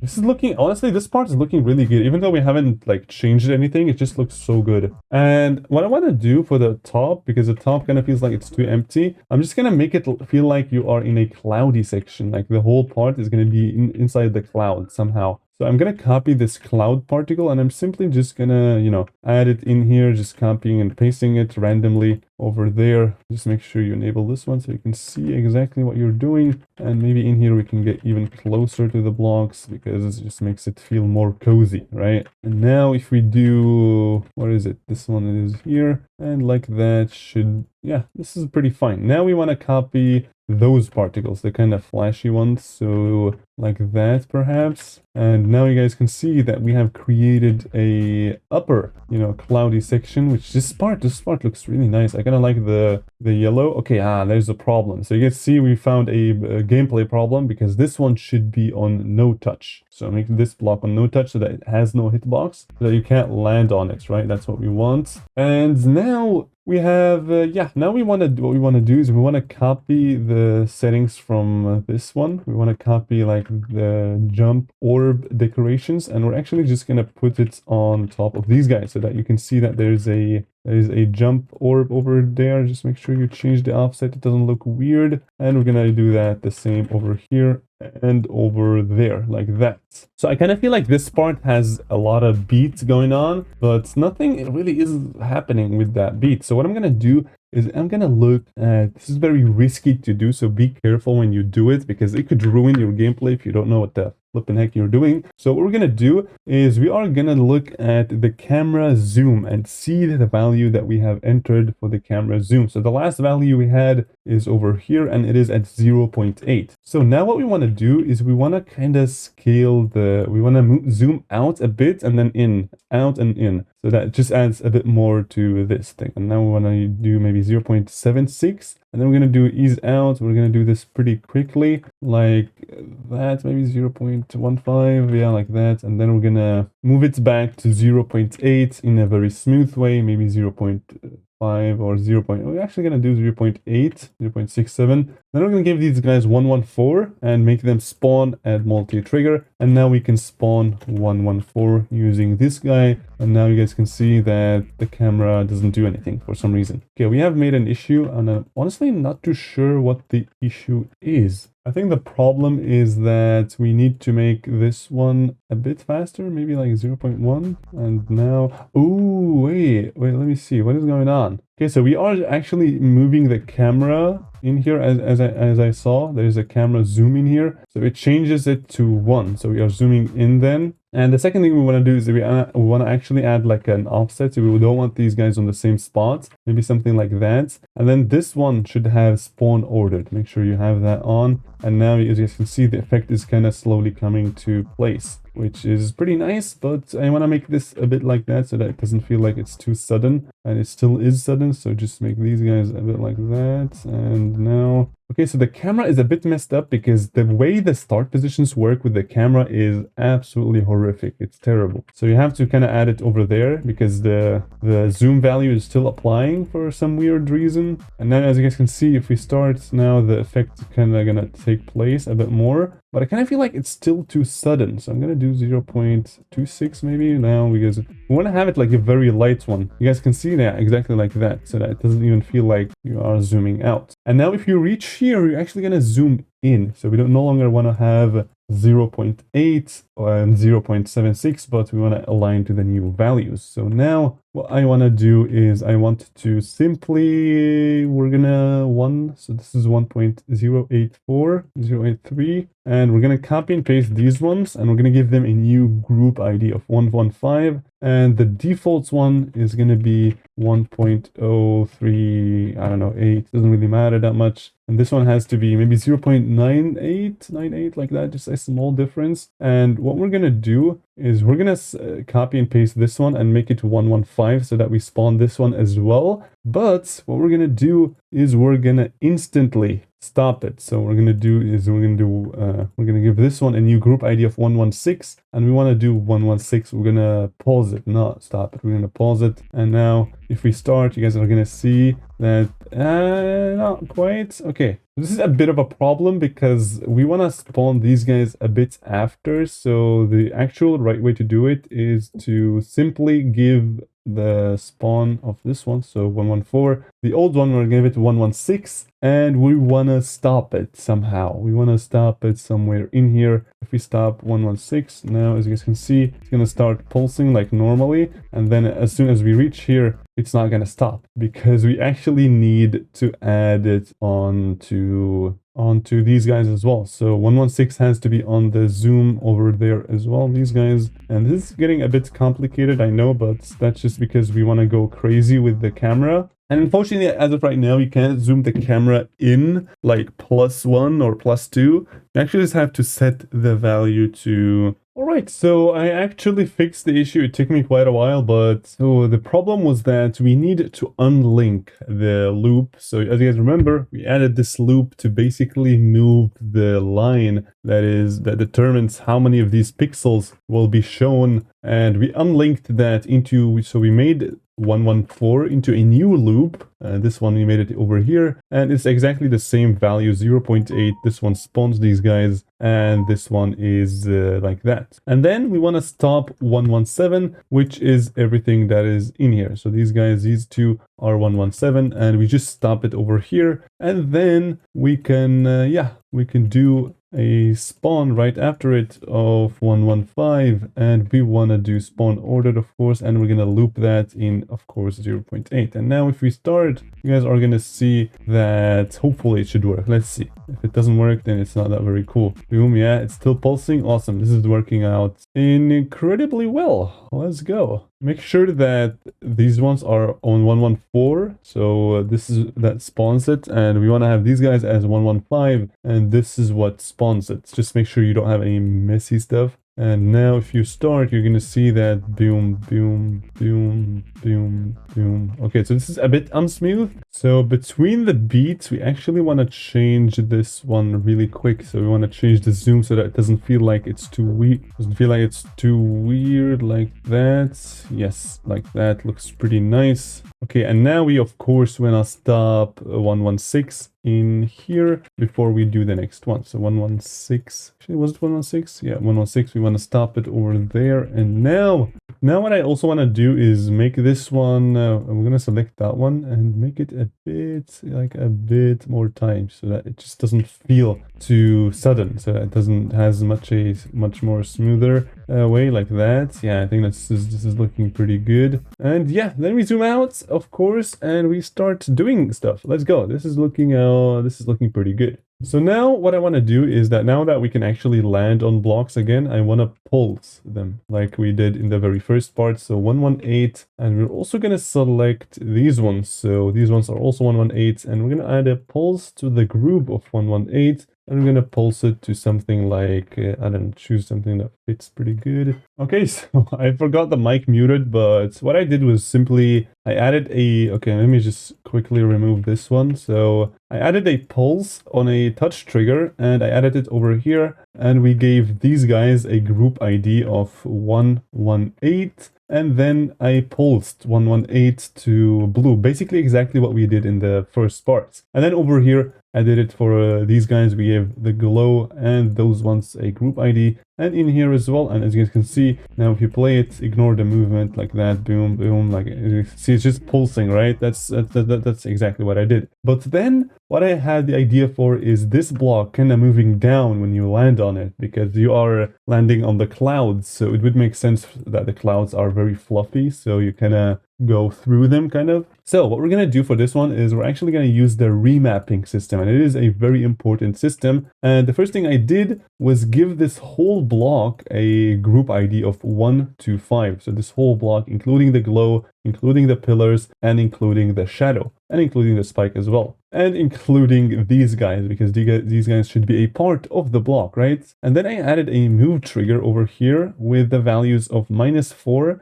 ease out, and 0.22, and right after it I added another one with +4 and 0.75, and we're gonna spawn this using the spawn trigger, and we're gonna make it spawn 126, which is a group ID that I gave these two guys, and I also made them on spawn and multi-trigger. And now 126, we're gonna spawn with a spawn ordered, and as you guys can see now, if you start, every time you click on it, it's gonna kind of go down, which just looks so much cleaner than previously. So now what we want to do is the remapping system. So the remapping system basically allows you to use the same triggers, but assign new group or pass new group IDs to them. So I'm going to show you a quick example. So I'm going to give this whole platform a new group ID, and of course including the shadow, and this one's going to be 127. So we're just going to make sure to move this away so that we can see stuff. So all of this guy 127, the color of 23, want to select all of these guys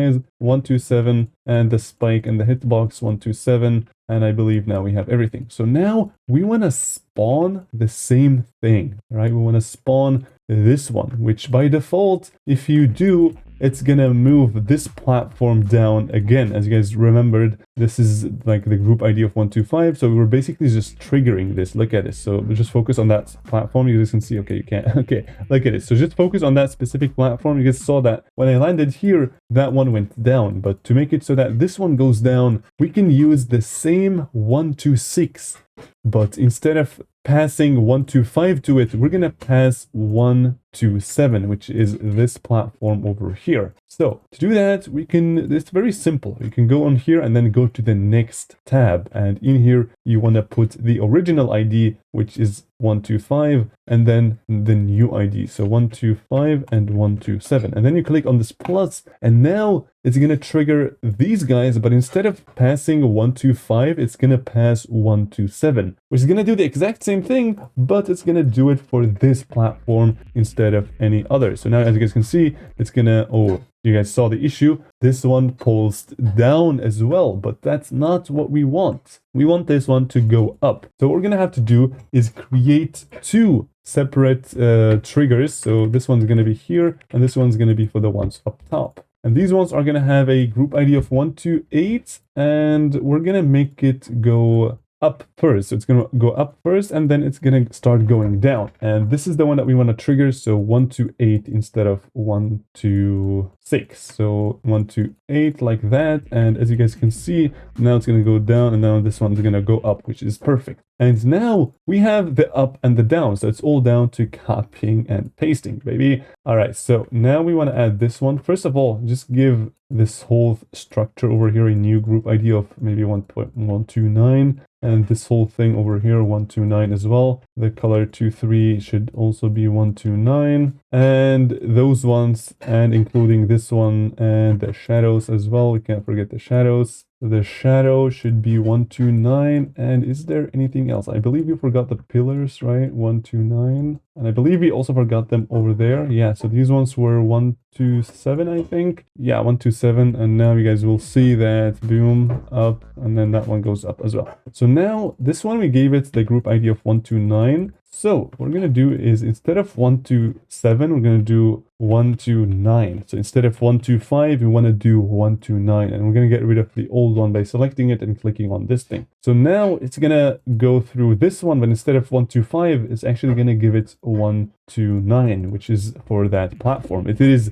much easier to use it like that instead of, yeah. Okay, we actually spawned the wrong one. We should spawn this one, which is 1 to 6 instead of 1 to 8, like that, 1 to 6. Make sure you spawn the one that makes the platform go down instead of up. And as you guys saw, looks clean as flipping heck. We're gonna add one more over there. And now it's all down to, you know, selecting these guys, giving them a new group ID, and yeah, working it out from there. So we're selecting the shadow right now, and I don't want to select too much to the top because we're not even going to be able to see the stuff that's on the top. So those ones, including the spike, go to 130, and we're going to go 2-3. We're going to give these guys a new group ID of 130, and I believe this is it. So we can select this one, copy and paste it, put it over there, and 130 is going to be the new one instead of 125. So now this should be working pretty good. So now, yeah, we're just going to do it 3 more times for the platform that is over here on the top and for the 2 structures that are below.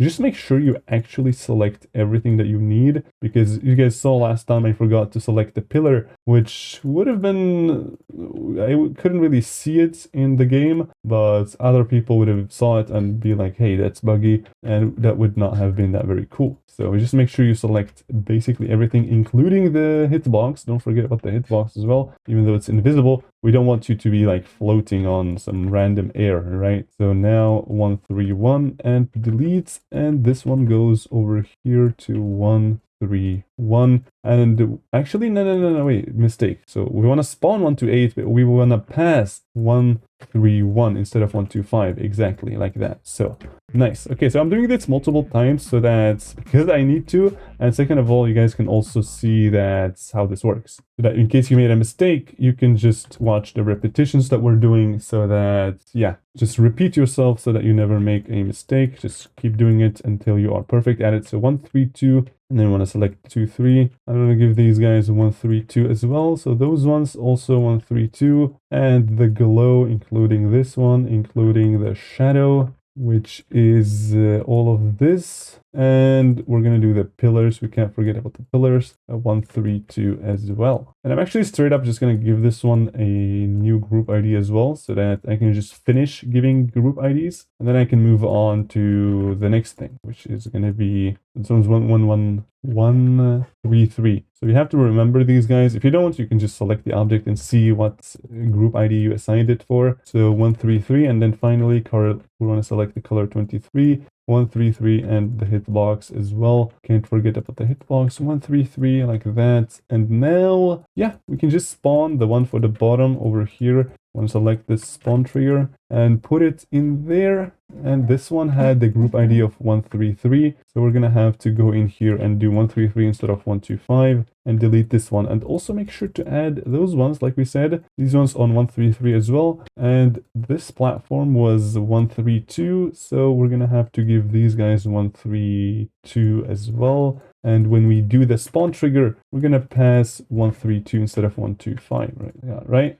Actually, 132 instead of 12, yeah, like that. So this is how we want it to be. And the last thing we want to do is not forget that we added these guys, those guys. Want to give these guys a group ID of 129 as well, just like the block that they are on. And now you guys will see that we are done with adding the movements to these guys, and this looks just so much better. It just looks a lot cleaner. And yeah, that is looking beautiful so far. So it's time to add more stuff. We want to spice this up even more. So I'm thinking of adding a background particle, which is basically just going to send some stuff down. So we're going to select the star. We're going to go to motion, and I'm going to add some gravity to the left and to the bottom. And we're going to make the speed at 0. Or if you want, you can make the speed at that, but make sure to change the angle to here. And actually that looks a bit better, so I'm going to do that instead. And we're going to do a large pulse bar, and we're going to do this one a bit bigger and a bit of variations for the size as well. And the end size could also vary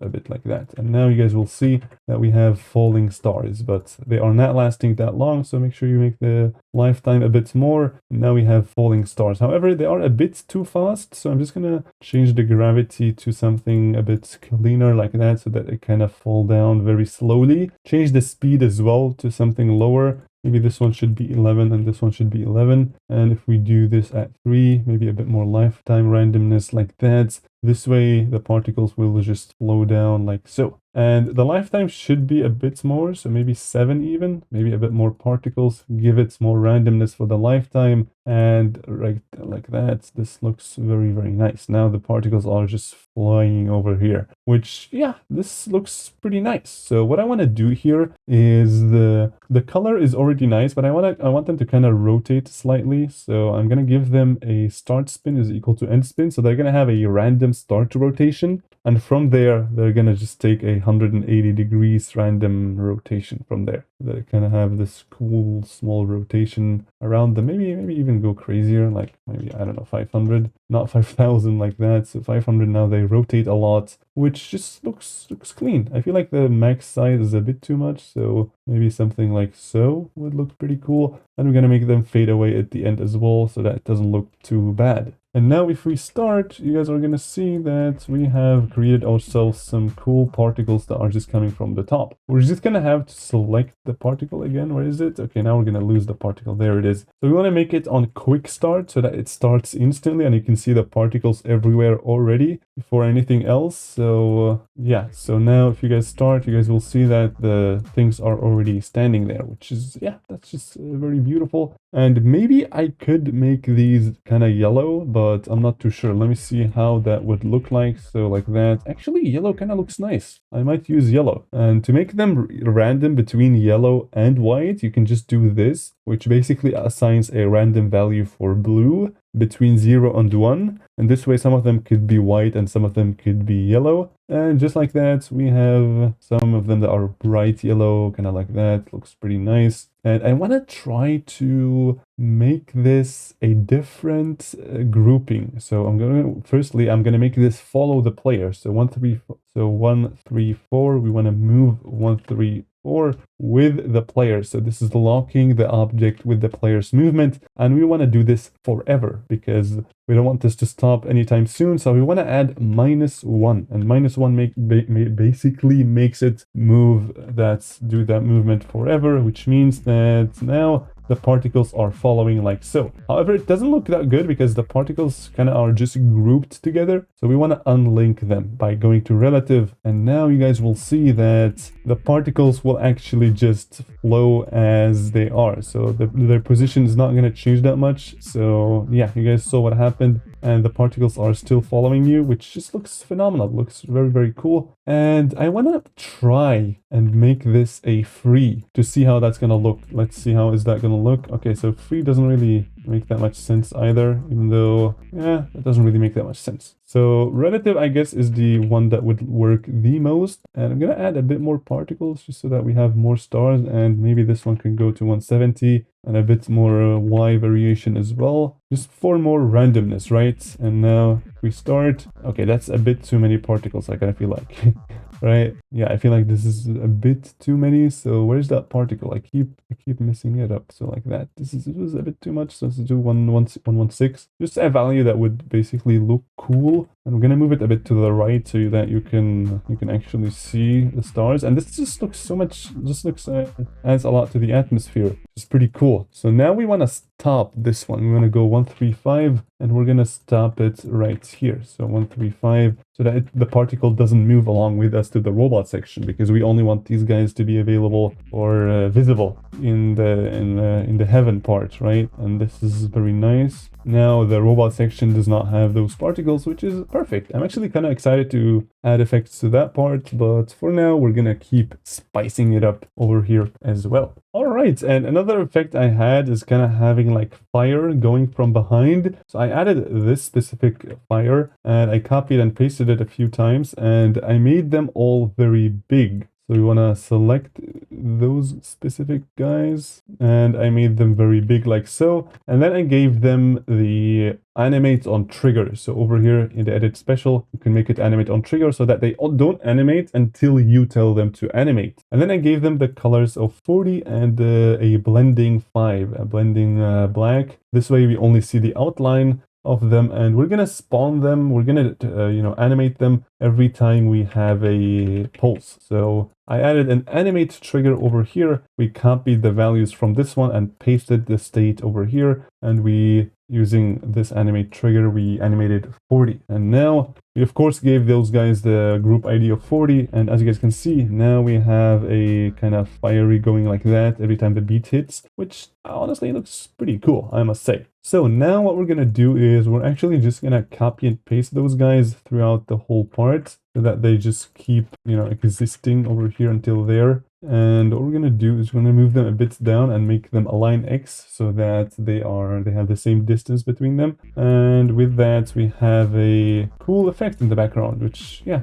always a why not, right? So now I kind of want to just add some random elements that are kind of like very light yellow like that. And I want to make it rotate slightly like so, and have a very low opacity like that. I'm just going to copy and paste this just randomly across this whole part, just to add a bit more life to it, right? Want to have more stuff going on instead of having nothing going on. It's always better like that, and this looks a lot cleaner. And the background is still a bit empty, so we're gonna have to add a custom background as well. The first thing we want to do to add a custom background is we're gonna choose a block that would basically fit this part. So what block could fit this part? This is a very heavy, so I kind of feel like this one, if you make it really large, and this could fit a lot because it's just, you guys can see that it just looks very nice. And what we're gonna do is we're gonna make these guys on really large, and then we're simply gonna have like a very large pillar like so. And we're gonna give them we need a group ID, but not right now. So I give them the colors of 47, which looks like that, and then 48, which looks like that. And this way they have this cool shading, which looks awesome. And now we want to add a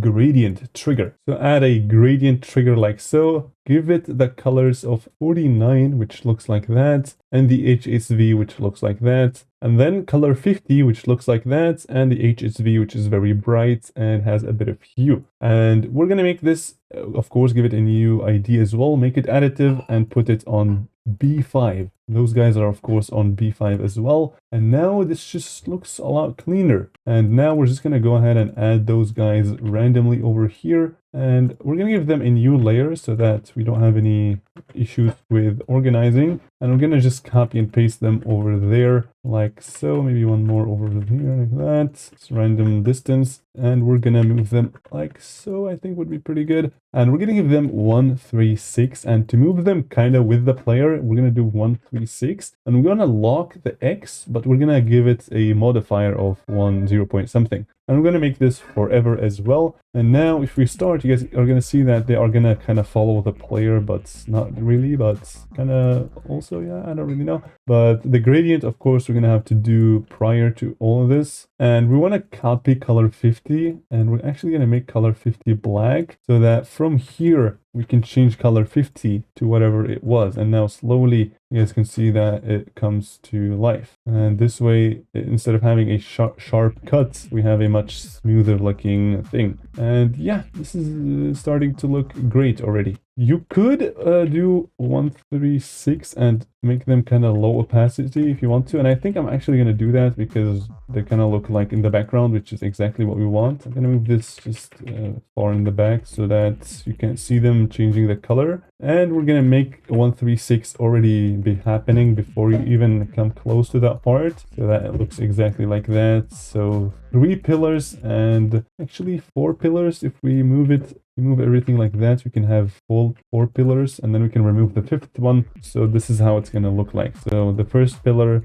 a second pillar, and third pillar, fourth. Yeah, like that. It's nice. All right, this part is looking really nice so far. So we're just gonna, I think this is it for this part, or is there anything else I want to add? Actually, let's spice this up even more. And what I want to do is I want to add another custom background, but this one's going to look a lot cooler. So we're going to take the hexagon object, and what we're going to do is we're going to copy and paste it and kind of make like a hexagon background. And I'm going to do that by having a perfect, what is it called? Like a distance between all of them. And just keep doing that until you have a very massive one, and then scale everything like that. And then you guys can see this looks very, very nice. And once you have something like this, make sure to give them a new color channel and then make it very low like that. And then what we want to do is we want them to kind of fade. We want to have like a nice little fade, and we're going to do that using the area fade trigger. So just like we said, we want to give all of these a group ID of 137, and then we want to add just any random object you want. I'm going to go with this line, and we're going to give it a group ID of 138. And then you're going to add a area fade over here, and then you're going to make 137, and the center is 138. Give it this one, and make the length 75, the offset -1,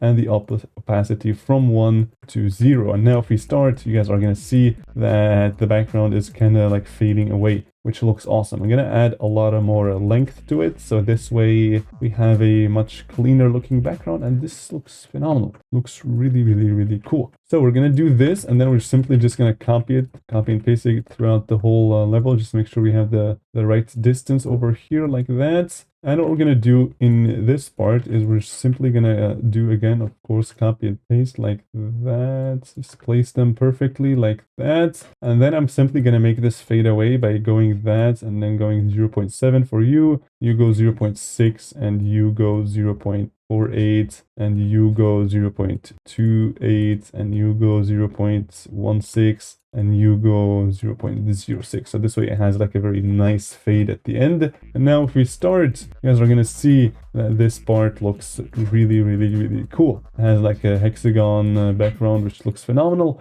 And what we want to do now is we want to copy the same things that we did over there, and we're simply going to copy them to here because we added like the fading and everything, and we want to have that in here as well at the beginning so that we don't have a sharp cut. We want to make everything smooth like that. Exactly. Nice. So I'm going to get rid of this start position so that I can actually see how the level is going to look like if you come from the ship, with all the camera settings being like they are going to be in the final level. And I kind of like this part, honestly. I kind of like this part. This part is looking pretty good. So now it kind of switches to this blue, and it looks absolutely phenomenal. I absolutely love this. This is pretty cool. Oh, and what I saw here is that these guys have, what I'm going to do is I'm going to give these guys a new group ID of 139, and we're going to pulse them to, so group 139, we want to pulse it to kind of like a purple-ish, which I think would look pretty cool, as you guys can see, like that. And we're going to, of course, add this pulse to our list in here. And like that, we have a, yeah, this looks a lot better now. I kind of feel like this looks pretty cool. And with that, we have a, yeah, this is looking pretty cool. All right, we're doing some excellent progress. However, you guys can see that we have some weird layering with these guys. So I'm just going to select all of them and kind of make sure that they are in the far back. This way they don't interfere with anything. So we're going to give this gradient that we added for the pillars or for the background, we're going to give it a base color of 5. And we're going to get rid of all of this just so that it has a much smoother way of coming into this part like that. Just looks a lot cleaner. And yeah, I'm kind of falling in love with this level. This is starting to look pretty cool. And if we get to here, you guys will see that these guys for some reason are still playing, and I believe this is a bug from Geometry Dash where some objects just start animating even though you told them not to. So all of these guys are on animate on trigger, and we're only going to animate them in here. All right, so let's actually give it a try in here, because we're actually done adding effects to our ball part as well as the ship part, and this is looking phenomenal so far. I absolutely love the way this why are the fires already doing stuff? I don't know, this is kind of weird. Okay, so a solution to do is to simply hide the fireballs and then kind of make them fade in here like that. So this way they are definitely not on the screen. No matter what they do, no matter what the game tries to bug out, we're just not going to allow that to happen. So now you guys can see that, yeah, the fire, there's no more fire, and this is very cool. I love this part. This part pretty cool. All right, and now in here we have entered the robot section. So that is awesome. All right, so we are at the robot part, and the robot part is actually gonna have a lot of camera rotate, because I just kind of feel like this would work very nice, and the camera rotate is very sensitive. You have to be careful about how you use it, because this can get really bad very quickly. So we want to make some very smooth movements, and I'm just going to go ahead and add a start position over here. And it doesn't really matter that we're the ball, because we're just going to straight up fall into the robot part. And now if we start, you can see that the camera has slightly rotated like so. That's exactly what we want. We want to rotate it back like that, and now we have this and then that. And it's not smooth, so we want to make it very smooth like so. And now you guys can see. And now in here, what I want to do is I want the camera to kind of tilt, but kind of quickly, I'm not gonna lie. So we're gonna see how that's gonna be. So the first thing I want to do is see how that's gonna look like. I want it to rotate like that, and then every time you click, it's gonna just go to the opposite direction like that, and then this, and then that, like that, if you guys know what I'm saying. So 16 plus 16 minus 16, and we're just gonna see how that looks. Just copy and paste this, see how it's gonna look. So boom, boom, boom, boom, boom. Yeah, something like that, but the values are way too much. So we're gonna go to maybe 7 instead of all of that, and then in here we can do 7 again. Okay, so this one is also way too much. So let's do maybe, I don't know, if this one makes it go to -7, so if this one is 5, that should make sense. Yeah, exactly like that. If you guys listen to the song over here, boom, boom, boom, boom. Yeah, exactly like, so it's very smooth, and I kind of want it to be a little bit unsmooth. So we're gonna make it a bit faster, because this part you are clicking with the song, and I kind of feel like we have to zoom in a bit more. So we're gonna do that by going into here, and 0.85 should sound good on a time span of maybe 2 seconds over here. Like that should look pretty good. And I'm actually gonna make all these rotate things on ease out, and I'm gonna give them a lot more time. And now if you play, you're gonna see that it's gonna be very sudden, like that. Exactly, this is exactly how I wanted it to be kind of boom, boom, boom, boom, like that. And now it's just time to, you just have to playtest, just keep playtesting, and just like look at what feels right. Just, you know, just keep playtesting it until you have the right feeling. Like that, exactly. And what I'm gonna do is I'm actually just gonna randomly move the camera here and there. So I'm gonna move it a bit to the left using a, we just want to make the camera movements very smooth. The only thing that's not gonna be that smooth is gonna be the, what is it called? Okay, I'm gonna change this one to 2.5 so it doesn't go up too much. I'm calling the camera rotate is the only thing that's gonna be very sudden, because that's what we want to change. So boom, boom, boom. And this is a bit too off-centered, so I'm kind of making it like that. Would be a bit better like so. So now it should be more fitting with the song. And we're just gonna do this over and over again over here. And yeah, it should be pretty cool. Let's see how that's gonna be. Okay, so the problem here is that we're gonna do X only, so that you only move the X, because the camera was actually reset on the Y, which is not what we want. We want it to kind of stay like that, exactly. And we're actually gonna do this in here as well. So you click this one, and then that one, and then in here we're gonna bring it back to 0, like so, on a very smooth easing, so that it goes back to 0. And now in here, I kind of want to add a bit more so that the player is already ready to know that there's going to be some camera movements like that. Yeah, but I still feel like this is unsmooth for some reason. I'm not too sure why. Maybe it's because this needs to be easy in and out, and maybe very fast. This way you can have like that. Yeah, I think that works pretty good. So we changed some of them, but not all of them. Boom, boom, boom, boom, boom, boom, boom. And in here, we want to zoom out quite quickly, I'm not gonna lie. So 0.8 in a, yeah, so throughout this dash orb, we want to zoom out. Boom, boom, boom, boom, boom, boom, boom, boom, boom, boom, boom. Like that, exactly. That was pretty smooth. I like it. And yeah, when you mess with the camera triggers, it's very important to keep playtesting your level every now and then, just to make sure it feels right, because it may feel right at the first, but then it may just look weird after you play it too many times, which basically is just showing the true colors of how the effect will feel. Boom, boom, boom, boom, boom, boom, zoom. That's pretty cool. I kind of feel like these guys, all of them should be a bit like that, so that the camera, the music sync is perfect like that. Yeah, that's much cleaner. And now, yeah, nice. All right, so more effects, right? We want to have more effects. This is all it's about. So I'm going to begin by adding a particle, and I'm going to choose this one. I'm going to bring everything to 0 as of right now. We're going to make it very big, and we're going to rotate it using these values, 90, and we're going to make it go fast like that. We're going to make this one 90, actually minus 90, so that we have this effect. We're going to bring this to 0 so that it all looks smooth. And now what we want to do is we want to make it a bit faster, make it a bit smaller like that. We want to have the max particles always more than the other ones so that you don't have any weird stuff going on in here. And the lifetime could be a bit lower, even though these guys can also be a bit lower like that. So now, like so, this looks pretty clean. And now we're just going to make it very massive so that you have this kind of effect. I'm going to make it fade out so that it kind of has like this nice fade at the end. And this one is actually going to have the exact same color as the rainbow. You guys remember we made a rainbow in here. So this was 2.9. So we're going to select that particle, this one, and we're going to make it 2.9. So this way, this is always also rainbow, which is awesome. Adding this to this part just makes it look a lot cleaner. And we're going to add this over here and give it the group ID of 3. 3 is a group ID we haven't used in a pretty long time. And this one's, I believe, was 4. Yes, was 4. And now we have this effect on the blocks, which kind of looks pretty cool. And what I'm going to do is simply just copy and paste it. And for those ones, we're just going to have to make it a bit smaller like that. And for this one as well, we're just going to have to add it over there, make it very small. And then, yeah, just copying and pasting this on every single block that would fit it. Like here, for example, or on those guys as well. And on here too,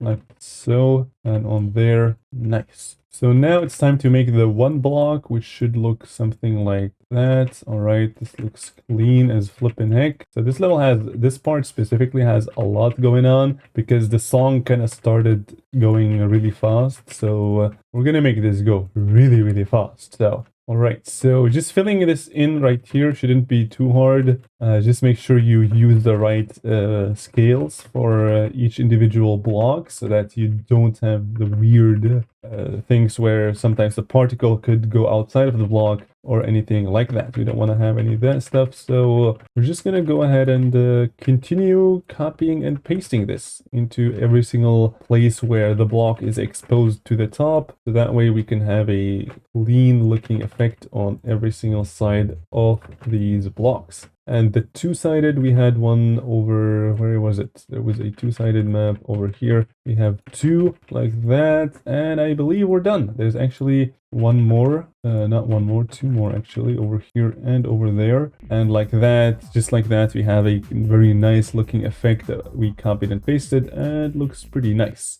All right, so cool. Don't forget to save as always, and let's just see how we can make this even better. All right, so an idea I had was to basically select all of the checkerboard blocks. We're going to give them a group ID of 140, and then we're going to add an area tint. And then we're going to add the center is going to be the player and 140 over here, and we're going to have a massive length, and we're going to tint them to a color of 29. So 29, we're going to tint them, and as you guys can see, now if we start, these blocks are all going to be like that, which looks phenomenal. But I could do it like that, or I could add more randomness to the length, which should make some of them only be like that, which honestly doesn't look that good now that I look at it. So you guys will also see that I only wanted the black parts of these checkerboards to be, you know, a different color. You guys see that even the black things have this weird pulsing, which we don't want. So to fix that, we want to go to the area tint and select main only. This way, only the black ones will select it, and if you go on to secondary only the, exactly, this just looks so much better. Only the white ones have been selected, and you could do this where there's like a length plus minus, like a randomness. But I think I'm gonna see if it looks better like that. Actually, I'm not too sure, honestly, because, yeah, this effect I'm kind of unsure about which one I should use. I think, yeah, I think that's pretty good like that. Now, you guys remember how we kind of had this gradient going from bottom to top, and then we kind of made it hidden, and we did that by using a trigger 34, and we made it kind of go hide, and now we're gonna bring it back. We're gonna bring that back, but we're gonna make it color 29 so that it slowly goes into this gradient that we want, this rainbow I mean. And we can play around with the hue just to kind of have it always different, but I feel like having it the same is a lot cleaner. We're gonna do this so that there's still like that, exactly. This is, we have just extra glow on it, which yeah, doesn't look bad. And now we're gonna have to copy the saw blades. Of course, we want all the parts to look kind of similar, even though they are very different from one and another, but we kind of want to have them still be, just gonna have them have something in common at least. Of course, we don't want them to be like extraordinarily different, but they should still feel like you're playing the same level, right? So adding these saw blades just randomly over here should make this a bit cleaner. Now I could add like a shock wave or a shock line effect over here, which should be like that. And now that I'm looking at it, I think I am going to add it, because although I don't like that much, I don't like it that much, I think it's pretty good. So we're gonna play with the strength to make it a bit lower like that, so that it just feels like you are making a one rounded thing. And yeah, like that, it actually didn't look, wait, what? Okay, I see. I thought I started somewhere else. So we're gonna make the ball, of course, and then we're gonna do that, boom, boom, and then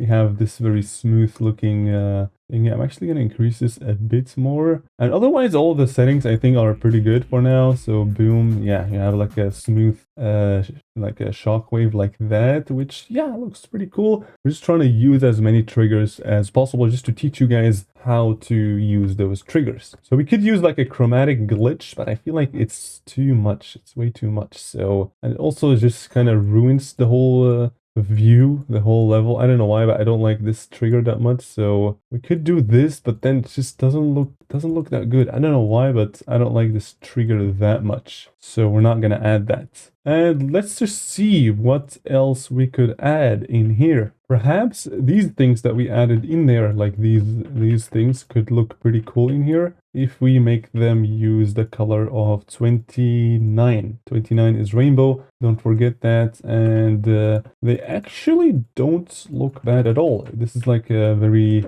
checkerboardy part, so I think it works. Yeah, look at it. So now we have the shader as well, and yeah, the shader actually adds a lot to this. I kind of like that.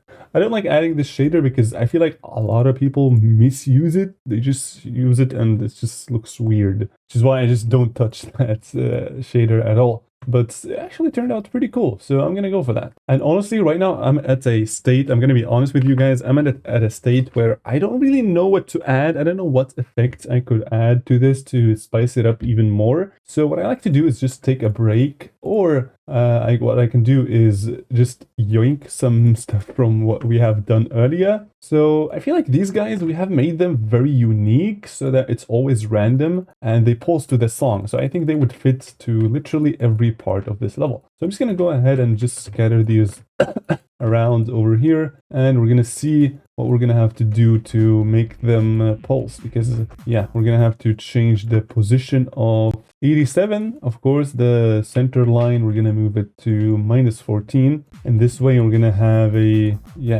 actually a bit more. Let's just copy and paste it one more time. I'm gonna move this to here so that we don't have to waste any time. Boom. Yeah, this is much cleaner. And now we're gonna move it one more time in here because you're actually gonna go down. So now boom, boom, boom, boom, boom. Yeah. And what I'm also going to do is okay, so this is a bit complicated, but you guys remember this loop that we made? So we added 88 and we looped it every 0.8 seconds. However, I'm gonna copy and paste this one and I'm gonna make it a group ID of 141, and I'm gonna make it every 0.4 seconds. And we're gonna toggle this one off. So 141, we wanna toggle it off before you even start. And in here, we wanna toggle it on so that now every beat, they kinda go crazy because now the song is a lot faster and now they just look a lot cleaner. yeah, this is actually looking kind of cool. I kind of like this. This is adding so much to the level. I absolutely love it because it's literally just a few objects.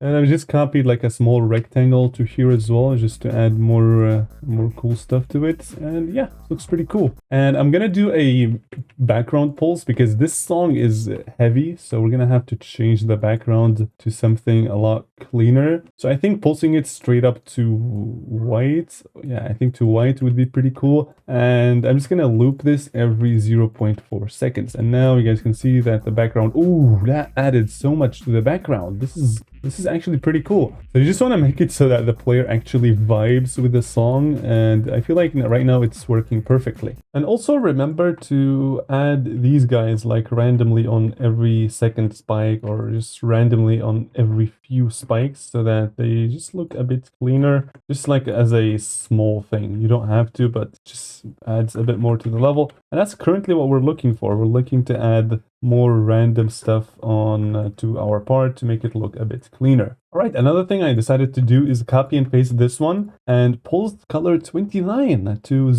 at about 0.2 fade out. So this way it just adds more to this thing. And now, yeah, it just looks a lot cleaner. I like it. And I kind of feel like this one doesn't make that much sense. So I'm just going to go ahead and, you know, I'm going to copy and paste this to kind of fill in the remaining area. Oh my god, I keep selecting the particles, so annoying. Just make sure you layer your stuff so that you don't fall into the same problems that I am falling into. But yeah, so in here we want to do the same thing like that, and yeah, it's working out pretty nice. So of course in here you guys remember that we did the layering thing, so we're gonna move it up, move the particle down, and the same layering thing that we did, we're just gonna copy and paste it. Nice. And now of course there's the glow, the harsh glow that we added. We're gonna have to copy and paste that one as well. We can't forget about that, and on the other side as well. And this kind of looks better. I should have done that from the beginning, but yeah, either way, pretty cool. All that matters. And you know what I'm thinking of doing? I think that's a cool idea, like a very unique thing as well, is to add a cloud and kind of make some random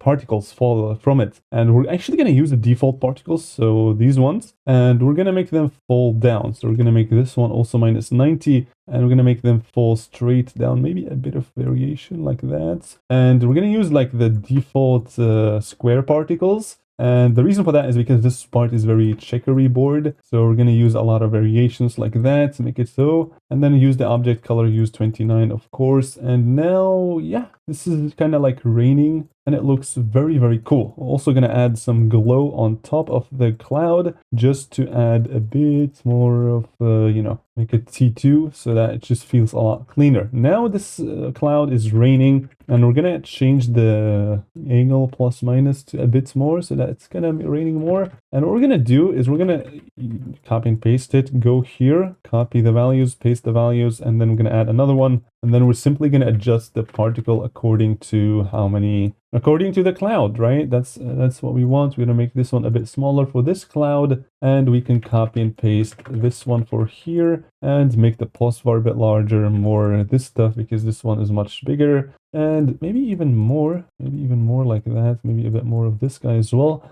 So that it just adds, actually this one is not a good idea, so maybe like that should feel a lot cleaner. I'm also going to select all of them and give them a bit more of random lifetime. And yeah, they just kind of flow a lot better with the song too. So this one's going to have a bit more particles like so. And that one also calc, just go to each individual one and add calc. And that way you have a pretty cool thing. Just make sure the glow, where is the glow? The glow is over there. Just make sure you scale it up with the cloud size as well. This way it doesn't look that weird. Now we're just going to link them and simply just, you know, paste them every now and then. So over here a cloud would be cool, and over here a cloud would be cool. And maybe we can use this one somewhere in here. So right now what I'm doing is simply just, we added a new thing and we're just copying and pasting it around the thing. So, right. So actually I kind of feel like if these are kind of on top of the blocks, that would also look pretty cool. So yeah, just experiment with certain things and see what looks cool. And to my surprise, adding this stuff was a good idea. So we're doing it, and just scatter these like randomly. So this is really, again, all decorations is about, just trying to add some random elements here and there to first hide the fact that you copied and pasted everything, and second of all, the fact that to make this level just less random and make every part unique. And you guys can see that this is a weird overlapping, and we're gonna do, this is a bit weird because, okay, we're gonna select all of our clouds, and this is gonna be a bit hard because we forgot to layer them, which is a big problem. Every time you add stuff, just make sure you layer it. I just keep forgetting. And we're just gonna give them a new layer now, and what we're gonna do is we're gonna unlink them and choose all of the, actually we can't do that, can we? Yeah, we can't. So we're gonna choose all of these guys, the glow, and we're gonna move it up, and then we're gonna choose all the particles and then move it up, and then we're gonna simply select the clouds, because now the only thing remaining in these guys is gonna be the cloud. And we're just gonna see what the perfect fitting for this is. So okay, T1 should work pretty cool, and now we can just bring everything down like it used to be, like so.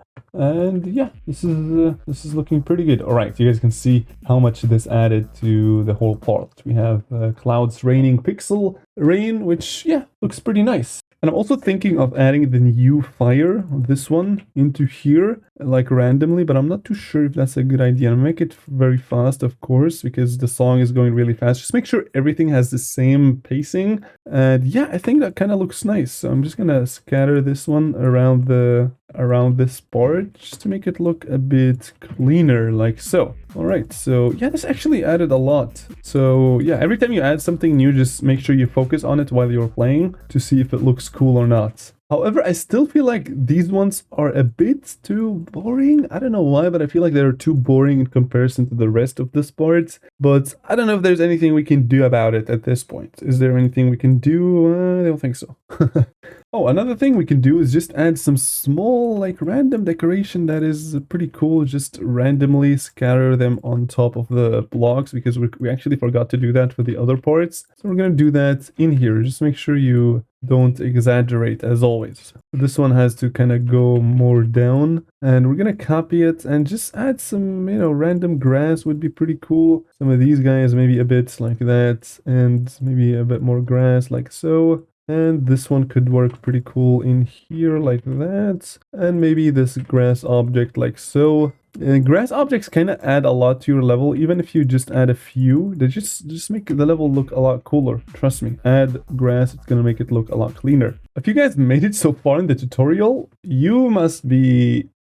bro, imagine you started the tutorial and you didn't know anything about the Geometry Dash editor, and now you have made this. You are practically considered a very good creator. Like, I'm not gonna say good, because you are above average by far. You're like really above average if you manage to do stuff like this.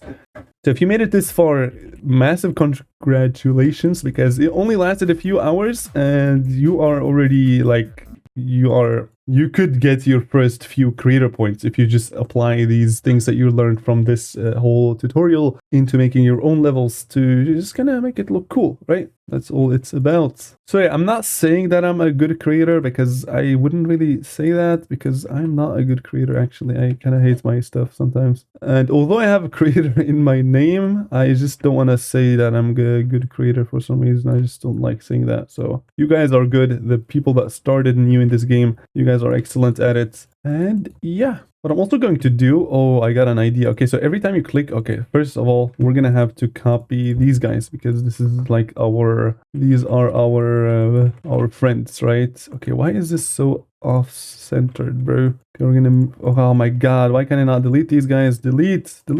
Ah, I have selected static. Okay, that's my god. Okay, move these guys like that, and then kind of just align them perfectly with the other guys like so. And then we're gonna add some effects to these guys, because we haven't, oh, that's what I wanted to do. Oh my god, I had this idea ever since I made this part, and I kind of just forgot it for some reason, but now I got it again. And this is gonna bring this part, like, make it like 2 times better, at least. So what we're gonna do is we are going to add particles. Look at this. And look at this. So what we're gonna do is we're gonna add a particle up there, and we're gonna make it kind of, we're gonna make a high speed, and then we're gonna make it kind of go to the right with this guy, and then like that, make it go from a center point like so. Or you can do 2 and 2 just to have a bit more like that. We're gonna bring this guy a bit down so that it kind of feels like this, and then click on max, and then bring this duration to 0 so that this is how they look, like that. And we're gonna add more speed variation so that they look a bit cleaner, a bit more speed. That was too much, like that. Yeah, exactly like so. And we're gonna make it fade out at the end as well, and add these guys. We're gonna make it dynamic rotation so that they rotate. Actually, no, never mind. Dynamic rotations just make it so that they rotate towards where they're going. So we're gonna make these guys perhaps just choose a random one and see if it looks good. Yeah, I think this one looks pretty nice. We're gonna make this one a bit less so that they kind of have more limited. And you guys can see already where we're going with this. So we're gonna make this one a bit lower, click on max and do this. Right, this is awesome looking. So what we're gonna do is we're gonna bring this on a new layer of 35, and then we're simply gonna play this when you click on these orbs. Make it very yellow, maybe a bit more variations at the beginning, and just make sure that the speed is much so that it kind of goes through these guys. And we're gonna give this a 1, 4, 3, and we're gonna make it animate on trigger and quick start. And now 1, 4, 3, 1, 4, 3, we're gonna animate over here. So now if you guys take a look at this, actually I'm gonna make it kind of like here, like so. And now you guys will see that if I click this orb, it's gonna send these beautiful particles just flying up. I'm gonna make this a bit lower, and I kind of want to make this a lot bigger so that these guys are actually a lot more visible, like that. Actually a bit more variations with the size would also be pretty cool. So like that, yeah, I kind of feel like they are not fast enough, so I'm just gonna make them really fast, but as a result we're gonna drag this one down and we're gonna make them go far to the right, so that, yeah, exactly like that is pretty cool. And now if we play, you guys are gonna see that boom, boom, yeah, nice.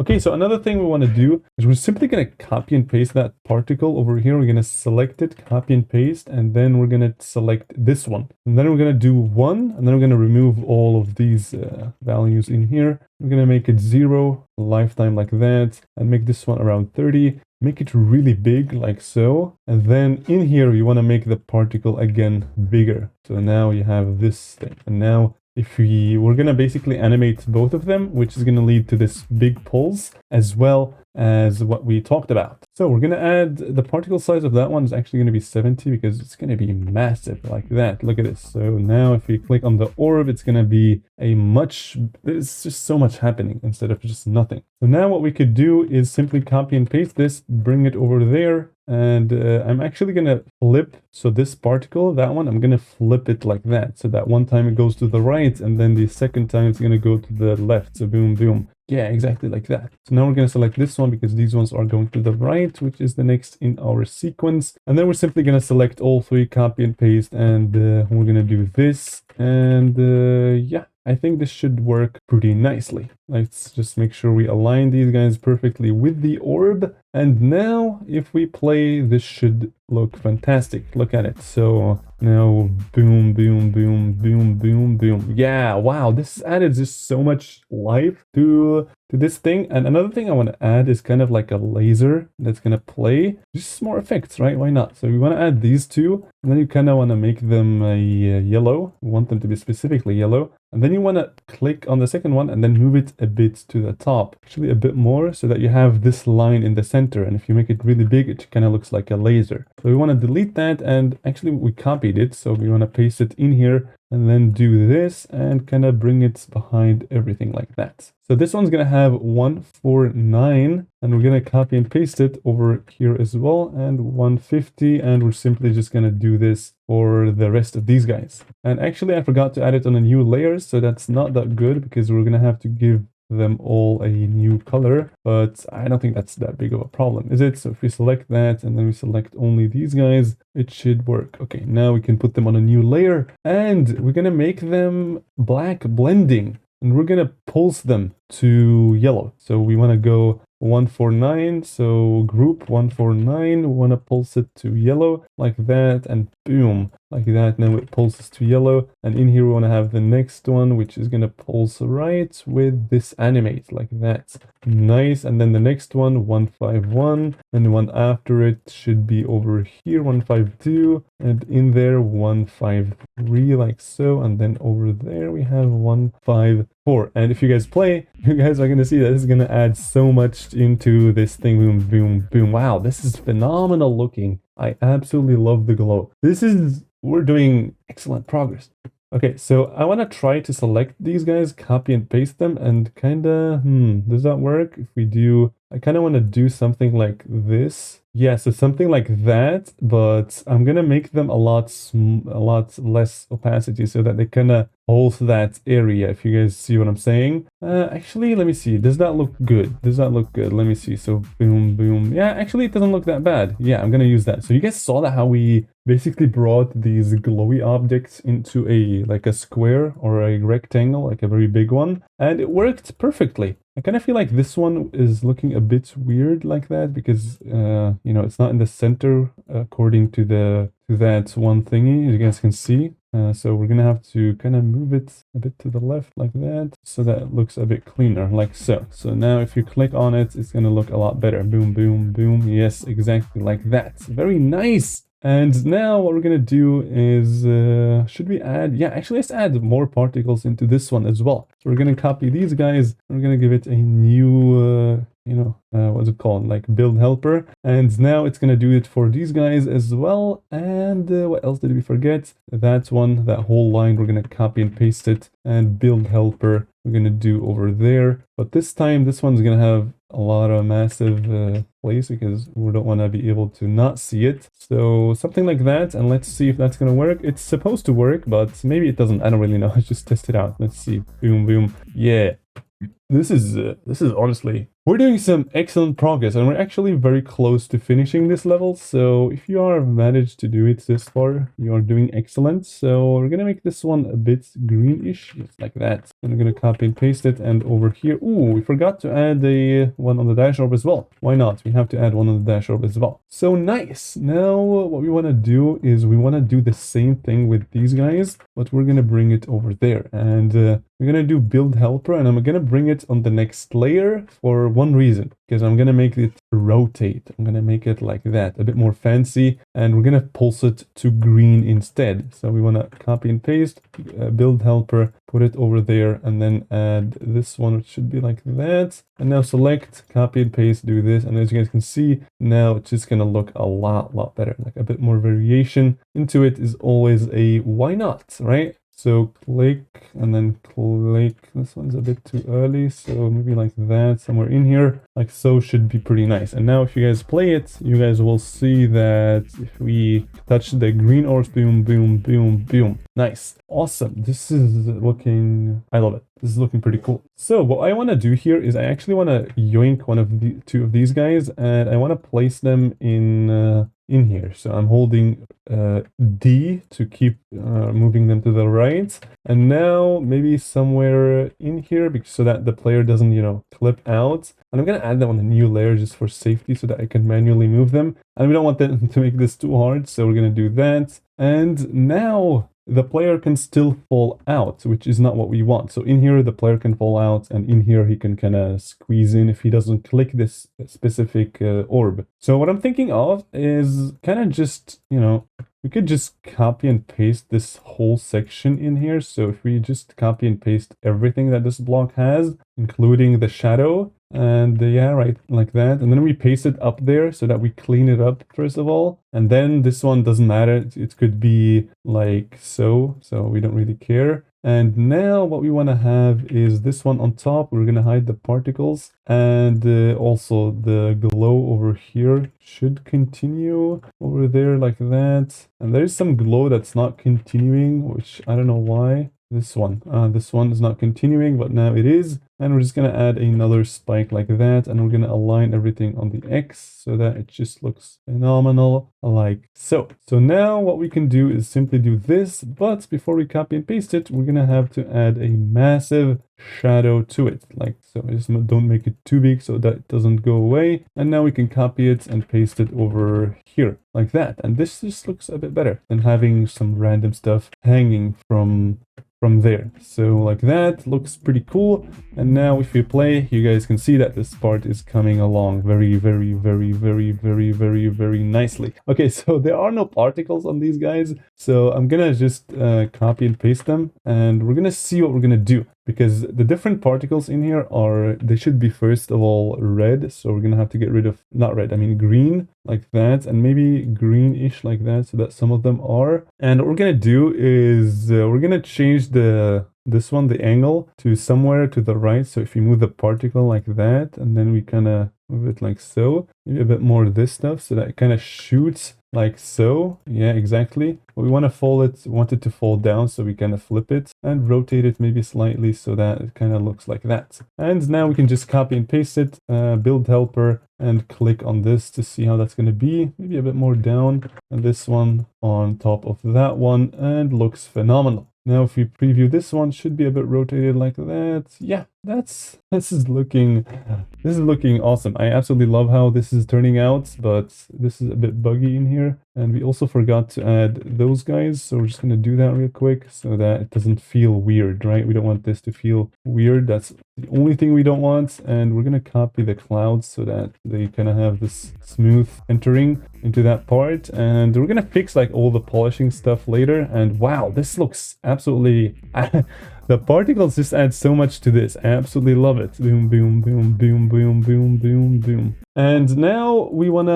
Okay, so now we have very few saw blades in here. So I'm just going to take this one, copy, delete, and then I'm going to add it over here so that you can't, jump outside, and that you see the thing that you have to kind of jump on top of it. Boom, boom, boom, boom, boom, boom, boom, boom, boom, boom, boom, like that. Excellent. Looking phenomenal so far. Okay, I think we have actually done the robots part, and oh my god, I absolutely love how this level is turning out. Like, this level is turning out to be actually I think this is by far my best looking classic level. I think so, because I am a rather platformer creator, but I mean, I could create classic levels as well. Why not? I also want to do a tutorial on how to make a platformer level, because that one I can do a lot more than here, because that's what I'm specialized in, you can say. So, all right, but yeah, classic levels are also kind of my type as well. So yeah,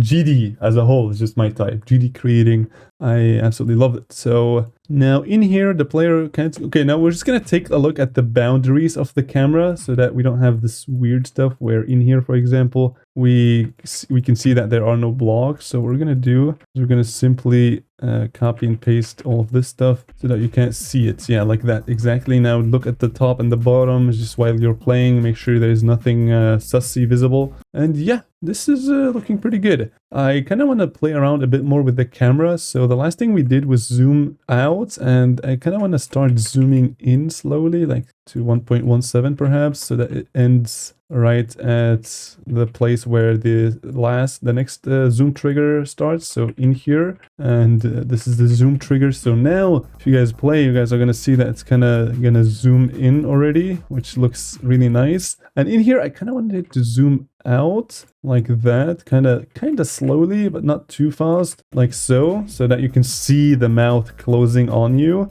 and you guys will see that this is gonna start to look pretty nice. All right, nice.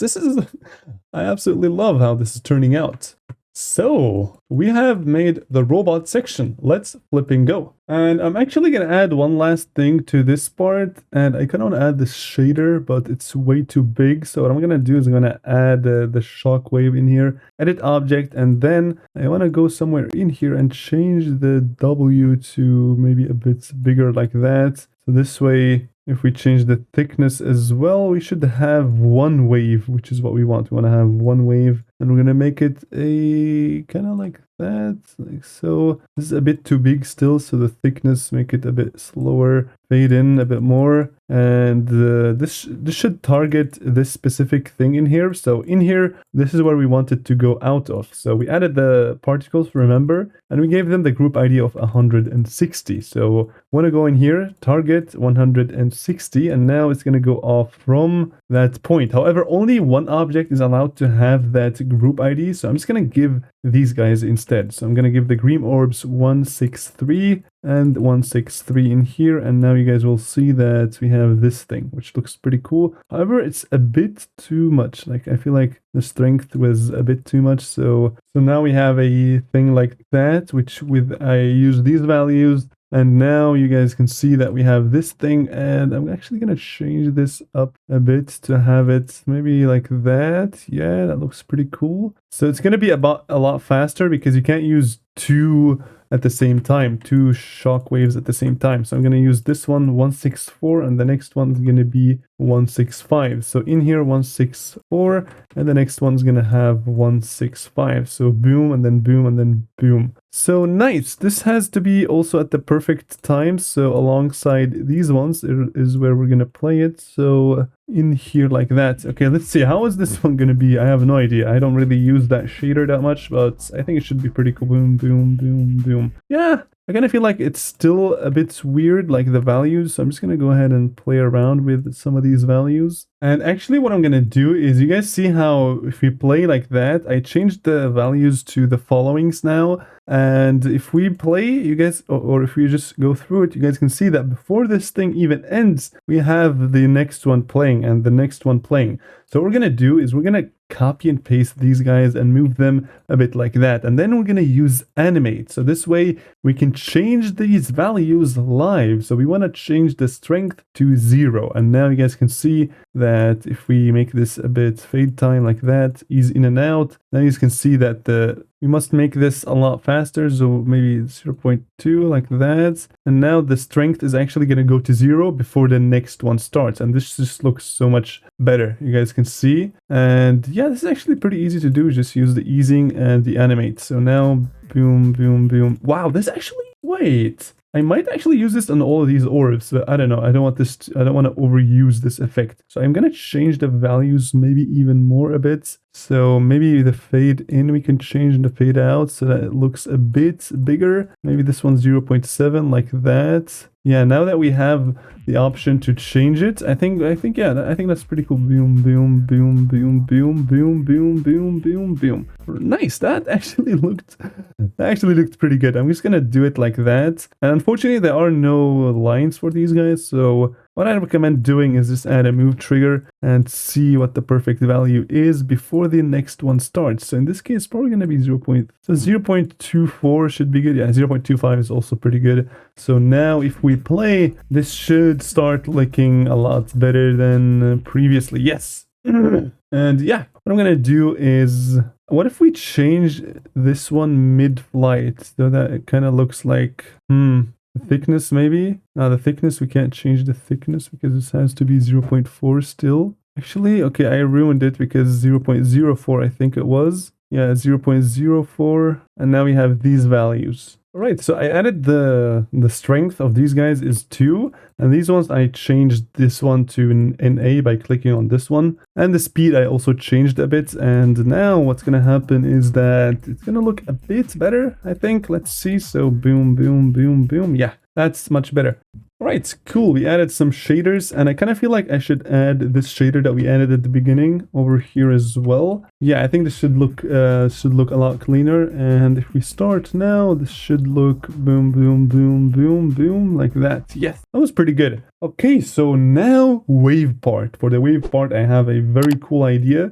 And we're going to do that by adding these guys first, and then we're going to go like that. And the very first thing we want to do is bring this to a corner, and then we're going to copy and paste, move it up, right? Copy and paste, right up, copy and paste, right up, copy and paste, right up, copy and paste, right up. And then we're going to select the very first one, copy and paste, right up like a very big one. And now we're going to align them on the X and on the Y so that we have this beautiful looking thing. And make sure to delete the last one so that there are only 6. And now you can copy and paste it and it looks very nice. So we have this glow, right? And you guys are going to see what we're going to do with this one. This one's going to be very, very cool. So first step is to, of course, fill it in here across this whole section. So we have done that. Now we just have to, you know, make sure we copy and paste until here like that. And over there has to be one more like so. Maybe a bit like that. Yes, that looks pretty nice. And now we're going to rotate these guys like so. And phenomenal looking. Now this one should be like that.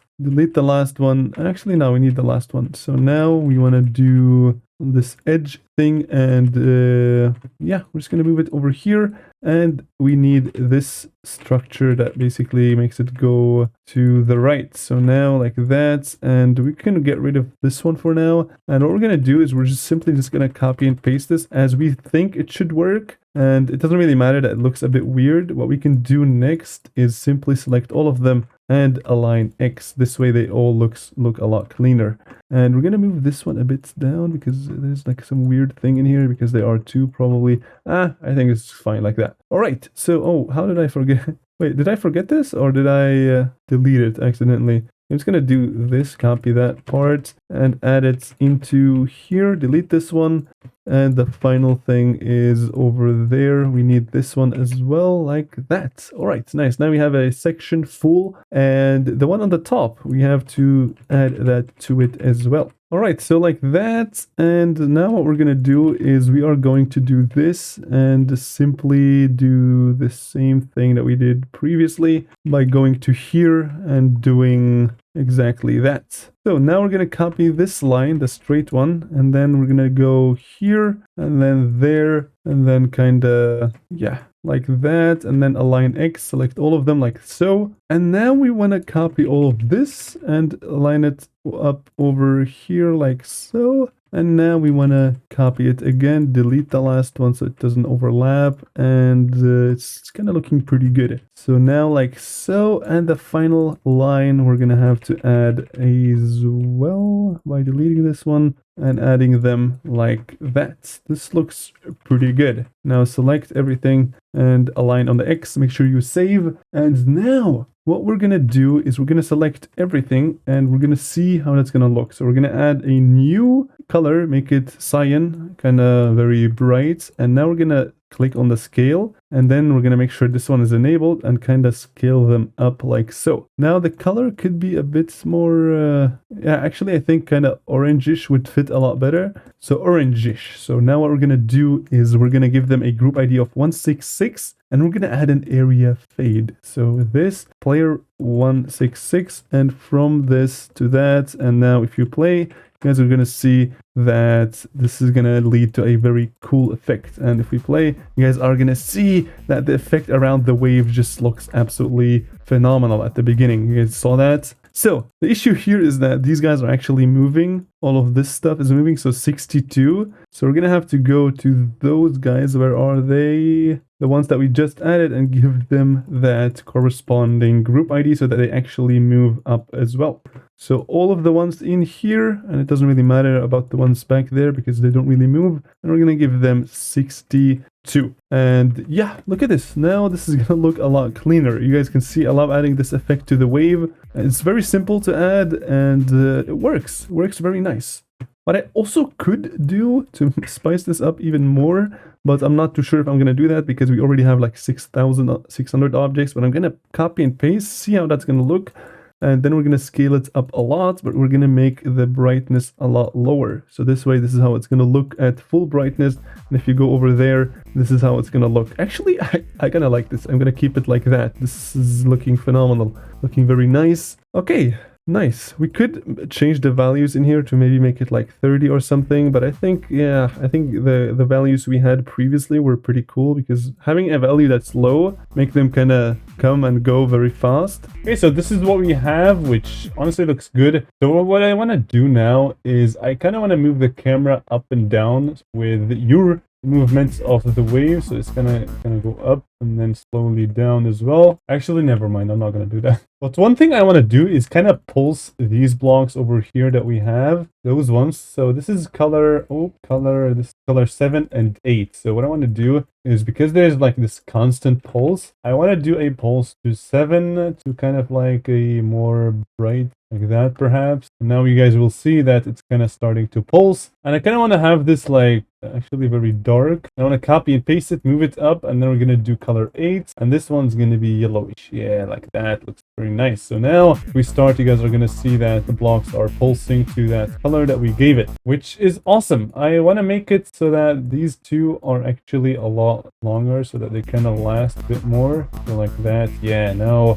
this is starting to look excellent. I love it. All right, nice. Okay, so in here, if you guys play the song, you guys will see that there's something with the song that has changed. There's like something new. There's like this kind of and what we're gonna do is we're gonna copy these things and we're just gonna make them play, right? We're gonna make them pulse one after the other. However, we're gonna make sure that these are in the far background, and the color that it's gonna pulse to is gonna be a color that's gonna be fitting for this part. So maybe something like this. Ooh, this could actually look pretty good. So like here, and now we want to copy and paste and build helper and then go somewhere else. Maybe do this like that. Now we want to do it like that. So let's just see how the song is. All right, and we're just gonna copy and paste this and do it over and over again. And we're just going to change the rotation slightly so that we have a bit of variations over here like that. Should be pretty good. So now if we play, this should be pretty cool. So as you guys can see, this is, wow, I absolutely love this effect. And 2 reasons for that. First one is that it's very cool, of course. And second of all, it's very optimized. So it literally only requires a few objects to do it. So now I think this should look pretty cool. Let's test it out. Yes, indeed. This is so smooth. I absolutely love it. This is so cool. All right, we're gonna continue. We're gonna copy and paste this one last time. And actually, we don't need to do build helper anymore. The reason for that is because if we pulse this one, it's also going to pulse that one, but it doesn't really matter because we're not going to be able to see that. So yeah, that's great. Okay, so this is where we want to stop now. So we want to delete everything that is after that specific point in time. And now you guys will see that we have added something pretty cool in the background, which is, yeah, phenomenal looking. And yeah, let's just continue spicing this up. Let's see if we add, actually, I don't think these guys are going to look cool. Actually, we can give it a try. We're going to copy these guys, see if they would look cool in here. I think they would if they would have this orange color, because orange is like the special color of this specific part. So adding it over here. And also I feel like these guys should be on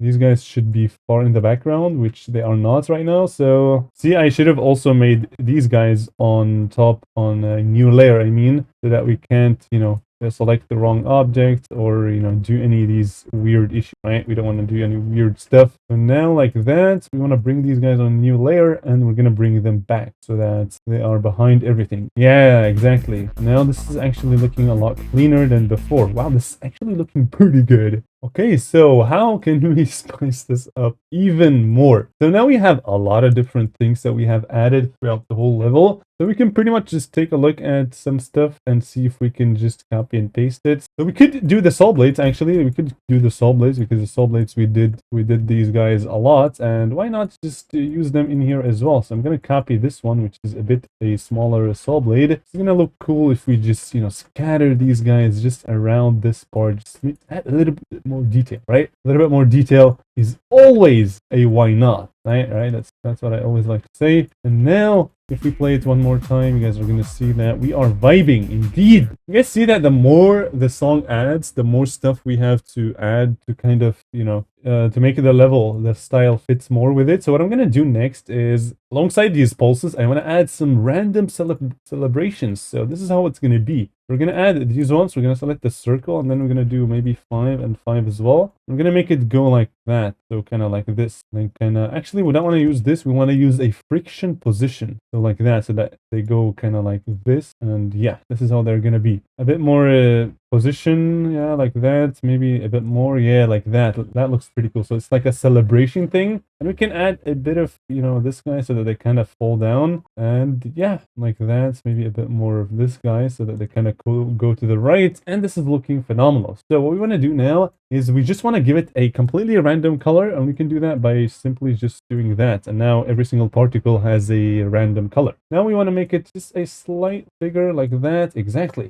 And now we want to do 179, and then we can just add 179 over here and make sure that this is set on animate on trigger and quick only. And now you guys can see that we have played this particle. However, we accidentally made, actually no, that's right. Okay, so why is this so, it's kind of fading away at the end, which I don't really like. So actually that's fine. Okay, so what we're gonna do is just simply just copy and paste. We're gonna copy and paste it. And what's cool in here is that what we're gonna do is we're gonna do a slight change. And what we want to do is simply group some of these so that we have certain things that just pulse at once. So let me show you what I mean. So we have these particles, and I'm just gonna place them randomly on this section over here. And we're just gonna copy and paste those guys even more so that we're gonna do the same triggers again. So it doesn't matter if a particle plays 2 times, even though it's not visible, that's totally not an issue. And we just want to make sure that all of them are on the same spot. And adding these particles could just add more to your level as a whole. So yeah, why not do it? Now we're going to copy that one and just fill in this whole section over there, full with particles, right? And then copy and paste, just completely go crazy mode.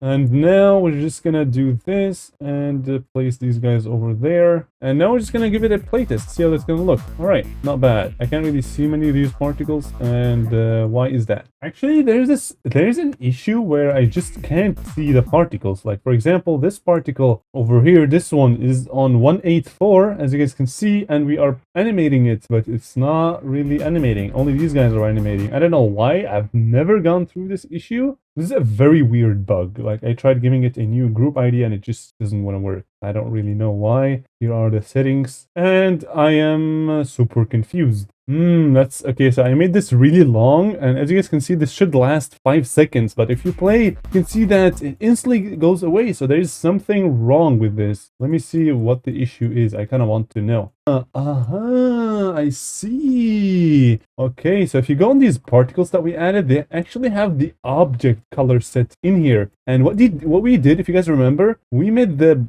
object color to 0 opacity, which means all these particles are simply gonna go away, which is not what we want. So to fix it, simply go to all of these particles, and I've actually never gone through this bug. It's not a bug, it's just something that I've overseen. And we're just gonna give it like any color. Color doesn't really matter because we're setting the color through here, right? And now if you play, you guys are gonna see that we're gonna have some random celebrations, which is yeah, this looks phenomenally good. I like it. All right, and one last, actually, I don't know if that's gonna be the last one, but I also want to add the pixels. These pixels, I also want to add those guys. And I'm thinking of adding them like in the background, like before, and then we're gonna make them a bit bigger, like that. Actually, that's a bit too much, and maybe something like this. Yeah, maybe like that. And then what we're gonna do is we're simply gonna just put these guys somewhere over here. By the way, click on F3 to get that effect, or if you pause your game and then go to preview mode, you should have this new thing. And that's pretty cool. And now we're just really playing around with some of these guys, kind of making the perfect flow that we want. And like that should be pretty good. All right, so now the only issue is that you guys can see that actually it already is working. It's working pretty good. I did not expect that to work because we're supposed to also move, what is it called? The 87, we're supposed to move it up a little bit, but that was actually a bit later than I thought. So now we have these pulsings, which are honestly pretty good looking. And we're gonna move this even more to the top so that the other guys can also be visible.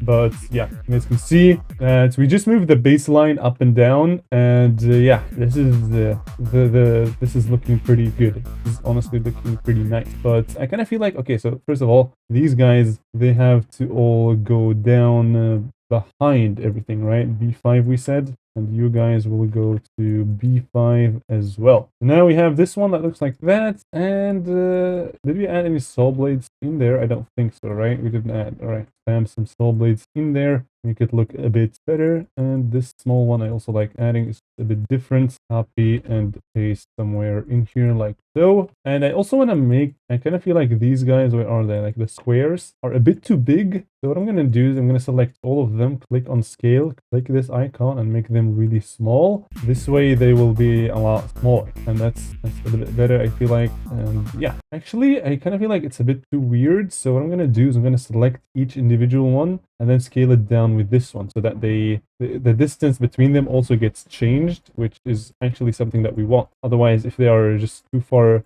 apart, it's gonna look a bit weird, which is not what we want, right? We want this to look cool, and that's exactly what we are doing here. That's our goal, to make a very cool level. And yeah, we are down to the last two, and we can scale them down like so and move each individual one to its place. And now if we play on no preview mode, on preview mode I mean, we're gonna see that we have a very cool looking thing. This is actually a lot better than what we have made so far. And yeah, the baseline in here has to go even more down, so I'm just gonna copy one of these guys and it's gonna make it go down even more. And you guys saw that we're just fixing some external bugs over here. So this one, for example, has a, you can't see stuff because it's too far to the top. So maybe like that. Now, yes, that's much better. And you guys are seeing how we're making a much cleaner progress. And we are almost done. We are coming to an end of this massive video. All right, so the very final things that we need to do is, I believe we have spiced this up enough. I mean, we added so many cool things into this part. It just looks really nice. However, in here still it feels like it's a bit empty, and I don't know what to do. What you could do, for example, I can give you just a few examples, and you could add, like, I don't know, like let's add a spider net, like a very big one. And then what we want to do is make it black and make sure that it's on top of these guys. And then you guys will see that it looks a bit weird. So we can copy the values of this one, add a gradient object, and then paste the color and the state. And then we can do this and then kind of make it like a fade, which is on top, which is basically going to make this section kind of like fading in, you can say. And it just looks clean. So you can add stuff in here if you want to. So I don't know if there's anything else that you would like to add. For example, oh, I like adding these guys, a lot of them. What we're gonna do is we're gonna move this one down. We go, and we're just gonna fill this in with like random stuff, including this net, because I think that looks pretty cool. We're gonna go to that object and start spamming it. And we're gonna go, if these ones are 4 as well, would that look cool? Nah, we can't see that if they are on 4. We're gonna have to use a bit of a brighter, like so. And now if we put this on top, you guys are gonna see that this is gonna start to look a lot cleaner. So like that, and then these guys can go over here. And now it's just time to basically add the shading. I'm just gonna copy one of these guys, bring it on a new layer, and I'm gonna copy the states and the colors and everything. And we're just gonna start filling these guys in with like some random stuff, because that's all this is about now. So something like that, and then we can do this, and then copy, and then paste, and then that, and then this. And then of course the very final bit that we're gonna do, including these ones like that, paste, state, and color. And now you guys can see that this looks a lot better. There's no longer these very sharp edges to these guys, which is always what we want, right? We always want to have a smooth thing. We're never looking for some unsmooth stuff, right? So now just fill this in, just like I said, like we always do it. And yeah, this is looking pretty good. So what we want to do is we want to do this, and then that, and then this, and then that, and then paste, state, and the color. And you guys are going to see that this is going to start to look very cool. All right, so in here is the final few things. So like that, this, and then in here one again, and over there, there, like that. Maybe this one, rotate and delete this one, do that, and then get rid of the spider net that is underneath, and this should look pretty cool. All right, awesome. Let's see how this is gonna play, because now we have less empty spots. Yeah, this looks a lot better. It's just so cool. And yeah, now we have officially reached the spam part, on which what we're gonna do is the following. So the first thing we want to do is we want to zoom out the camera. We want to zoom out to like 0.8 in a very slow state. Not slow, we're gonna make it a bit faster actually. And this way we have a, yeah, actually a bit more even, maybe 0.67 or something. Actually, there's already a zoom there, which that's not that good. So what do we want to do? Maybe in here, if we zoom out like that quickly, yes, now it looks much better. So now one thing I want to add is add a we're gonna add a single particle that's basically gonna fly like that on a random direction. And this one's gonna be quite big. It's gonna be like a circle that's gonna go like that and then stop, kind of go back even a bit like that. Oops, the timer. And what we're gonna do is we're gonna make this on 0, and we're gonna make it a group ID of 185. And for the first time, we're gonna use the advanced follow trigger for something very, very simple. So we want to place any object you want. Let's place this circle, give it a group ID of 186, and then grab in here 186, and we want to make it follow the player. This way, this one is always on the player. You guys are going to see that this circle is always on the player, which is exactly what we want, because now what we can do is make this invisible. And we're gonna use another new trigger called the spawn particle. And this one, what it does is it basically spawns any particle you want in the given position, on the given position. So we want to spawn the particle, this one, 185. So we want to put 185, and on the player, so 186, 186. And what we're going to do is multi-trigger, spawn and multi-trigger. And then we're going to give it a bit of random scale, maybe a bit like that. And then we're going to put it every time you click. And you guys remember that we added this counter that happens every time you click, and we're going to just copy and paste the state. And now every time you click, there's going to be a particle that's going to come out of you, which is, yeah, this just looks pretty cool. And what I'm thinking of doing, instead of having it go into a random direction, I'm just going to make it go to the right, so like that. And now if you click, let's see how that's going to be. Not bad. Maybe if we made it a bit faster, like so, would be pretty cool. And now if you click, you guys are going to see that, yeah, this is a lot better now. Clean. This does not look that bad at all. And I think to cover these areas from top to bottom, I'm going to use this thing that I used over here. We're going to copy everything from here, and we're going to paste it over here. I'm going to make it like that. And then what I'm going to do is, of course, copy the clouds as well, because the clouds are also very cool. So copy the clouds from there to here. Make sure you have the clouds selected. Disable this one. And why can I not see the particles in here? Just gonna select them. Okay, why?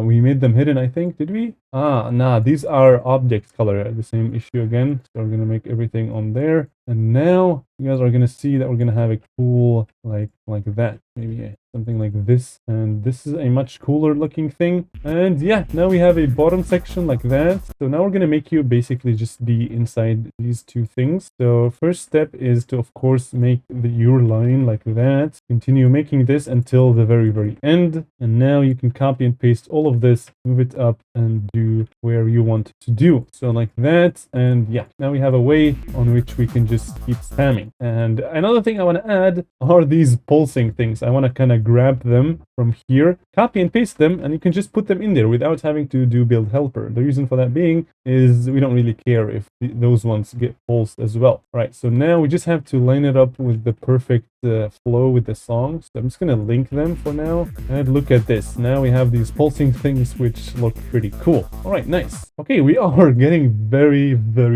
we are nearing the end right now. So another thing I want to do is add those guys. You guys remember we added the very cool looking things that kind of give it the celebration particle. I'm gonna add that as well on top of the pulsing triggers like so. And now we're just gonna put these guys right in the specific path over here, and we can just copy and paste them to the very end just so that they are constantly doing this pulsing. And now this looks so phenomenal with the background as well, kind of showing geometry dash. Looks very cool. Now make sure to remove this one because otherwise it's going to be a bit boring. And we have the wall at the end. And I'm actually going to make the wall kind of go below here so that if you haven't clicked many times, you're actually just going to die. And there is one thing I want to do in here. I want to enable the hitboxes first of all. And then I'm simply going to add a block and make it 5. And I'm going to add it on here and just make like a line in here so that the player can't go outside of the level, right? We don't want to do that. And we're going to add the D block, of course, because we don't want the player to die. So we're just spamming the D block across the whole thing like that. And this is just to make sure that player doesn't, go outside of it. And now I'm just gonna do this so that player, there's no way he can go out. And yeah, this is looking pretty good. Now you guys saw that we also copied these particles, which is not what we want. So we want to get rid of them because they look otherwise very weird. And yeah, this one in here as well. Let's see if there's anything else we can copy and paste. Maybe the saw blades could look cool if they are kind of like sticking out like that. Like that would be pretty cool. And maybe make them even a lot faster this time because you are, yeah, we're on a very fast route over here. Just make sure you don't overuse them. I think I already used too many. So instead of using this one over here, we're going to use this smaller one, right? Because randomness and a bit of variation is always nice. So like that here and there and here as well. All right, let's see. Is there anything else we could copy and paste? Is there anything else that we made that we think looks pretty cool? Maybe these ones, actually, yeah, we can grab these ones as well, add them in here, and actually, I want to make this one 0 and less this one. So that, yeah, I think these ones look pretty cool as well. We're gonna do this, and then we're simply gonna copy it throughout the whole part, and this should be pretty cool. All right, so now what else do we want? We want to add, what is it called? Like, actually, I don't know if that would make sense. Yeah, I'm not gonna add them, never mind. But now, if you play, you guys are gonna see that this is looking, yeah, looking pretty good. We forgot to make these ones fast as well, so we want to select them and make them go really fast, like crazy fast, like I'm talking crazy fast, like that. And if the player decides to go down, doesn't really matter because do these guys have hitboxes? No, they don't. That's good. So now the player, also make sure to copy and paste this one and make it really like that so that the player can never miss this portal. And we want to make it on hide so that it's invisible, so that even if you go like up very early, you're still gonna go very fast. You're gonna have to click many times in order to win. And I haven't clicked many times, which is why I lost. So click, and we have done it. Nice. Let's go. And then it zooms out like that. And yeah, we have finished. We have finished, guys. After, I don't know how long, like 12 hours took me to make this whole level, but officially we are on the horizon to finishing. So now what we want to do is simply make everything hidden. And what I'm going to do is I'm going to actually remove this because I'm unhappy with it. And I'm going to do this one, remove it. And object color actually already went to black, but I'm then kind of showing it again. But we're not going to do that. We're going to remove this so that everything is hidden. And what I'm going to do is simply add a nice little line at the end, which we're going to do using these guys. We're going to use these guys, add this beautiful line that we're going to simply add in here so that it doesn't feel too weird, right? Because we don't want this jump pad to be on top of nothing. And like that, this looks pretty cool. I'm going to copy and paste it and make it very big like that, and maybe place it under it but kind of low opacity black this way. Yeah, like that. And yeah, now the player doesn't really know what's going on. They just get pushed into here, which is okay because the player cannot die, right? We're making invisible gameplay, but the player cannot die. So yeah, boom, and awesome. Guys, look at this. You have made all of this. Phenomenal job. Awesome. And what I want to do is I want to try to add these rotate things. I'm going to just grab them and rotate in here. I'm going to do ease in and out, kind of like slow, like that. See how that's going to look. And yeah, doesn't look that bad. Actually, I don't know if I want to add that. Maybe if we add a bit more like that. So now kind of looks like rotating. Yeah, it's not bad. I'm just going to leave it like that. All right, just make sure that your end things don't get leaked so that nobody knows how you did this stuff. So make it like that so it doesn't look like, you know, obvious object. And yeah, we're pretty cool. I'm gonna add an edge trigger in here, and just to end the level. This just ends the level, and it's gonna be in there. And what else do I want to add? I'm gonna add like a small end portal, which isn't gonna look the best, but it's just gonna be a small thing. I'm gonna use the radius mode for the first time. We're gonna make the radius like that, and then everything like so. And make this one a bit like that, a bit like so, a bit like that, maybe this, and maybe make this one a bit bigger. And this one's going to be the center object. So 187, we're going to add in here, just make sure the particle color is actually on 1 so it doesn't go invisible. We're going to go 1 187. If you touch in here, you're gonna just be slammed into there. So we're gonna give this a try in normal mode to see how the last part is gonna look and to see if we can add any more stuff. But I think it looks pretty good. All right, now boom, and that was a bit too early. So what we're gonna do is two things. To hide this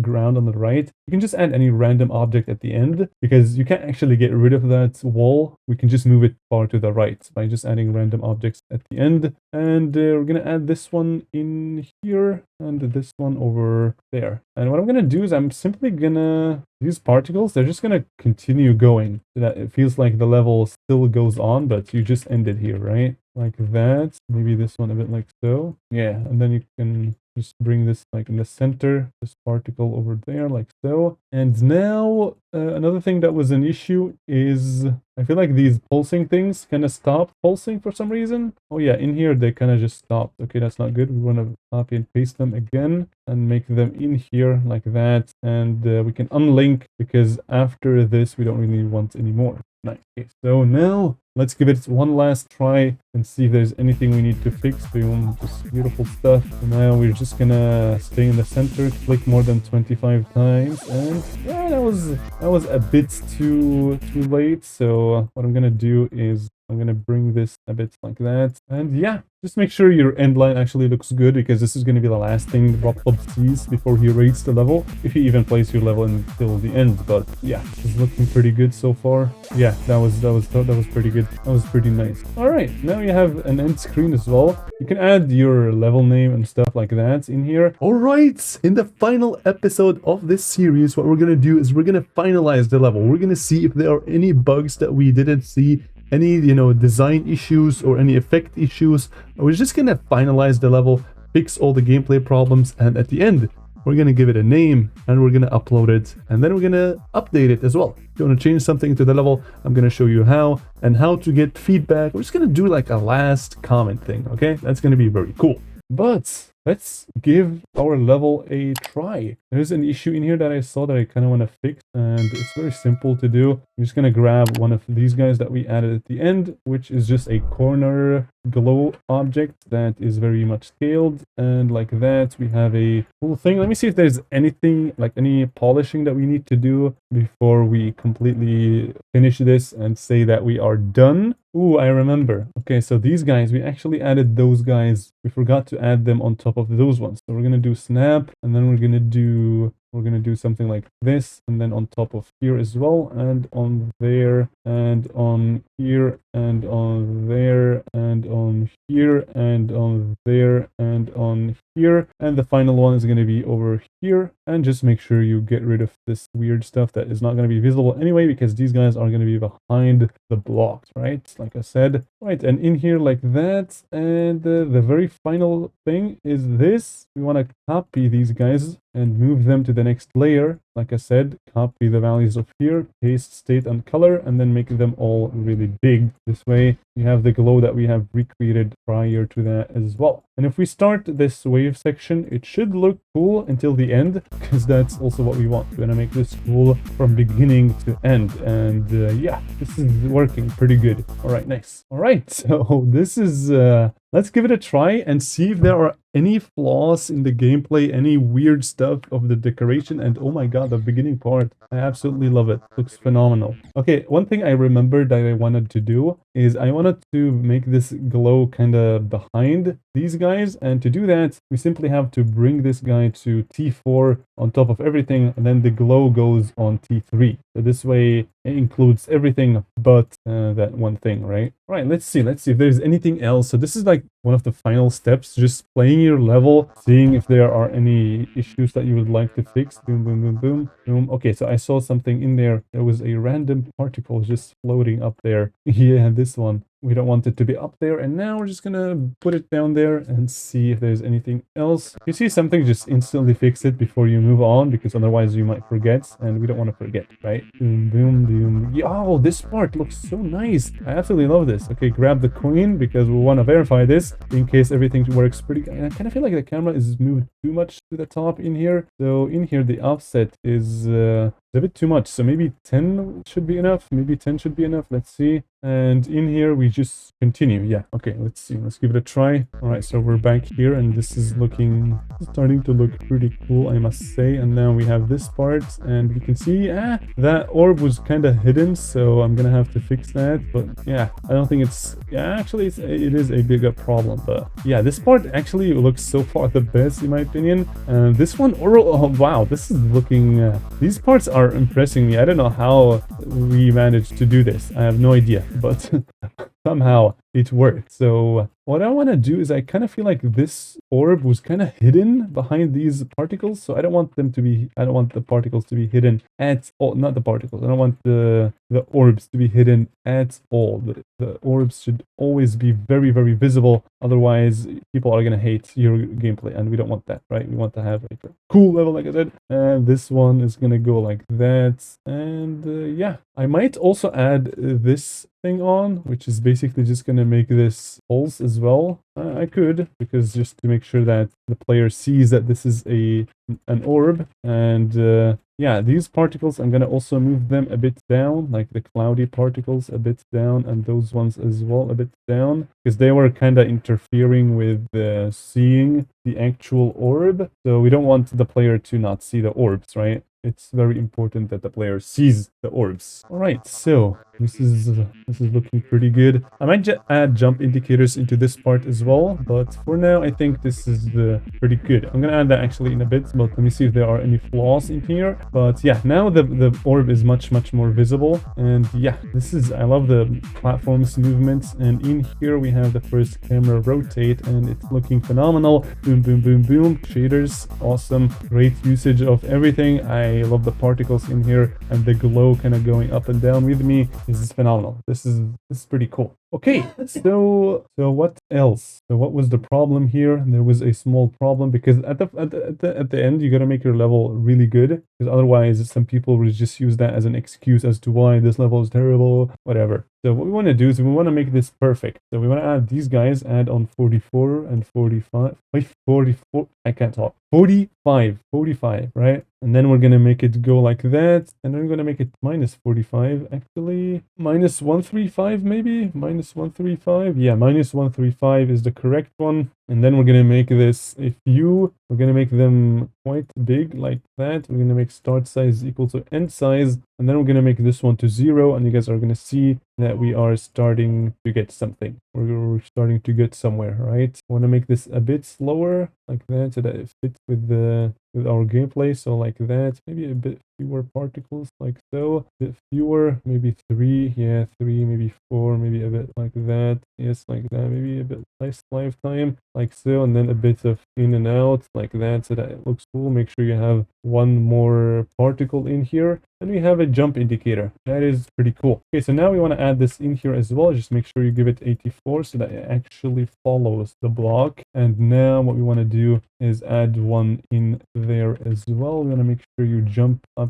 here and in here as well, and in there, and of course in here and in there. Okay, that's a bit too, yeah, this one's good, but this one should be moved a bit to the left. And what I'm gonna do is I'm gonna grab these and actually add them in here, but this time they're gonna be a bit bigger and they're gonna be a bit faster as well. And we're gonna make sure that the player sees that this is a orb by making the blue to 0, and now this is a much cleaner looking thing. So make sure to add it in here as well. And yeah, okay, another thing I wanted to add is make sure that if you are in here and you click this one at the end, we should actually add like an S block so that if you for some reason manage to click this until the end, you don't actually die and you just let go. So we're gonna try to die. You can die, so we're gonna move it even more, and now you can't die anymore. So yeah, if somebody tries to be weird and try to make our level look bad, we're not gonna allow them. So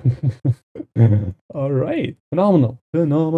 let's just give it another playtest. This is all it's about when it comes to finalizing your level. We're just gonna keep playtesting from zero, from certain start positions, from everywhere. All right, now we have jump indicators, and it just feels a lot cooler. And I kind of feel like this one is kind of hiding the fact that there is a spike. I'm gonna move it, and yeah, this is a bit better. Actually, the red kind of makes it invisible, so good that we added the jump indicator so that people can differentiate between what is blocks, what is red, and what is actually a spike. So like that looks pretty good. Yeah, I think that's much better. All right, now we're gonna move to the ship part, which, wow, this is so chill. I love this. Pretty cool. All right, now next part. Yeah, now the jump indicators are playing a big role. I like it. Nice. Let's see now the next part. Oh my god, the lag is insane. What? Oh my goodness. What? The shader caused my game to literally run on like 30 FPS. This has never happened ever before. What was that? Okay, I want to show you guys my FPS as well. And oh my god, that was very weird. I don't know why that happened, but not supposed to. I mean, this level was really optimized. Like, I really tried my best to make it optimized, but for some reason the shader is doing some weird stuff. But let's hope it doesn't happen anymore. Wow, that really made it unplayable. Okay, let's see. Let's hope. Okay, now. Okay, wow, it's working now. I guess that was just a GD bug, but I've never seen that actually before. But I see that's the shader. Wow, this is so cool looking. Actually, I haven't seen anything bad so far, like anything that we're gonna fix. So yeah, gonna spam in here, and yeah, just make sure you spam until the coin. There is no coin, unfortunately. Okay, we're not actually touching this thing, so we're gonna have to get rid of it. Otherwise, it would be weird for it to just stand here, right? So yeah, I guess you have made your first featured level. Now, make sure you delete things that you don't want, but I'm not going to do that. Why? Because I don't want, and that's it. Yeah, let's see. Okay, let's give it the full playthrough. Our level finished with 17,000 objects, and now if you play, we're gonna see that this looks pretty cool. And oh my god, I am really liking this. This is looking pretty good. So boom. Oh, we forgot to change the level name, of course. So okay, so naming your level. What do you want to name your level? This is gonna be your name, never going to be changed. So what you want to do is make some name that represents your level, and my level, there really is no name because it goes from a dark, you know, cavey, dungeony thing into a more open world like space into like heaven, and then all of a sudden we're in a checkerboard, and then a random but pretty cool, also heavenly wave part. So there really isn't anything I can call my level, and I might just call it how to editor. So how to editor is basically the reason why I decided to call it that is because I teach to you guys from beginning to end, from literally absolute beginner level to the end, how to make a featured worthy level so that you guys can go out there and do your stuff as well. So we want to change the font to something a bit more fancy that fits our level as well. I'm going to use some of the 2.2 fonts because they just look pretty cool. And could this one look cool? Not really. Let's see if maybe a more, how about this one? Nah, doesn't look cool. How about this one? Might look cool.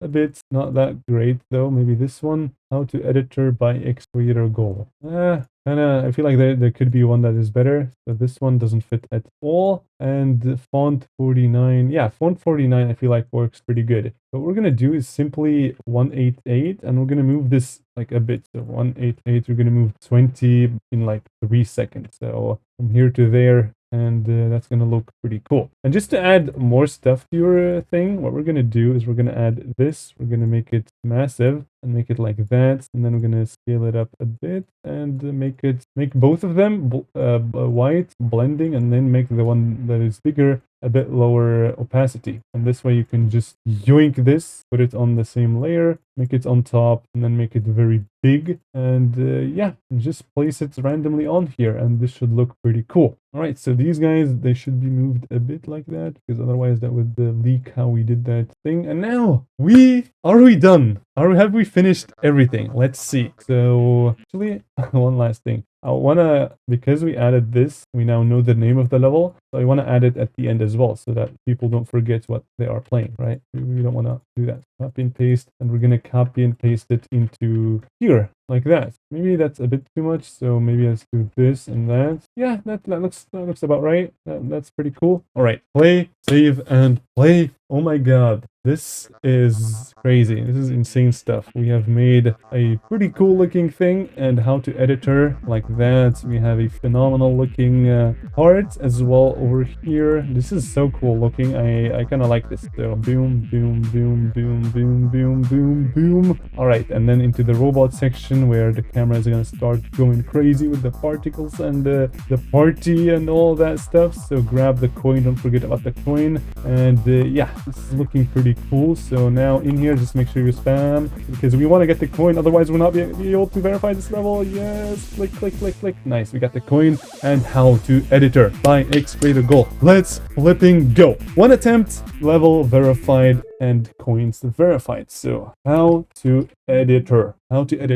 And then what I want to do, I can't believe I've finished this series, and I'm teaching you that you can put a description to your name. You have literally made a featured worthy level, but you still don't know that. So all right, so just put a description, and in your description it's important to show the style of your level, show people why you did this level. Just describe your level briefly, right? So I made this level from scratch. I can type scratch as a beginner tutorial to everyone that has never used the GD editor before. Step by step on my YouTube channel, Y Creator Goal. Boom, let's go. So this is the description of my level because this is what I did.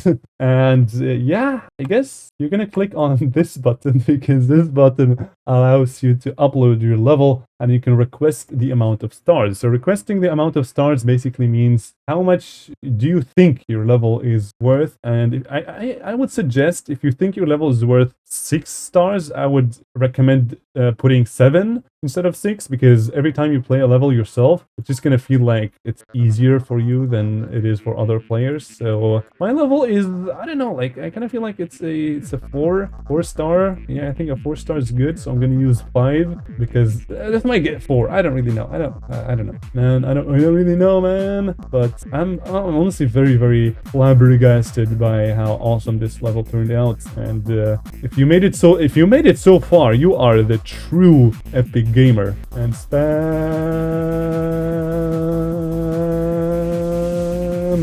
Let's go. All right, so how to editor, I'm gonna do 5 star to see how that's gonna be. And click on here and make sure you don't have any weird stuff. And I'm just gonna go ahead and share the level. And with that, you have officially completed your first featured level. And if we go over here, you guys are going to see that your level is on the servers by clicking on this button over here. These are your online levels, and this is your level. If you want to grab the ID, you can find it in here. Just click on here and click on there, and you guys can see that we have uploaded our very first level. If you play it, we're going to see the same thing. That is beautiful looking. And yeah, how to editor by X Creator Goal. We have made our very first level, our very first official featured level, made from scratch, from beginning all the way to the end on YouTube. Every single step for step, from beginner tutorial. People who have never touched the editor now know